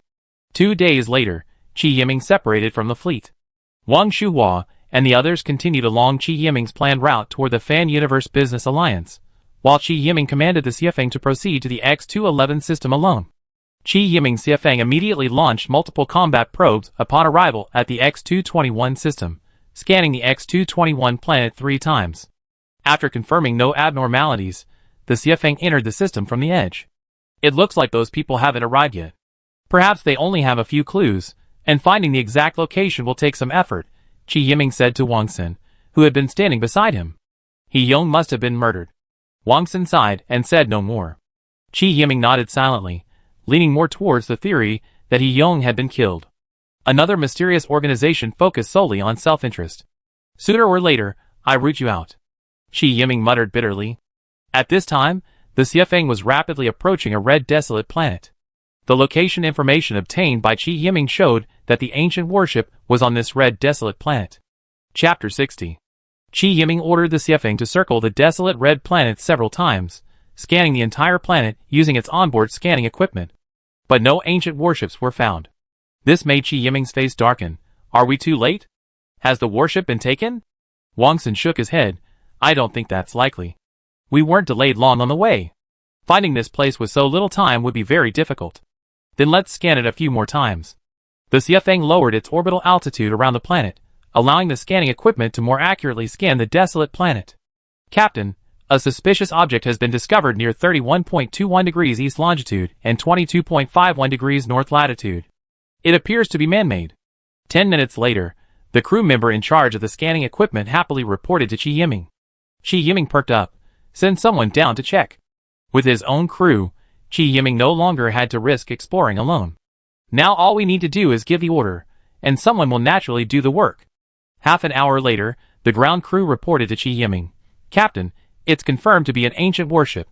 The person speaking was incredibly excited. Discovering an ancient warship was something he could brag about for the rest of his life, so of course he was thrilled. Why can't I see its outline? Qi Yiming asked curiously. The entire warship is covered in red iron sand. We may need to excavate here. The ground exploration team leader, overly excited, forgot to provide details. AI, can you identify the class of warship buried below? Qi Yiming asked excitedly, also delighted. The warship is covered in iron sand, severely interfering with all signals and unable to be identified. Although it was moderately bad news, the cold, synthetic voice of the shipboard AI still sounded pleasant to Qi Yiming's ears. Undeterred, Qi Yiming ordered the ground personnel to camp where they were, and he would quickly deploy heavy machinery to excavate. Heavy mechanic Qi Yiming had requested Wang Zhengfeng make special preparations before setting off, precisely to prevent this situation. The entire process took 3 full days. The warship was buried so deeply that digging it out proved quite a challenge. The moment the ancient warship was unearthed, Qi Yiming immediately recognized it as the Heavy Hammer frigate, once part of the Strategic Strike Fleet and also a modular warship. Luckily, the Heavy Hammer and the Snow Peak were of the same order, a modular warship from the armored system. Since it was a modular warship, Qi Yiming had to personally take control. After ordering the Xiefeng to enter guard mode, Qi Yiming descended to the surface in a transport boat carrying several energy blocks. The Hammer frigate was distinctly different from the Guardian. It lacked main guns, and was slightly smaller in size. 2 torpedo launchers were mounted on its bow, making it the only modular warship in the Strategic Strike Fleet capable of torpedo attacks. The small hull housed 2 heavy torpedo production lines, capable of producing 2 types of heavy torpedoes, one for electromagnetic damage, the other for explosive damage. When Qi Yiming entered the Heavy Hammer, it was filled with reddish-brown metal sand, forcing him to hastily clear it out. Cleaning the warship's interior took another 2 days. If it weren't for the Human Federation's advanced technology, the Heavy Hammer, after being subjected to such ravages by the iron sand, would likely have been scrapped long ago. While clearing the iron sand, Qi Yiming's men also unearthed the remains of dozens of Human Federation soldiers.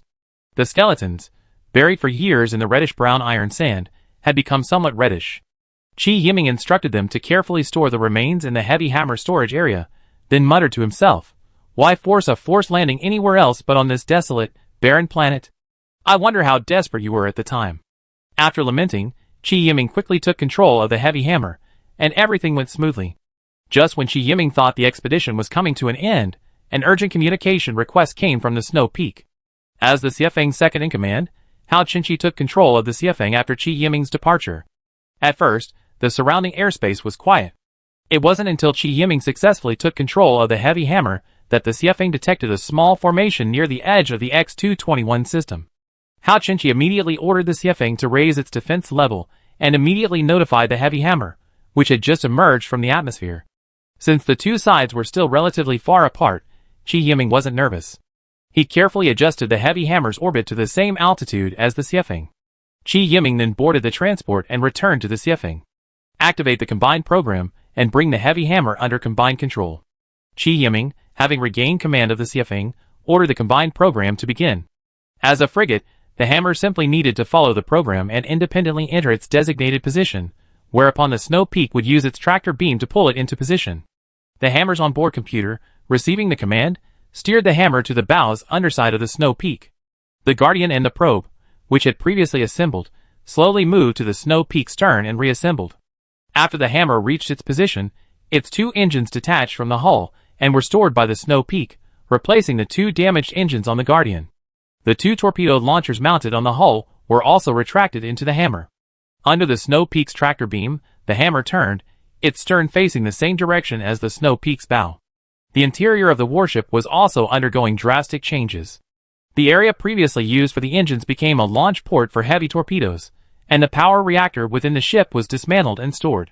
After the hammer was combined with the Snow Peak, the entire warship became a fully fledged torpedo launcher capable of independently producing heavy torpedoes, becoming another powerful offensive weapon for the Snow Peak. Although the Snow Peak, now a destroyer, had been further enhanced, its combat power was now comparable to that of a current human battlecruiser. Qi Yiming saw the red dots on the radar screen rapidly approaching him, and guessed they must be the mysterious group they had encountered at X-113. As soon as the group emerged from warp mode, Qi Yiming immediately spotted the Azure among them. The two sides exchanged glances, and without even a basic exchange of words, Qi Yiming ordered the Snow Peak to activate its fire control radar. At the same time, the Snow Peak's onboard computer issued a warning, under fire from the enemy Azure's fire control radar. Enemy ship is locked onto our ship. Please evade. The battle erupted in an instant, an all-out attack.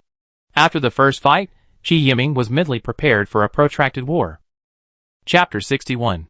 Qi Yiming struck first. The new modular warship, the Warhammer, operated at full capacity, powered by abundant energy. In just 3 minutes, it produced 2 torpedoes with extremely high electromagnetic damage. Then, the 2 torpedoes shot out from their launch ports, heading straight for the Azure. Faced with the incoming torpedoes, the Azure's captain seemed to have no intention of dodging, not even attempting to intercept them with his secondary guns. But the warships surrounding the Azure opened fire, as the torpedoes came within range of their secondary guns. But something unexpected happened. The moment their secondary guns opened fire, the 2 torpedoes suddenly vanished. The next second, the torpedoes reappeared beside the Azure, and before everyone's astonishment, they were accurately hit. Short-range jump drive? Ma Wei stared in astonishment at the Azure, its entire body shimmering with blue ripples. As the captain of the operations team for the secret organization, Light of Humanity, this was his first time witnessing the performance of an ancient warship in combat. Originally, upon seeing the Snow Peak launch 2 torpedoes, Ma Wei thought, ancient warships are nothing special. To his surprise, he was slapped in the face the next moment. It wasn't that modern humans couldn't perform warp travel, but rather that they simply couldn't miniaturize warp engines. At this moment, Xiao Shan, sitting on the bridge of the Azure, was even more astonished. He wasn't surprised by the Snow Peak's ability to launch short-range warp torpedoes, but by the fact that, after being struck by 2 torpedoes, the Azure's shield durability had dropped to 13%. A single attack nearly destroyed the Azure shields. Originally, he was full of confidence, but now, he was starting to feel hesitant. Ma Wei, the enemy's attack is too powerful. We can't lose this ancient warship. We must retreat. Xiao Shan pondered for a moment, then without hesitation ordered a retreat. Take the Azure and withdraw from the battlefield first. We hold off the enemy. Ma Wei knew Xiao Shan wasn't one to give up easily, but if he deemed an enemy unbeatable, even a forced advance by the organization's top brass would yield no good results. But with both sides already engaged, a smooth retreat was no easy task. Qi Yiming had already prepared for a head-on confrontation with this group of enemies. But to his surprise, after just 1 round of torpedo attacks, before either side had even entered range of their main guns, the Azure seemed to be withdrawing. Qi Yiming couldn't stand it. What's going on? I took off my pants, and you're showing me this? Navigator, maximum engine output. Let's catch up. Just as Qi Yiming was about to order the Xiafeng to accelerate and pursue the Azure, the remaining enemy warships blocked the way between the Xiafeng and the Azure. The Xiafeng soon entered the main gun range of Ma Wei's ship. What surprised Qi Yiming was that this enemy group was clearly different from those he had encountered before. They didn't attack with the usual barrage of missiles, but instead deployed their formation at a distance of 310 kilometers. The 3 enemy ships formed up in a row, their main guns trained on the rapidly approaching Xiefeng. Warning. High energy response. Enemy ship's main guns charging. The ship's intelligent computer promptly sounded the alarm. This time, it was Qi Yiming's turn to be surprised. This was the first time he had seen a warship with a range comparable to the Xiefeng's main guns. Is the gap in human technological level so great now? Qi Yiming glanced at Wang Xin, who stood beside him, with a startled look. Wang Xin shook his head blankly, indicating he had no idea what was happening on the other side. Just as Qi Yiming was stunned, 3 enemy ships opened fire simultaneously. 18 bursting laser beams flew towards the Xiefeng. Originally engaged on its port side, the Xiefeng was ready to intercept the barrage of missiles, but the 3 enemy ships had unexpectedly played by surprise. The Xiefeng's sideways hull now effectively increased the enemy's cross-section. Our ship has been hit. Portside armor value reduced by 30%. The ship's intelligent computer continued its tone. Navigator, adjust the ship's bow heading. Form a 25-degree angle with the enemy. Armamenter, charge the main guns to base strength. The moment the Xiefeng came under attack, Qi Yiming came to his senses. He shook his head, forcing the doubts out of his mind. After all, now wasn't the time to dwell on such trivial matters. The priority was to eliminate the enemy before him. The 2 sides engaged in a cannonade at a distance of 300 kilometers. However, the Azure took advantage of Qi Yiming's entanglement and quickly disengaged from the battlefield, entering warp mode. The Xiefeng's main guns had a significantly higher accuracy than Ma Wei and his men. 3 main guns concentrated fire on a single enemy warship. Aided by the powerful fire control system of the probe, a single round of fire crippled an enemy destroyer. However, the Xiefeng had also suffered severe damage. Although the 25-degree angle with the enemy reduced the cross-section exposed to attack, the Xiefeng's portside armor had been further reduced by 20%. After just 2 rounds of attacks, the Xiefeng's armor had dropped by over 50%. This was the first time Qi Yiming had encountered such a formidable enemy since awakening. If the Xiefeng weren't capable of self-repair, Qi Yiming would have immediately disengaged from the enemy. Qi Yiming didn't fully utilize the Guardian's nanorobot production line, but round after round of repairs, the Xiefeng's portside armor integrity had increased to 72%.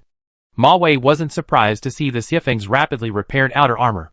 From the intelligence he had gathered, this strange ancient warship seemed to share a common lineage with the Azure they had acquired. After all, their exterior design shared many similarities, and most importantly, their remarkable self-repairing ability. Ma Wei could also surmise that the Xiefeng must have employed some form of nanotechnology. While they could also achieve this, they couldn't perform emergency repairs during combat. The ability to instantly control billions of nanorobots would place too much strain on the ship's onboard computer, potentially burning it out instantly. On the other hand, the Azure's energy shield seemed easier to implement. After all, if they could reverse engineer the Azure shield generator, all that remained was to solve the energy supply problem.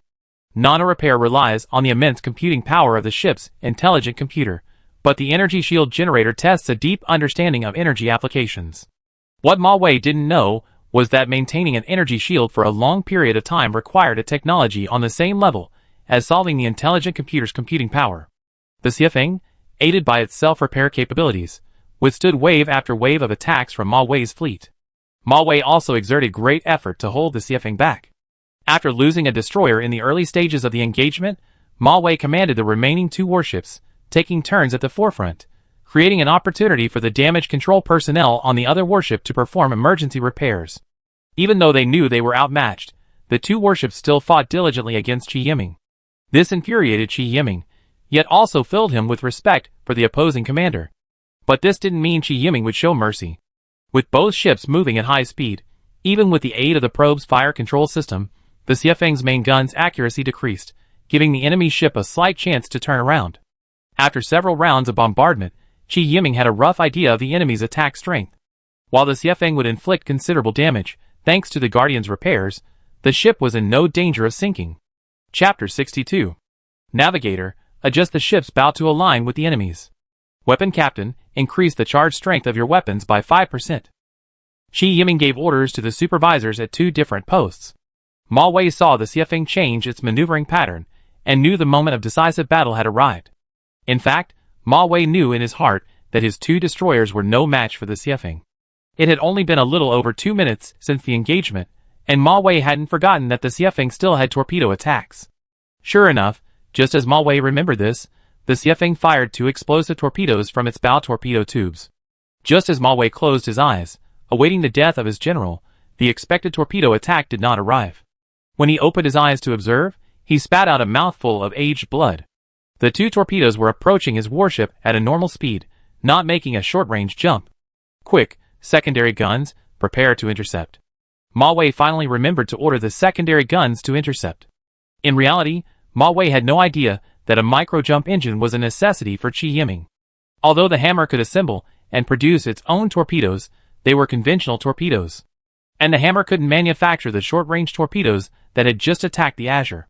The most important reason was that the hammer couldn't manufacture micro-jump engines. But even conventional torpedoes had speeds beyond the reach of modern humans. The 2 torpedoes took less than 15 seconds to reach a distance of 300 kilometers. Ma Wei had no chance to correct his mistake. The secondary gun's tracking speed simply couldn't intercept the 2 torpedoes launched by the Xiefeng. Ma Wei could only watch as the 2 torpedoes struck the friendly ship and his own ship, respectively. This type of heavy torpedo was originally designed to attack large structures or supercapital ships. Against smaller vessels, like destroyers without energy shields, a single one was sufficient. The violent energy ripped the 2 destroyers to shreds, leaving the crew members no chance of escape. Ma Wei cast a final, resolute glance at his ship, his left hand pounding his chest. Long live the light of humanity. The rest of the crew met their end in the same gesture. Qi Yiming didn't witness these men's final madness, but instead became curious about the disabled destroyer. Unexpectedly, before the Xiefeng could even approach the warship, it self-destructed. What a shame! It would have been so great if we could have captured this warship. Qi Yiming gazed at the self-destructing destroyer with a pained expression. Honestly, Qi Yiming really wanted to upgrade the warships of the captains in his fleet. Especially after this battle, the monkey-like warships they were piloting proved too dangerous for long-distance voyages.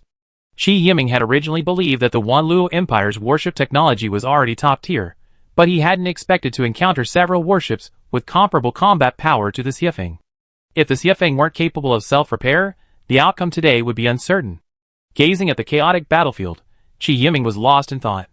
He still couldn't understand what had happened to human society today. A historical gap? A technological gap? Or is the historical truth only in the hands of a select few? Truly advanced technology also only in the hands of a select few? Qi Yiming leaned towards the latter. After all, someone seemed intent on assassinating Su Xing. What was the purpose? Partly to prevent the true historical truth from becoming public knowledge, but also to prevent advanced technology from falling into the hands of their enemies. The kinetic energy generated by the explosion's aftermath had long since blasted the wreckage of the 2 warships on the battlefield to who knows where. The only loot left was the destroyer that self-destructed. This was also one of the few opportunities to understand this enemy. The Xiefeng used a tractor beam to immobilize the disabled destroyer. After dispatching internal security personnel to conduct a sweep, Qi Yiming entered the destroyer. The interior was a shambles, with lifeless crew members floating everywhere. Qi Yiming first inspected the destroyer's weapon systems. Like the Xiefeng, this destroyer's main guns had a charge intensity grading system. It wasn't as detailed as the Xiefeng's. Qi Yiming walked around the warship, but couldn't see anything unusual. This was the difference between engineering and command personnel. The Xiefeng's engineering team leader later submitted a detailed report to Qi Yiming. The destroyer was completely hopeless.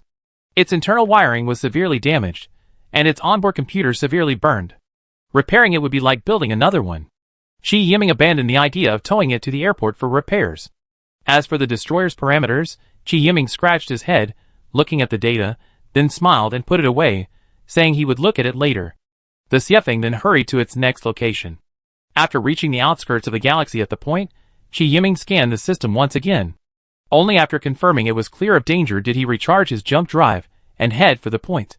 There was indeed an ancient warship in the system, but unfortunately, it wasn't a modular warship, but a destroyer from the former Human Federation garrison fleet. It was severely damaged and no longer useful. Qi Yiming dismantled the warship's onboard computer and deleted its logbook before returning to the Snow Peak. The onboard computer wasn't large or small, but it took nearly a day to get it back to the Snow Peak. Qi Yiming didn't know what to expect along the way. The former Human Federation's onboard computers were all universal models, with computing power allocated based on the captain's level of authority.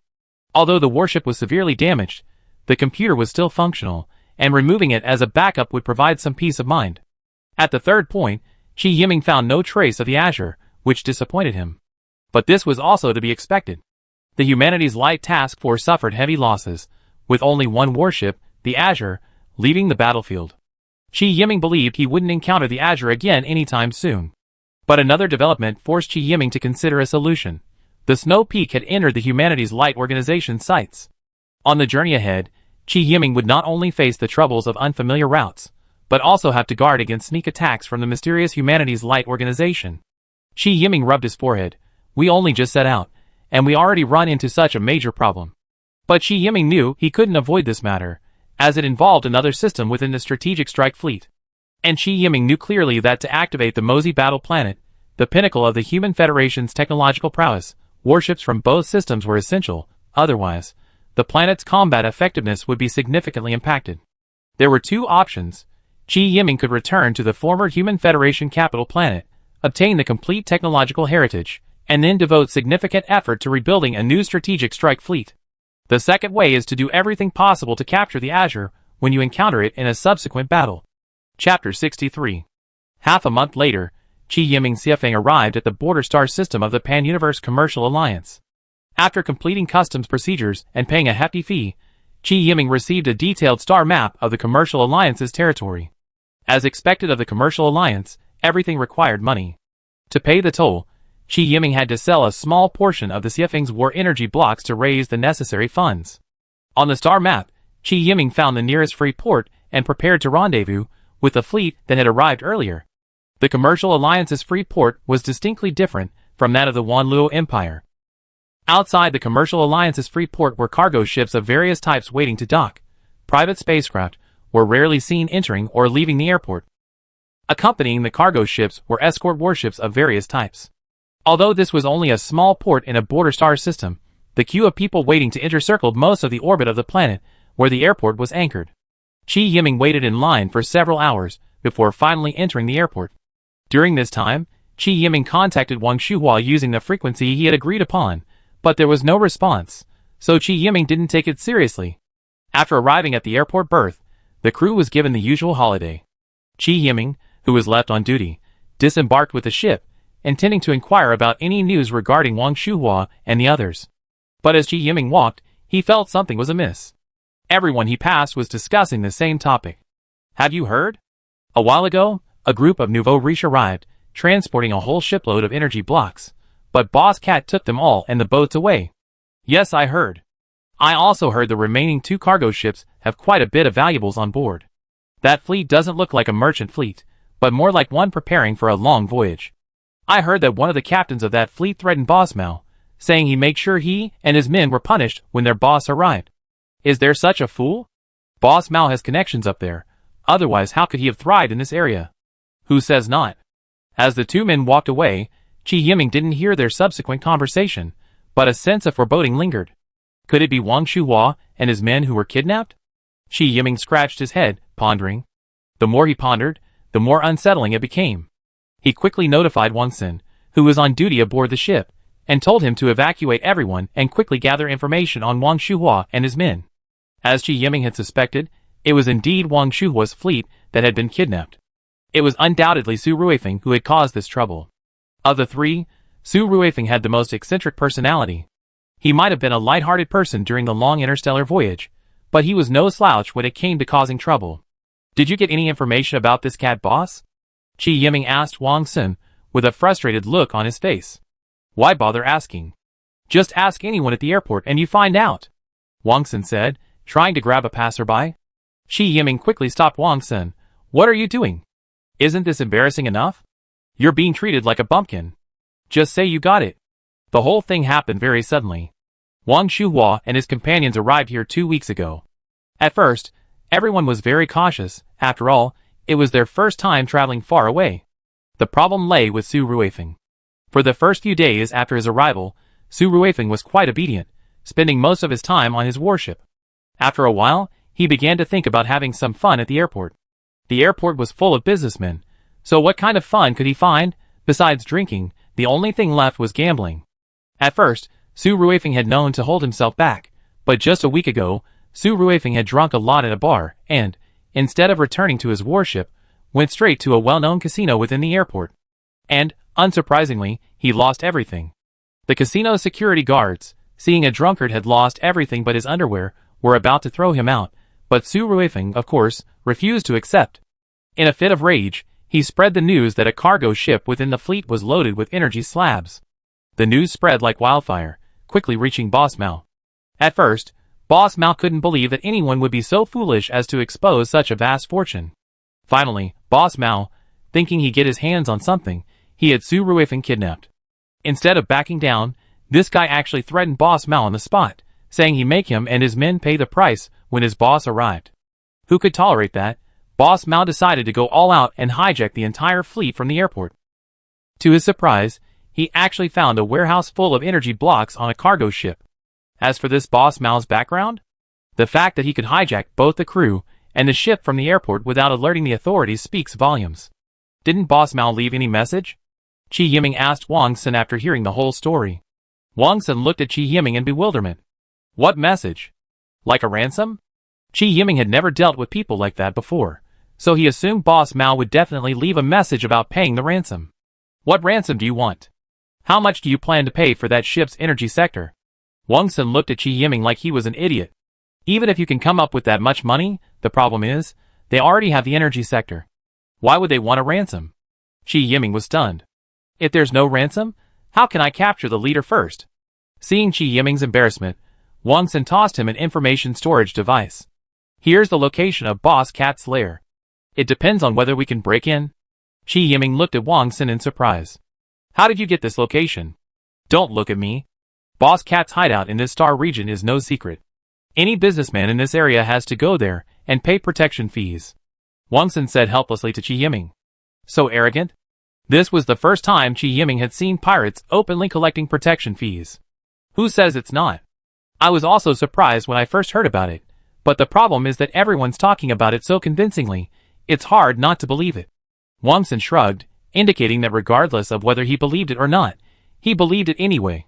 Qi Yiming thought for a moment before saying to Wang Sun, don't rush into action. After all, we're unfamiliar with the area. A peaceful solution would be best. Let's first find a local to talk to that cat boss.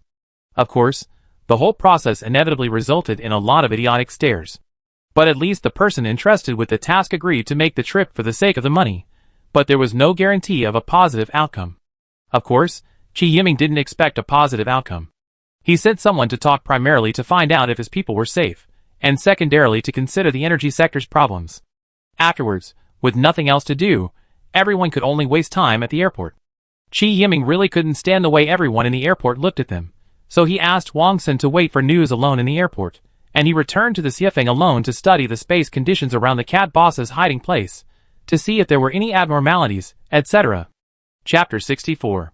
Qi Yiming had spent 3 days studying the star map on the ship, racking his brains over how to break into Boss Cat's lair, when Wang Sun came running back, a beaming face.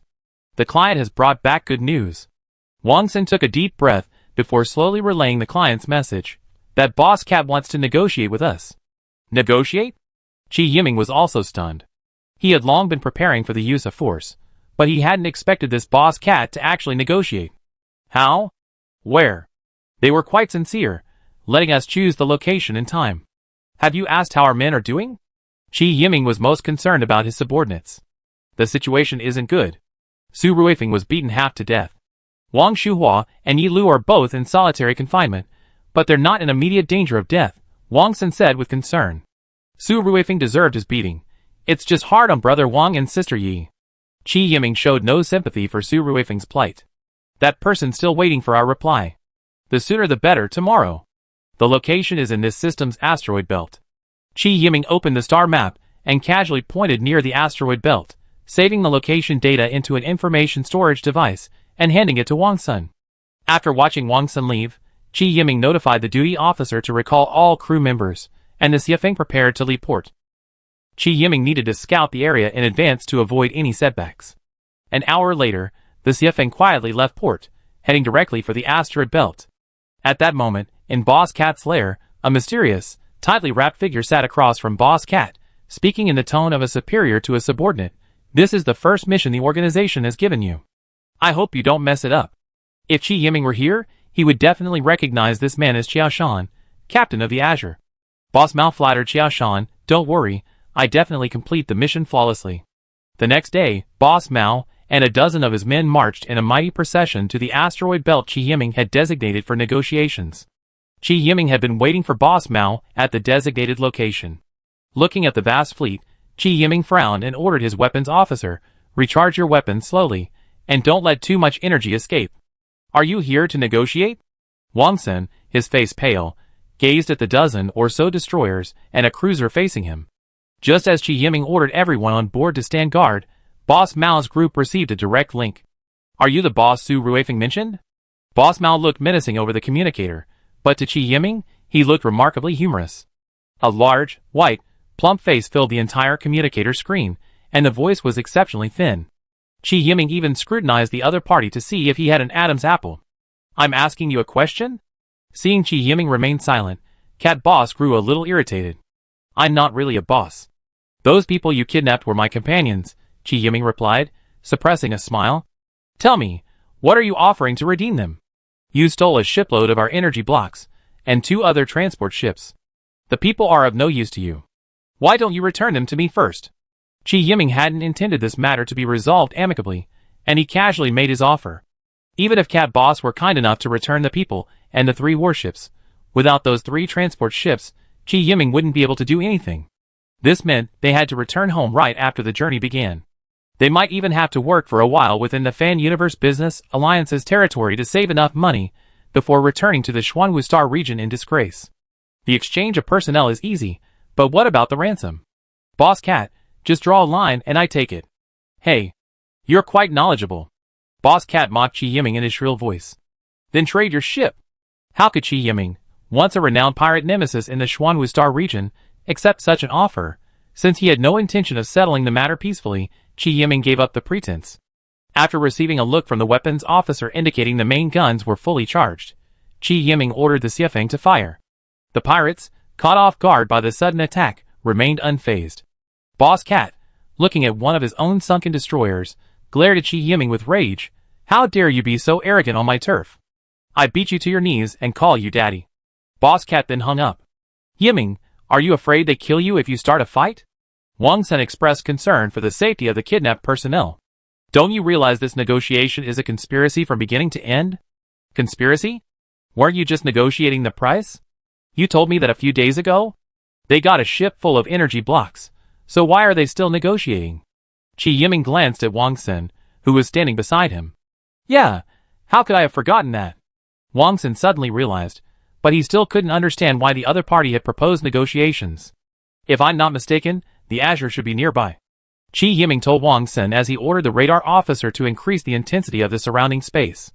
Qi Yiming didn't take the dozen or so pirate warships before him seriously. As expected, the pirates collapsed quickly.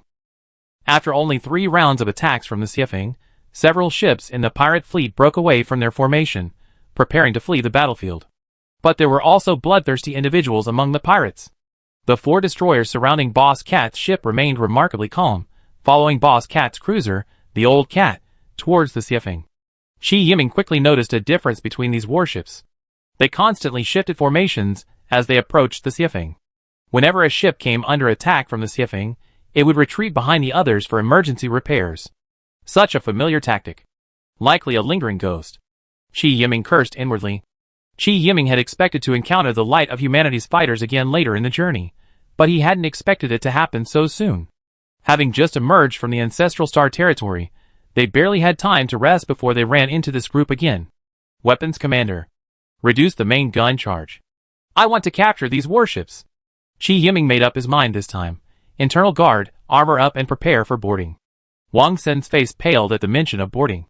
In all his years of combat, he never seen a boarding battle in space. But then he thought of the Xiefeng's miraculous tractor beam and felt relieved. Other warships couldn't board, but the Xiefeng could. Navigator, maximum engine power. Close to the enemy ship.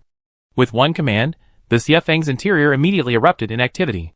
The internal guard, the Xiefeng's security personnel, were all from the planet Yaoyuo. They formed their own faction, maintaining order within the ship. They obeyed no one else's orders, only Qi Yiming's. However, they had never had any eye-catching performances, But this time, they finally had the chance to show themselves. They all seemed to be energized and roared as they put on their single-person exoskeleton armor. Chapter 65. The Xiafeng's engines, oversupplied with abundant energy, unleashed a powerful surge, accelerating the ship to a breathtaking speed. A destroyer hurtled towards the enemy ship at 600 kilometers per hour. Boss Cat stood in the bridge, stunned as he watched the Xiafeng charging towards him. What is this guy trying to do? Is he planning to perish with me? The old cat was at the forefront of the fleet, providing cover for the other warships. Faced with such desperate tactics, anyone would be terrified. Navigator. Avoid the enemy. Boss Cat, though somewhat frightened, gave every order. Radar commander, calculate the enemy's track. Soon, a dotted line extended from the Xiafeng's bow on the radar screen, and at the end of it was the old cat. As both sides closed in, they unleashed a barrage of fire. Although most of Boss Mao's fleet had been routed, its core forces were still engaged in a fierce battle with Qi Yiming's Xiafeng. Brother, something seems amiss. One of Boss Mao's captains questioned in the fleet chat. What's wrong? Despite Boss Mao's reputation for brutality, he was receptive to his subordinates' opinions. That warship kept adjusting its bearing during the attack, seemingly trying to close in with its side. Boss Mao frowned as he carefully observed Qi Yiming's Xiafeng. It was indeed, as his subordinates had described. The Xiafeng's attack path wasn't a straight line, and its bow was constantly adjusting throughout the attack. At this rate of adjustment, by the time the Xiafeng crossed the old cat's starboard side, its bow would be oriented in the same direction as the old cat. You mean he wants to engage us in a boarding battle? Boss Cat asked his men in disbelief. I'm guessing so. That's exactly what we want. I was just wondering how to approach that warship for a boarding battle, and here she is. Boss Cat was a little excited at this moment. He had originally thought that the task Xiaoshan had assigned him would be extremely difficult. Boarding battles were a form of combat fought on the surface of the ocean before humanity entered space. Although boarding battles did occur after entering the space age, they were only made in life-or-death situations. So, in this era, unless the two sides are mortal enemies, boarding battles are generally not resorted to. Many warships lacked the weapons and equipment for boarding battles. But as a pirate warship, the old cat was equipped for boarding battles. But unexpectedly, the opposing Xiafeng actually initiated a boarding battle. How could this not excite Boss Cat? But the scene aboard the Xiafeng was quite different. Prepare for boarding.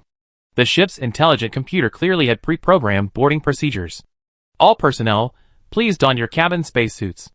Except for the internal security forces, who had already donned their armor, all other crew members of the Xiafeng quickly donned their form-fitting jumpsuits, airtight helmets, and magnetic boots. After everyone was dressed, the ship's intelligent computer proceeded to the next step. This ship will soon deactivate its artificial gravity field. Please activate your magnetic boots. This ship will recycle air and adjust the interior environment to a vacuum. Please activate your spacesuit's internal life support system. This ship will seal the connecting airlocks between all compartments. No one may leave their respective compartments without the captain's order. This ship will shut off the internal guidance lights and all non-essential lighting. Please watch your step. After a series of commands, the interior of the Xiafeng was shrouded in darkness. Only a single dim red light illuminated the workstations in each compartment. The light was dim, but it was enough for the operators to clearly see the buttons on the control panel. Wang Sun looked at Qi Yiming curiously. What's going on? Is a boarding battle so complicated? Isn't it just two warships connected together, and the personnel inside use a makeshift docking device to rush into the opposing warship and hack away? Qi Yiming rolled his eyes at Wang Sun. Today, I show you what a boarding battle was like in my time. Wang Sun had followed Qi Yiming for so long that he had more or less guessed that Qi Yiming was an awakened one. So Qi Yiming no longer tried to hide his identity and openly admitted it. On the old cat, on the other hand, the combatants preparing for boarding were all clad in heavy armor, real, heavy armor designed to protect against cold weapons. Wearing heavy armor meant they couldn't wear spacesuits and airtight helmets. Drawing swords, spears, and halberds, they looked ready for a cold weapon battle. The interior of the warship was brightly lit, and the guidance lights were operating constantly, directing the crew to their respective destinations. Brothers, don't be afraid later. I be at the forefront. The old cat stormtrooper captain, standing on a crate, loudly encouraged the combatants preparing for the boarding. Boss Cat also appeared at the mobilization site at the right moment. Brothers, you all know me, old cat. If we can capture that warship, I guarantee your future. Brother, aren't they just a bunch of country bumpkins? Wait, and see how we brothers will rip them apart and make them kneel and call us daddy. A scarred man shouted gruffly. The rest of the combatants, upon hearing this, brandished their weapons and cheered loudly. As pirates, they had actually fought plenty of these kinds of boarding battles. After all, sometimes forcible boarding was necessary, otherwise valuable loot wouldn't be available. The pirates, considering themselves experienced, simply didn't take the men aboard the Snow Peak seriously. As the two warships drew closer, all main guns ceased firing, with only the secondary guns continuing their attack. The Snow Peak, with its self-repair capabilities, suffered minimal damage. During this period, the Old Cat, sheltered by other warships, returned to the rear for emergency repairs, thus maintaining minimal combat effectiveness. Chi Yiming stood on the bridge, watching the boarding procedure proceed. The situation map showed the two warships now nearly level. The Xiefeng's starboard side faced the Old Cat's port side. Entering final procedure, all personnel prepare. The ship's intelligent computer warned again. Followed by this, more than a dozen blue tractor beams shot out from the Xiefeng's starboard side, firmly securing the Old Cat and pulling it towards him. At the same time, two temporary docking ports extended from the Xiefeng's starboard side, one at the bow and the other at the stern. The front ends of the docking ports quickly attached themselves to the Old Cat's outer armor. Then, a high-energy laser cutting device extended from the docking port. As the device activated, a high-energy laser beam struck the Old Cat's outer armor, rapidly carving a 2-meter diameter circle. 30 seconds later, the Old Cat's outer armor was burned through by the high-energy laser beam, creating a 2-meter diameter circular entrance. Chapter 66. After the Old Cat's outer armor was cut, the high-energy laser beam continued to extend inward. After another dozen seconds, the inner armor was also burned through. Then, the air inside the Old Cat blew the cut armor into the temporary docking equipment. However, the docking port did not open. After the air pressure inside and outside equalized, the imagined battle did not begin. Through the docking port's observation port, the combatants on the Xiefeng could be seen quietly waiting for the hatch to open. The combatants on the Old Cat were a little stunned. They had never witnessed such a brutal boarding battle. In their impression, a boarding battle usually took at least half an hour just to establish a connection between the two ships. The two warships first slowly approached, then deployed their respective temporary docking ports. Then, there was a long wait for the pressure inside and outside the hatch to equalize. Otherwise, how could a boarding battle be fought? But the Xiefeng taught them a lesson. After completing the hull demolition work, the high-energy laser cutting equipment was quickly retracted. A dense mass of tiny holes suddenly appeared on the walls of the docking tunnel. The air inside the Old Cat leaked out through these tiny holes at a visible rate. The Old Cat's crew was horrified. They were all wearing heavy armor and had no time to change into their spacesuits.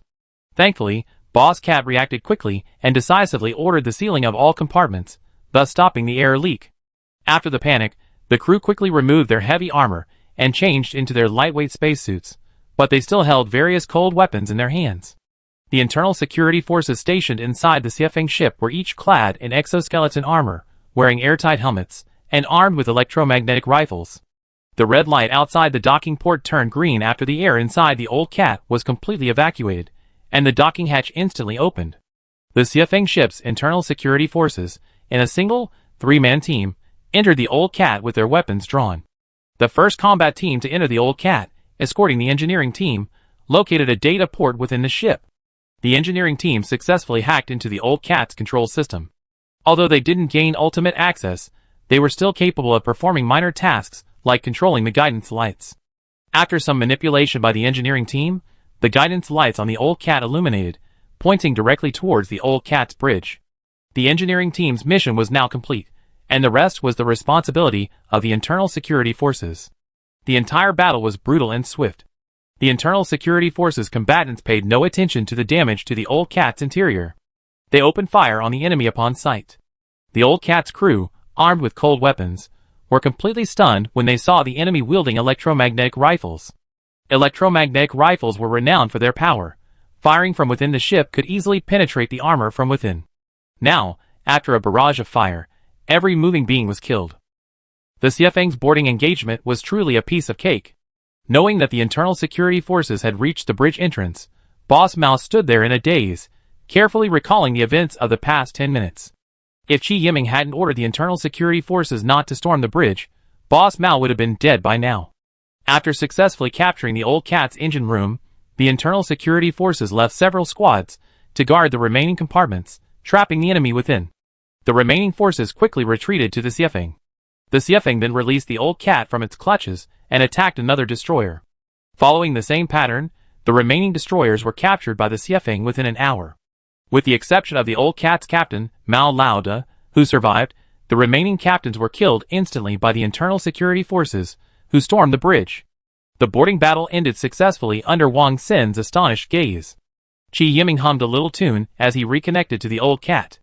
"How's it going, Mao Lauda? Is the ransom I gave enough?" Mao Lauda wiped the sweat from his forehead and said, "Yes, yes, absolutely." "What about my men and cargo?" Qi Yiming asked threateningly. "Here, I have my men bring it to you right away." Old cat no longer looked like a bully. His whole body was shaking like a sieve. "By the way, let me ask you a question. Who asked you to negotiate with me?" Old cat paused, as if hesitating whether to tell the truth. Qi Yiming could tell at a glance that old cat was struggling with his thoughts, and to get him to tell the truth, Qi Yiming emphasized his tone. "Don't try to lie to me. If you tell me, I might let you go. If you don't, then you have to think about it. It's Xiao Shan from the Light of Humanity. I took on this mission because I wanted to join the organization." Old cat, sensing a threat from Qi Yiming, sold Xiao Shan to him without hesitation. Light of Humanity? Qi Yiming only then realized that the mysterious organization he was trying to steal the warship from was called the Light of Humanity. A bunch of parasites. How dare they call themselves the Light of Humanity? I think we should just change the name to the Parasite's Nest. Old cat didn't respond. It wasn't because he didn't dare, but because saying anything more at this moment could cost him his life. So to save his life, he wouldn't say a single word unless Qi Yiming asked. "Then let me ask you again, where is Xiao Shan now?" "I don't know.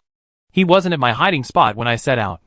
But I suspect he's probably hiding in the asteroid belt, monitoring our operations." Old cat, desperate for his life, tried his best to get Qi Yiming the perfect answer. Qi Yiming nodded. He didn't think old cat was lying. Mysterious organizations like these are very good at playing tricks. Just as Qi Yiming was about to ask more questions, the Xiefeng's radar officer suddenly shouted, "The Azure has been spotted." Then, Qi Yiming peered through the window, and saw a frigate flying out of the asteroid belt not far away. It was the Azure. Unfortunately, the Azure was flying away from the battlefield, making it impossible for the Xiefeng to catch up even if they wanted to. Since the Azure had escaped, Qi Yiming temporarily abandoned the idea of capturing it. The priority now was rescuing his own personnel. Qi Yiming had old cat put on his spacesuit aboard the ship, adjusted the ship's interior, and then had him open the bridge hatch. The remaining internal security forces successfully assumed supreme authority aboard the old cat. Boss Cat himself was escorted back to the Xiefeng. After waiting in the asteroid belt for about half a day, Wang Shuhua led the hijack fleet to the asteroid belt. Qi Yiming inquired about their condition, and then stuffed old cat and all his men into the warship's escape system, ejecting them all. The 5 captured warships, towed by the Xiefeng, entered warp mode, and the entire fleet left the asteroid belt and returned to the Freeport. After returning to the airport, Su Ruifeng, his head drooping like a pig, approached Qi Yiming, waiting for Qi Yiming to scold him. Seeing Su Ruifeng's pitiful expression, Qi Yiming's heart softened, and he patted him on the shoulder. "Go to the treatment bay first to tend to your injuries. Every failure is a learning experience. Try not to make such foolish mistakes again." Su Ruifeng simply gave Qi Yiming a grateful look, nodded firmly, and quickly returned to his ship. Chapter 67. Watching Su Ruifeng depart, Qi Yiming smiled and shook his head. Qi Yiming noticed Wang Shuhua's hesitation. "Don't worry, Brother Wang. As long as one of us avoids these kind of low-level mistakes in the future, I can forgive him," Qi Yiming reassured Wang Shuhua. Yi Lu also tried to smooth things over. "I told you Yiming isn't a mean person, but you didn't believe me. It's my fault for not keeping a close eye on this kid this time. He's got a naturally erratic personality. I should have considered this aspect." Wang Shuhua still felt a little guilty. "It's all in the past. Let's not talk about it," Qi Yiming said with a smile. "Now let's talk about the captured warships." Yi Lu jumped out immediately upon hearing about the allocation of warships. "I heard from Wang Xin that you displayed your prowess by capturing 5 warships at once. I'm being treated like a bumpkin. There's nothing I can do. I just teach them a lesson." Qi Yiming was in high spirits after successfully resolving this incident, and he joked with Yi Lu. "I don't care about anyone else, but you got to give me one anyway." Yi Lu knew that Qi Yiming had 2 subordinates before they arrived, and 5 warships were clearly not enough. But what she didn't know was that Hao Qinqi and his wife already had their own warships, though at this point, theirs were in combined mode. Wang Sun has already gone to inquire about any warship repair shops nearby. Qi Yiming hadn't hidden his intentions from Yi Lu and the others. After all, they were already on the same boat, and if he kept on guard, his life would be meaningless. The boarding battle was easy, but the internal equipment of the captured warship has suffered some damage and needs repair. Qi Yiming briefly described the captured warship. Since the warship still needed repairs, everyone calmed down. Qi Yiming pulled Wang Shuhua aside to ask about the light of humanity. "Brother Wang, you were once a member of the Glory Federation. I wonder if you heard of the light of humanity." Wang Shuhua frowned, thinking for a long time before slowly shaking his head. "No." Qi Yiming couldn't help but feel a little disappointed. He had assumed that the Glory Federation was a relatively large secret organization, and that he would have heard of an organization like the Light of Humanity. But Wang Shuhua unexpectedly said he didn't know. Without concrete intelligence, Qi Yiming could only passively defend himself, unable to take the initiative. This feeling irritated Qi Yiming, but there was nothing he could do. What Qi Yiming didn't know was that the Light of Humanity was a mysterious organization that emerged after the Glory Federation's leadership was purged. The organization's composition was extremely complex, with people from all walks of life. Otherwise, they wouldn't have created a pirate group to trouble Qi Yiming this time. The only thing Qi Yiming knew for sure was that the Light of Humanity's warship building technology was so advanced that the owner of the warship repair shop Wang Sun had contacted was willing to pay a high price for a destroyer for research. As long as Qi Yiming agreed, the owner was even willing to repair the remaining 4 warships for free. Qi Yiming was happy to make a profit. After all, 4 warships were more than enough for him to allocate to his staff, and he wouldn't have enough trusted personnel to command another one. Fortunately, he sold 1 destroyer to the owner. It must be said that the allure of money is immense. In just 1 week, the men at the warship repair shop had refurbished several warships, both inside and out. Wang Shuhua, Su Ruifeng, Yi Lu, and Wang Sun all received their own new warships as they had hoped. Wang Shuhua received the old cat cruiser, renamed the Expedition. Su Ruifeng, Yi Lu, and Wang Sun each received a destroyer, named the Yuanqing, Yuan Wang, and Yuan Heng. Qi Yiming assigned internal security forces to each of these warships. Although all 4 had earned Qi Yiming's trust, necessary precautions were still necessary. It wasn't that Qi Yiming was stingy, but rather that he wanted to establish a comprehensive internal operation system from now on. Qi Yiming believed that he would have more warships in the future, and that it would be impossible to test the loyalty of each captain individually. Therefore, a viable preventive system was essential. The internal security forces were Qi Yiming's preventative measure, and it was also the original Human Federation's method of controlling the captains of each warship. Except during boarding combat, the internal security forces were required to follow the captain's orders. Normally, they were responsible for maintaining order within the ship, and did not obey the captain's orders. Furthermore, each internal security unit wasn't permanently assigned to a single warship. Periodic rotations were performed to prevent collusion between the unit's commander and the captain. Wang Shuhua and the others understood Qi Yiming's approach and had no complaints. While waiting for the warship to be repaired, Qi Yiming even inquired about Old Cat's condition. He heard that Old Cat had been lucky enough to be rescued from the lifeboat by his own men. Upon being rescued, he was stunned and profusely thanked his brothers for saving his life. Qi Yiming sighed. He had initially been wary of Old Cat's counterattack, but after hearing about his condition, he felt much more reassured. This man was doomed, frightened to death by Qi Yiming. He would have to pursue other careers from now on.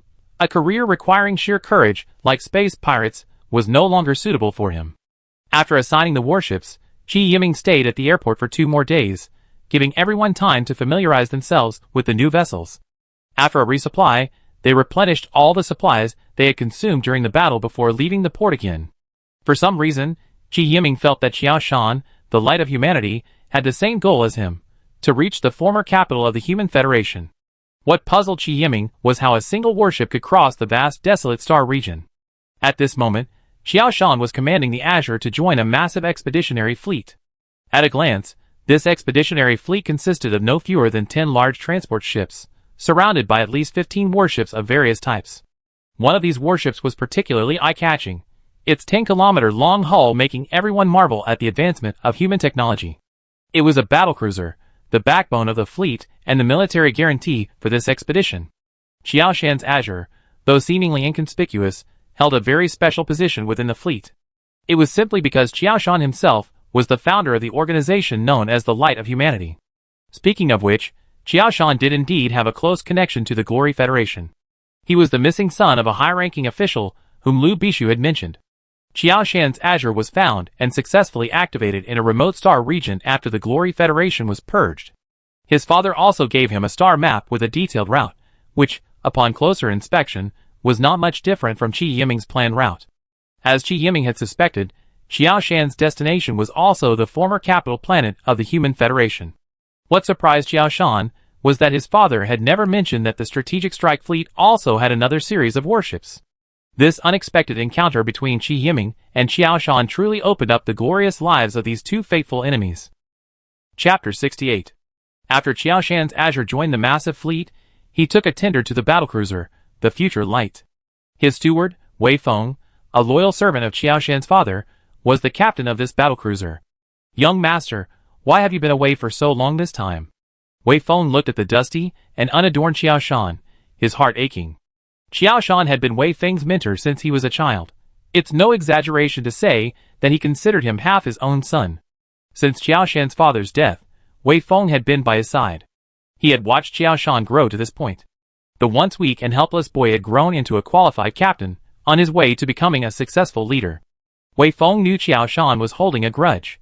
He wanted to avenge his father, and kill all those who orchestrated the purge of the Glory Federation's leadership. Fortunately, Qiao Shan had the resources. His father had left him a piece of top-secret intelligence, which revealed the crash site of a modular shield warship in the Strategic Strike Fleet and the exact location of the former Human Federation's capital system.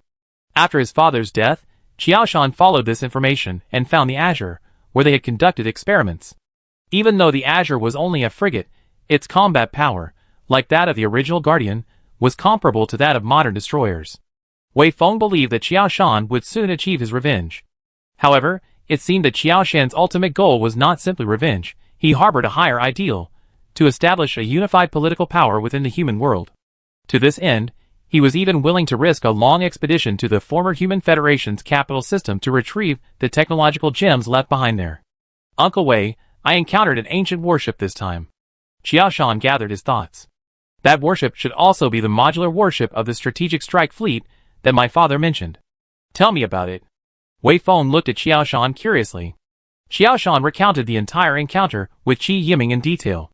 Wei Feng frowned after listening. Back then, the old master didn't mention that the Strategic Strike Fleet possessed modular warships with self-repairing armor. Wei Feng rubbed his chin. But the intelligence the old master received wasn't complete, so it's possible he missed some. "I think so too," Qiao Shan nodded, agreeing with Wei Feng. "Back then, my father also said that the former Human Federation's Strategic Strike Fleet was definitely more powerful than the intelligence described. Otherwise, humanity wouldn't have been able to defend the capital system against the Zerg invasion." "What are you going to do, young master?" Wei Feng knew Qiao Shan would not miss the opportunity to obtain that warship. "Send someone to trouble the captain first," Qiao Shan said without hesitation. "And I have a feeling the captain's goal is the same as ours: to reach the former Human Federation capital system. I make arrangements right away," Wei Feng said, turning to his aide and giving a few instructions before continuing to listen to Qiao Shan's account of his solo expedition.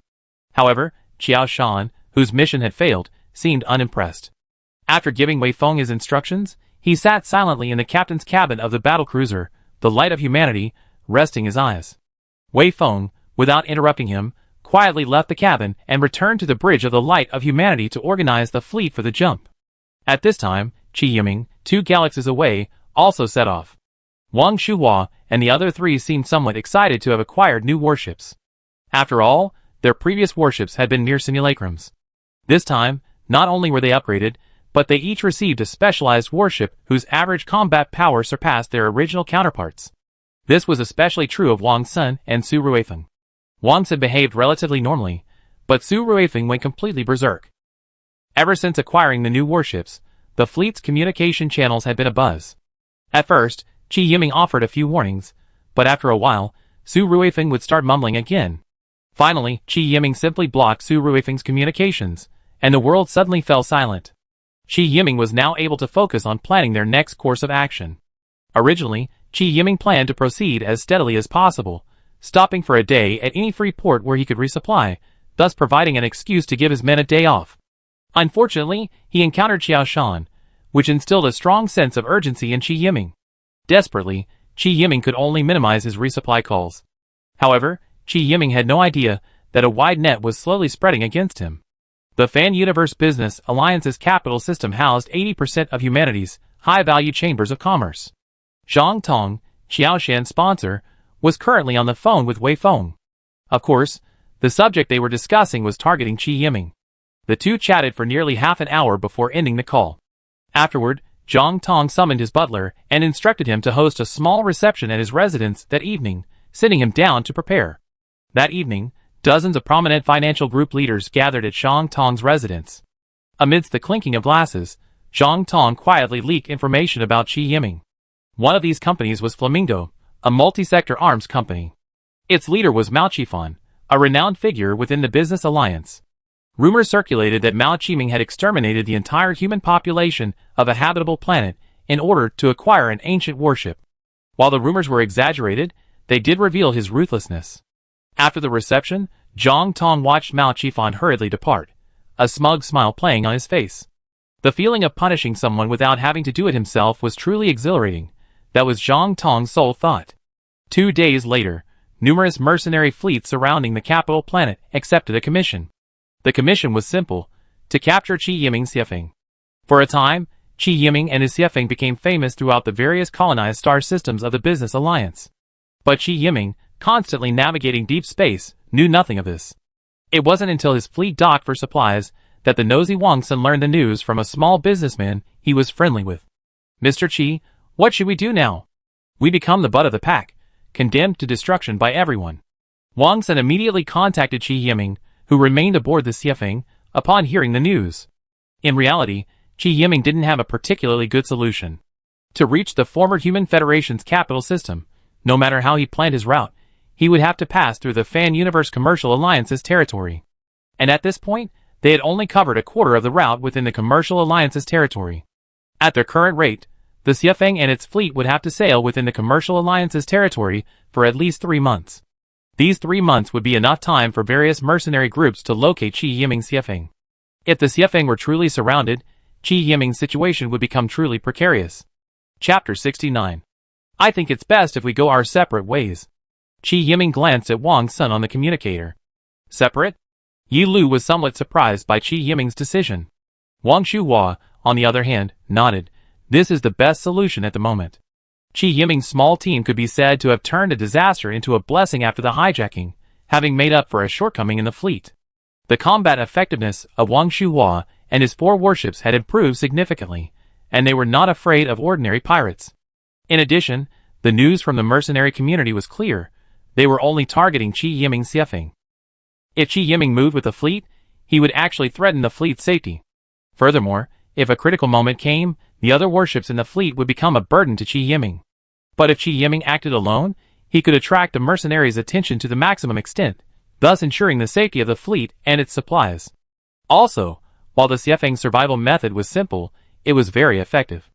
As long as Qi Yiming stayed calm, the Xiefeng's chances of escaping the encirclement were far greater than its chances of being sunk. Having already decided on a strategy, Qi Yiming fortunately charted a new course for himself. On the 3rd day of the fleet's departure, Qi Yiming again commanded the Xiefeng to separate from the fleet and head in a different direction. Wang Shuhua, meanwhile, continued his journey along Qi Yiming's pre-planned route. 2 weeks later, the fleet arrived at the first supply point on the route map. As per custom, the fleet would stop at the supply point for a day of rest and recuperation. Out of caution, Wang Shuhua did not allow the crew to leave the port where the warship was anchored, but instead instructed them to remain near the berth. Wang Shuhua and Wang Sun, accompanied by internal security forces, entered the free port to purchase supplies. On the way, Wang Shuhua sensed something was amiss. As a former member of the Glory Federation, his years of vigilance led him to sense someone following them the moment he entered the airport's commercial district. After resupplying the fleet, Wang Shuhua simply cancelled his rest plans, and the fleet set sail again. Qi Yiming, on the other hand, had it relatively easy.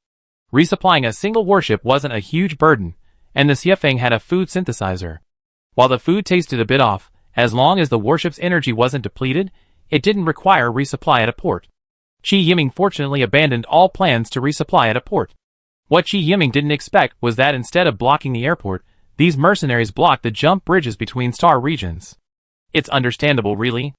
Who would risk entering the airport to resupply when they knew they were wanted by the Mercenary Association? Blocking the jump bridges was the inevitable choice. But the problem was that, while the Commercial Alliance's territory wasn't large, it spanned several star regions. To reach the prearranged rendezvous point, Chi Yiming would have to make at least 3 jumps. This inevitably increased the risk of exposing the Xiefeng's whereabouts. When Chi Yiming commanded the Xiefeng to the first jump bridge on the planned route, the sight of the densely packed warships surrounding it made his scalp tingle. This made Chi Yiming mutter, "It's just a crazy old cat. Why such a fuss?" Until now, Chi Yiming still believed that the incident with the old cat had sparked the Mercenary Association's wanted list for him.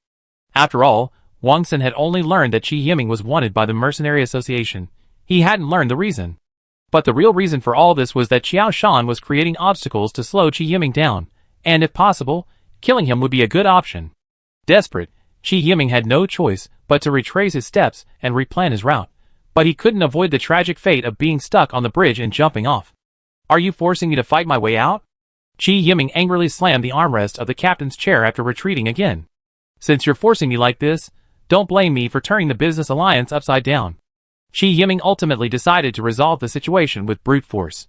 In fact, Chi Yiming had a better solution: to completely dismantle the Snow Peak and release the Guardian, Explorer, Hammer, Lightning, and Redemption. But this approach was equally risky. Firstly, the disassembled warships lacked legal identification codes within the commercial territory, making them vulnerable to detection by the local garrison fleet. If things went wrong, the local garrison fleet would be alerted, and then Chi Yiming wouldn't just be issued a wanted notice by the Mercenary Association, the Commercial Alliance might also issue a warrant specifically for the disassembled warships. Even getting them to the bridge would be a problem, let alone using it. Furthermore, Chi Yiming didn't dare risk operating the modular warships in non-combined mode. Chi Yiming was convinced that Qiao Shan was definitely watching him from somewhere. If the modular warships were allowed to operate in non-combined mode, and Qiao Shan learned that Chi Yiming possessed several modular warships, even more trouble could ensue. Faced with the Mercenary Association's legitimate wanted notice, Chi Yiming was even more troubled by Qiao Shan's covert schemes. Chi Yiming understood the concept of the enemy being in the open, while we remain in the dark. It was the Zerg's concealment of their strength that led to the Human Federation's miscalculation by the higher-ups. By the time they realized what was happening, it was too late. Since that light of humanity could build advanced warships, there must be a formidable adversary behind it. It's easier to avoid an open attack than to defend against a hidden one. Chi Yiming simply chose the enemy who stood in the open. Having made his decision, Chi Yiming immediately issued the highest combat readiness order. The Xiefeng systems were once again in combat readiness mode. Chi Yiming took a deep breath and ordered the Xiefeng to enter warp mode, their destination being the jump bridge, not far from the Xiefeng. As soon as the Xiefeng emerged from warp mode, the warships surrounding the jump bridge immediately responded. The warships that had been scattered around the jump bridge immediately converged on it, and formed a striking formation. All the enemy ships formed a horseshoe formation, led by a cruiser, and charged towards the Xiefeng. Chi Yiming would not sit idly by. Even before the enemy ships entered range of their main guns, the Xiefeng had already begun its attack. Torpedoes could not reach the dense enemy formation, unless Chi Yiming used his precious micro-jump engines to create short-range torpedoes capable of attacking the fleet heading towards the Xiefeng. Faced with the swarming enemy ships, the Xiefeng's only option was to maximize its firepower. The ship's 3 4.5 main guns opened fire in succession. Targeting the cruiser in the middle of the enemy fleet, Chi Yiming ordered the weapons officer to secure a single hit, sinking the enemy cruiser and giving the mercenaries, who were looking to take advantage of him, a memorable start to the battle. Chapter 70. The Snow Peak's 3 main guns concentrated fire on a cruiser in the mercenary fleet. 18 burst lasers accurately landed 13 hits at a range of 300 kilometers. The attacking formation trembled, and a fierce flash of fire flashed from the bow of the struck cruiser, and then the crew was thrown into space. But a cruiser is still a cruiser. Despite suffering heavy damage, it still led the fleet in a mad charge towards the Snow Peak. Soon, the fleet formed a horseshoe-shaped formation, surrounding the Snow Peak among the numerous warships. "Men, fight like hell. Our employer said that as long as we can bring back the wreckage of that warship and its onboard intelligent computer, we will still receive a huge mission reward." Captain Jesse roared frantically in the mercenary fleet channel. His ship had been severely damaged by the Snow Peak, but to avoid affecting morale, He still led the fleet to surround the snow peak in the center of the formation. Surrounded in the center, the Xiefeng remained unfazed by the encirclement and continued firing at a leisurely pace. To improve the effectiveness of the bombardment, Qi Yiming even ordered the weapons officer to reduce the charge intensity of the main and secondary guns, ensuring that the burst lasers were just strong enough to penetrate the enemy's armor. The main gun's rate of fire was increased to 2 rounds per minute. The Xiefeng's torpedo bay was bustling with activity. Although the station was unmanned, the information panel before Qi Yiming displayed a detailed display of the torpedo assembly process. Qi Yiming diverted all excess energy from the main and secondary guns to the torpedo bay, reducing the time required to produce a torpedo from 3 minutes to 2 minutes and 23 seconds. Taking into account the torpedo reload time, the Xiefeng was unleashing its firepower at a rate of 2 torpedoes every 3 minutes. Thanks to the Guardian's powerful repair capabilities, the Xiefeng's armor integrity remained stable at 56%. It must be said that the mercenaries were far superior to the pirates. Despite their overwhelming numerical superiority, not a single warship deserted its position. Even if a warship sustained heavy damage, it would, under the cover of its allies, relocate to the rear of the fleet formation for emergency repairs. Thus, from the start of the battle until now, within 5 minutes, the Xiefeng had only sunk 4 enemy warships. And now, the Xiefeng faced attacks from all sides. Qi Yiming also noticed the difference between these mercenaries and the pirates. Their organization and morale were clearly superior to the pirates. In terms of their command of battle formations, the mercenaries were even more superior than the pirates. The cruiser cleverly shifted its formation to avoid this attack. Qi Yiming gritted his teeth and switched the micro-jump engines for the torpedoes in the torpedo bay on the control screen in front of him. He then set the targets for the 2 torpedoes to attack a cruiser and another destroyer in the enemy fleet that appeared to be more active. Jesse watched the 2 torpedoes fired from the Xiefeng without paying much attention. Although the Xiefeng's first torpedo hit his ship and another destroyer, the destroyer was instantly shattered by the torpedo, and if Jesse hadn't been lucky, his ship would likely have been destroyed by the Xiefeng's first attack. With the lessons learned this time, he was naturally more confident in his response. Jesse commanded over a dozen of his warships to fire simultaneously at the torpedoes, hoping to intercept the 2 torpedoes heading towards their fleet with a dense barrage of fire. But a strange scene occurred. The rapidly advancing torpedoes suddenly vanished from the airspace in front of them. Just as everyone was puzzled, the torpedoes reappeared on the battlefield. This time, they appeared just 5 kilometers from their intended targets. The mercenary warships had no time to adjust their secondary guns, and could only watch helplessly as the 2 torpedoes pierced their flagship and a nearby destroyer. The next second, a violent explosion erupted, illuminating the entire battlefield. When the torpedoes appeared 5 kilometers from his ship, Jesse knew they could no longer be intercepted and decisively gave the flagship an order. Luckily, the aftermath of the explosion merely pushed his lifeboat away from the battlefield, where he was eventually rescued by a friendly ship. Most of the lifeboats were pierced by scattered warship debris, and those hiding within naturally perished. Jesse, distraught, reached the bridge of the friendly ship. After re-establishing command through the fleet's internal communications, he calmed the captains. However, the sinking of Jesse's own ship created a significant gap in the mercenaries' formation, and the Snow Peak seized the opportunity to break through the mercenaries' horseshoe formation. The Snow Peak had adopted a desperate stance from the outset of the battle, somewhat misleading Jesse. Jesse assumed that the captain of the target ship, knowing he was surrounded by a large number of mercenaries, had lost all hope of survival, and was determined to fight to the death when he encountered his fleet. Unexpectedly, Qi Yiming was just bluffing, aiming to draw Jesse's full fleet forward. And Jesse lived up to expectations, and truly advanced with his entire fleet. Qi Yiming had originally planned to allocate most of the Xiefeng's internal energy to its engines after the first round of attacks, allowing him to quickly reach the jump bridge. Unexpectedly, the Xiefeng's first attack failed. Although the torpedoes hit the cruiser, they only tore a large hole in its massive hull, causing no substantial damage. The cruiser simply ejected much of its internal equipment and personnel into space before continuing its attack with its fleet. Torpedo attacks rely on suddenness and immense power. If the first wave of attacks failed, the second wave could easily be intercepted by the enemy fleet's concentrated firepower. Desperately, Qi Yiming could only use his limited number of micro-jump engines. This further increased the suddenness of the torpedo attack. As expected, the second torpedo attack did not disappoint Qi Yiming. 2 torpedoes, suddenly disappearing and reappearing, instantly sank the already severely damaged cruiser and a nearby destroyer, tearing a gaping hole in the enemy fleet. Qi Yiming seized the opportunity and ordered the Xiefeng to full speed. The overfueled engines provided the Xiefeng with a powerful thrust. Under the stunned gazes of the mercenaries, the Xiefeng hurtled towards the jump bridge at a speed beyond comprehension. Jesse could only weakly shout into the fleet channel, "Stop that warship. Stop it now." But everything happened so quickly that no one had a chance to react before the Xiefeng had already broken free from their encirclement. By the time Jesse assembled his fleet to pursue, the Xiefeng had already reached the jump bridge. Qi Yiming glanced at the battlefield map and smiled scornfully. "Navigator, initiate the jump bridge. Let's get out of here."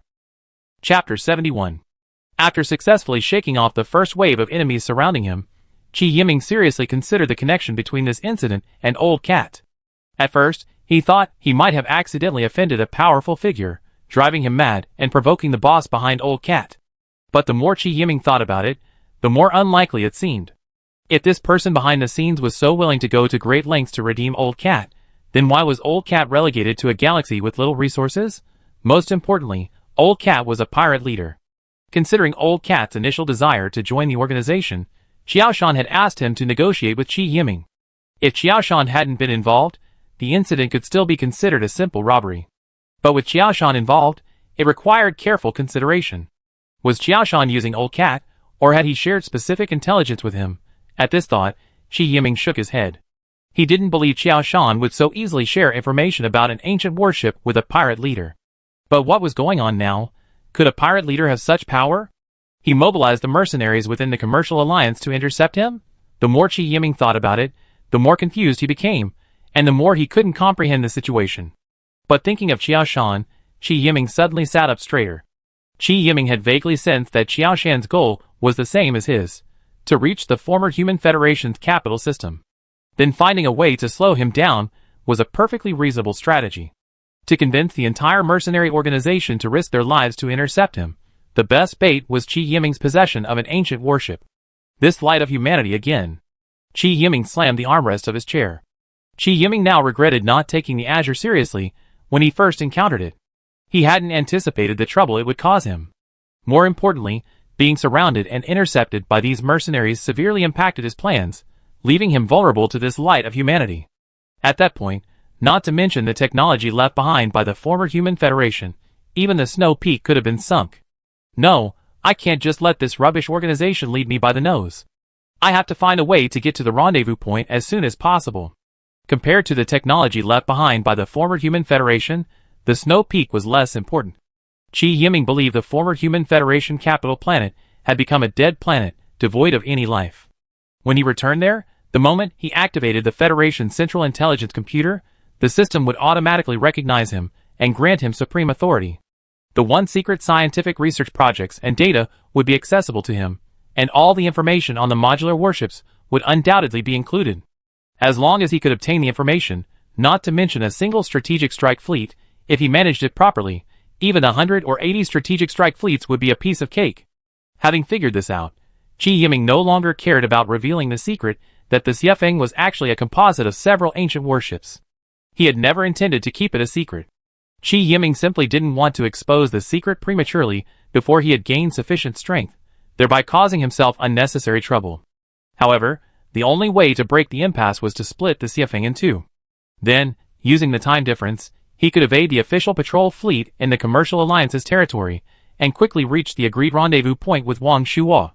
The plan went smoothly. Qi Yiming detached the Redemption before reaching the jump bridge in their current star field. The two warships successfully evaded the mercenary fleet's inspection and safely launched the jump bridge before the official patrol fleet arrived. Qi Yiming repeated the same plan on the way there, and to his surprise, the journey went very smoothly. Arriving at the destination, Qi Yiming couldn't help but slap his forehead. He was truly confused by the situation. He had initially assumed that Xiaoshan must be observing the Xiefeng nearby, but he had overlooked the fact that Xiaoshan, eager to reach the former Human Federation capital before Qi Yiming, must have also been on his way. How could he have had time to stay near the Xiefeng? As for the mercenary interception, it must have been Xiaoshan's other tricks to thwart Qi Yiming. After arriving at the agreed rendezvous point, Qi Yiming didn't rush to the freeport to find Wang Shuo. Instead, he hid in an asteroid belt within the system, and then attempted to contact Wang Shuo via a deep space communication device. However, there was no response. It seemed Wang Shuo and his men hadn't arrived yet. Shi Yiming checked the date. The agreed date was still 2 days away. Wang Shuhua and his men were a fleet, after all, so they would be slower than Shi Yiming acting alone. Shi Yiming decided to wait in the asteroid belt for 2 days before trying to contact them. 2 days later, Wang Shuhua sent a communication request, and Shi Yiming finally breathed a sigh of relief. With Su Ruifeng as a ticking time bomb, he was genuinely afraid of another mishap.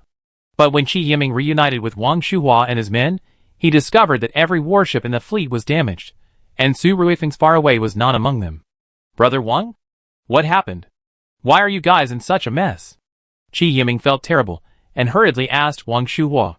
We were intercepted by a large number of pirates, and fought our way here. Wang Shuhua looked haggard, his voice weak.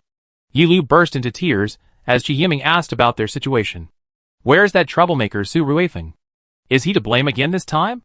Shi Yiming naturally assumed that Su Ruifeng must be to blame for the current situation. It's really not Su Ruifeng's fault this time. I was careless. Wang Shuhua hurriedly explained, I should have thought of this before our first port call. All 3 of our cargo ships were fully loaded, and one was filled with energy blocks. Su Ruifeng had already made this known to the world when Old Cat kidnapped us. Isn't that his fault? Shi Yiming wanted to drag Su Ruifeng out and execute him.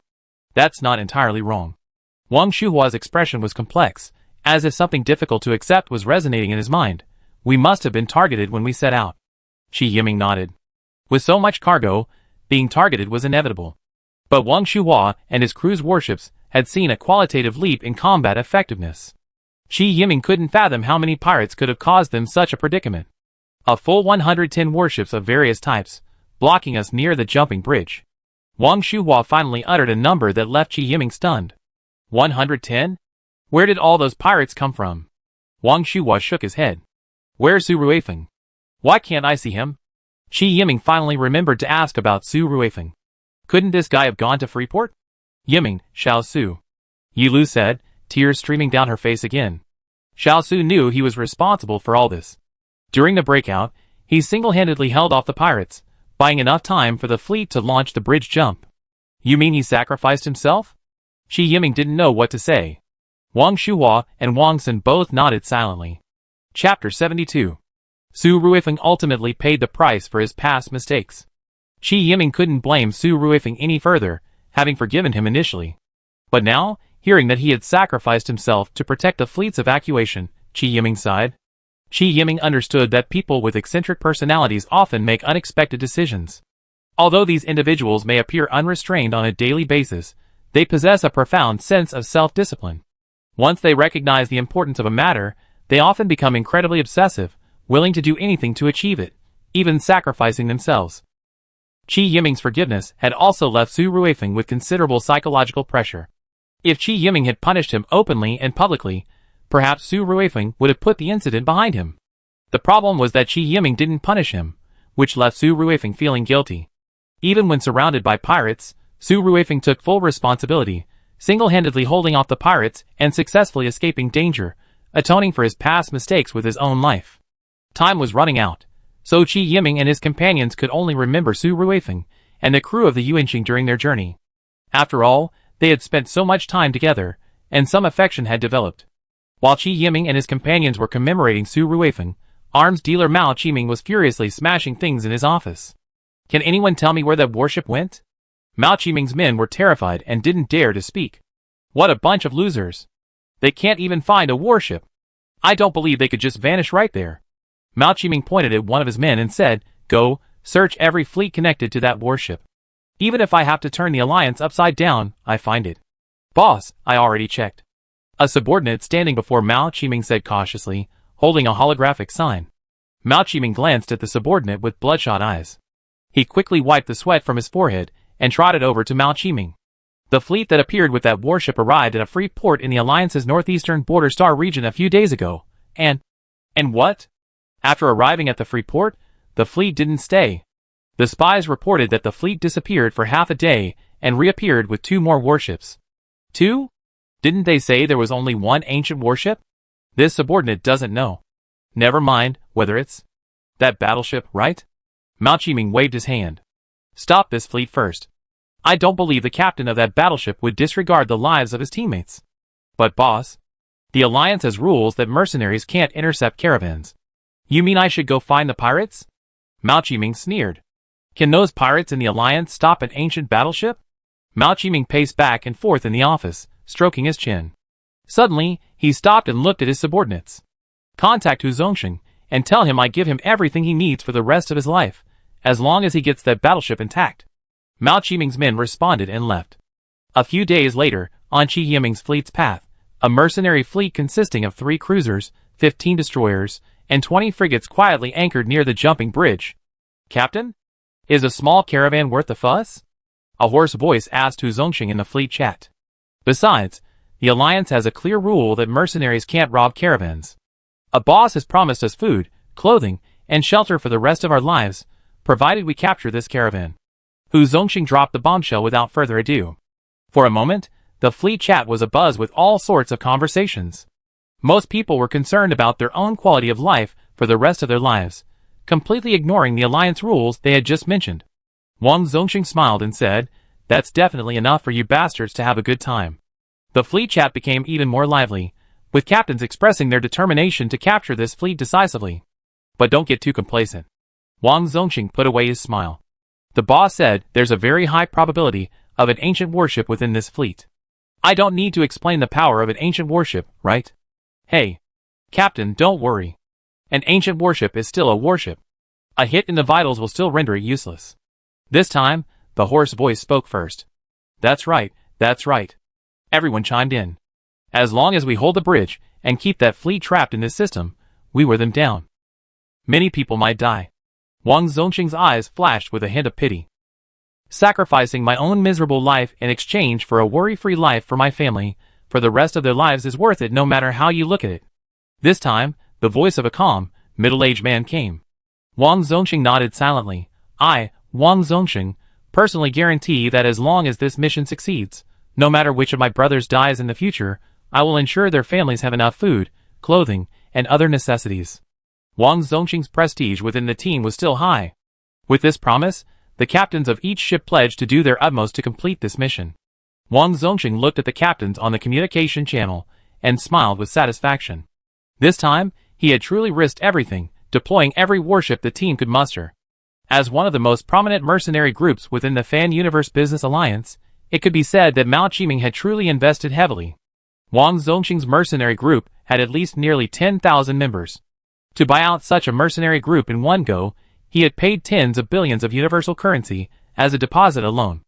If everything went smoothly, Mao Qiming would still have to find a way to provide food and clothing for nearly 10,000 people for the rest of their lives. However, compared to acquiring an ancient warship, the benefits he could reap were simply not on the same order of magnitude as the cost. If he had acquired the entire ancient warship, Mao Qiming wouldn't even bat an eye, let alone provide for nearly 10,000 people, even if so many more arrived. When Qi Yiming led the fleet near the jumping bridge, he was startled by the heavily guarded fleet. But remembering that the Xiefeng was currently isolated and that mercenaries were prohibited from robbing domestic caravans, Qi Yiming finally breathed a sigh of relief. Wang Shuhua, standing on the bridge of the expedition, was less optimistic than the others. After all, they had been fighting all along the way. The tense atmosphere had accompanied him all along the way, and now seeing a sizable fleet here made Wang Shuhua feel very uneasy. Mr. Qi, I have a feeling there's something amiss with the opposing fleet. Wang Shuhua expressed his concerns to Qi Yiming. Qi Yiming suppressed his smile and carefully observed the fleet nearby. I don't see anything wrong. Qi Yiming turned to look at Wang Shuhua on the communicator. Chapter 73. As soon as the words fell, the mercenary fleet suddenly changed formation and flew towards Qi Yiming and his men. This obvious hostility immediately woke Qi Yiming up. The transports stay back, the expedition advances and prepares to engage. The two fleets launched their first round of attacks from a distance of 300 kilometers. Wang Zongxing had already obtained the physical characteristics of the Xiefeng and the Redemption, so their main targets were the remaining warships. The first to open fire were the 3 cruisers in the fleet. Attention, all ships! Beware of torpedo attacks from the enemy fleet. According to intelligence, enemy torpedoes have short-range jump capabilities. All frigates not within main gun range should provide air defense cover for the main fleet. Wang Zongxing's intelligence on the Xiefeng was very detailed. Although the caravan before him did not contain the ancient warships Mao Qiming had mentioned, he had taken every precaution to ensure its defense. In the blink of an eye, burst lasers flew across the hollow area in the center of the battlefield, dozens of burst lasers accurately striking the expedition. Despite being attacked, the expedition did not retreat, remaining firmly at the forefront of the battle. Wang Shuhua knew that the redemption would provide armor repairs in due time. Sure enough, after the enemy's initial attack, a beam of green light shone on the expedition's damaged armor, and nanobots were diligently repairing the hull. During the enemy's attack, Qi Yiming and his men were also busy. Under Qi Yiming's coordination, each ship's main guns fired a salvo. Although the firepower density was inferior to that of the mercenary fleet, its accuracy was superior.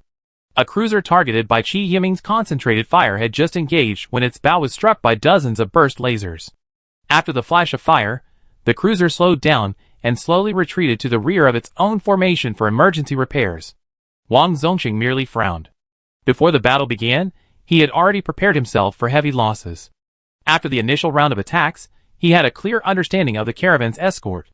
This ship will suppress the enemy ships from the center. Hu Zi, Lao Lu, each of you will lead your men to flank and form a pincer attack. As Wang Zongqing issued his orders, the two men led their respective squadrons to flank Qi Yiming's fleet. Even with your concentrated firepower, you might not be able to kill me, and now you're dividing your forces to flank us. Qi Yiming sneered at the enemy fleets flanking them. Qi Yiming, determined to attack them head-on, regardless of the direction they came from, would crush them to death. The redemption was thus protected by 4 warships in the rear, while the transport temporarily detached from the fleet, entering warp mode and hiding in the local system's asteroid belt. With no further worries, Qi Yiming completely let loose. Wang Shuhua, you and the others must proceed steadily. As long as we can hold the line, we already be halfway to victory. Qi Yiming offered Wang Shuhua a modest tactical request. Wang Shuhua also understood that, in this disadvantageous situation, they had no other options besides relying on Qi Yiming's miraculous ancient warship. In fact, with the redemption support, Wang Shuhua and his men might appear dangerous, but with proper command and deft positioning, they stood little chance of being sunk. The entire pressure of the battle shifted entirely onto Qi Yiming. Qi Yiming, of course, wasn't one to be timid. After instructing Wang Shuhua to avoid any waves, Qi Yiming commanded the Xiefeng to charge towards the 2 cruisers directly in front of him. Wang Zongqing cautiously watched the destroyer charging towards him. After carefully comparing the data, he knew the ship charging towards him was most likely an ancient warship. He didn't dare be careless, nor did he dare let it get too close. Who knew what strange attack methods this warship had? Qi Yiming could choose the weapon combination best suited to the current situation from his known arsenal based on the battlefield situation. This way, the enemy would have to face a constantly changing Xiefeng. One moment it might be a torpedo attack, the next it would be a rapid-fire main gun attack. While these changes weren't fatal, they caused the enemy captain considerable headaches. Wang Zongqing was also somewhat wary of the Xiefeng's ever-changing nature. Fortunately, the Xiefeng had been employing unconventional attack methods since the start of the battle, which reassured Wang Zongqing. But what happened next was beyond Wang Zongqing's expectations. The destroyer before him suddenly transformed. The Xiefeng, originally a single destroyer, suddenly split in 2. After undergoing a series of reorganizations and transformations, the 2 separated warships reunited with the Xiefeng. The transformed Xiefeng had become a strange warship with 5 layers of armor plating on its bow. Wang Zongqing had no idea what was happening, but Qi Yiming knew exactly what the Xiefeng was going to do next. The frigate, the Hammer, had just separated from the Xiefeng. Controlled by its own transformation system, it concentrated its outer armor at the bow. And, supported by the main gun barrels, the armor formed a ram-like structure at the bow. The Hammer was then quickly positioned at the bow of the Xiefeng, drawn by a tractor beam. With the ram, the next events became clear. Under Wang Zongqing's stunned expression, the Xiefeng concentrated all its energy into its engines. Like a wild horse, the Xiefeng rushed towards the enemy ship over 200 kilometers away. Wang Shuhua was also stunned by the Xiefeng's transformation. What's going on? Is the Xiefeng preparing to ram the enemy ship? Wang Shuhua asked Yi Lu in disbelief. Yi Lu's jaw dropped. In this era of long-range main gun bombardments, it was surprising to see a battle using a ram. Wang Zongqing was completely stunned by this moment, and his crew was already somewhat panicked. In all his years as a mercenary, this was the first time he had seen someone use their own warship as a weapon, recklessly charging towards their enemy. The enemy directly in front of Qi Yiming had abandoned their attack on Wang Shuhua and his men, and all their main guns were trained on the Xiefeng. But the Xiefeng's bow, with its 5-layer armor plating from bow to stern, completely ignored the enemy's attacks. Even if the Xiefeng was hit, it would be quickly repaired with the support of the Redemption. As the Xiefeng approached the enemy at an astonishing speed, it gradually moved beyond the Redemption's maximum range. But by this time, the Xiefeng had increased its speed to a terrifying degree. All the explosive lasers fired by the enemy were far outpaced by the Xiefeng's speed. Amidst the screams of the crowd, the Xiefeng's bow pierced the center of the nearest destroyer. Chapter 74. The warship struck by the Xiefeng was split in two at the impact point, its internal structure exposed to the vacuum of space. However, the Xiefeng did not stop due to the collision. Its already high speed only slowed slightly, and under the vigorous thrust provided by its engines, it once again passed through the ship, regaining its pre-impact speed in just a few seconds. The bow armor damaged by the collision was quickly recovered by the Xiefeng as it accelerated again. The gap was filled with armor from other areas, and the bow was restored to its pre-impact state. Some less important parts of the Xiefeng's hull were missing some of the outer armor, exposing the internal structure. However, at the Xiefeng's super high speed, there was no need to worry about enemy fire hitting these parts. As a veteran mercenary with over a decade of experience, Wang Zongxing was only momentarily stunned before reacting immediately. The only way he could think of to counter this bizarre attack was to limit the Xiefeng's speed. Without sufficient speed, even a sturdy bow wouldn't be able to penetrate the enemy's armor. Attention, ships! Close the safe distance between yourselves. Don't give the enemy ships enough room to accelerate. This method would certainly effectively reduce the Xiefeng's impact, but Wang Zongxing forgot that the Xiefeng wasn't just capable of impact, it also carried two main guns and over a dozen secondary guns. After noticing the shift in enemy formation, Qi Yiming didn't abandon his attack. Instead, they concentrated all their gun fire on the bow. With the next target ship just 5 kilometers away, all guns opened fire simultaneously. At this point, the Xiefeng didn't care where the enemy ship was struck. As long as it could hit the enemy and minimize its armor, its objective would be achieved. Before the Xiefeng's impact, the enemy's armor on the side facing the Xiefeng had already been shattered by a round of main gun fire. Therefore, when it struck again, the Xiefeng lost little momentum, and the entire ship passed through it directly. Wang Zongxing hadn't expected the Xiefeng to act this way. The mitigation tactics he had just used felt like hitting cotton. Watching the Xiefeng head straight for his ship after colliding with the two destroyers, Wang Zongxing panicked. Quick! Evade the enemy ship. But no matter how the navigator maneuvered the ship, the Xiefeng remained locked on their ship. Wang Zongxing looked helplessly at the Xiefeng hurtling toward him. Everyone, prepare for impact. All ships close in.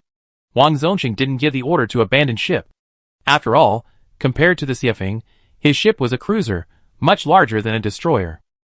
Even if it were to collide, the Xiefeng would at most create a large hole in its hull. It would definitely not penetrate it like it would a destroyer. The problem was that although the Xiefeng's bow was a ram formed by the deformation of the hammer still had the ability to launch torpedoes. Just as the Xiefeng was about to collide with Wang Zongxing's cruiser, her bow armor suddenly parted, revealing two dark torpedo tubes. Under Wang Zongxing's horrified gaze, two heavy torpedoes pierced the cruiser's hull. After a fierce flash, a hole large enough to accommodate the Xiefeng's bow appeared on Wang Zongxing's port side, just before the Xiefeng struck.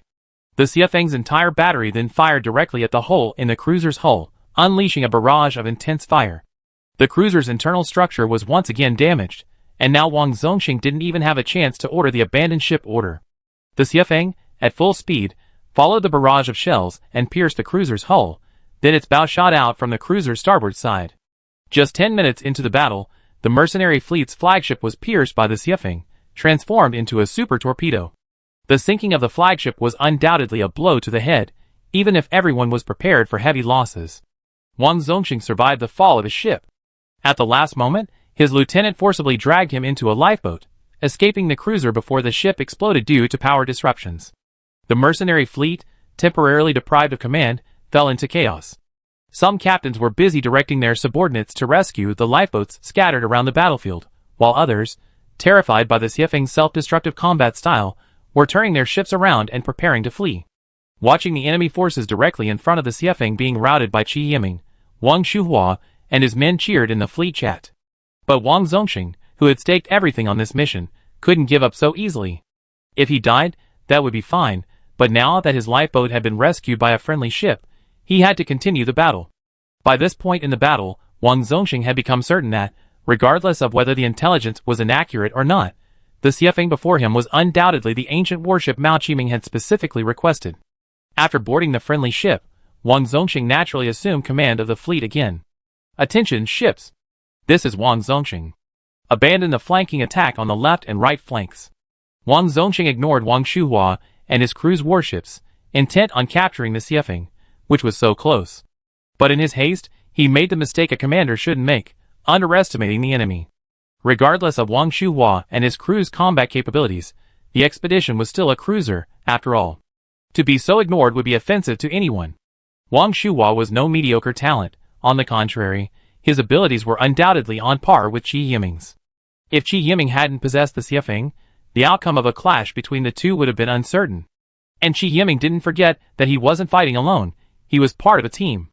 After realizing he had indeed drawn the full attention of the mercenary fleet, Qi Yiming abandoned his plan to ram the enemy ships with the Xiefeng. Instead, he sought to distance himself from them, and return to the rhythm of long-range artillery fire. Brother Wang, I'd drawn most of their attention. Take the redemption and follow the enemy's tail, and plunder as much as you can. Be careful not to be too greedy. In fact, Wang Shuhua had already begun his plan to plunder without Qi Yiming's reminder. Wang Shuhua was not in a hurry. He calmly commanded his fleet to follow the mercenary fleet, moving from near to far, from small to large, and began to call out targets one by one. His goal was clear, not to sink the enemy ships, but simply to incapacitate them. The combined combat power of the four warships, the Yuanzheng, Yuanwang, Yuanhang, and the Redemption, was comparable to Qi Yiming's Xiefeng, though their hit rate was lower. However, these ships, concentrating their fire on a single target, unleashed a barrage of fire that was enough to devastate even a destroyer-class warship. By the time Wang Zongxing realized he had been fleeced, Wang Shuhua and his men had already successfully disabled dozens of enemy ships. 20 minutes into the battle, the once powerful mercenary fleet was reduced to just one cruiser, 8 destroyers, and 5 frigates. The sheer magnitude of the fleet's losses brought the dazed Wang Zongxing to his senses, but it was too late. Chapter 75. Qi Yiming commanded the Xiefeng to make a wide circle and rendezvous with his own fleet. Wang Zongxing's remaining forces were no longer enough to threaten Qi Yiming's safety. Even in a conventional artillery engagement, Qi Yiming and his men, with the support of the Redemption, could wear Wang Zongxing down. Wang Zongxing felt awkward, like someone whose teeth had broken before the duck was even cooked. It was unbearable for anyone. Furthermore, Wang Zongxing was incredibly competitive, otherwise, he wouldn't have managed such a large mercenary fleet. But what could he do if he didn't give up? If he hadn't abandoned his attack on Wang Shuhua, Qi Yiming might have considered his teammates' safety and abandoned their attack, moving instead to rescue them. But there was no time rewinding device in the world, so he couldn't have a second chance. Retreat, though he felt resigned. If he didn't, the few remaining warships posed no threat to the Xiefeng. Just as Wang Zongxing was hesitating, a specialized battlecruiser over 15 kilometers long suddenly appeared near the battlefield. Qi Yiming, who had relaxed somewhat, tensed up again.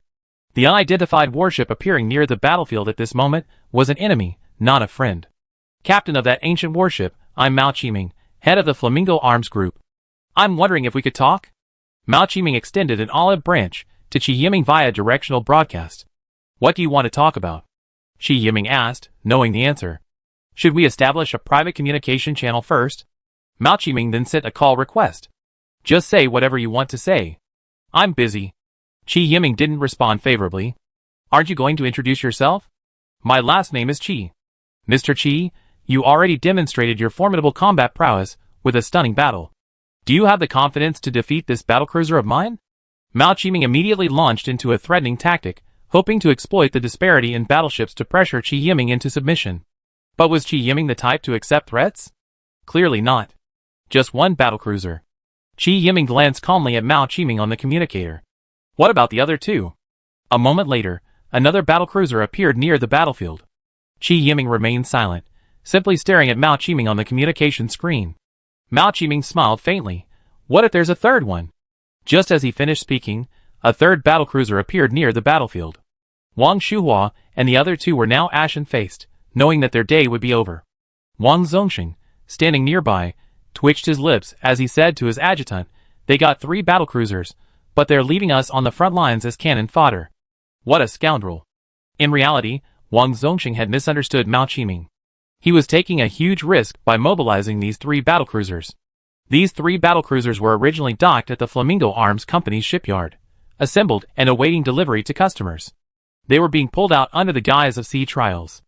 If there were any losses or delays in delivery, he would have to pay a huge compensation. But Qi Yiming and the others were unaware of this. Wang Shuhua and the others were shocked to see so many battlecruisers for the first time.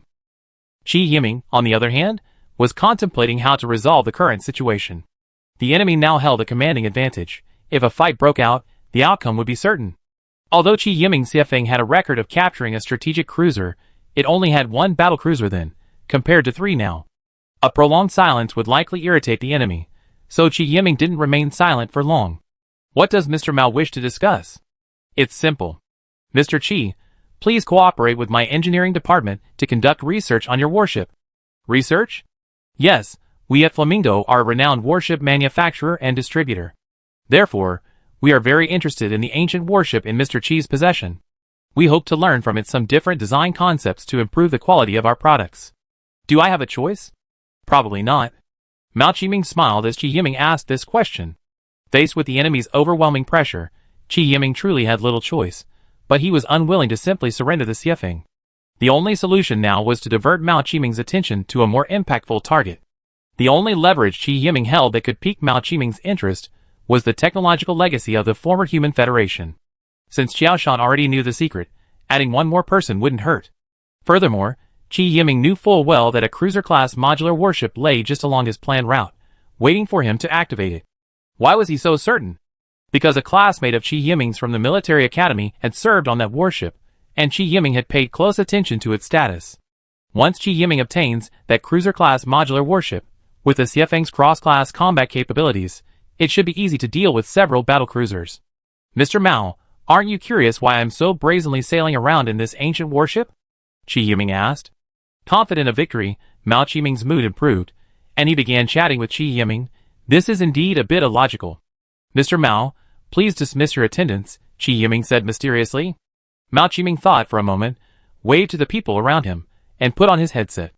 Mr. Mao, someone of your stature, should have heard of the former Human Federation, right? Mao Qiming glanced at Qi Yiming with surprise at first, then relaxed. Mr. Qi is an awakened one? Qi Yiming neither denied nor confirmed, but continued, aren't you curious whether the former Human Federation capital planet holds any traces of its technological heritage? Of course. Mao Qiming stopped mid-sentence, and looked at Qi Yiming with surprise again. Do you know the location of the former Human Federation capital planet?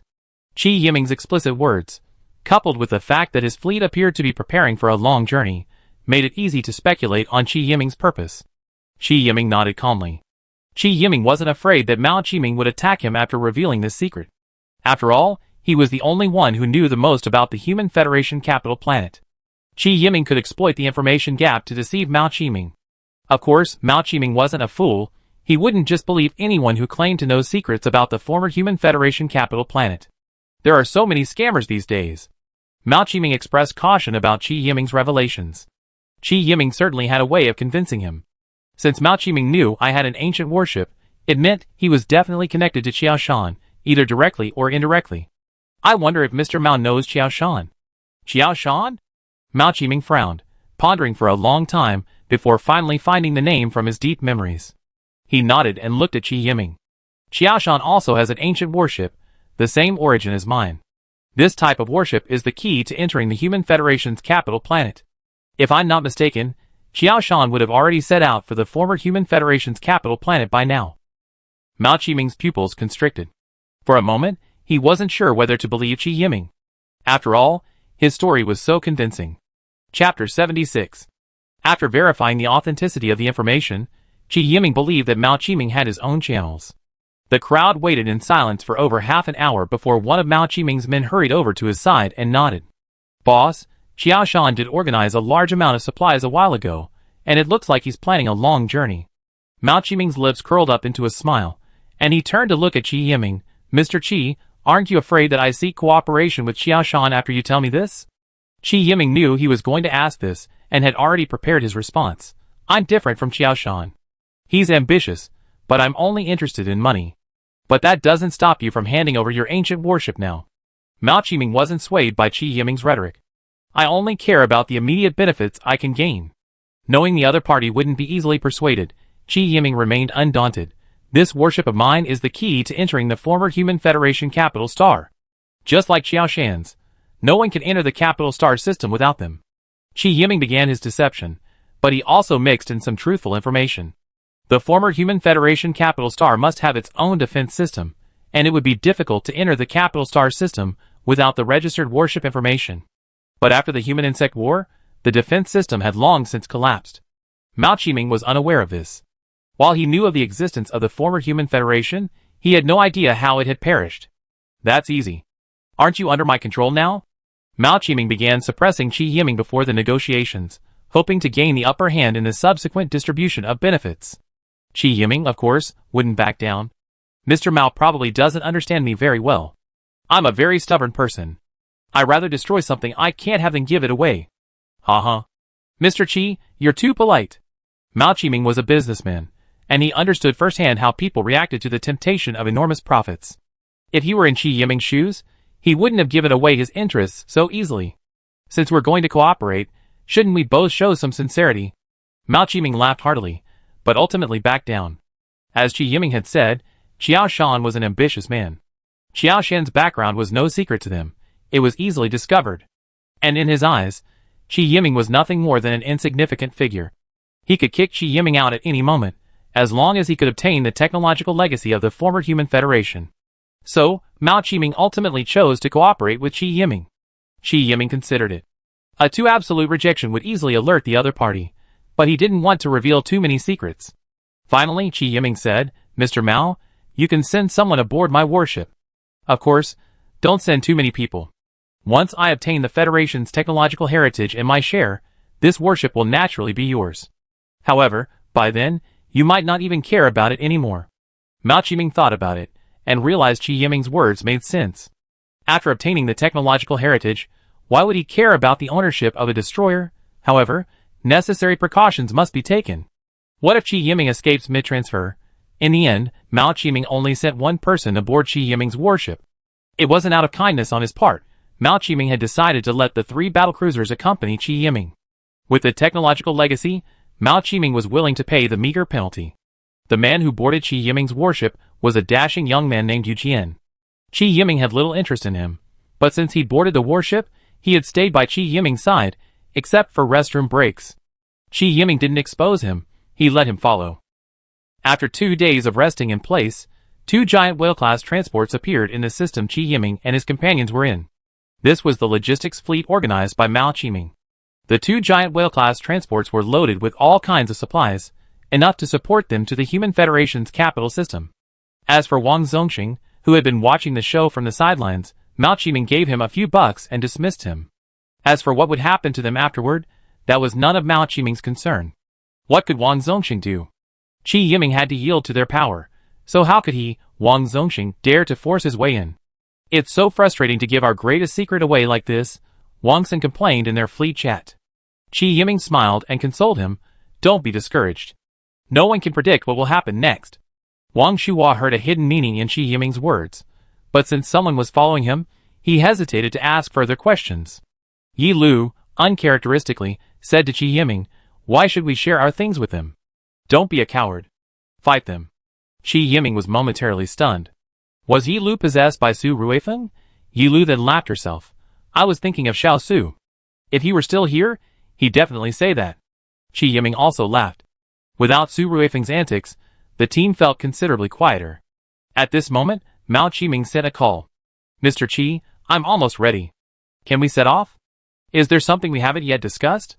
Mao Qiming deliberately didn't mention the distribution of benefits, most likely testing him. Qi Yiming certainly wouldn't be foolish enough. Look at me, it's best to discuss this sort of thing beforehand, Mao Qiming said, feigning sudden enlightenment. Qi Yiming didn't expose his criticism. I have 4 warships, 2 transport ships, and a total of nearly 5,000 personnel. Besides the bonuses for my crew, my 3 captains, and myself, we want 30 billion in universal currency. Asking for 30 billion without knowing the exact benefits was already quite exorbitant. Qi Yiming was asking for it. What's the concept of 30 billion? On the wealthiest human-inhabited planet today, 50 million in universal currency is enough for a family to live comfortably for a lifetime. Why didn't Qi Yiming offer to invest? In Mao Qiming's eyes, he was now just a nobody who had gotten lucky, with a broad mind at best. Knowing he didn't have the financial resources to negotiate a shareholding, His exorbitant offer not only showed his reluctance to Mao Qiming's abduction, but also clearly demonstrated that Qi Yiming was truly just an ordinary person without the slightest ambition. Mao Qiming didn't agree immediately. 30 billion is a bit much. I can't agree without knowing the specific returns. After a long silence, Mao Qiming spoke again. I will personally give your team 2 billion in universal currency as a reward for this expedition. At least you won't have made a wasted trip. As for the specific reward, we can discuss it after we get the goods. 5 billion. No less. Qi Yiming continued to defend his image in Mao Qiming's mind. 5 billion is fine, but you have to sell me that ancient warship. Mao Qiming repeated his offer. Qi Yiming, this time, appeared delighted. I give you the warship. With that much money, I won't have to wander around for the rest of my life. I can settle down on a habitable planet, and just live a life of ease and happiness. Haha. Mr. Qi really knows how to enjoy life. I wish us a happy cooperation. Chapter 77. As the crew gradually arrived, Mao Qiming no longer delayed the departure. After introducing Qi Yiming to the expedition leader, he left the fleet on his own. As the leader, he certainly didn't have to personally participate in this long journey. In his place in charge of the expedition was a gentle, middle-aged man named Chai Wei, reportedly a retired military officer. But Qi Yiming didn't care. At that moment, he was organizing a funeral for his subordinates for their comrades, who had died in the battle. Although Wang Shuhua and his crew had the support of the Redemption, there were always a few unfortunate individuals whose warships were pierced through armor and flung into space. Funerals were solemn and dignified, and this was a time to strengthen team cohesion. Qi Yiming didn't speak, but stood by the huge window, watching the last coffin plummet into the star. He saluted and quietly departed. After the ceremony, the fleet set out again. The Commercial Alliance's border star region is currently the outermost zone of human territory. After crossing the jump bridge from this system and entering the next star region, one will completely enter the vast sea of stars. Before launching the jump bridge, Qi Yiming did not look back at the human territory like the others, because he subconsciously believed that his home was still ahead. Qi Yiming could imagine what he would encounter on the journey ahead. This section of the journey was the period of the greatest losses suffered by the former Human Federation during their escape. During this year-long journey, the Human Federation lost nearly 80% of its warships to protect the colony ships. After the fleet exited jump mode, what came into view was indeed a vast warship graveyard. The wreckage of the warships still maintained the original formation of the escape, orbiting the star in a fixed orbit. Seeing this, Qi Yiming felt nothing but sorrow, while Wang Sen and the others gasped. When had they ever seen so many ancient warships? Furthermore, these warships, which they had considered unrivaled in strength, were now in such dilapidated condition. What kind of enemy did the humans encounter back then, to be beaten so badly? Wang Shuhua couldn't help but sigh. An enemy so powerful you can't even imagine, overwhelming the Federation fleet. Qi Yiming lost himself in memories. Countless gigantic insects with thick shells, without a trace of fear, launched wave after wave of attacks at the human fleet. If even a single point in the fleet was breached, the entire fleet would soon be a Zerg prey. While the Federation fleet could inflict massive damage on the Zerg, the problem was their sheer numbers, so numerous that they could easily obscure the light of a star. At that moment, the human world was dim, not a single beam of light able to penetrate the Zerg swarm and reach the human fleet. Qi Yiming still remembers the desperate cries of his comrades as the Zerg invaded the battleships. The warships were constantly firing, consuming enormous amounts of energy. But the Zerg army continued to spread endlessly across the entire galaxy. Will we encounter the enemy you mentioned again this time? Yi Lu asked anxiously. Qi Yiming shook his head. I don't know. Qi Yiming couldn't understand why the Zerg had spared the remaining humans. He also had no idea if any Zerg forces were still present within the former Human Federation. If they encountered a Zerg swarm, these few warships wouldn't be enough to keep them at bay. With a mixture of awe and fear, the fleet passed silently through the battleship graveyard. Next, their fleet faced a long journey. Without the aid of a jump bridge, the entire fleet could only travel at 100 times the speed of light. According to Qi Yiming's plan, this journey would take at least 2 years, and no accidents could occur during that time. The long interstellar journey was extremely boring, but fortunately, the Xiefeng had some recreational facilities for the crew to enjoy. To maintain a certain level of morale in the fleet, Qi Yiming granted boarding permission to several of his warships. Every time the fleet exited a jump for a brief course adjustment, a large number of crew members would come aboard the Xiefeng to relax and have fun. This left Chai Wei extremely frustrated.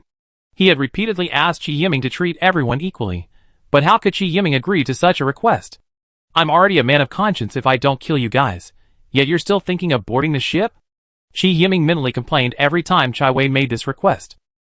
Qi Yiming had originally planned to find a way to eliminate Mao Qiming's men after capturing the cruiser en route. But no one was foolish, especially Chai Wei. He was constantly on guard against Qi Yiming's escape. Over a year had passed since the departure, and the Xiefeng had been under constant surveillance by 3 battlecruisers. Qi Yiming was convinced that if he showed even the slightest sign of escaping, Chai Wei would absolutely order the warships to open fire. Of course, he wouldn't sink the Xiefeng, but crippling it would be easy enough.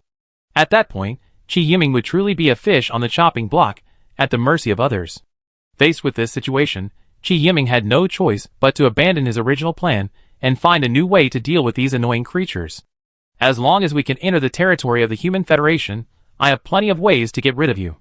Qi Yiming glanced resentfully at Yu Jian, who had been following him. This Yu Jian was also a strange person. In all the time he had been aboard, he had never heard him say a word. If he hadn't been regularly communicating with Chai Wei via the ship's communicator, Qi Yiming would have thought he was mute. The fleet once again exited the warp for a brief rest and course correction. This was a necessary step for long-distance warps.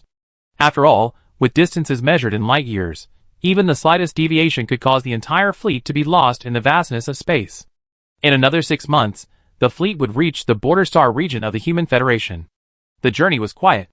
Aside from the occasional battleship graveyard, not a single insect hair was encountered.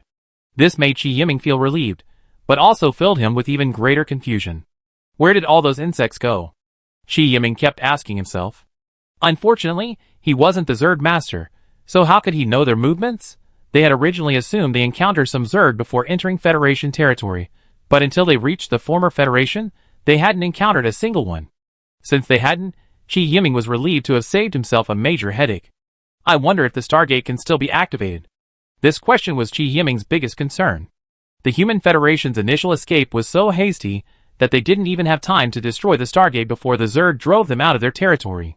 Nearly 1,000 years had passed, and Qi Yiming wasn't sure if the Stargates connecting various star regions were still functional. Also, where was Qiao Shan now? Qi Yiming had lied to Mao Qiming, but there was one thing he hadn't deceived him about. Only interstellar ships registered with the former Human Federation could use the Stargate. To activate the Stargate, other ships either had to obtain authorization or breach the firewall at the Gate Control Center. Of these 2 points, Qi Yiming could easily accomplish the first. After all, he was the only registered citizen of the former Human Federation who had managed to return alive.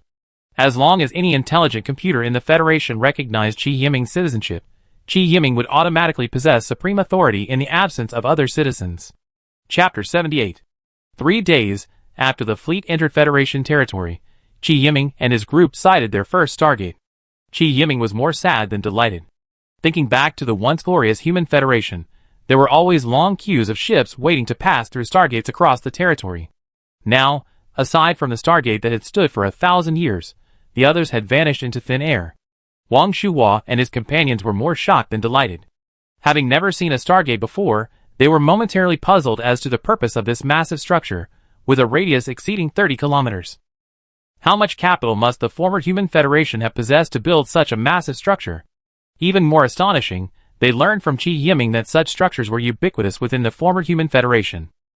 This was beyond their comprehension. A massive structure, with a radius exceeding 30 kilometers, could be seen everywhere. Consider humanity's current predicament.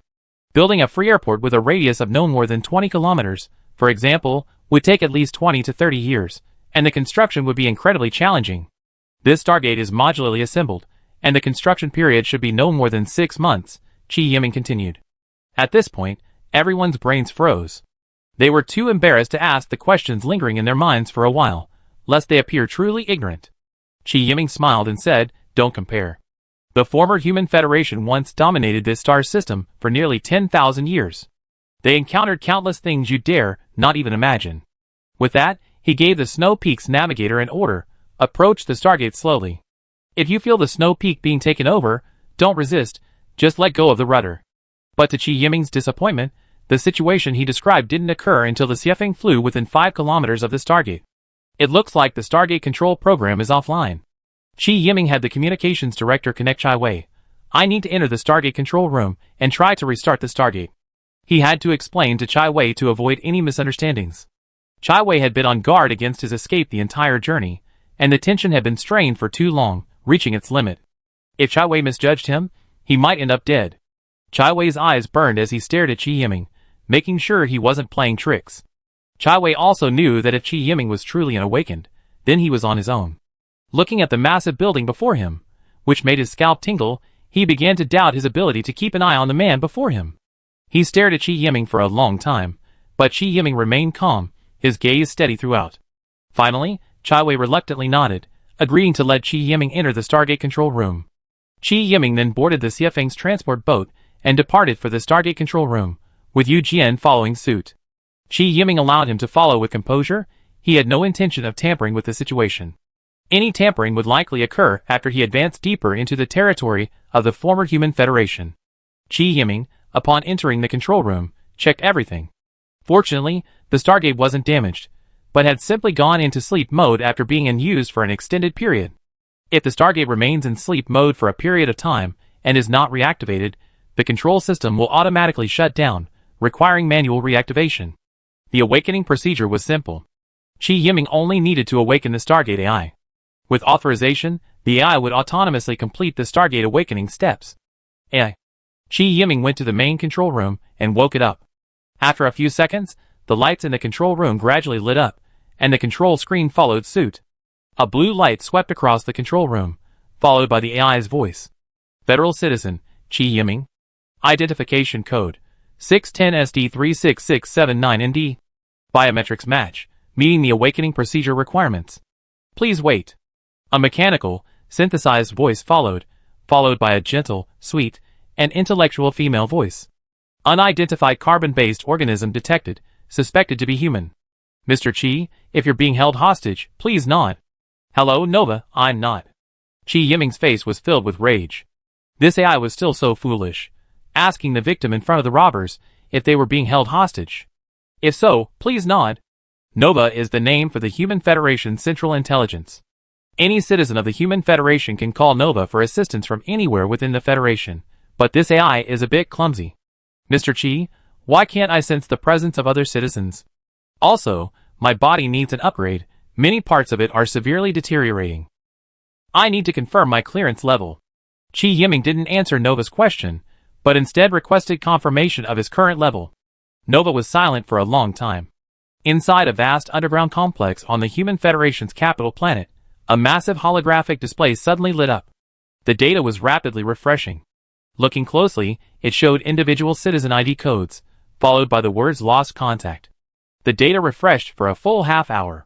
During this time, Yu Jian stood quietly behind Qi Yiming, his right hand never leaving his jacket pocket. Data retrieval complete.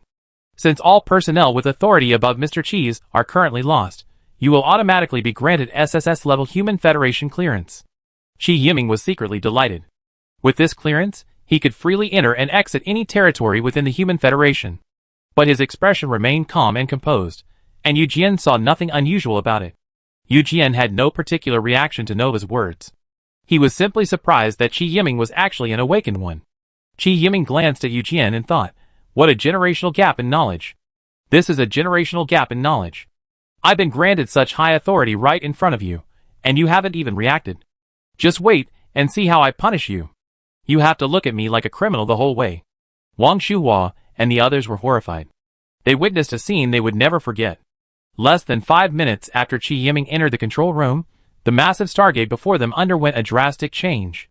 It showed the warships being forcibly pushed away from the Stargate by an unknown force, finally coming to a stop 300 kilometers from the gate.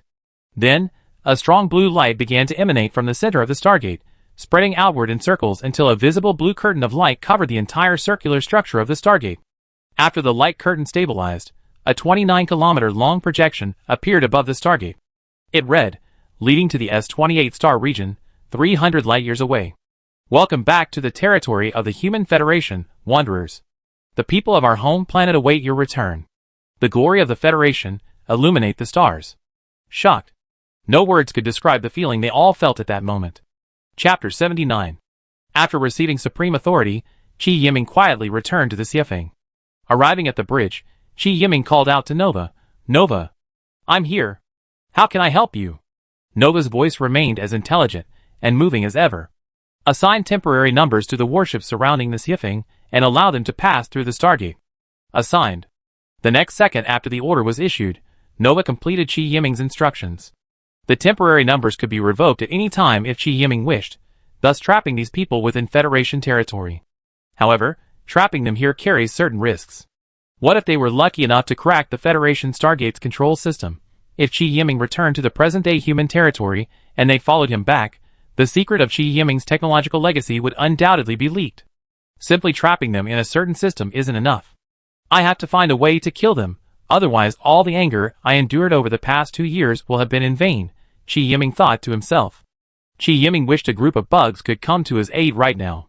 Even further away, Qiaoshan had just arrived at the border of the former Federation's human territory and was staring blankly at the Stargate. He had ordered the Azure to pass through the Stargate several times, but no matter how many times he tried, an inactive gate wouldn't allow him to reach the next star region. Qiaoshan had, of course, discovered the Stargate control room and entered it several times, calling the gate's main control computer, but without authorization, it was useless. Just as he was at his wit's end, he suddenly remembered a badge his father had given him. Qiaoshan's father had also told him to keep it safe.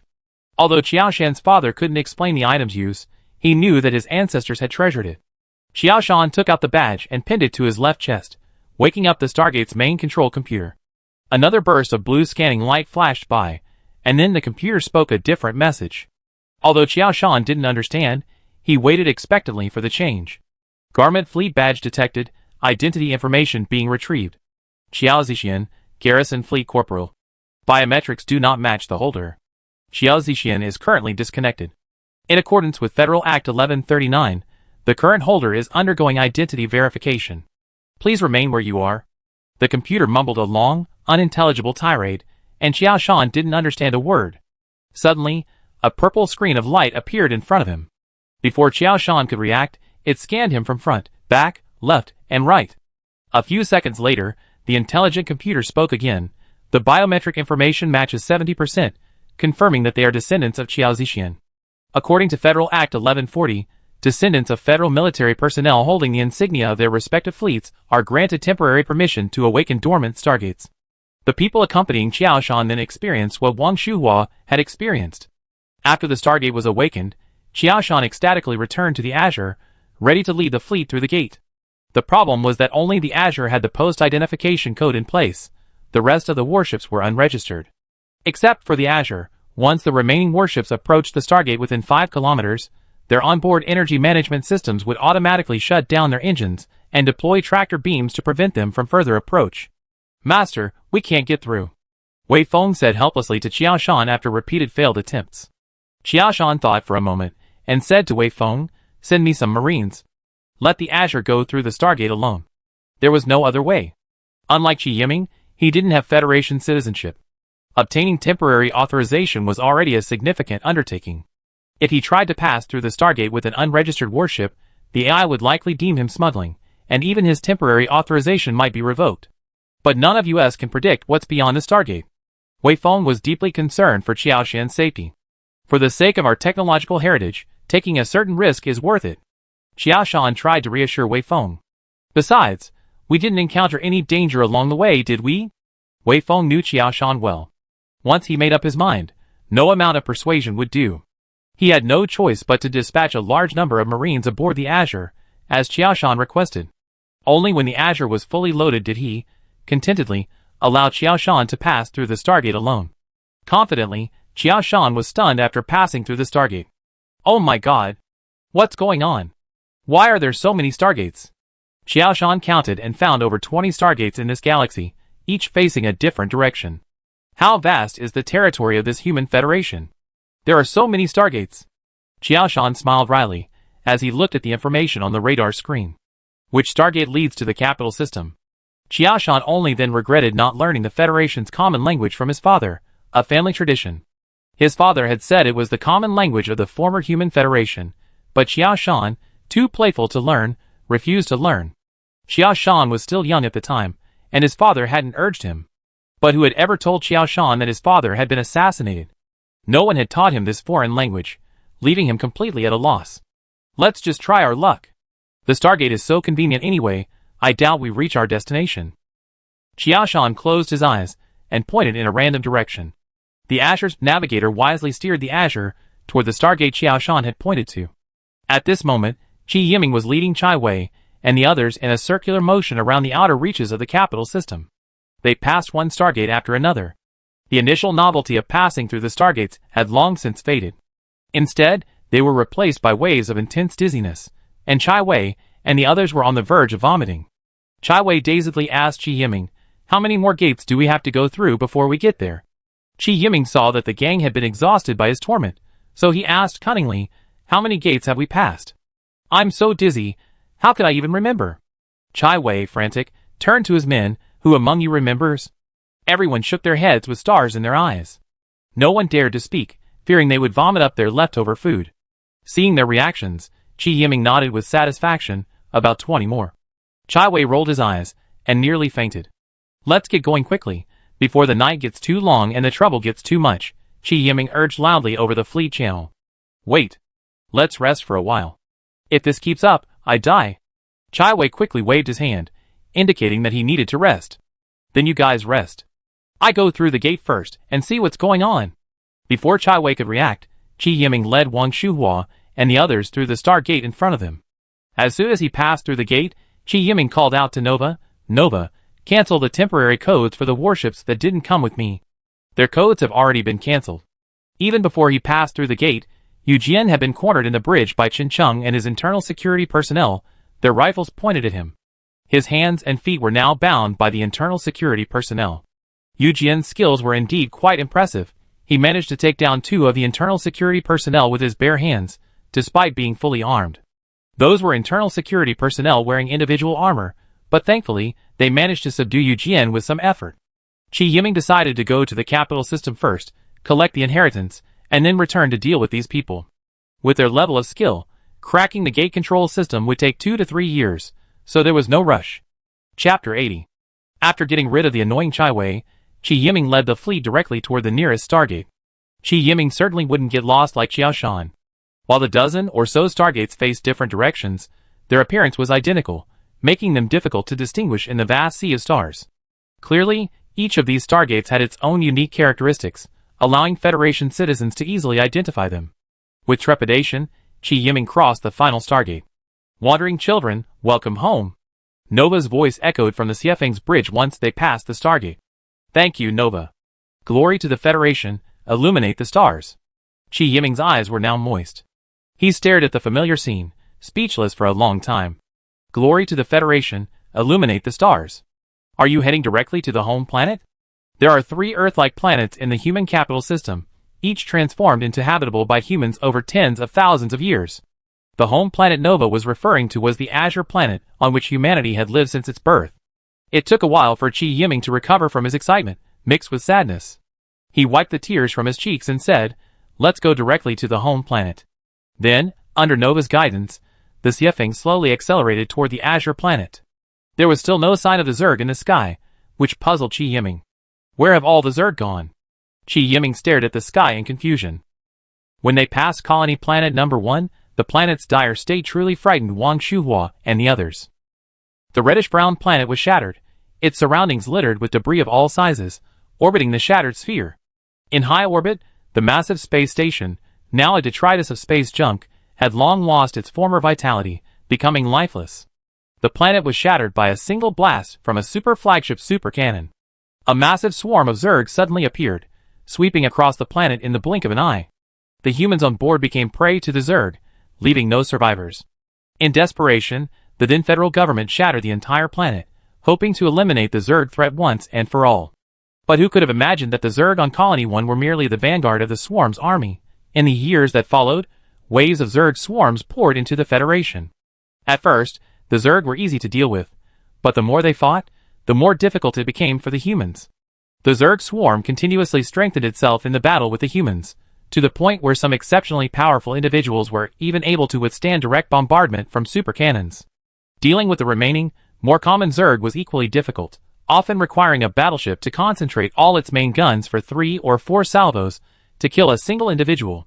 Faced with such a powerful and overwhelming enemy, the human fleet began to retreat until it reached the human homeworld. The outcome of the war was clear. and humanity embarked on a flight. But what Chi Yiming hadn't expected was that not a single Zerg could be seen within the former Federation territory. Even the stargates and communication equipment left behind by humanity were intact. Where did the Zerg swarm go? Chi Yiming kept repeating the question. As Chi Yiming continued to question them, the fleet quickly arrived above the home planet Nova had mentioned. A blue planet floated quietly and lonely in space. Without humans, the already beautiful home planet now looked even more captivating. Nova, are there any living creatures on Earth? No, not a single living thing.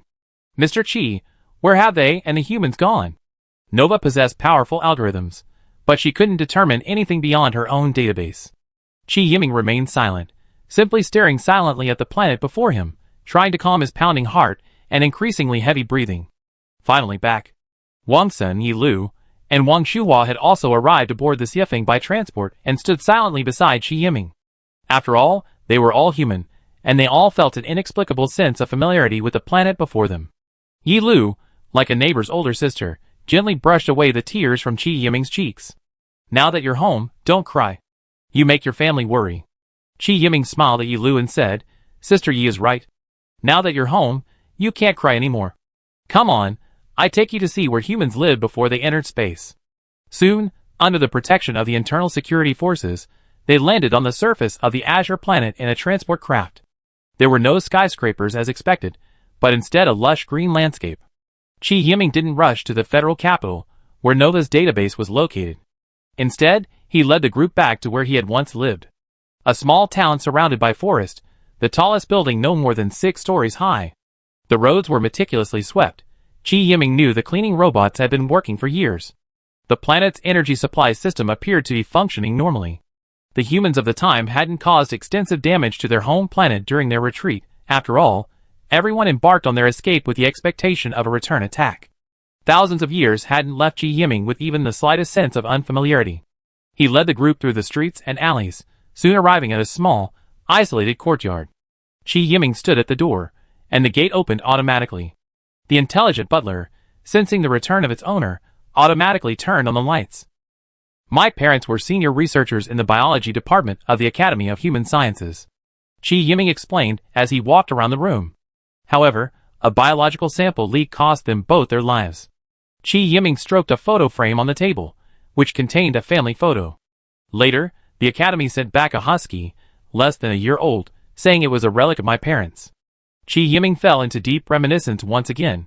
Yi Lu, however, curiously asked, What is a husky? The scientific name for the husky is Siberian husky. Because of its frequent silly behaviors, it's commonly known as the husky. The intelligent butler answered Chi Yiming's question for him. A holographic display floated before Yi Lu, showing a husky tearing at a pillow. Haha. What a cute animal. Yi Lu reached out to pet it, but her arm passed through the holographic screen in front of her. What a shame. We can't find this creature anymore. Chi Yiming sighed. Let's go to the federal capital. Humanity's technological heritage is stored in the database of the Central Intelligent Computer. We may have to work for a long time to empty it. Chi Yiming couldn't imagine how vast a civilization's database could be. He longed to stay here and continue living, but he didn't dare. Although there were no Zerg sightings here, there was no guarantee they would reappear someday. It was safest to take the data away. When he had the strength to deal with the Zerg swarm, he would lead humanity to retake this beautiful planet. Chapter 81. The shuttle crossed the sea and arrived at a coastal city. The city remained pristine, its massive transportation pipelines crisscrossing the metropolis. The private shuttles that once plied the city have vanished without a trace. Occasionally, cleaning robots can be seen on the city streets, making emergency moves to avoid the presence of humans. This was once the political and economic center of the Human Federation, Chi Yiming said, pointing to a high-rise building over 20 stories in the distance. That's the Human Federation's government building. Nova's data center is 17 floors below the government building. Wang Shuhua and the others were a little uneasy about the situation. It was indeed much more ordinary than the planet they had lived on. There were no giant towers reaching into the sky, no so-called industrial zones, only lush greenery everywhere. It's summer now, when vegetation is at its most lush. Chi Yiming recalled childhood memories. Winter is a completely different scene, a vast expanse of white, with people playing in the park in light coats. Is this what they call otherworldly? Wang Sun asked, fascinated. So, with the support of ultra-high technology, human life is so close to nature. Yilu also looked hopeful. Where have all the industrial facilities gone? Wang Shuhua's focus differed from the others. Qi Yiming pointed overhead. The industrial facilities have all been relocated to space. Before the Federation evacuated, this planet had dozens of space cities in high orbit. People usually take space elevators to work and live on the ground. Where are the space elevators? Wang Shuhua looked around, hoping to spot the rare space elevators he had seen in the Xuanwu system. The base is still some distance from here. The main body was taken back to the space city during the evacuation. Qi Yiming pointed to the south of the city and continued, the space city was later towed away by the colony ships. It's really hard to imagine, more than a dozen space cities. Yilu stared at the sky in fascination. Don't even think about it. As long as we obtain the Federation's technological heritage, we will possess these things sooner or later. Qi Yiming waved his hand and led everyone into the former Human Federation government building. The internal security forces had already entered the building and searched it thoroughly. After finding nothing special, Qi Yiming and the others entered. Nova, take us to your data room. Confirm the identity of the authorized person. Suddenly, a door frame protruded from the floor of the empty hall. The color of the door frame was almost identical to the light curtain when the Stargate opened. Qi Yiming stepped inside, and the next second he was in Nova's data room. The others emerged from the door in shock, recollecting everything that had just happened in disbelief. Qi Yiming smiled and said, I don't really understand the principles behind the portal. They were all created by those weirdos at the Academy of Sciences. They say it was still in the experimental stage back then, but it turns out it's already been used. Everyone was speechless with shock. It was unbelievable that something as magical as a portal could actually be realized. Okay, let's get down to business. I always had a feeling this place isn't safe. Qi Yiming had been feeling a pang of anxiety ever since entering the government building. Looking at the massive data room, Yilu frowned. How are we supposed to move this huge data room? There's not that much scientific data. Most of what's stored here is human historical documents. Qi Yiming called out to Nova. Nova, mark the Federation's scientific data storage area. Please follow the guide light. It's in area D-173. As soon as she finished speaking, a dotted line appeared before Qi Yiming and the others, extending all the way to their destination. Arriving at area D-173, Nova explained, this is where all the scientific data of the Human Federation from the Industrial Age to the present is stored. A dense row of storage devices was placed here. Thankfully, they weren't very large. While the Human Federation's data storage technology was already very advanced, this matrix-style storage device was still needed to store all the scientific data. This also made the relocation easier for Qi Yiming. Everyone get started. Be careful when moving. Qi Yiming waved his hand, signaling the men he had brought to work. He then said to Nova, remove the lock on the equipment in area D-173. We're moving.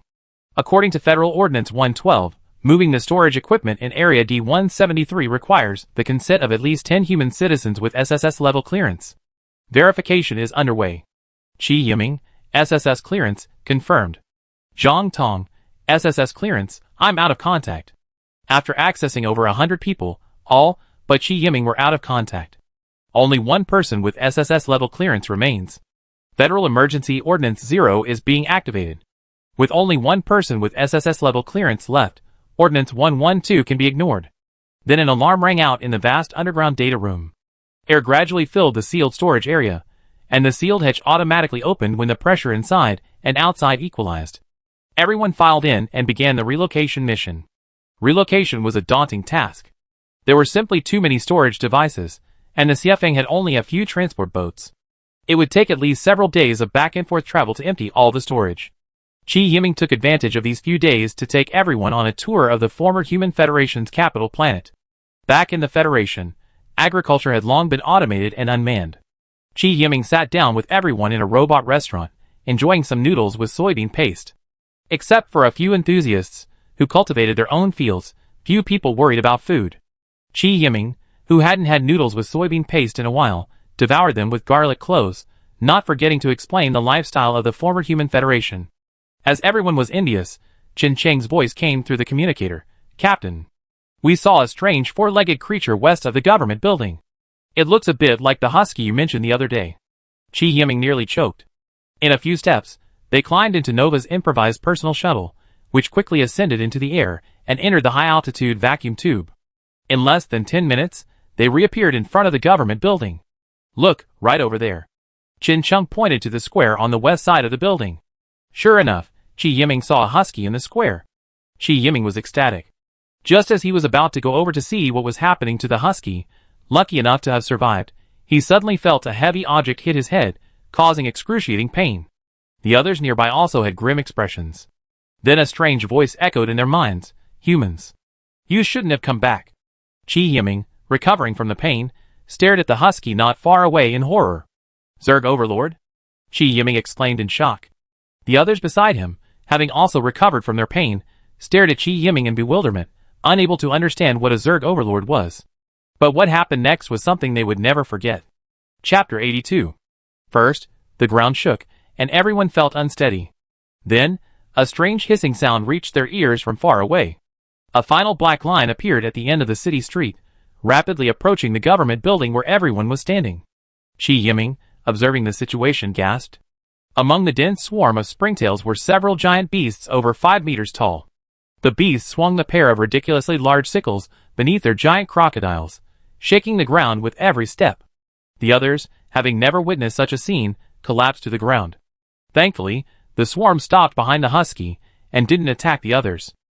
Take what's yours and leave now. This is a token of our gratitude. With that, the husky turned and merged into the swarm. Chi Yiming gazed doubtfully at the spot where Era had disappeared, pondering the words of the Zerg Overlord. Is this a thank you? Thank you to me for what? Is it for killing so many of his descendants? But right now, the most important thing was the storage equipment behind them. It looked like the Zerg wouldn't attack anytime soon, so they had to move it quickly. Under the bloodshot eyes of the Zerg, everyone trembled as they loaded the remaining storage equipment onto the transport. After confirming everyone was aboard the transport, Chi Yiming immediately ordered takeoff. As soon as the transport took off, the Zerg attacked. In less than 20 seconds, the Federation government building was reduced to rubble. The underground data room was breached by the Zerg, shredding all the storage equipment inside. This was the Zerg Overlord's revenge for Chi Yiming and his men returning to the Federation, destroying humanity's historical documents. From that moment on, the Human Federation truly became history. No, not even history, its existence was completely wiped from this universe. Fortunately, Nova's mainframe was intact, preserving the identity information of Federation citizens. The shuttle back in space wasn't much safer. In low orbit of the blue planet, countless Zerg creatures, which Chi Yiming called flying dragons, swarmed, interspersed with crab-like creatures. These Zerg swarms in space stared eagerly at Chi Yiming's fleet and the fragile shuttle. Chi Yiming's forehead was covered in sweat. After all these years, the fear the Zerg swarm had instilled in him was still vivid. Hurry, leave. Don't delay. Chi Yiming, returning to the Xiefeng's bridge, urged the other ships on the fleet channel to follow the Xiefeng and quickly depart, heading for the nearest stargate. Yi Lu, regaining her composure, asked Chi Yiming in a trembling voice over the fleet chat, Yiming, are these the bugs you mentioned? Aside from terrifying, I can't think of any other words to describe them. Their appearance alone frightened you. If a real fight broke out, you'd probably commit suicide in despair. Chi Yiming gave a wry smile, and wiped the sweat from his forehead again. After passing through the stargate, Chi Yiming detected on radar that the Zerg swarm was still leisurely following his fleet, as if monitoring their departure from Human Federation territory. Chi Yiming's eyes rolled, remembering Chai Wei and the others he hadn't yet dealt with. Sorry, old Chai. You might not be able to get back. With that, he instructed the navigator to proceed quickly along the path he had indicated. By this time, Chai Wei had been trapped in the star system Chi Yiming had abandoned for several days. No matter how hard he tried, he couldn't pass through the stargate in front of the fleet. Until Qiaoshan accidentally appeared before them. After establishing communication, the two asked each other in unison, Why are you here?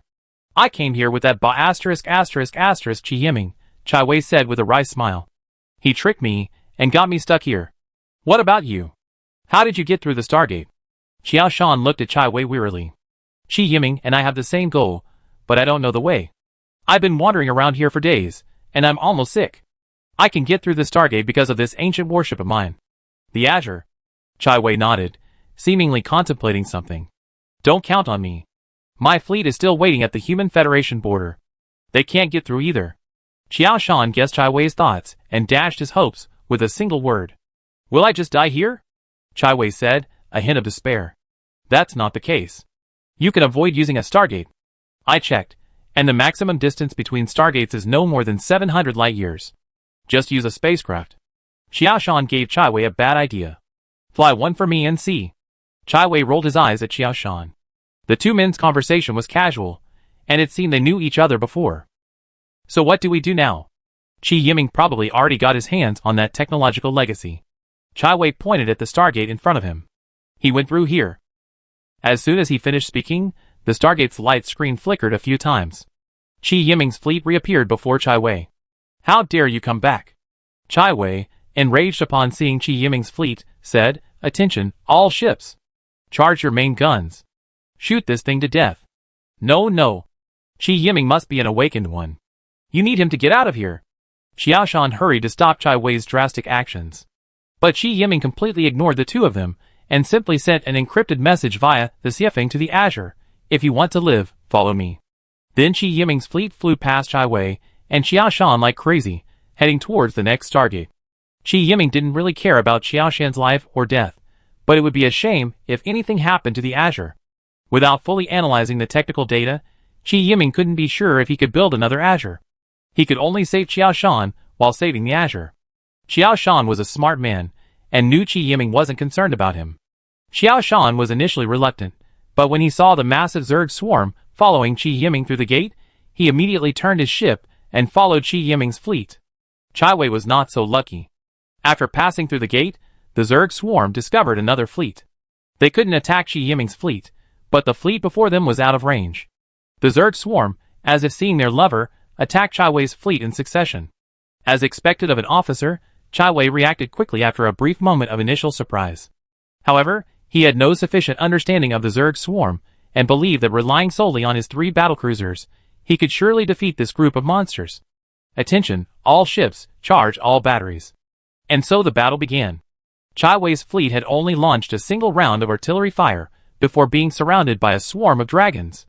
While their attack had some effect on the Zerg swarm, Chai Wei stood on the bridge with a look of despair, reflecting on the effects of the previous round of bombardment. A single round of bombardment killed only 10 Mutalisks, and one more apparently was injured.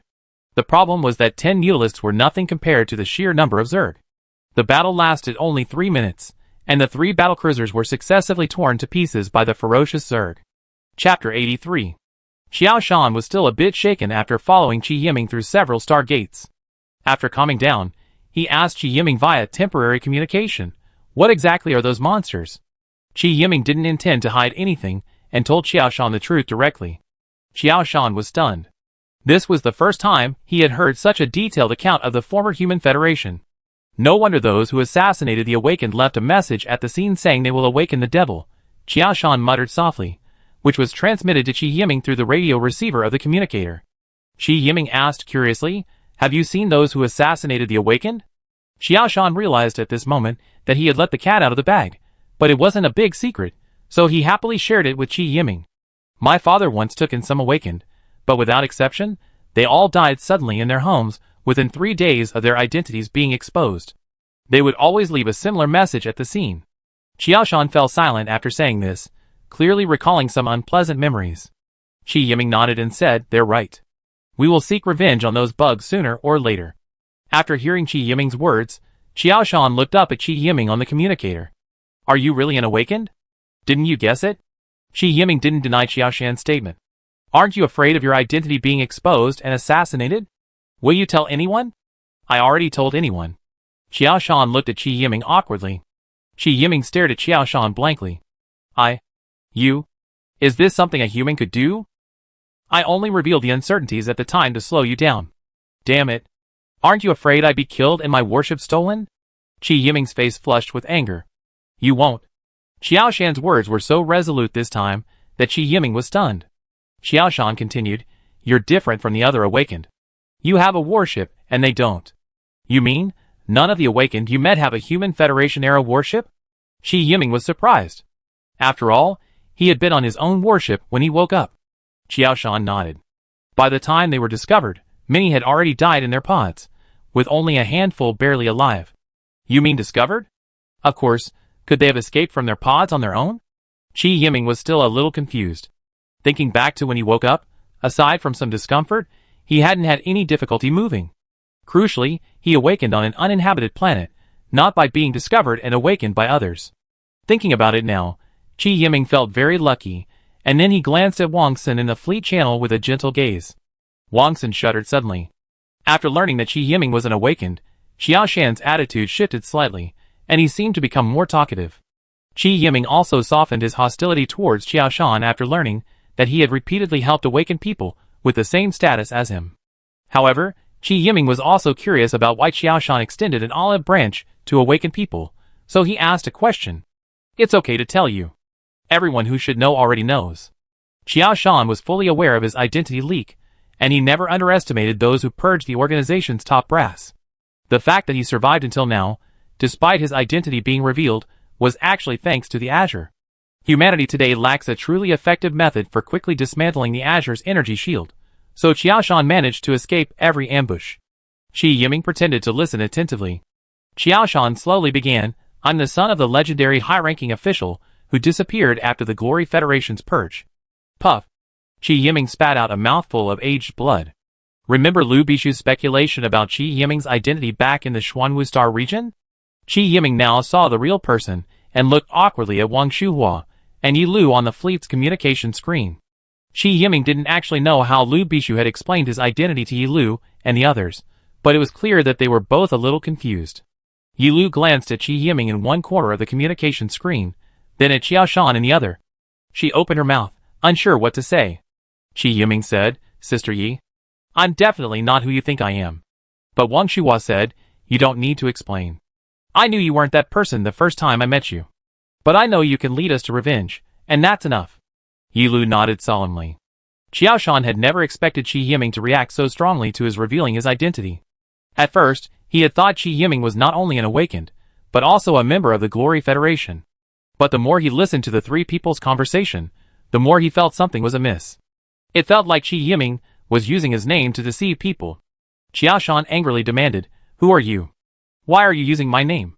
Qi Yiming looked at Xiao Shan awkwardly, thinking, if I knew you were the missing son of a high-ranking official, I wouldn't have dared to ask you why you were so caring towards the awakened.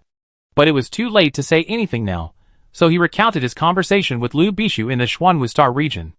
Although Qi Yiming didn't admit Lu Bishu's claims at the time, he didn't deny them either. Thankfully, Qi Yiming was merely using his identity to recruit people, and hadn't done anything treacherous. Xiao Shan forgave Qi Yiming for his help in rescuing him. But he was also curious about what Qi Yiming, the awakened, was up to, organizing the forces, and traveling so far. Qi Yiming saw that they were already so close, so he stopped hiding it. I want to fight back with humanity.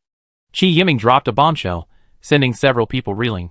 Xiao Shan simply pointed at their profile pictures on the communicator, then pointed in the direction they had fled. The meaning was clear. With just these people, you think you can kill those bugs? Wang Xin fainted. He had only known Qi Yiming for his uninhibited spirit, but he hadn't expected him to be so uninhibited. Uninhibited to the point of utter debauchery. But Xiao Shan's expression suddenly calmed down, and he curiously asked Qi Yiming, Did you receive the technological legacy?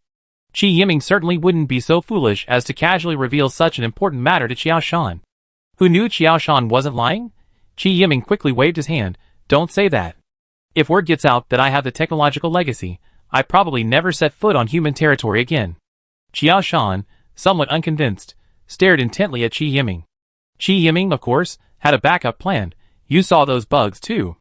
I went to the capital system, but was blocked by them just after passing through the Stargate. Xiao Shan nodded slightly reluctantly. That's true. The Zerg finally conquered the Human Federation's capital system. How could they leave so easily? It seems the technological legacy is ruined. Chapter 84. Xiao Shan stopped asking about the technological heritage, and Qi Yiming didn't bring it up again. As for whether Xiao Shan believed Qi Yiming's words or not, Qi Yiming didn't care. He now faced a very thorny problem. The assassination attempt on the Awakened by a mysterious organization. Qi Yiming wished he could rush aboard the Azure and strangle Xiao Shan, but he couldn't.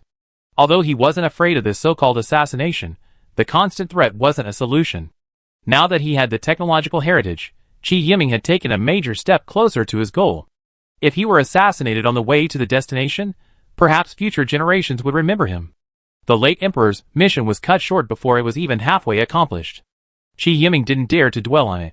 He couldn't let that happen to him, so he decided to eliminate those people before they could strike. In fact, Qi Yiming had long wanted to confront this mysterious organization that specialized in assassinating Awakened. After all, they were killing Qi Yiming's former comrades, and he couldn't ignore such a matter. But at the time, there were more important things to do, so it was delayed. Now, with the technological legacy in hand, all that remained was to find a suitable location to start a business. But before that, this organization had to be dealt with. Qi Yiming glanced at Xiao Shan, hoping to get more information from him. Of course, Qi Yiming had other ideas. The Azure was still in Xiao Shan's hands. Seizing it by force was one option. But there seemed to be another solution: to recruit Xiao Shan. If the captain was dealt with, wouldn't the warship also be dealt with? And to some extent, Xiao Shan and Qi Yiming had the same short-term goals. Xiao Shan wanted to establish a unified human empire, while Qi Yiming also wanted to unify all human forces. Their ultimate goals differed. Xiao Shan simply sought to unify humanity, while Qi Yiming sought to reclaim what once belonged to humanity from the Zerg. Qi Yiming also understood that the Zerg had only temporarily ceased its attacks on humanity, but there was no guarantee they would return. If that day came, with humanity's current strength, it might not even be possible to save the flames of war. Qi Yiming's gaze on Xiao Shan grew fiery. Xiao Shan felt a little uneasy under Qi Yiming's fiery gaze, wondering, what's this guy up to? His eyes seemed a bit erratic when he looked at his men just now. Could he be harboring some inappropriate thoughts about me?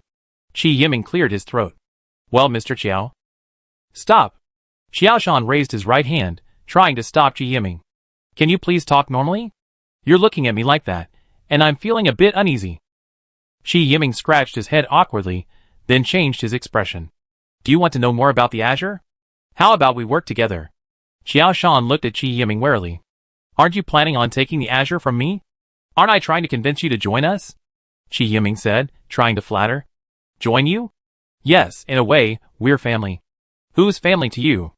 Xiao Shan lost his composure again. Can you be any more shameless? Qi Yiming was also furious. He had never spoken to anyone so servilely before. I just saved you, and now I'm kindly recruiting you. Don't be so shameless. Qi Yiming was no less rude than Xiao Shan. Did I give you a favor? Who asked you to save me? Do I need you to save me? Xiao Shan's words were clearly lacking in confidence. I haven't even settled the score with you for leaking my identity, and now you're being so ungrateful. Yi Lu, a bystander, was already laughing in the bridge of her warship. Wang Shuhua's mouth twitched as she watched the two people bickering. Wang Sun, finally awoke after being fanned and splashed with water by his crew, watched the unfolding scene in bewilderment. Just tell me straight up, will you cooperate or not? Qi Yiming roared, panting. Cooperate. Xiao Shan roared back. Fuck you. Qi Yiming, about to continue arguing, was taken aback. What did you just say? I agree to cooperate. Although Xiao Shan was arguing with Qi Yiming, his mind was not at all confused. He took advantage of the moment to carefully consider Qi Yiming's proposal. It had to be said that Qi Yiming was quite attractive. Even putting aside the question of whether Qi Yiming had actually received the technological heritage, his knowledge of the ancient warships alone made it worth Xiao Shan's while to collaborate with him. And there wasn't any inherently irreconcilable conflict between the two. Besides, did Qi Yiming really care whether he had control of the Azure? Qi Yiming had experienced the human-insect war. He cared about the fate of humanity as a whole. The pain of leaving his homeland and watching his friends being overwhelmed by the insect swarm had become a lifelong nightmare for him. So, as long as the Azure could be used by him, Qi Yiming didn't care who owned it. But there was one thing Qi Yiming absolutely wouldn't share with Xiao Shan: the technological legacy. At least in the early stages of their collaboration, he wouldn't tell Xiao Shan about it. After all, this thing was far more important than a battleship. With this, the two men, blushing and arguing, finalized their cooperation. Wang Sun rolled his eyes, and nearly fainted again. He had never seen anyone discuss a partnership this way before. Just now, they looked like they were about to charge their main guns and fire, and the next second, they were laughingly discussing the details of the collaboration. Yi Lu and Wang Shuhua breathed a sigh of relief. To be honest, they were a little hesitant about attacking their former friends. Although they were only peripheral members of the Glory Federation, the awakened of their fathers had indeed received considerable care, a favor they would never forget. Now, without any action, the two sides were showing signs of merging, a development they naturally welcomed. Since both sides had already collaborated, Xiao Shan naturally shared intelligence on the awakened assassination organization with Qi Yiming. The assassination organization's full name was the Light of Purification of Humanity, and its clear purpose was to eliminate all awakened. Xiaoshan wasn't entirely sure why. But from various clues, it seemed clear that the organization's leaders were undoubtedly aware of the Zerg's existence, and were well versed in their combat capabilities. They didn't want another war between humans and Zerg, and the awakened were currently the greatest uncertainty in the human race. Many awakened, like Qi Yiming, harbored a vengeful spirit. To prevent the awakened from provoking another human Zerg war, and consolidate their privileged position, killing those who knew about it was the simplest option. Qi Yiming simply sneered at this analysis. These people are truly ignorant. We know the Zerg better than you do. Qi Yiming glanced at the people on the communication screen. Now that they're not attacking humans, do you really think everything's over? Xiaoshan and the others nodded. Some shook their heads, their opinions divided. Qi Yiming continued, I just want to tell you about what I witnessed. The Zerg dragged dead humans back to their nests. A few days later, a queen emerges from the nest and lays eggs on the fungal mat. These eggs contain their newborns. Xiaoshan's eyes widened as he stared at Qi Yiming. Are you saying they're using human corpses as nutrients? Qi Yiming nodded. My guess is, the Zerg aren't attacking humans right now because our numbers are too low. The Zerg overlord is waiting. As for what they're waiting for, everyone knew without Qi Yiming needing to point it out. Chapter 85. After deciding to cooperate with Xiaoshan, Qi Yiming naturally became Xiaoshan's guide. Under Qi Yiming's guidance, they quickly reunited with Wei Feng, who was waiting in the border system. Wei Feng didn't seem surprised by their collaboration, repeatedly saying to Xiaoshan, Congratulations, young master, you gained another capable subordinate. Qi Yiming immediately resigned upon hearing this. What subordinates? Which eye of yours looks like your young master's subordinate? Qi Yiming was furious. Wei Feng looked at Xiaoshan awkwardly. Isn't it? Xiaoshan simply shook his head, trying hard to stifle a laugh. The others weren't much better, especially Yi Lu, who had already burst into laughter. Stop laughing. Don't forget, we're still being chased by the Zerg. Qi Yiming's words perfectly interrupted the brief moment of peace and quiet. Will they chase us back to our current human territory? Xiaoshan looked at Qi Yiming with some concern. Qi Yiming shook his head. I'm not sure, but it's better to be cautious. Let's leave quickly before the Zerg catches up, Yi Lu urged in the fleet chat. She was genuinely frightened by the dense Zerg swarm, having lost her appetite for the past few days, and her once rosy complexion had taken on a somewhat sickly look. After reorganizing, the two fleets quickly adjusted their course and collectively entered warp mode. Leading the warp was Qi Yiming Xiefeng. They weren't heading directly to current human territory, but rather slightly off course. Qi Yiming explained to Xiaoshan, I need to activate another modular warship, an armored one. When Xiaoshan heard it was about armored systems, he immediately lost interest. However, Qi Yiming was still quite happy to have another modular warship. Over the past few days, Xiaoshan had asked every possible question. Qi Yiming, without holding back, explained the various functions of the modular warship to Xiaoshan. Xiaoshan then realized that warships could be designed this way. But he still had a question. Why didn't the Human Federation choose to build a large fleet, but instead went through the trouble of building a strategic strike fleet composed of modular warships? Qi Yiming explained it very clearly. The core of the strategic strike fleet wasn't actually these warships, but a supersized battle star. And when humans dominated, there weren't many opportunities to use a battle star. To save costs, someone came up with this method. The equipment on the battle star could be converted into battleships. Normally, these warships could function as independent forces, while the battle star remained dormant. Only when the battle star is needed will the strategic strike fleet be reunited with it, forming an even more formidable combat capability. Time flew by. The long space voyage, aided by Qi Yiming's introduction to various aspects of the former Human Federation, made it less boring. Soon, the fleet arrived at Qi Yiming's destination. This system didn't have a name on the star map, but its coordinates were recorded in the Xiefeng's logbook. After all, a cruiser-class modular warship had once made an emergency landing there. Qi Yiming had high expectations for this warship. He knew it was the most comprehensively armed modular warship in the strategic strike fleet, and his former comrades had given it a resounding name, the God of War. As the name suggests, this warship is renowned for its formidable firepower projection capabilities. It certainly lived up to its reputation as the most powerful ship in the strategic strike fleet, even surpassing the firepower projection of battlecruisers a level higher. The Ares, with its ample hull, can carry a wealth of weaponry. The Ares carries a staggering 10 missile pods alone.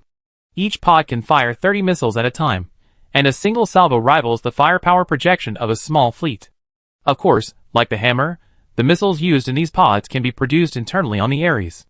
This means that with sufficient materials and energy, the Ares can unleash a continuous barrage of fire on the battlefield, successfully carrying out battlefield interdiction missions. And that's just the missiles. Ares' 15 km long hull is also equipped with 2 super heavy twin-mounted main guns.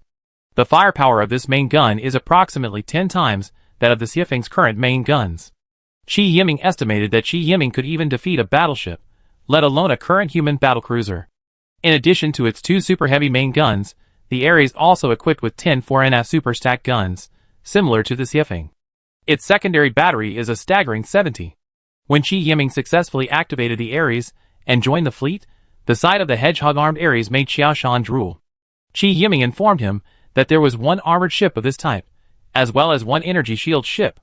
However, the energy shield modular warships were separated from the armored warships during humanity's initial escape, so Qi Yiming didn't know the exact locations where those warships had been forced to land, making it difficult to gather all the shield ships. Xiaoshan told Qi Yiming that the Azure's logbook detailed the locations of the shield-type warships' forced landings, but those locations were all in the core of modern-day human territory. There were 4 powerful nations in the core area, and reclaiming those warships from them was a pipe dream for Qi Yiming's team. However, Xiaoshan believed that given enough time, they could assemble a fleet capable of sweeping across human territory, and reclaiming those warships would then be a piece of cake. Just as everyone was envisioning this bright future, the radar on the snow peak suddenly emitted a piercing warning. A large swarm of Zerg has been detected approaching. How did they get here? The joyful atmosphere suddenly extinguished, replaced by a deathly silence. Qi Yiming was a little skeptical of the radar commander's report, and after repeated inquiries, he finally confirmed its authenticity. But what puzzled Qi Yiming was that the Zerg swarm that appeared at the galaxy's border didn't immediately charge towards their fleet. Instead, it circled around the border area and headed straight for the 3rd desolate planet in the system. Qi Yiming immediately sensed something was amiss. What could have so motivated the Zerg to send a medium-sized swarm across such a long distance to this unfamiliar system? Suddenly, Qi Yiming was struck by a heavy blow. He remembered why these Zerg had come here. That planet contained another of the Ares' weapon systems, arc generators. Despite being called generators, they were no smaller than the super heavy main guns, and there were 2 of them. These 2 arc generators played a crucial role in the battle against the Zerg, firing high-energy arcs. These arcs could cause a chain reaction within the Zerg, effectively wiping out a whole swarm. Most Zerg that were electrocuted returned to the embrace of the Zerg overlord. It was a pity that humans only built these 2 arc generators at the time, otherwise, they wouldn't have suffered such a disastrous defeat. While passing by a desolate planet, the Ares was accidentally captured by its gravitational field. While it couldn't force a landing on the planet, the Ares, depleted of energy, was unable to escape the gravitational field. It was forced to jettison its 2 super heavy main guns to reduce its weight. Only then did it manage to escape the gravitational field and successfully land on another habitable planet, allowing the men aboard to live out the rest of their lives with less suffering. Chapter 86. But facing the Zerg swarm, Qi Yiming hesitated. Run! What are you standing there for? Xiaoshan fretted, watching Qi Yiming's impassive expression. Qi Yiming's eyes suddenly hardened. We can't leave. What the hell is wrong with you? That's a Zerg swarm. Xiaoshan looked at Qi Yiming in horror. They're not targeting us. Qi Yiming briefly explained the weapons on the desolate planet. Xiaoshan finally calmed down. But still feeling a little guilty, he asked weakly, You're not really planning on seizing those 2 arc generators from the Zerg, are you? Those 2 arc generators might be the only samples. Although Qi Yiming had already received the technological legacy, getting experimental data into actual equipment was still a long way off, so obtaining actual samples was crucial. Xiaoshan now understood the importance of these 2 arc generators. After all, as Qi Yiming had said, war between humans and the Zerg would sooner or later break out again, and possessing a powerful insect-killing weapon was crucial for humanity. So what are you going to do? Against the Zerg, no tactics are effective. We can only force our way. Qi Yiming's voice was a little deep. Force our way? Xiaoshan's mouth twitched. Force our way? Aren't we just going to die? Qi Yiming thought for a moment and continued, Before we get the Ares, we might be going to die, but after we get the Ares, there's still a glimmer of hope. Everyone looked at Qi Yiming with confusion, and Qi Yiming could only continue to explain. As a component of the war planet, the Ares was more than just a firepower vessel. His role on the Battlestar was to manage the integrated energy and weaponry management system. When activated, the Battlestar's firepower output increased by 50%, and a layer of ionosphere was applied to the armor surface. Of course, the ionosphere and energy shields were not on the same technological level. Rather, the ionosphere was a precursor to energy shields. However, when used in conjunction with the armor layer, it could significantly enhance the defensive strength of the warship's armor. If the Ares and the Snow Peak were combined, the Ares' ionosphere would be significantly strengthened when the system was activated, significantly increasing its firepower. The only drawback was that most of the warship's energy would be used to maintain the ionosphere, and its high-intensity firepower output, significantly reducing its engine power. Chi Yiming felt they had a chance of retrieving the two arc generators from the Zerg, since they were only facing a moderate-sized swarm. So, the Snow Peak and the Ares activated the combination process again. Since the Ares was the highest-level modular warship Chi Yiming had obtained, the ship's onboard AI automatically assumed the Ares would be the primary component of the new complex. The original Snow Peak completely disintegrated, and the Redemption also began its disassembly process.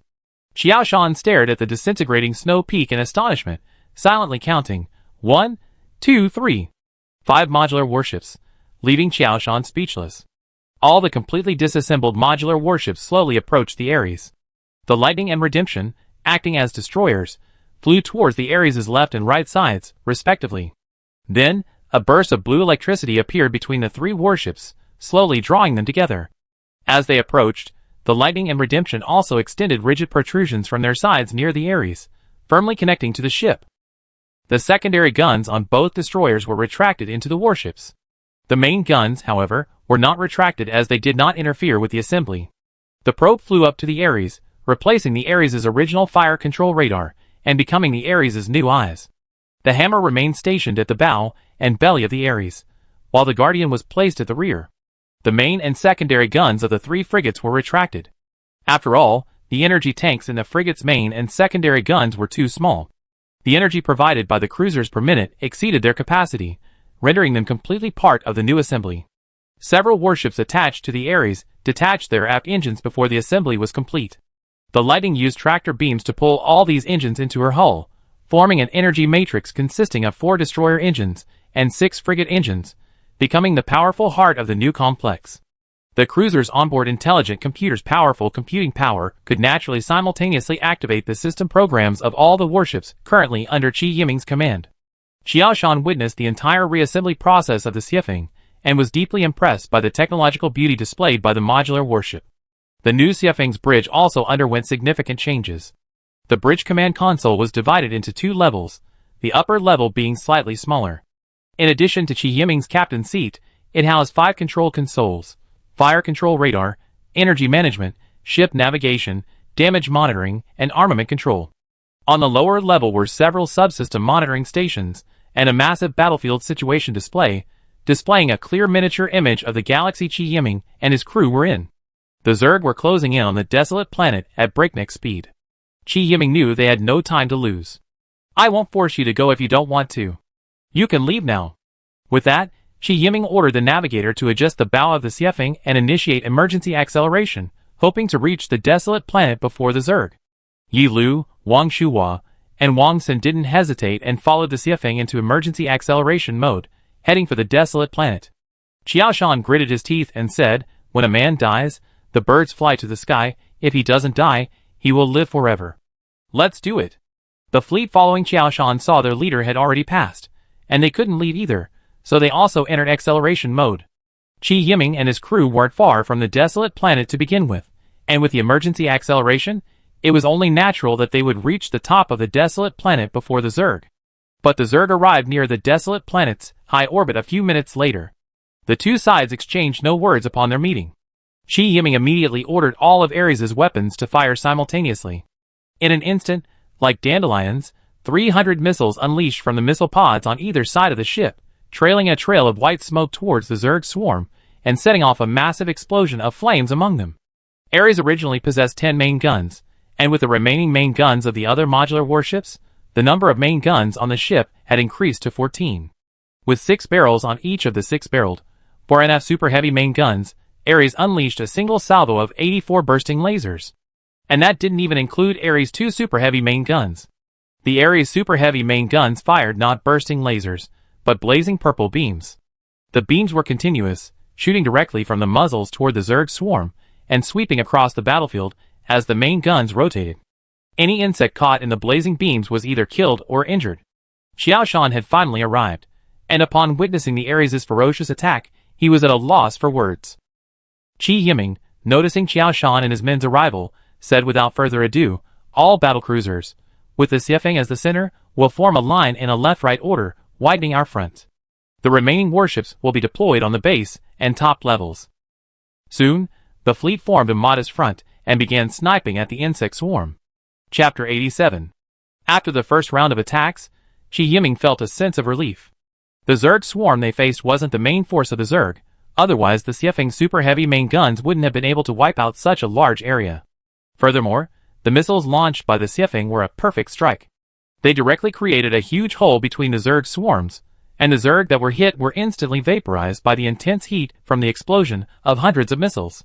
The Zerg swarm, which had been charging forward, actually paused slightly under the Xiefeng's intensive attack. Seeing the hope of defeating the Zerg before them, Xiao Shan and the others cheered up, shouting loudly that they would fight the Zerg to the death. Qi Yiming hadn't forgotten the reason they had risked annihilation to come here. Xiao Shan, take 2 frigates into the atmosphere of the desolate planet and search for the 2 arc generators that splashed down on the ground. Qi Yiming knew clearly that the Zerg swarm before them only appeared temporarily weak. However, once the Zerg Queen has accumulated sufficient battlefield experience, her swarm will experience a qualitative leap. In other words, the longer this battle drags on, the more difficult the Zerg will become, and the more dangerous Qi Yiming and his men will be. After receiving Qi Yiming's orders, Xiao Shan led the fleet's 2 frigates slowly into the desolate planet's atmosphere. After entering the atmosphere, the 3 warships quickly separated and began searching in 3 different directions. Of course, the Zerg Queen never forgot her mission. While engaging Qi Yiming, the Queen, aboard the over 20 km long Leviathan warship, launched a large number of airdrop capsules towards the ground. The airdrop capsules exploded, and a large number of Zerg ground troops emerged from them. They also scattered, searching for the arc generators that had splashed down on the ground. To buy more time for the ground forces, Qi Yiming had to command the fleet to press forward, attempting to attack the Leviathan warship and disrupt its ability to deploy more troops to the ground. But as soon as they got even slightly closer to the Zerg swarm, a large number of mutalisks swooped down on the fleet, followed by numerous corrupted mutalisks. The Leviathans didn't stop dropping airdrop capsules just because Qi Yiming approached. Xiao Shan, have you found what we're looking for? Qi Yiming fretted. Xiao Shan and his men had been down there for over an hour. Qi Yiming could clearly sense a shift in the Zerg swarm. Just now, he's seen a corrupted mutalisk, struck by a burst laser, only sustained burns to its outer skin, indicating that advanced units had emerged within the swarm. This is because the Queen, having discovered Qi Yiming's difficulty, increased the energy supply required to hatch individual larvae. Only in this way can the swarm produce stronger individuals. Not yet. This is all desert. I suspect the object is buried in the sand. Xiao Shan was reporting the progress of the search to Qi Yiming when he suddenly made a discovery at the 3 o'clock position on the bow of the Azure. Wait. We think we found it. The Azure hovered over the suspected arc generator and transmitted its images to the snow peak for Qi Yiming to compare. The results were soon in. That's it. Start digging immediately. It's quite large. It'd take at least 2 frigates to lift it. Qi Yiming glanced at the Zerg swarm currently engaged and continued. Also, a large number of Zerg ground forces have been airdropped onto the planet. You may be attacked soon. Fuck. Why didn't you tell me earlier? I don't have many Marines with me. Xiao Shan panicked upon hearing he would be attacked by the Zerg ground forces. I located your position, and will send reinforcements immediately. A dozen minutes later, dozens of transports carrying hundreds of Marines landed at the excavation site, and quickly formed a defensive line with the hundreds of Marines who had arrived earlier. The 100mm electromagnetic cannons atop the transports were deployed around the excavation camp as supplementary firepower. At this moment, Qi Yiming faced the immense pressure of the Zerg attack. Although the individual combat power of the Zerg wasn't as strong as imagined, their numbers were overwhelming. The highly concentrated corrupted fluid ejected from the dragon's tail had already sunk 3 destroyers on the front line, making the already underpowered front even more precarious, threatening to be breached at any moment. Even if the Snow Peak's 2 super heavy main guns opened fire, sweeping away every Zerg in their path, within seconds more mutalisks and corrupted drakes would occupy that position and continue their attack. The new Zerg filling the battle line had significantly increased their individual combat power. Zerg individuals that had barely withstood a single burst of laser beams were now appearing in large numbers at the forefront of the Zerg's battle line. Qi Yiming realized that the real battle had just begun. Attention, all ships. Increase the charge of your main guns. Don't let the Zerg get close to us. Qi Yiming was well aware of the terrifying power of the Zerg in close combat. Their nimble bodies could easily evade the lock of a warship's secondary guns, and their sharp claws could easily tear through a warship's armor. Just now, more than a dozen dragons had pierced the dense fire network and entered the densely packed battleship formation. Had the Xiefeng not been able to quickly repair the armor of its allies, Qi Yiming might have suffered even greater losses. Just as the fleet was struggling to hold on, ground personnel reported back bad news. A Zerg ground force was rapidly approaching them. The excavation work was only halfway complete. Desperately, Qi Yiming had to withdraw a destroyer from the already precarious front and order it to lower its orbital altitude, ready to provide cover for the ground forces. After a long wait, the Marines, already prepared, felt the ground tremble. Clad in exoskeleton armor, Qiao Shan stood atop the transport craft, gazing into the distance. In the distance, smoke billowed. Through his thermal imaging system, Qiao Shan could see through the smoke a dense swarm of Zerg ground forces rapidly approaching them. Qiao Shan swallowed hard and shouted to the Marines, "Northwest, massive Zerg swarm, everyone prepare." A few seconds later, the Zerg, once several kilometers away, appeared before the Marines' eyes. At Qiao Shan's command, the Marines pulled the triggers of their electromagnetic rifles. Instant gunfire erupted, and in a matter of seconds, the improvised battle line of thousands of Marines unleashed countless projectiles upon the Zerg. The struck Zerglings tumbled to the ground, their companions trampling over their bodies, continuing their charge towards the Marines' front line without a trace of fear. Among the Zerg, Hydralisks, perched on high ground not far from the battle line, furiously sprayed the Marines with corrosive bone spurs. Dozens of Marines have had their exoskeleton armor pierced by the bone spurs, and their bodies have been disfigured beyond recognition by the highly corrosive liquid on the bone spurs, accompanied by waves of foul odor, which has seriously affected the morale of the Marines. Chapter 88. Intensive firepower failed to halt the Zerg's ground forces' advance. The distance between the two sides grew closer. Some Marines could even hear the Zerg's heavy breathing above the chaotic gunfire. Seeing the Zerg about to overrun the defenses, Qiao Shan ordered the railguns atop the transport craft to fire. Instantly, a bloody storm erupted among the Zerg. The Marines, facing a Zerg swarm so closely for the first time, cheered at the sight.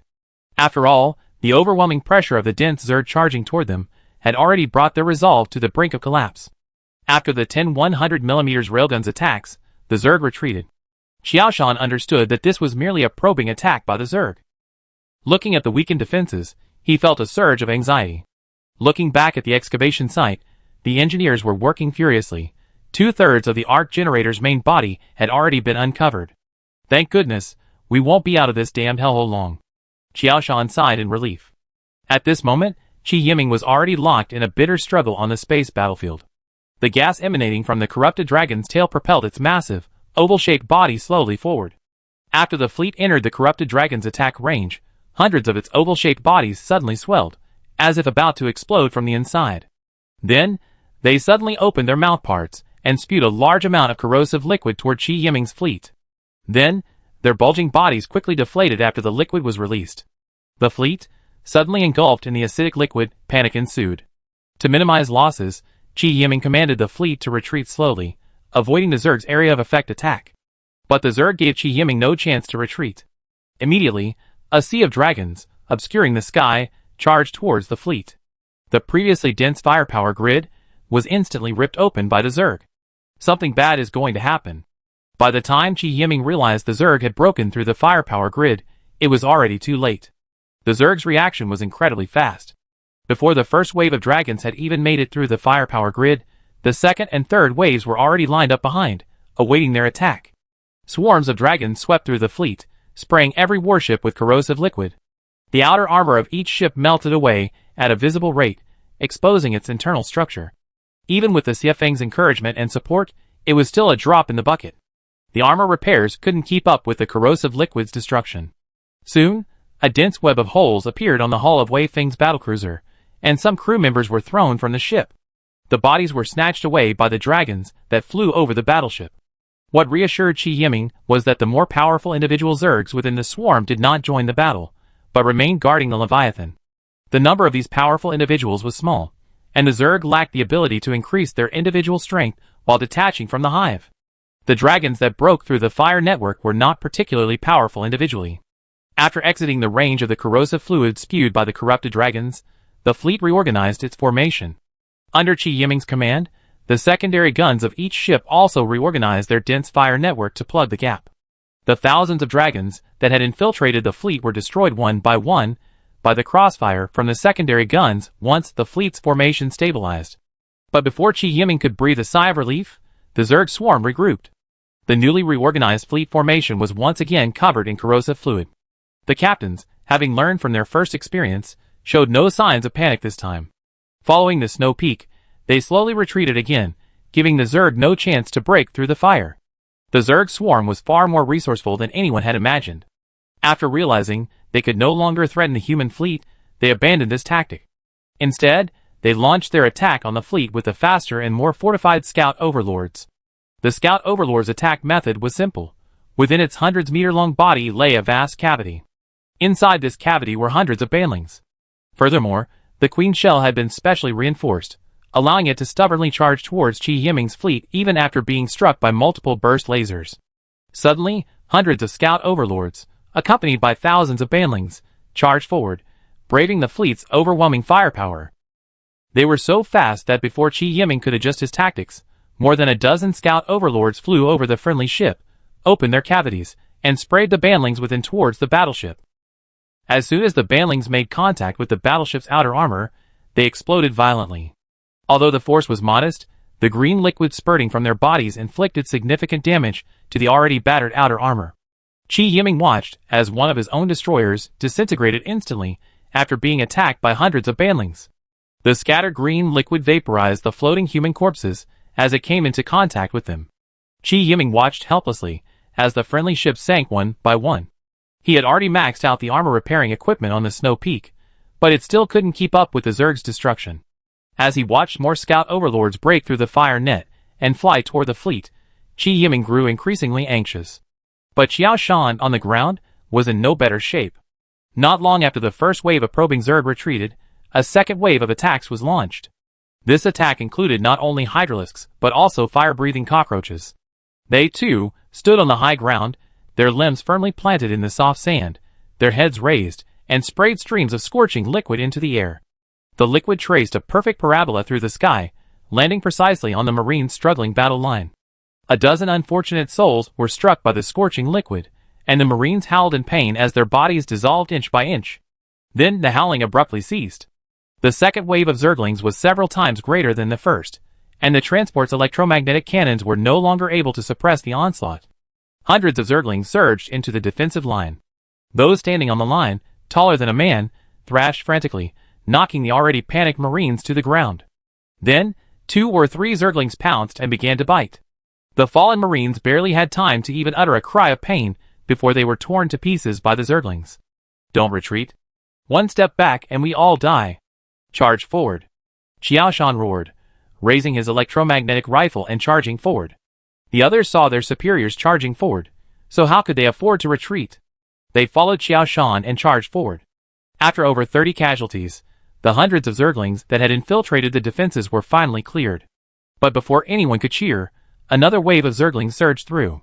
Xiao Shan decisively picked up the communicator, calling the fleet. Coordinates 237,116.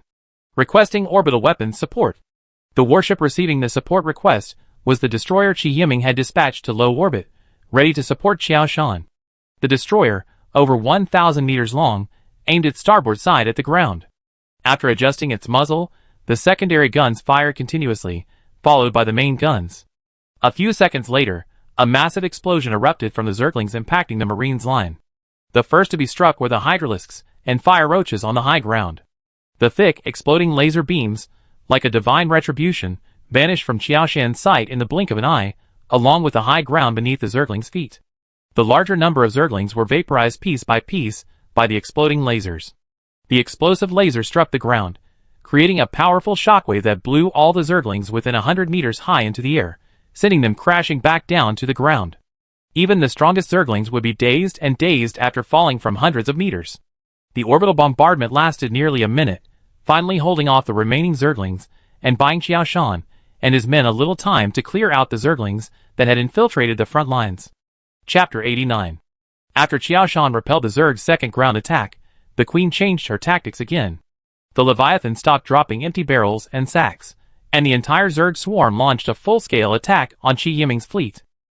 The Zerg's all-out attack instantly doubled the pressure on Qi Yiming, who was already at a disadvantage. The elite Zerg that had been guarding the Leviathan also quickly moved to the front of the battle line. The Broodlord, its massive, flat body over 100 meters long, loomed on either side of the Leviathan. Although the Broodlord was significantly smaller than the Snow Peak, the saying the essence is concentrated was true of the Zerg. Broodlords evolved from corrupted wyverns, but this type of evolution was uncontrollable by the Queen. Perhaps tens of thousands of corrupted wyverns would have to fight several battles before a single Broodlord evolved. During this evolutionary process, the Queen required a vast supply of biomass and energy. This biomass and energy is enough for the mother worm to hatch hundreds of thousands of springtails. The Broodlord rapidly hatches parasites about 1 meter long within its body. During an attack, these parasites are ejected from the Broodlord's mouthparts toward the enemy. Due to their incredibly durable shells, these parasites first inflict a severe kinetic impact on the enemy, then use their sharp mouthparts to tear a massive hole through the target's flesh. The only drawback is that these parasites have a very short lifespan, surviving for only a few minutes after the kinetic impact. However, the Broodlord hatches these parasites with incredible speed. Given only a few minutes, a new batch of parasites will hatch within its body. Fortunately, the number of Broodlords was small, otherwise Qi Yiming would have fled without hesitation. Qiao Shan, how's the excavation going? Qi Yiming asked anxiously, looking at the massive swarm that had already obscured the sun. 10 minutes, and we'd be able to lift it. 10 minutes, we don't even have 5. Get your men to move quickly. After hanging up the line, Qi Yiming glanced at the battlefield situation map. Wei Feng's battlecruiser couldn't hold out much longer, and the remaining warships had suffered heavy losses. What had once been a massive fleet was now reduced to just a dozen or so warships. But the Broodlords, who had moved to the front of the battle line, didn't care about Qi Yiming and his men's current condition. They had received orders from the Queen to destroy the human fleet before them. The parasites ejected by the Broodlord were incredibly fast. Almost as soon as they left the Broodlord's mouthparts, they had already struck Qi Yiming's warships in the next second. In just a dozen seconds, the fleet's remaining 4 destroyers were pierced through their outer armor by a dozen parasites. Before the parasites finished their brief lives, they had gnawed through the destroyer's structural layers. Qi Yiming watched as the destroyers were ripped apart from the inside out by the parasites ejected by the Broodlord, like pieces of paper. Qi Yiming gritted his teeth and shouted, "Xiafeng, activate the fortress system." Fortress system activating. The Xiafeng's engines, once blazing with flames, suddenly dimmed, and the entire battleship's armor was covered in a pale blue veil, the ionosphere flowing across the outer armor. A large portion of the energy originally destined for the engines was diverted to the weapon system. With this excess energy supply, the naval guns, already operating at maximum attack power, were forcibly boosted by an additional 50% thanks to the fortress system. The super heavy main gun, already weakening against the massive Zerg swarm, once again became the focal point of the battlefield. A thick, purple beam of energy connected the Zerg swarm to the gun muzzle like a ribbon. The end connecting the Zerg swarm pierced through the front ranks, extending its deathly tentacles deep into the Zerg formation. Then, as the super heavy main gun muzzle moved, the ribbon slowly slid across the surface. The purple energy beam swept across a 110-degree fan, instantly vaporizing any Zerg caught within it with the violent energy. The burst laser attacks no longer seemed so cumbersome, each round a bombardment inflicting considerable damage on the Broodlords at the front of the battle line. The crews of the various ships, already despairing, saw the might of the Snow Peak and their rage ignited once again. After this voyage, these crews knew humanity might face this formidable enemy again in the near future, and they all cried out in unison, "For humanity." Qi Yiming was deeply moved, shouting over the fleet channel, "For humanity, all ships attack freely." For a moment, Qi Yiming and his crew, at a disadvantage, unexpectedly outshone the overwhelming swarm. Unfortunately, the Zerg, with their collective consciousness, were naturally immune to fear. Faced with the suddenly surging morale of the human fleet, they showed no sign of retreat. At the Queen's frantic urging, the Zerg swarm recklessly charged towards the Snow Peak. The Queen seemed to understand that sinking the Snow Peak would render the human fleet before her in no danger. For a time, the Snow Peak bore the bulk of the Zerg's attacks. However, the Snow Peak's outer armor, enhanced by the ionosphere, had long since become invulnerable. The parasites ejected by the Broodlord often needed to strike the same spot dozens of times to penetrate the Snow Peak's armor. Even if they finally managed to penetrate the armor, the Snow Peak's nanobots, continuously churned out from the Guardian, would repair the punctures in a matter of seconds. From then on, the two sides engaged in a brutal war of attrition. Qi Yiming's side consumed vast quantities of energy blocks, while the Zerg swarm consumed vast quantities of biomass. The massive Leviathan within the Zerg swarm was shrinking at a visible rate. This was the Queen consuming the biomass stored within the Leviathan to supply a large swarm. Seeing this, Qi Yiming's expression brightened considerably. The Leviathan's shrinking size indicated that the swarm was no longer sufficient to meet its needs. To maintain its numerical advantage, the Queen was forced to use the Leviathan's long-stored biomass to temporarily hatch more combat units. This was actually a loss-making proposition for the Queen. While the Leviathan could hatch combat units, it couldn't genetically mutate them. Even if the Queen possessed countless powerful genes, it wouldn't be able to replenish the swarm's combat power. Unless the Queen landed on the planet's surface and established a temporary hive. Seeing the hope of victory, Qi Yiming became even more cautious, knowing full well that victory often fell in the final minutes. Sure enough, the Leviathan underwent another transformation. From both sides of its massive body, hundreds of millions of explosive mosquitoes suddenly flew out. These insects were small, less than a meter long. But while these explosive mosquitoes might seem small, their sheer numbers are a formidable threat. After leaving the Leviathan, they spurted a white gas of unknown composition from their tails as they frantically flew towards the Snow Peak. The distance between the Leviathan and the Snow Peak was 300 kilometers, but these explosive mosquitoes reached the ship in just over 10 seconds. Without hesitation, they plunged headfirst into the Snow Peak. Qi Yiming watched the damage monitoring panel as the outer armor integrity value plummeted to 17% in just 2 seconds, like a flood. Qi Yiming, once again experiencing the Zerg's power, was now covered in cold sweat. Luckily, the Snow Peak had activated Fortress Mode, otherwise it would have been sunk by this Zerg attack. Chapter 90.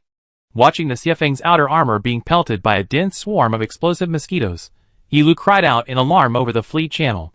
Fortunately, it was only a false alarm. Qi Yiming, not caring about the situation of the other warships on the battlefield, immediately increased the energy supply to the Guardian, rapidly increasing the production rate of nanorobots. The Xiafeng's outer armor was difficult to repair, the Zerg attack was more than it seemed. The corrosive liquid would cling to the warship's outer armor until it entered port for maintenance, where the acidic liquid could be removed.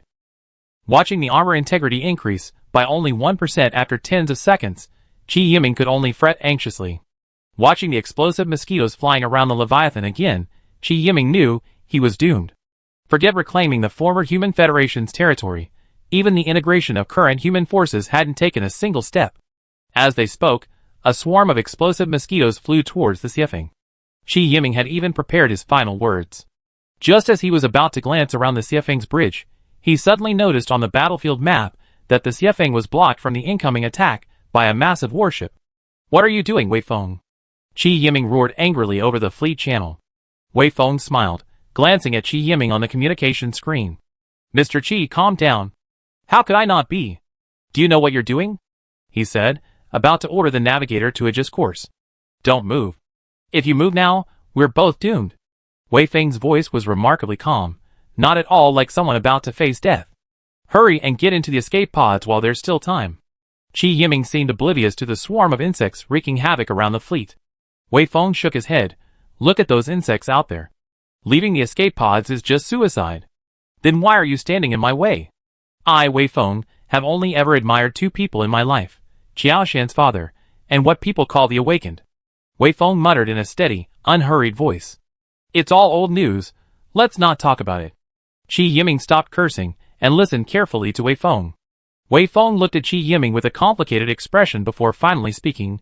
"Qiao Shan is now in your care. His family perished before him. I spent years saving him from that nightmare. Don't let him go back." Midway through his words, Qi Yiming saw flames rising from the battlecruiser blocking the Xiafeng's path. Hundreds of life pods flew out from around the massive ship, but before the flames from their tails could extinguish, they were snatched up by a passing dragon, carrying the occupants and their pods back to the Leviathan. Gazing at the battlecruiser sinking before his eyes, Qi Yiming didn't even know its name. The Xiafeng, in fortress mode, survived, but none of the crew members expressed even a hint of relief. "Xiafeng, overclocking the probe main program. I'm going to destroy that Leviathan. Overclocking the probe will cause irreparable damage to this Yifeng. The ship's intelligent computer said without emotion. What a horrible loss. We're all going to die. What's the point of keeping an intact warship? Overclocking. The Yifeng's onboard computer suddenly sprang into high gear. Bubbles gradually rose from the liquid nitrogen pool housing the main brain, and the rate of increase was increasing. Although the Yifeng's onboard computer was networked with the brains of several modular warships, activating sniper mode at the level of a specialized cruiser exceeded its maximum capacity. Chi Yiming had no choice but to order an overclock. The overclock computer's calculations improved, just enough to activate a cruiser-level sniper program. The Yifeng's two super heavy main guns detached from their mounts and rapidly approached, drawn by tractor beams. The 6 massive barrels split into 2 groups, each forming a single, thicker barrel. The barrels then reassembled under the control of the exploration program. Its internal energy reservoir was twice as large as the original, giving this sniper-type super heavy main gun double the attack power and range of its original weapon. The reassembled sniper-type super heavy main gun quickly landed on the mount at the bow of the Yifeng. Super heavy main gun reassembly complete. Yifeng cruiser enters sniper mode. The electronic synthesized voice from the ship's intelligent computer was slightly out of tune, as most of its computing power was being used to execute the main control program for sniper mode. Super heavy sniper main gun charging. Countdown, 1 minute and 30 seconds. The Yifeng's gunnery commander, without even needing Chi Yiming's orders, began charging the main gun. Radar commander. Lock onto the Leviathan battleship in the Zerg swarm. Chi Yiming's target announcement didn't surprise anyone. Distance, 670 kilometers. There's a large Zerg swarm between our ship and the target. The radar commander finished his report and turned to Chi Yiming. Ignore the Zerg swarm between the 2 ships and lock onto the Leviathan. Chi Yiming reiterated the need to lock onto the Leviathan. Under the control of the fire control radar probe atop the Yifeng, the super heavy main gun slowly adjusted its firing angle. As the indicator lights in front of the weapons commander's face, indicating target lock, turned from red to green, the weapons commander placed his hand on the red button for the weapon to fire. Countdown, 1 minute.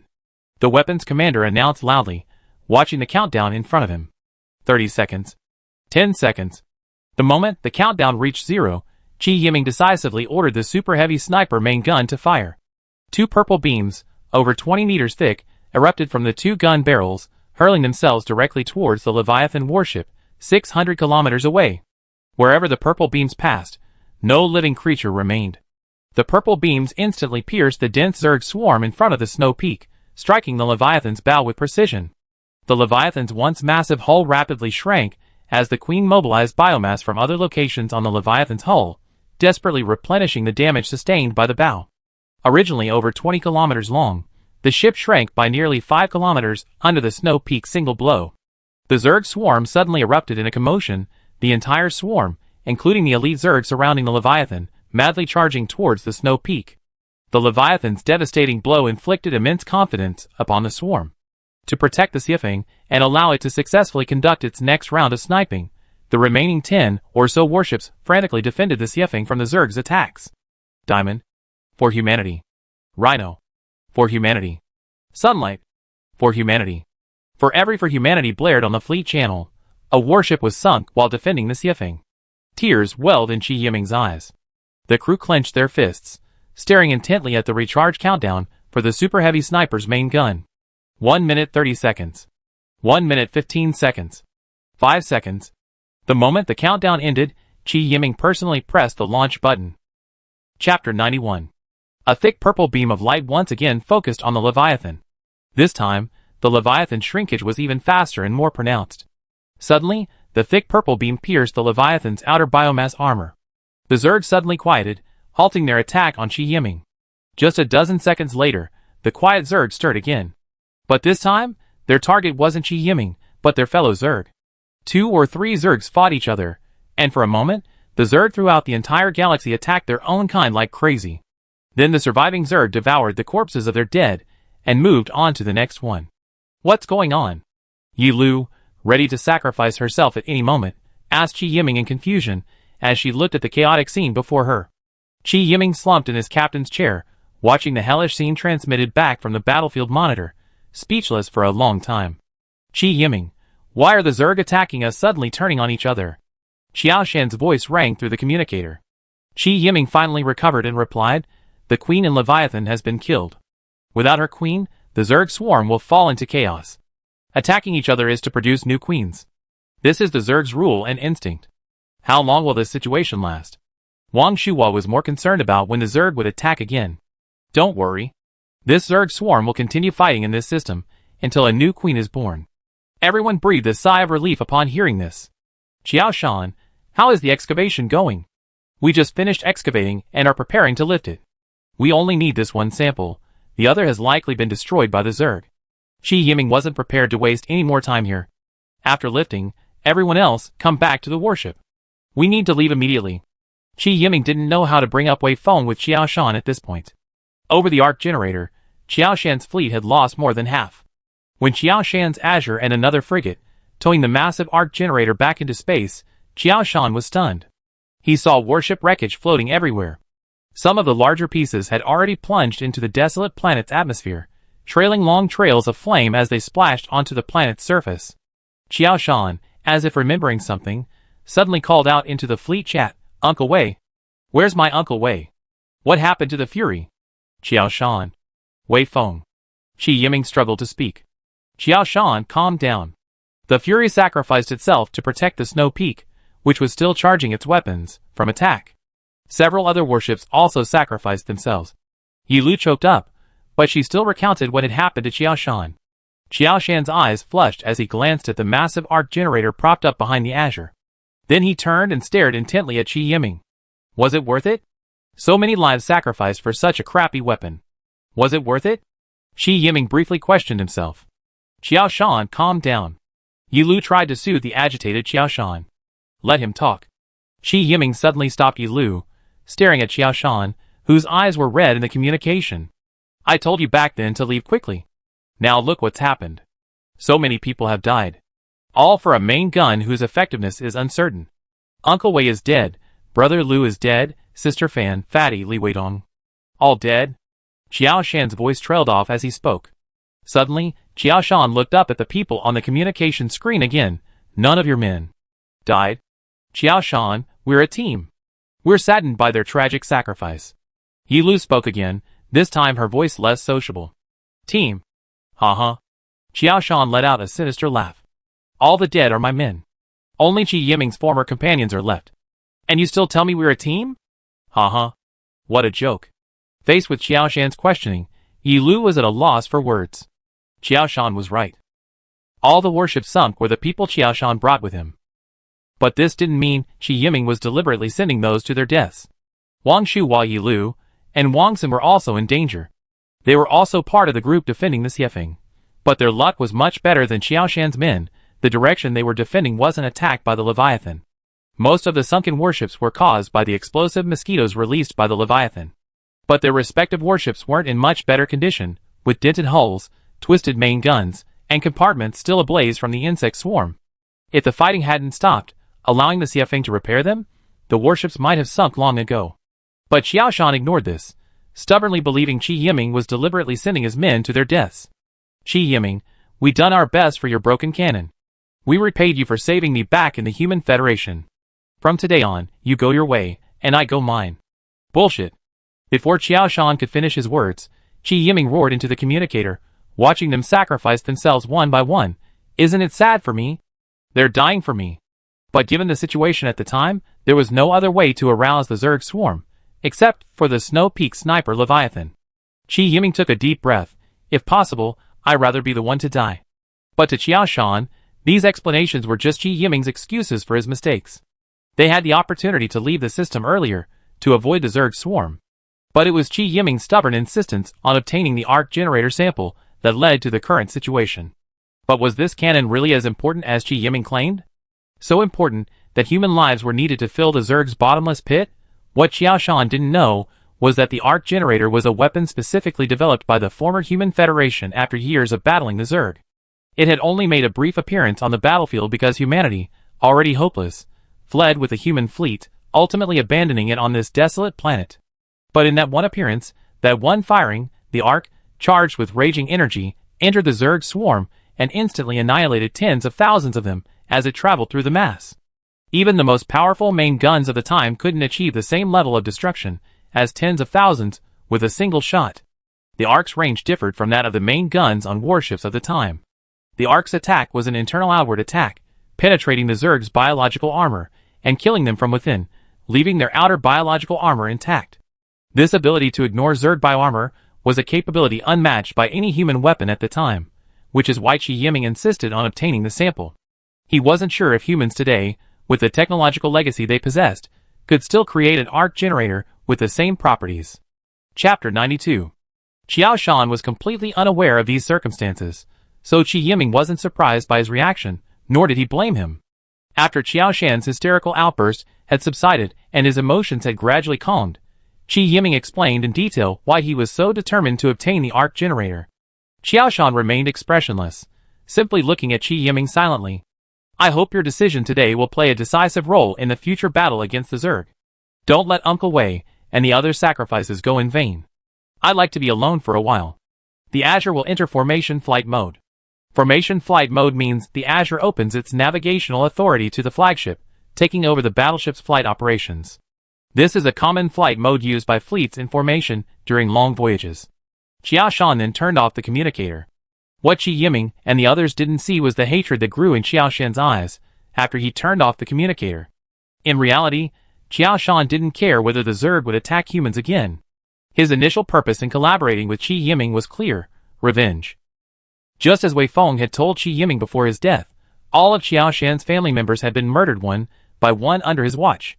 Had he not kept it a secret, they would have died along with his parents. Later, Wei Feng found him, and slowly began to provide psychological counseling. Xiao Shan had concealed his dark side so well in his quest for revenge that he even deceived Wei Feng. Now, for revenge, he had hidden his hatred once again. Qi Yiming didn't notice Xiao Shan's abnormality. After recovering the Arc generator, he ordered all warships to regroup and quickly leave their current system.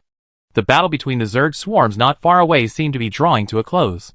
If they delayed any further, once the swarm had a new queen, they would definitely be killed here. The fleet quickly entered warp mode. Yi Lu was concerned about Xiao Shan's condition and attempted to board the Azure to offer him personal counsel. But Azure refused, citing the captain's rest as the excuse. Yiming. Xiao Shan's condition is a bit strange. After repeated setbacks, Yi Lu finally approached Qi Yiming and expressed her concerns. Qi Yiming felt deeply guilty for causing such significant damage to the Arc generator. Faced with Xiao Shan's condition, he didn't know how to deal with it, and could only let it go. Let him stay alone for a while. Wei Feng's death must have been too much of a blow to him. Yi Lu nodded. That's the only way. With his crew watching over him, there shouldn't be any major problems. At that moment, Xiao Shan was in his cabin, slashing his left arm with a small dagger, leaving bloody marks. With each bloody scar, he whispered a single word. If you listen carefully, it was a name. If Yi Lu had seen Xiao Shan's state at that moment, she would have screamed in fear.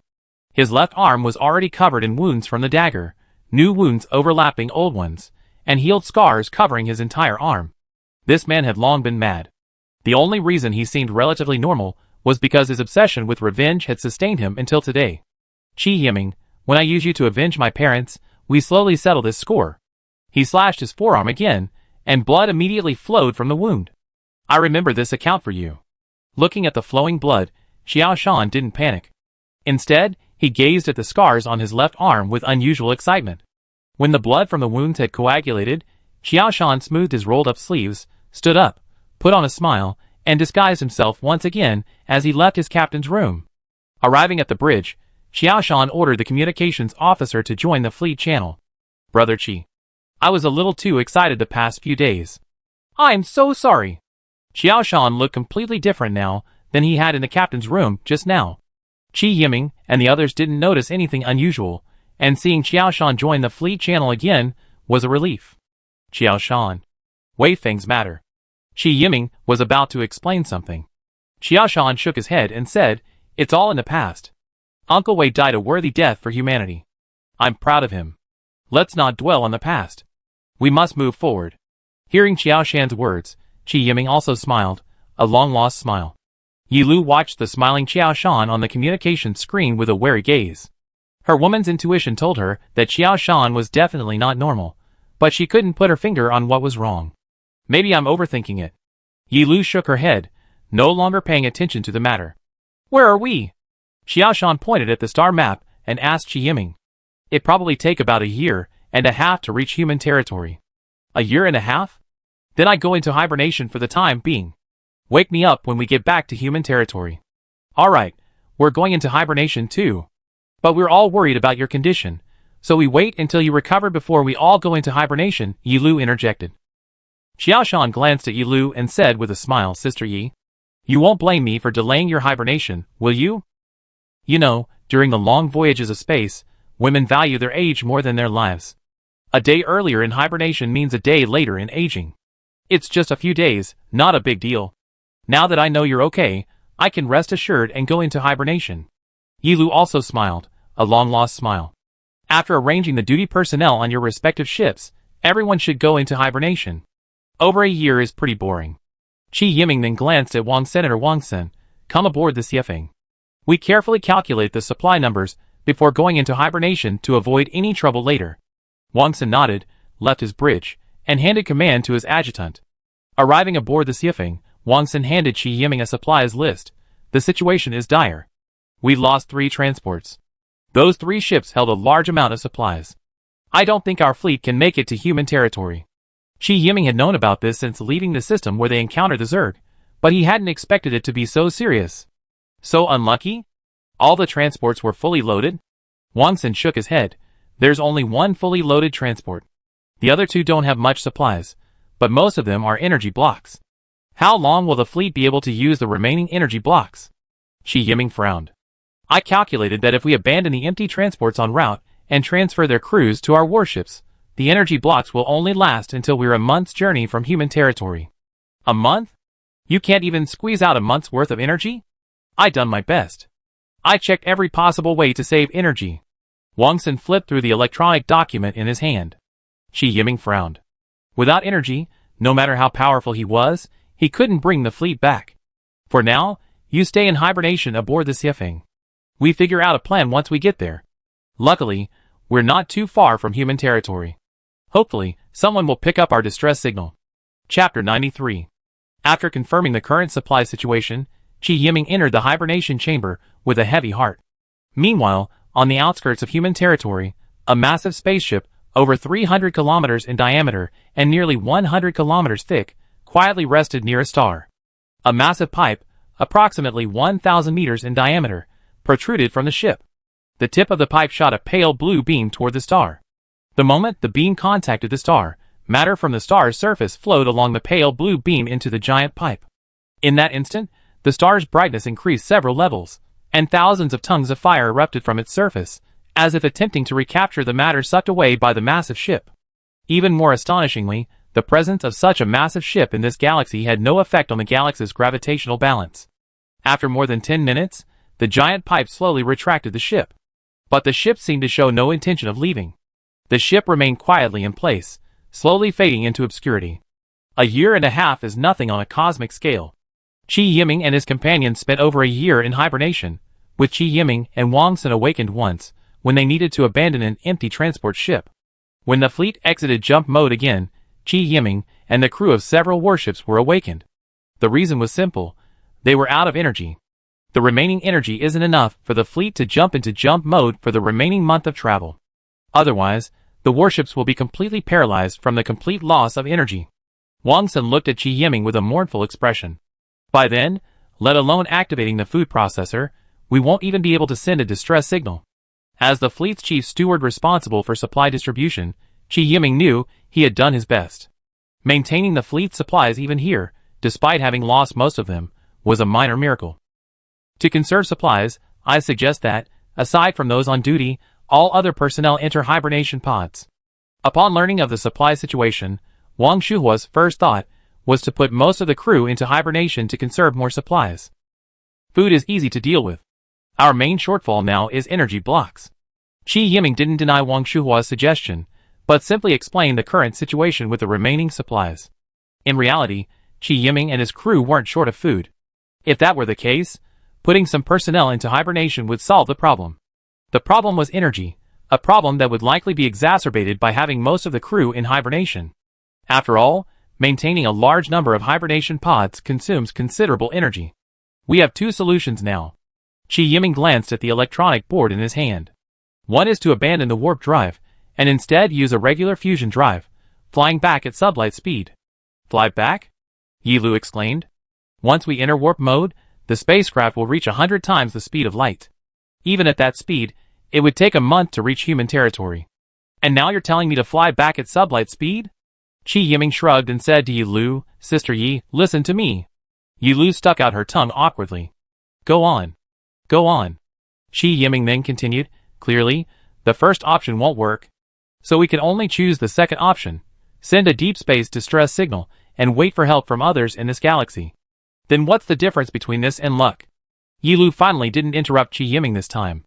Instead, after listening to his speech, she sat down in her captain's chair with a look of despair. Can't we pool the energy blocks of each ship, send one ship back first, and then bring supplies to rescue us? This time, it was Qiao Shan, whose face was slightly pale, who spoke. We calculated that before the ship we sent returns, we all die on our ships. Wang Sun tapped the electronic message board in his hand, indicating that this method had been considered long ago. The entire fleet fell into a desperate wait. Qi Yiming and his companions would daily ask the communications officers on their respective ships if they had received any signals from within human territory. The communications officers on each ship shook their heads. To conserve energy, the lighting equipment on each ship was turned off after the initial distress signal, hoping to maximize their survival time in the starry sky. 1 month, no news. 2 months, still no news. By the 3rd month, even the usually calm and composed Wang Shuhua was starting to panic. Like Qi Yiming and the others, he would drag his communications officer every day to ask for results. One day, just as Wang Shuhua was in the warship's corridor, pulling a desperate-looking communications officer aside to inquire about the situation, the expedition's radar officer hurried over. Sir, this is an emergency. Wang Shuhua said nothing and followed the radar officer to the bridge. By the time they arrived, Qi Yiming and the others had already logged into the fleet command channel. Qi Yiming nodded at Wang Shuhua, who appeared on the communication screen, as a greeting. He was listening attentively to the report from the Xiefeng's radar officer. Radar detected a planet-sized gravitational source approaching our fleet. The radar officer pointed to the glaring red dot on the radar screen and said with a puzzled look, but such a large gravitational source hasn't affected the fleet's status at all. We're still orbiting our own star. How is it possible that a planet-sized gravitational source approaching us hasn't affected the fleet's orbit? Yi Lu was the first to speak. She couldn't figure out how such a large gravitational source couldn't affect the fleet's orbit as it approached. After all, the engines of all the warships and transports in the fleet were shut down, making it impossible for them to maintain or correct their orbits. How far away is the gravitational source? Qi Yiming glanced at Yi Lu, who looked surprised, and turned back to ask his radar officer. The radar commander glanced at the radar display. The gravitational source will probably pass through the fleet's orbit in about 3 hours. Qi Yiming frowned at the radar commander's answer and asked, Have you observed it with the optical radar? Yes, but there's nothing there. The radar commander seemed bewildered. He couldn't understand why there was nothing there when there was such a huge gravitational source. Could it be a micro black hole? Wang Shuhua cleared his throat. Impossible. If it were a micro black hole, our fleet would have been captured by it long ago, Wang Sun immediately objected. Suddenly, the radar operator in charge of the optical radar observation exclaimed, Oh my god. What the hell is that? What happened? Qi Yiming asked, startled by the radar operator's exclamation. The radar operator tapped a few times on the control panel in front of him, and the optical radar image was displayed on a holographic screen inside the bridge. The screen showed a massive super battleship. The giant battleship, that used stellar energy for supply a year and a half ago, removed its camouflage in front of Qi Yiming and his team. Chapter 94. A massive spaceship loomed, its overwhelming pressure suffocating everyone.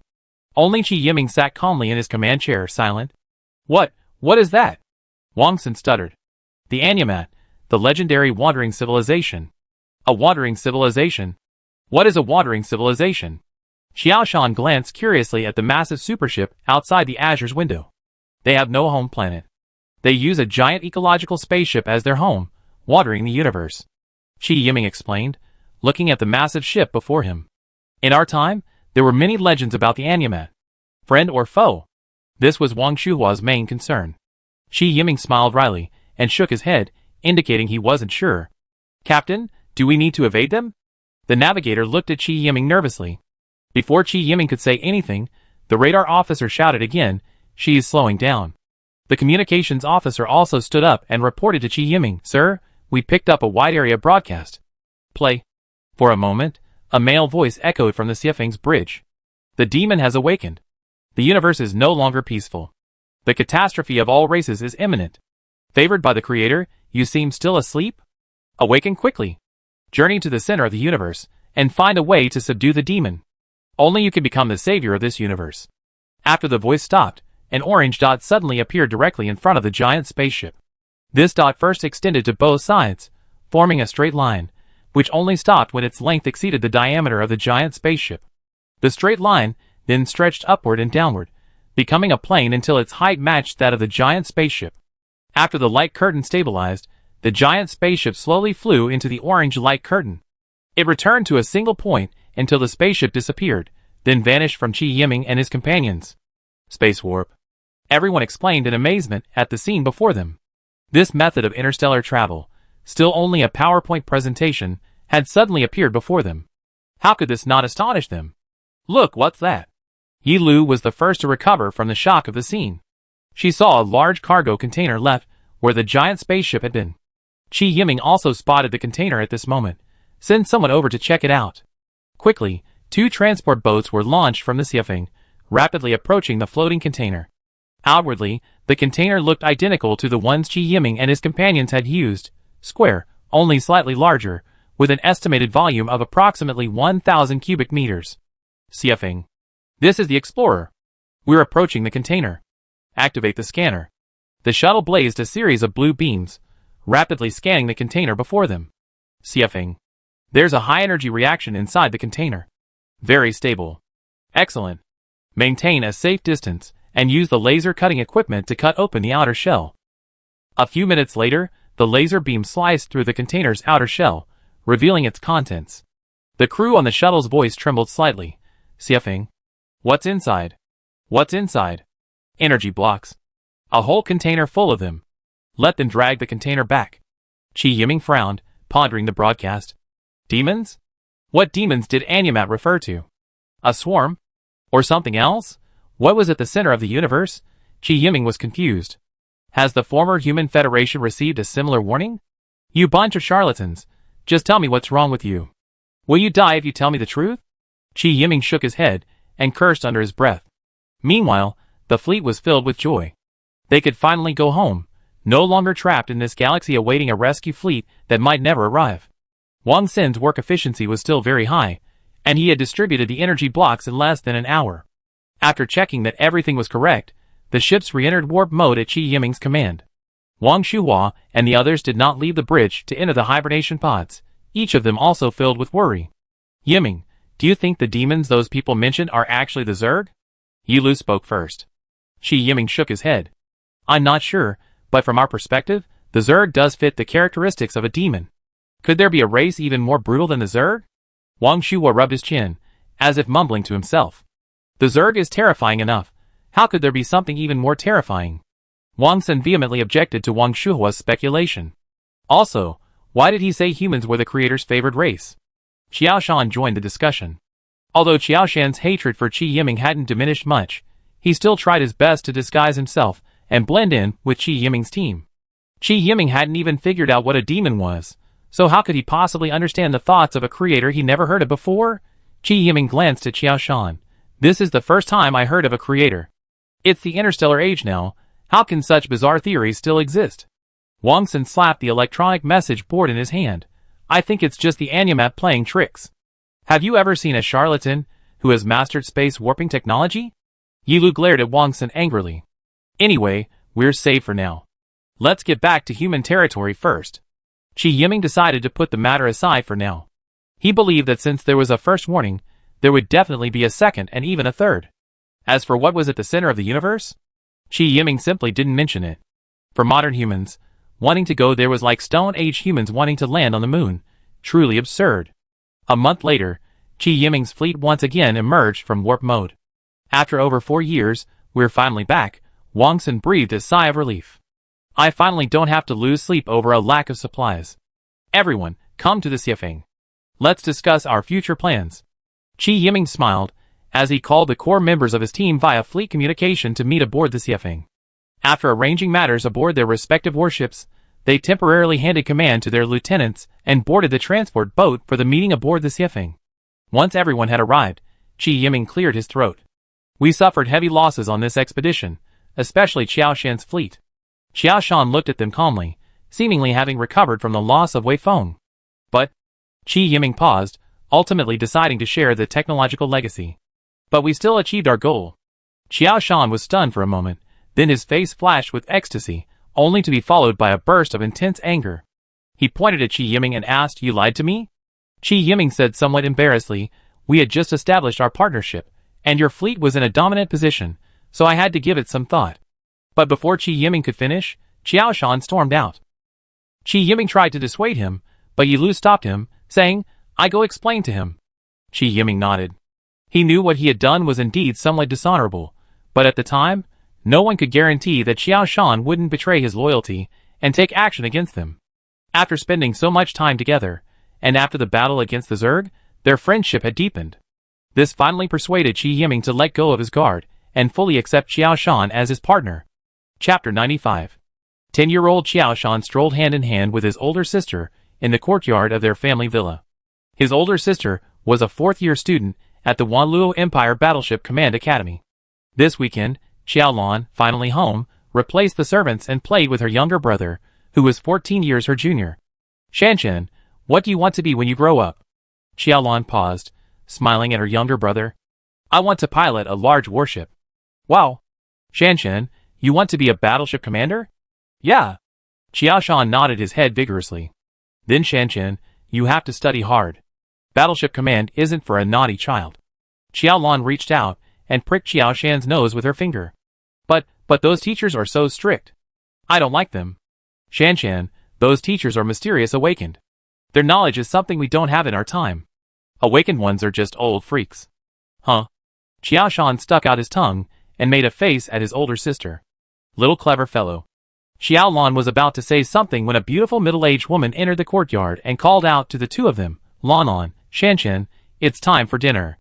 Xiaolan agreed and pulled little Qiao Shan out of the courtyard. Qiao Shan's father was a nobleman of some importance in the northern star region of the Wanluo Empire. He had many retainers, 3 of whom were the awakened ones Xiaolan had mentioned. The atmosphere at the Qiao family dinner table today was a little off. Qiao Shan's father, Qiao Xiong, was absent-minded throughout his meal, constantly glancing toward the main door outside the dining room window, as if waiting for someone. "Dad, what are you looking at? The soup's all spilled." Xiaolan picked up a napkin from the table and wiped his father's soaked clothes. "Oh, nothing." Qiao Xiong tried to hide his embarrassment, but his eyes didn't leave the door outside the window. Suddenly, the door opened. 3 people hurried into the villa in the courtyard. After Qiao Xiong saw who was coming, he immediately put down his bowl and chopsticks and casually said, "I'm done. You guys continue." Xiaolan watched his father shake hands with the hurried arrivals before disappearing into the study. "What's going on?" Qiao Xiong asked before anyone was seated. "Old Mo's been captured, and he's in grave danger." One of the 3 young men spoke first. "Didn't you say it was foolproof?" Qiao Xiong said, a little hysterical, but worried the noise might alert the enemy hiding in the shadows. "What are these people going to do?" "We just want to go back to the Human Federation." The young man was also a little excited, but he also kept his voice down. "Xiao Wu, don't get excited. Just because we old antiques want to go back doesn't mean that modern humans want to go back." An old man with a weathered face and a head of silver hair spoke slowly. "General." Wu Xiufeng glanced at the old man anxiously. "You need to move. It's no longer safe here." Qiao Xiong was silent for a moment, then suddenly stood up and said, "What will happen to your family if we leave?" The old man looked at Qiao Xiong with concern. "I'm a noble, they wouldn't dare do anything to me." Qiao Xiong patted the noble emblem on his left chest. Just as Qiao Xiong and the others were discussing matters in their study, Qiao Shan and his sister walked into the open space behind the villa. Little Qiao Shan grunted as he pulled a rope from the neatly trimmed lawn. "Sister, come help me. This lid is too heavy. I can't pull it." With his sister's help, he pulled open a stone lid covered with turf. A ladder appeared beneath the lid, leading directly to the ground. Down here is my little fortress. I had the housekeeper secretly dig it for me. Come, I take you down to see it. Xiaoshan boasted about his secret to his sister, as if he were presenting a treasure.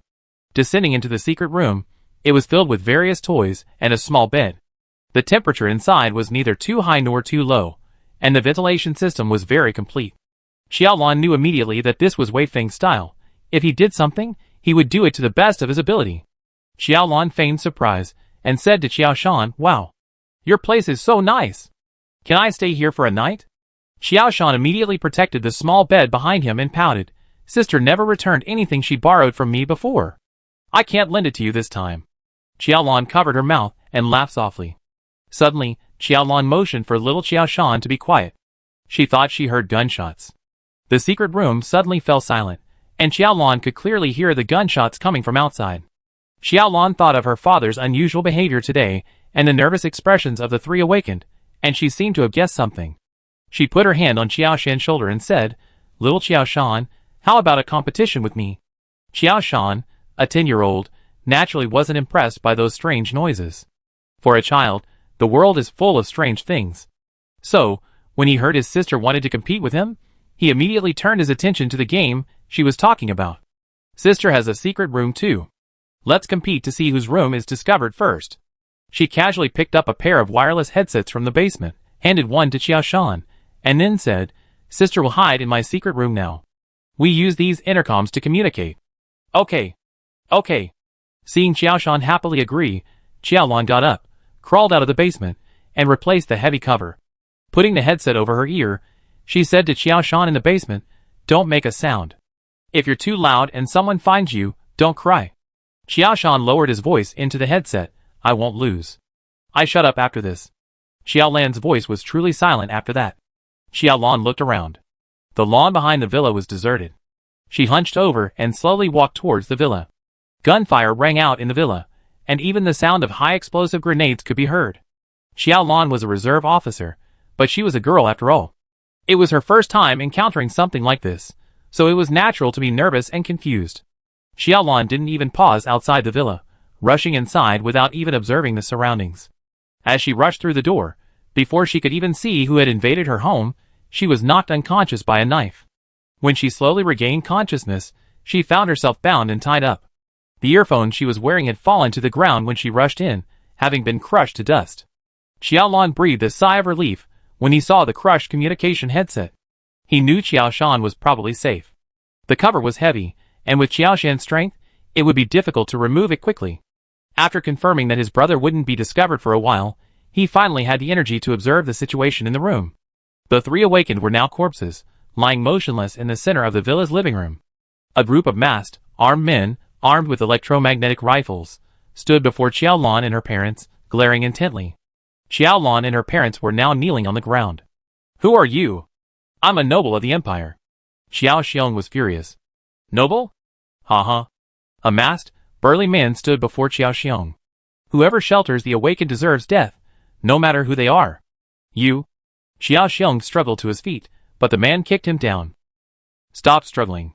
The burly man pulled a gleaming dagger from his tactical boots and slapped Xiao Xiong's face. "If you answer my questions, I might relent and give you and your whole family a quick death. What do you want me to say?" Xiao Xiong, undeterred by the man's threats, stared intently at the burly man before him. "How many awakened have you been harboring?" Xiao Xiong shook his head and didn't answer. "You're being dishonest." He thrust the dagger at the beautiful woman, who was kneeling beside him, her voice choking with sobs. A hoarse, painful howl instantly resonated throughout the room. Xiaoshan had been hiding in the basement, waiting for someone to find him. The communicator his sister had given him had long since gone silent. Xiaoshan had no idea how long he had been waiting. He was starving, but still, no one had come. He lowered his voice and called to his sister. No response. Xiaoshan began to panic. He quickly climbed the stairs and used his body to push the cover open. Wei Feng had carefully calculated the weight of the cover. A child about 10 feet tall wouldn't be able to lift it from the ground. But it could be lifted from the basement, albeit with a little effort. Xiaoshan struggled to climb out of the basement. It was pitch black outside. "Dad? Mom? Sister?" Xiaoshan stared at the dark courtyard, not daring to move a step. He stood there for a long time, until the fear of loneliness overcame his fear of the darkness. Xiaoshan quickly ran towards the villa. The villa was in a mess, filled with a strange smell. Smart butler. Xiaoshan whispered, hoping the smart butler would turn on the lights. He called several times, but there was no response. Xiaoshan had no choice but to slowly move forward, following the wall. He finally managed to turn on the lights with a manual switch. What he saw stunned him. The room was filled with corpses, and blood was everywhere. His parents' heads were severed, and his sister lay naked and motionless on the ground. Xiaoshan had lost all ability to think. He instinctively felt terrified by the scene before him, yet he also wanted to reach his parents. He felt as if he understood what had happened, but he couldn't quite grasp it. He was about to reach his father's head, when a figure suddenly rose from the crowd of fallen people. Young master. The voice was weak, as if he was suppressing the pain. Uncle Wei, what's wrong with everyone? Why are you all lying on the ground? Wei Feng trembled as he walked towards Xiaoshan, picked him up, and covered his eyes with his hands. Without caring what Xiaoshan asked, he quickly left their home. From then on, Xiaoshan and Wei Feng depended on each other for survival. The previous few years had been difficult for the two of them, and the miserable state Xiaoshan witnessed with his parents and sister had caused Xiaoshan's personality to change drastically. The once lively and cheerful child became silent and withdrawn. Wei Feng tried to comfort Xiaoshan. After some improvement, Xiaoshan began to suffer nightmares all night long. Wei Feng began taking Xiaoshan to various doctors to help him sleep better. This situation lasted for 4 years, until Xiaoshan's nightmares began to improve when he was 14. But he began to self-harm. At first, he would pinch himself, then gradually began to bang his head against the wall, and once even cut his hands with glass shards. Looking at his bleeding hands, Xiaoshan actually laughed wildly. From that day on, Wei Feng stayed by Xiaoshan's side 24 hours a day to prevent him from doing anything stupid again. Suddenly, without an income, the two men struggled financially. Additionally, Xiaoshan's fluctuating condition left Wei Feng feeling overwhelmed. Until one night, Xiaoshan was awakened by another nightmare and desperately grabbed his own neck, attempting to strangle himself. Xiaoshan's rage was incredibly powerful, and Wei Feng was unable to control him. In desperation, he struck him unconscious with a single blow. When he woke up the next day, Xiaoshan's demeanor had suddenly changed. Uncle Wei, you worked so hard these past few years. Young master, you. Wei Feng was a little uneasy at Xiaoshan's sudden change. Looking at Xiaoshan cautiously, he said, Young master, you had another nightmare last night. I had no choice but to knock you unconscious. Xiaoshan simply stared at the gray-haired old man in front of him, silent. From that day on, although Xiaoshan still had nightmares, he no longer engaged in irrational self-harm. But he remained silent. That year, Xiaoshan turned 16. He began trying to work and support himself. Wei Feng observed Xiaoshan's sudden change, and though he was puzzled, he thankfully knew that aside from his lack of talkativeness, everything else seemed normal. Watching Xiaoshan's gradual improvement, Wei Feng finally felt relieved and began campaigning to have him inherit his father's title. Xiaoshan, following Wei Feng's lead, also witnessed the fickleness of human nature. Being turned away from his friends was common, and being kicked out of his home was also a frequent occurrence. At first, Xiaoshan simply observed with indifference, but later, whenever he encountered the same situation, he would simply smile. Despite Xiaoshan's struggles, he still had 1 or 2 close friends willing to help. However, they merely proved Xiaoshan's identity, so he could inherit his father's personal account at the Imperial Bank. The account held a considerable amount of money, enough for Xiaoshan to purchase a destroyer and venture forth. Xiaoshan, unmoved by the place of his birth and upbringing, resolutely ventured into the starry sky. But he never forgot his family's blood feud. Wei Feng had been reluctant to bring up the incident, but Xiaoshan's repeated questioning sufficed. That year, Xiaoshan was 18 years old, and Wei Feng recounted the events of that night in full. That day, as Xiaoshan entered the basement, a dozen men in exoskeleton armor burst in and murdered anyone they saw. They ultimately captured Xiaoshan's parents and sister alive. After a brutal interrogation, his parents were tortured to death, and his sister was raped and ultimately died. After hearing all this, Xiaoshan rose and returned to his cabin on the battleship, where he slashed 15 wounds across his left arm with a dagger. His eyes were filled with hatred as he stared intently at the dozen or so scratches on his arm. He wanted revenge, and he knew he was facing no ordinary foe. He had his own strength. So, with Wei Feng's help, he contacted a few surviving members of his father's former organization and embarked on a difficult journey of revenge. It wasn't until he met Qi Yiming that this path of revenge began to move forward a little more smoothly. Chapter 96. When Yi Lu found Qiao Shan, he was floating quietly outside the Xiafeng spacecraft, wearing his spacesuit and tied to a safety line. Yi Lu pressed the communicator on his spacesuit and tried to call Qiao Shan. Qiao Shan just floated there quietly, not saying a word. Yi Lu stopped interrupting him and quietly stood at the observation window, watching Qiao Shan. After a long while, Qiao Shan's haggard voice rang out over the communicator. Sister Yi. Can you imagine a 10-year-old child seeing the bodies of their parents, their heads and torsos severed? Yi Lu opened her mouth slightly, unsure how to respond. She couldn't imagine the helplessness and fear a 10-year-old would feel at that moment. Can you imagine how a 10-year-old would feel seeing their sister, naked and lifeless, lying in a pool of blood? Qiao Shan's voice trembled. Can you imagine how a 10-year-old would feel standing in a hall filled with corpses? Yi Lu listened quietly. Qiao Shan continued to mutter to himself, but he was certain Yi Lu was there. For a full hour, Qiao Shan recounted his experiences over the past decade. Yi Lu's initial shock culminated in tears. She couldn't believe a boy floating outside a warship in an EVA suit had such a nightmarish childhood. The experiences of that seemingly strong boy unleashed a maternal instinct within Yi Lu, even a strong desire to protect him. She wished she could heal the incurable wounds in Qiao Shan's heart.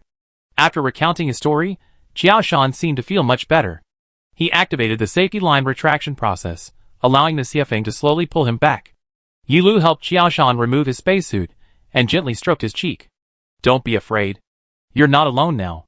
We can face this together. Qiao Shan smiled bitterly and shook his head. No one can bear this for me. No one. We can help you get revenge. Ha, ha. Qiao Shan suddenly sneered. Revenge for me. Qi Yiming was just lying to me. Revenge for me? Ha, ha. Yiming has his reasons. Yi Lu tried to explain. You don't have to explain. I understand. I wouldn't share such a big secret with anyone under those circumstances, Qiao Shan said unexpectedly. I just hate myself for not having Mr. Qi's luck. I killed so many of my family and friends. Trust me, from today on, your nightmare is over. Yi Lu whispered to Qiao Shan. When Qiao Shan heard Yi Lu's whisper, hatred flashed across his eyes. Then a smile appeared on his face as he looked at Yi Lu. Let's go. I've vented enough. Mr. Qi is still waiting for us on the bridge. The two returned to the bridge. Qi Yiming looked at Qiao Shan apologetically, trying to explain, but Qiao Shan interrupted him. Mr. Qi, you don't have to explain. I understand. We had just decided to work together, and trust between people can't be built so quickly. It's natural for you to have reservations. I hope that from today on, I can truly join your team and not let down my fallen comrades. Qi Yiming nodded solemnly. Let's talk about the next plan. I apologize for wasting everyone's precious time. Qiao Shan returned to his seat. Seeing Qiao Shan return to normal, Qi Yiming no longer hesitated and called everyone to continue the meeting to discuss the next plan. Qi Yiming cleared his throat. With the technological legacy, the next step is to gather people to analyze the information contained within. So I can get someone. Go to the Xuanwu Federation. My father will definitely support you fully. Wang Xin seemed excited, for he saw a bright future for the Xuanwu Federation. Wang Shuhua and Yi Lu nodded in agreement. Qi Yiming looked at Qiao Shan, seeking his opinion. Qiao Shan thought for a moment and nodded in agreement. Although I can gather some people, they are all low-level space pirates and some businessmen who only care about money. These people are unreliable. Okay, then, let's return to the Xuanwu Federation. Qi Yiming finally made the decision. The fleet set sail again, heading for the Xuanwu Federation. In the commercial alliance, Mao Qiming, whom Qi Yiming had been worried about, did not appear, which made Qi Yiming feel relieved. It wasn't that Qi Yiming was afraid of Mao Qiming, but now wasn't the right time to clash with him. After all, he had more important things to do. When the fleet entered the Wanluo Empire, it didn't attract official attention. After all, Qi Yiming's fleet was relatively small. 5 massive transport ships and 8 escort warships of varying sizes were easily visible along the border near the commercial alliance. But when Qi Yiming and his men, after another 6 months of travel, arrived in the Xuanwu Federation, the news they received left Qi Yiming deeply disappointed. The Xuanwu Federation no longer existed. Qi Yiming sometimes even wondered if the Wang family had some special physique that could easily destroy the power they had worked so hard to build. He watched Wang Xin arrive aboard the snow peak with a wary gaze, secretly resolving to himself that he would never leave Wang Xin alone to guard the house again. Wang Xin was even more dejected. When he left, The Xuanwu Federation's regime had stabilized, and the major families had each received their desired benefits. How could it be that just over 4 years later, the Federation had collapsed, and was even annexed by the neighboring Wanluo Empire? What had happened? Wang Sen wanted to know more than Qi Yiming. Wang Sen's family was living on the limestone planet when he left. However, under the Wanluo Empire's governance, the Xuanwu Star region was much more prosperous than when they left. The constant flow of caravans near the jumping bridge pleased Qi Yiming. Although the Xuanwu Federation had been annexed, the Wanluo Empire's national strength had grown significantly. The previously undiscovered human populations on the habitable planets within the Xuanwu Star region were being well cared for. At least, on the surface, humanity didn't appear to be weakening through self-consumption, which was what Qi Yiming wanted to see. Qi Yiming patted Wang Sen, who had been in a trance since entering the Xuanwu Star region. "Don't worry," he said. "Your father and family aren't necessarily dead. That wouldn't benefit the Empire's rule. After all, the major families have been operating here for centuries, and have some foundation. It's just that your Wang family's constitution seems a little unusual." Wang Sen glanced at Qi Yiming in confusion. He didn't understand why Qi Yiming mentioned the Wang family's constitution, but nodded helplessly. "I hope so." The fleet rested for a long time at the former border of the Xuanwu Star region, before continuing on its journey towards Greystone Star. By this time, Greystone Star had become the economic center of the Xuanwu Star region. When the fleet reached the outskirts of the system containing Greystone Star, they were warmly welcomed. They were greeted not by Wang Zhengfeng, but by the imperial administrator stationed in the Xuanwu Star region. While caravans of Qi Yiming's size were common on the border near the trade alliance, such a large caravan was rare even in the Xuanwu Star region, even after its long-term development. The chief executive, so devoted to development, naturally offered a warm reception to Qi Yiming and his group. But among the crowd, Qi Yiming spotted old acquaintances, making the already lively reception seem even more like a reunion of old friends. Chapter 97. Just as Qi Yiming had said, Wang Zhengfeng's family hadn't been killed. Instead, they were living much better than before, a fact easily apparent from his plump figure. Upon meeting Qi Yiming, Wang Zhengfeng felt a little embarrassed. After all, the Xuanwu Federation still existed when Qi Yiming left. But once Qi Yiming left, the Xuanwu Federation was history. "Mr. Qi," Wang Zhengfeng wanted to explain, but Qi Yiming stopped him with a smile. "Don't bother. These are your own affairs. I believe you have your own reasons for choosing to integrate into the Empire." Qi Yiming truly didn't care much about the rise and fall of the Xuanwu Federation. He had originally integrated the Xuanwu Federation to gather enough supplies for his journey. That goal had been achieved, and Qi Yiming didn't really care whether the Xuanwu Federation still existed. Besides, the Xuanwu Federation's absorption was inevitable. First, it lacked its own mature industrial system. Second, when the Xuanwu Star region was in chaos, it couldn't threaten the Empire, but the integrated Xuanwu Federation could. While the Xuanwu Federation poses a minor threat to the Empire, it remains a potential threat, destined for destruction only in due time. It now appears that while being annexed by the Empire isn't a good thing for the various families, it might not be a bad thing for the lower classes. Qi Yiming welcomes anything that furthers humanity's strength. The only thing that makes Qi Yiming uncomfortable is that he needs to find a new foothold and establish his own foundation. It's not that Qi Yiming is power-hungry. To reclaim what once belonged to humanity from the Zerg, a highly cohesive group is essential, and Qi Yiming must be its leader. Otherwise, it's easy to collapse midway, leaving others to continue the music and dance. Now that he's seen his old friend, Qi Yiming decided to stay on Limestone Star for a few more days. As for the governor sent by the Empire, Qi Yiming didn't even remember his name. They exchanged a polite greeting, and then went their separate ways. After arranging matters for the fleet, Qi Yiming gave the crew members, who hadn't been home for years, a break. After all, many had been brought from Limestone Star, and most of their families had settled there. It felt unreasonable not to allow them to return and visit. Qi Yiming and the others followed Wang Zhengfeng back to the Wang family's former meeting room, which Wang Zhengfeng had converted into a magnificent hotel. That evening, Wang Zhengfeng hosted a grand welcoming banquet for Qi Yiming and the others. At the banquet, Qi Yiming explained everything in detail, except for the technological heritage. Qi Yiming had his own considerations. Fighting the Zerg wasn't just his job.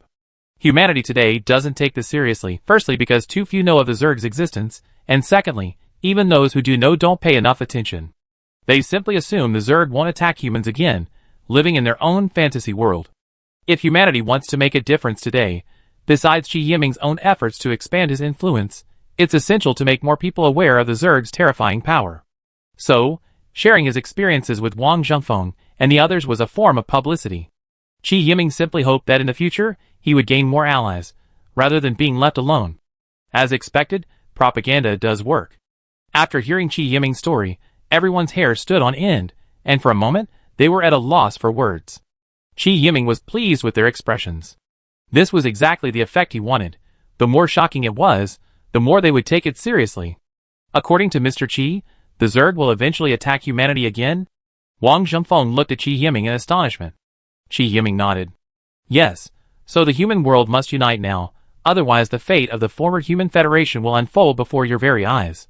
So what will Mr. Qi do next? Qi Yiming remembered the person who spoke. It was Fang Min, the former elder of the Wang family. After the Empire annexed the Xuanwu Federation, he didn't join the Imperial Army, but instead joined Wang Zhengfeng to pursue business. I originally planned to rely on the Xuanwu Federation to slowly unite the fragmented humanity, but now that it's gone, I won't have much say if I join the Empire. I have to figure out how to start anew. Qi Yiming shrugged, now worried about what to do next. Lu Bishu, who had been sitting quietly in the crowd, suddenly stood up. I do know a perfect place, but it's a bit desolate. Qi Yiming looked at Lu Bishu with interest. Tell me about it. Whether it's desolate or not doesn't matter to me, as long as I can find a place to stay, it's fine. Lu Bishu pondered for a moment before continuing. Back when the Glory Federation still existed, my friends and I took on a mission to explore the Ancestral Star territory. There was a perfectly habitable planet there. I remember we even landed on it. It had a large population, but the technology was a bit low. Qi Yiming perked up at this. He didn't care about technological advancements. With the legacy of the former Federation, he believed that with a sufficient population, he could conquer a vast territory and prepare for a counterattack against the Zerg. Do you still remember the landmarks? The Ancestral Star region is so vast, it's hard to find without specific landmarks. Of course I do, though it's a bit embarrassing to say. Lu Bishu scratched his head. When I discovered that planet, I was quite tempted. I thought about selling everything I had to buy a warship and then taking it over myself, becoming a local tyrant. Everyone smiled knowingly at this. After all, every man has a dream of conquering the world. So you don't want to be a local tyrant anymore? Qi Yiming said jokingly. When dreams become reality, I'd be left with nothing but a mess. As soon as he finished speaking, everyone at the party burst into laughter. Then I gladly accepted. Qi Yiming also laughed. Of course, I give you a generous reward. Lu Bishu wanted to refuse, but Qi Yiming was adamant. When someone provided him with crucial information, regardless of its usefulness, the reward must be substantial. This was Qi Yiming's consistent standard. The result was, of course, a happy ending for everyone. Lu Bishu received a generous reward, and Qi Yiming secured an ideal place to stay. As for whether Lu Bishu might lie to him, Qi Yiming didn't consider it. After all, who would be so foolish as to publicly embarrass themselves in such a situation? Afterwards, Qi Yiming rested on Grey Rock Planet for 3 days, while also replenishing his fleet. This time, a large number of personnel were needed, and Wang Zhengfeng had paid the imperial executive a large sum of money to agree to Qi Yiming's recruitment of personnel on Grey Rock Planet. Including Qiaoshan's warships, Qi Yiming currently possessed a total of 1 cruiser, 3 destroyers, 5 frigates, and 4 large transport ships. Together with the internal security personnel aboard each warship, nearly 6,000 personnel were added to fully staff all the warships. 3 days later, Qi Yiming summoned the fleet and set out again, heading for the Ancestral Star region. Lu Bishu and Fang Min also joined the fleet, each temporarily commanding a large transport ship. Chapter 98. Leaving the Xuanwu Star region again, Qi Yiming's state of mind was noticeably different from his first. On his first trip, he hadn't been sure of success, so he'd been traveling with a sense of sightseeing. But this time, with a clear goal in mind, Qi Yiming was incredibly anxious. He made every effort to avoid stopping at a free port, rushing non-stop to the X-267 star system in the Ancestral Star region. Originally planned to travel 3 months, Qi Yiming had abruptly compressed the journey into 2.5 months. But when they arrived at their destination in a hurry, they were stunned. X-267 star system was bustling with activity, with transport ships of all sizes constantly passing through. Unwilling to give up, Qi Yiming had the radar officer conduct a thorough scan of X-267 star system. The scan was quickly placed before Qi Yiming. X-267 star system is a single star system, containing 3 terrestrial planets and 2 gas giants. In the habitable zone of a solar system, A blue planet quietly orbited its star. Snow peak scans revealed that this azure planet's orbital and rotational speeds, as well as its size, were similar to humanity's original homeland. Land accounted for 35% of the planet's total area, with the remainder entirely covered by ocean water. What surprised Chi Yiming most was that the planet's gravity and air composition seemed designed specifically for human survival. This must be the legendary Gaia, right? Chi Yiming muttered silently. I never imagined that Gaia, the planet the former Human Federation had so desperately sought, would appear before me like this. With such favorable conditions, Chi Yiming was determined to take this place, otherwise, he would be betraying the dream of world domination that Liu Bishu had abandoned. Furthermore, Chi Yiming observed that the transport ships shuttling back and forth weren't developing the system, but rather plundering its population. Population is the cornerstone of rapid development. Even if a planet's environment is poor, advanced technology allows for any desired transformation, but population remains a major concern. It wasn't that Chi Yiming didn't want to use clones, but besides the ethical issues, clones' average intelligence was low, making them only capable of simple tasks. Additionally, the average lifespan of clones was only 3 years, a major factor limiting their widespread use. How could Chi Yiming tolerate discovering that the enemy was plundering the population? In his view, the entire planet's population was already his.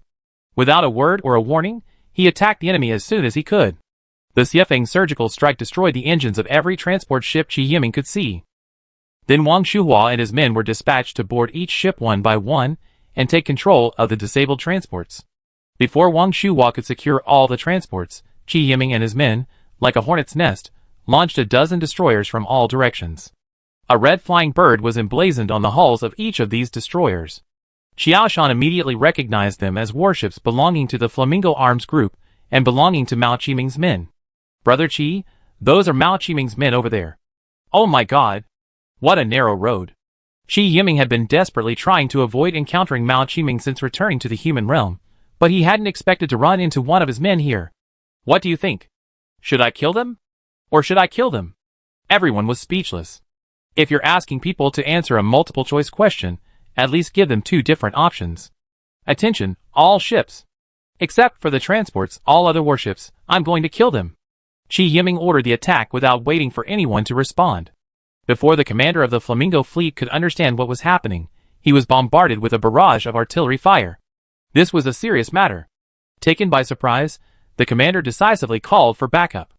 A few minutes later, 3 cruisers joined the battle. Hey, I didn't expect reinforcements. The Xiefeng was now also a cruiser, and it wasn't afraid of the newcomers of the same class that the Flamingo had just joined. Hold still. I show you how I handle these rookies. Chi Yiming was floating, so high up. So high that the enemy couldn't even see him.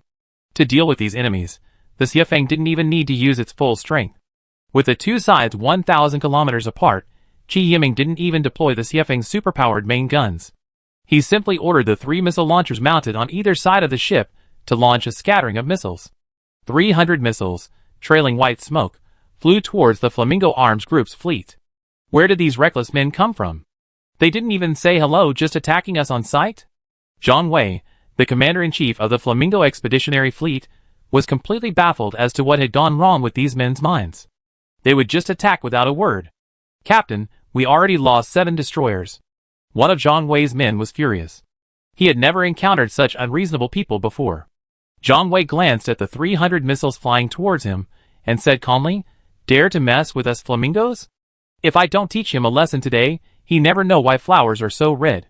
Zhang Wei exaggeratedly rolled up his sleeves and pressed the communication button. "Attention, all ships. Charge your main guns. All secondary guns, intercept enemy missiles." 300 missiles posed little threat to the Flamingo Pioneer fleet, which consisted of 3 cruisers and 8 destroyers. Furthermore, the enemy seemed extremely confident, having only deployed a single special cruiser to participate in the battle. "You're courting death yourself, so don't blame me for being ruthless." Zhang Wei examined the battlefield situation map. The special cruiser had already entered the range of their main guns. "All ships, listen to my orders. 3, 2, 1, fire!" Under Zhang Wei's command, the Pioneer fleet fired its first salvo. At the same time, the missile launchers on the 3 cruisers began spewing missiles. Zhang Wei aimed an overwhelming blow at the opposing special cruiser. The first to strike the Xiefeng were hundreds of bursting laser beams fired from the 3 cruisers' main guns. The Xiafeng made no attempt to evade, relying on the thin layer of ionized water covering its outer armor to easily withstand the hundreds of bursting lasers. Then, over 70 secondary guns across the ship opened fire simultaneously, their dense laser beams weaving an impenetrable defensive net around the Xiafeng's starboard side. The thousands of missiles fired from the 3 cruisers were instantly intercepted by the defensive net. Zhang Wei barely had time to react before he heard a flurry of chaos on the fleet's communication channel. Ship 3's port side suffered heavy damage. Main guns 1 and 2 were hit, rendering them incapable of attack. Ship 2's power plant was penetrated. The power reactor's output power has decreased. More than anything else, there was the cacophony of electrical currents, the sound of lost communication signals. Around Zhang Wei's flagship, explosions and flames echoed as warships disintegrated. At this moment, Zhang Wei felt as if he wasn't fighting a specialized cruiser, but a full-strength fleet of regular cruisers from the Commercial Alliance. For a moment, he felt the urge to flee the battlefield. Chapter 99. Faced with Qi Yiming's ferocious firepower, Zhang Wei's brain seemed to be shutting down. He couldn't understand how, even for a specialized cruiser, could possess such a high level of firepower. But it was too late. The Xiafeng's second attack came much faster than Zhang Wei had imagined. The Pioneer fleet, which had already lost all its destroyers in the first round, now had only 3 cruisers to withstand the Xiafeng's firepower. Dense bursts of lasers pierced the hulls of the 3 cruisers, tearing through their outer armor like paper. Seeing the Pioneer fleet about to be annihilated, Zhang Wei hurriedly called out to Qi Yiming via wide-area communication. "Which unit are you from?" "We're from the Flamingo Group." "Please show mercy." Qi Yiming simply replied, "I'm targeting you, the Flamingo." Such unethical behavior. Zhang Wei's heart sank when Qi Yiming specifically called out the Flamingo, calling for trouble. Although they were both warships, Zhang Wei felt that the enemy was a Gundam, while his own was nothing more than a fire stick. He decisively raised the white flag and surrendered to Qi Yiming. Capturing a few warships was a welcome relief for Qi Yiming, so he broadcast a wide-area broadcast demanding that the enemy raise their guns and shut down their engines. Seeing they complied, he allowed Wang Shuhua and his men to board the ship. The Xiafeng still had its main guns fully armed to prevent any cheating. "Yiming, what should we do with the crew on board?" After securing the surrendered enemy ship, Wang Shuhua asked Qi Yiming what to do with the prisoners. Qi Yiming thought for a moment and said, "Gather the supervisors from various positions and keep them under custody. Don't move the other personnel. We don't have enough people to operate warships right now." Qi Yiming also felt that killing all of them would be a bit too cold-blooded. After all, they didn't have a serious grudge against him. He could keep them under custody and slowly influence them. Perhaps he could find a few more qualified captains under his command. After dealing with the pioneering fleet, the next step was to take over Gaia. In a sense, Qi Yiming had done a favor to the humans on Gaia. Otherwise, they would have been sold off like commodities by Flamingo Company. As for their fate after the sale, it all depended on their luck. Now that they had been rescued by Qi Yiming, their favorability had skyrocketed, especially among the planet's elite. When they realized they were merely juicy prey in the eyes of these aliens, they eagerly waited for Qi Yiming to take them aboard. Of course, simply taking over the planet and mobilizing its 300 million people to work for them would be a lengthy process. However, Qi Yiming wasn't worried about these things. As long as the humans on the planet could experience tangible benefits within a short period of time, there was no need to worry about them not working for him. Qi Yiming first had Wang Xin return the humans on the transport ship to the surface to calm the people on the planet. He didn't want them to mistakenly believe he was in cahoots with the Flamingo Company. He then arranged for Wang Shuhua to imprison the captives in a surface prison and then organize personnel to level a large area for Qi Yiming to land the captured warship on the surface. After all, the operators on the warship were unreliable. Although there were internal security personnel to suppress the situation, no one knew what would happen if someone rebelled and destroyed the warship from the inside. That would be quite a disaster. As for Qi Yiming's fleet, 2 ships were left to defend the home turf, while the remaining warships were deployed to explore the Ancestral Star region as quickly as possible. This would be Qi Yiming's home turf from now on, and it would be unreasonable for the host to be unfamiliar with their own territory. However, everyone was divided over who should remain to defend the home turf. Everyone wanted to stay. Although they had rested for a few days in the Xuanwu Star region, after all, they had experienced over 4 years of deep space voyage, and a few days was not enough to recover. The only area where everyone was surprisingly unanimous was regarding Wang Xin's remaining presence. Wang Xin was excluded from the list of candidates to stay behind.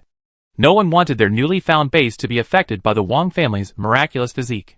Wang Sen could only return to his Yuanwang ship in tears, spending the entire day in tears, staring longingly at the azure planet before him. In the end, the 2 remaining spots were awarded to 2 of Qiaoshan's old subordinates through a lottery. After the 2 lucky individuals drew the lottery tickets to stay behind, they trembled, hiding their tickets behind their backs, refusing to hand them over no matter what, despite the disapproving looks from the other leaders. The other leaders, too embarrassed to attempt to seize them, returned to their respective warships, and set out to investigate the situation in the ancestral star domain. The sooner they could investigate, the sooner they could feel grounded again. Qi Yiming gave everyone some instructions before they departed. This time, we're just going to conduct a rough survey of the distribution of star systems within the star domain. No need to take risks.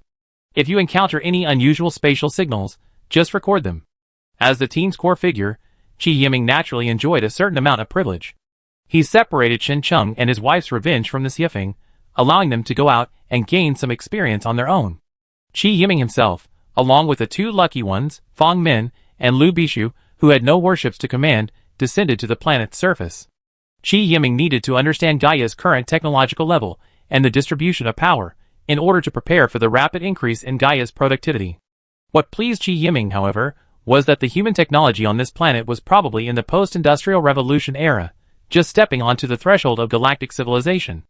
A galactic civilization is a civilization capable of free movement within its own galaxy. As for political systems, there were too many.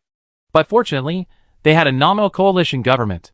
What Qi Yiming needed to do was to strengthen the role of this nominal coalition government and gradually weaken the concept of nation-states on this planet. The first step was to get each nation to relinquish its right to its own armed forces, reorganize all its violent institutions, and unify command under the name of the coalition government. This had already been evident before Qi Yiming and his companions arrived, but now it was a bit earlier. The process was certainly tortuous. Qi Yiming and his men suppressed several rebellions before centralizing command of the various national police agencies. Once this issue was resolved, the rest became easy. Furthermore, with the support of a significant portion of the elite, the integration of the various factions on Gaia proceeded smoothly. In just over a month, Qi Yiming had initially completed the transformation of Gaia's administrative system. Of course, these efforts were also made possible by the assistance of Fang Min and Lu Bishu. Qi Yiming hadn't expected Fang Min to be such a master of domestic politics, adept at balancing interests in negotiations between various factions. Lu Bishu was also a natural politician. The 2 played the roles of good cop and bad cop, and in the process of integrating the various factions, they also helped propel Qi Yiming to the position of head of state. With a unified planetary government in place, Qi Yiming first selected a select group of scientists from Gaia's limited number, who were solely dedicated to research. He gathered them at a random spot on the planet's surface, and assigned his internal security forces to closely guard the area. Qi Yiming needed to keep this group under his control, as they would be tasked with analyzing the technological heritage. When productivity and technological advancements reached the required level, Qi Yiming would construct a small space city specifically for them, and deploy a fleet to closely guard it. Chapter 100. While Qi Yiming was working to integrate the various forces on Gaia, the deployed fleets gradually returned to Gaia's solar system. Only Chen Cheng and his wife's revenge remained aloof. This worried Qi Yiming, but fortunately, nothing happened to the revenge. It was just that they received a strange signal while passing through the X-113 solar system, which delayed them for a while. But they also brought back shocking news for Qi Yiming. The story was simple. On their way back, the Revenge suddenly picked up an electromagnetic wave clearly emitted by intelligent life. At first, the couple thought they had discovered another planet inhabited by humans. After determining the source of the electromagnetic wave, they commanded the Revenge to warp to 2,000 kilometers from the signal source, ready to observe. But as they emerged from the warp, a scene they would never forget unfolded before their eyes. A massive, rectangular spaceship, over 300 kilometers long, over 100 kilometers wide, and approximately 50 kilometers high, appeared before them. The ship's hull was an I-shape, and along its central axis, densely packed with buildings. The empty space on either side of the axis was divided into sections by thinner, rigid structures. Many robotic arms were densely packed on this rigid structure, giving it the appearance of an engineering vessel. But Qi Yiming was ecstatic upon hearing the description. He knew what the ship was. The Engineer, a massive mobile dock. It was a logistics warship built by the former Human Federation for the Expeditionary Fleet, responsible for repairing warships, and constructing ships below the cruiser level. Her onboard computer contained blueprints for all common warship types, from the Federation cruiser down. As long as the materials were sufficient, this massive mobile dock could endlessly produce warships of all types. This was truly a blessing in disguise. Chi Yiming was just worrying about not being able to produce warships, and now a mobile dock appeared. A chosen one, absolutely a chosen one. However, Hao Qinqi said they were under attack. Who attacked you? Chi Yiming asked the usually attentive Hao Qinqi. There were no clear markings, but it looked a bit like a drone. Hao Qinqi recalled the scene. Drone? Chi Yiming frowned. He knew the engineer was protected by a drone. If Hao Qinqi was correct, then the attackers must have been the engineer's guard drones. This puzzled Chi Yiming. Logically, the Revenge's ship code was stored in the mobile dock's IFF system, so how could they have been attacked? Could there still be humans alive on the engineer? This thought made Chi Yiming even happier. After all, he often heard people around him talk about the awakened, but Chi Yiming had never seen these humans who lived in the same era as him. Why hesitate? Chi Yiming immediately dropped his work and dragged Hao Qinqi and his wife back to their respective warships. After the Revenge reunited with the Xiafeng, they hurriedly headed for the X-113 system. The others had grown tired of deep space travel. Even the most alluring things couldn't compare to the feeling of being grounded. Since the thing was there anyway, they see it sooner or later, so they didn't follow Chi Yiming. The X-113 system isn't too far from the Awakener system. The Awakener system is the new name everyone gave to the system where Gaia resides. Using code names all the time feels a bit unorthodox. It took Chi Yiming 4 days to reach the outskirts of the X-113 system. The X-113 system is desolate, with only a single Earth-like planet and a vast asteroid belt. The giant mobile dock quietly floated within the asteroid belt. Having heard the warning that Hao Qinqi and his wife had been attacked, Chi Yiming didn't dare approach the engineer rashly. He simply observed the engineer carefully from a distance of more than 2,000 kilometers, continuously sending identification codes to it. Unfortunately, the engineer didn't respond to the Xiafeng's identification system. Instead, the number of drones surrounding the engineer increased. These drones were small, no more than 5 meters long and 3 meters wide. They were equipped with 2 lightweight laser launchers, but their power wasn't very high. What's going on? Chi Yiming scratched his head, somewhat puzzled as to what had happened to the engineer. Navigator, close the range to 1,000 kilometers. Since there was no response, they could only move closer and observe. Captain, if we get closer than 1,000 kilometers, those drones will attack us, Hao Qinqi said, attempting to stop Chi Yiming from taking further action. Chi Yiming waved his hand and said, "There's no response at this distance. How can we pinpoint the problem? We must get closer." The Xiafeng slowly approached the giant dock. As they broke the 1,000-kilometer mark, the drones patrolling the dock suddenly gathered and flew towards the Xiafeng. This ship is receiving dense electromagnetic signals. All binary. The communications officer looked at the decoded codes on the communications screen, somewhat bewildered. This was the first time he had seen such a situation. Chi Yiming, however, had a vague idea of what was happening. "Navigator, we are retreating 1,000 kilometers." The Xiafeng's 2 thrust engines at its bow began to fire, and the ship slowly retreated. Sure enough, after retreating 1,000 kilometers, the drone swarm immediately dispersed, continuing to hover around the massive dock. Seeing this, Chi Yiming gave a wry smile. "Captain, do you know what's going on?" Hao Qinqi saw Chi Yiming's wry smile, and knew he already knew what was going on. "It seems there's a problem with the engineer's onboard intelligent computer. The IFF system has stopped working," Chi Yiming surmised. "So what should we do? Should we mobilize the fleet and storm in?" Chi Yiming shook his head. "With our limited fleet, even if we add the Xiafeng, trying to break through the engineer's drone defenses would be like delivering food. Even the Xiafeng can't break through those drone defenses?" Hao Qinqi stared in astonishment at the drone circling outside the window. Chi Yiming nodded. "Don't be fooled by the small size of these drones. The ones you see now are only a small fraction. There are many more stored in the engineer's hangar." "Isn't that just a small fraction?" Qin Chung pointed at the drones in astonishment. "Based on the drones we can see now, there are at least 100,000 of them, right? The main issue isn't that. The engineer's AI can independently produce drones to replenish losses." Chi Yiming cleared his throat. "In other words, as long as the engineer has sufficient materials, it can continuously replenish its supply. Do you know how many drones the engineer has, including those in the hangar?" "I haven't calculated it carefully, but from what I understand, the engineer's drone reserves are in the tens of millions." "Tens of millions?" How Qin covered his mouth in surprise. Alright, let's go back. Qi Yiming knew they couldn't take the engineer anytime soon, and would have to return empty-handed. Aren't we going to send someone to guard it?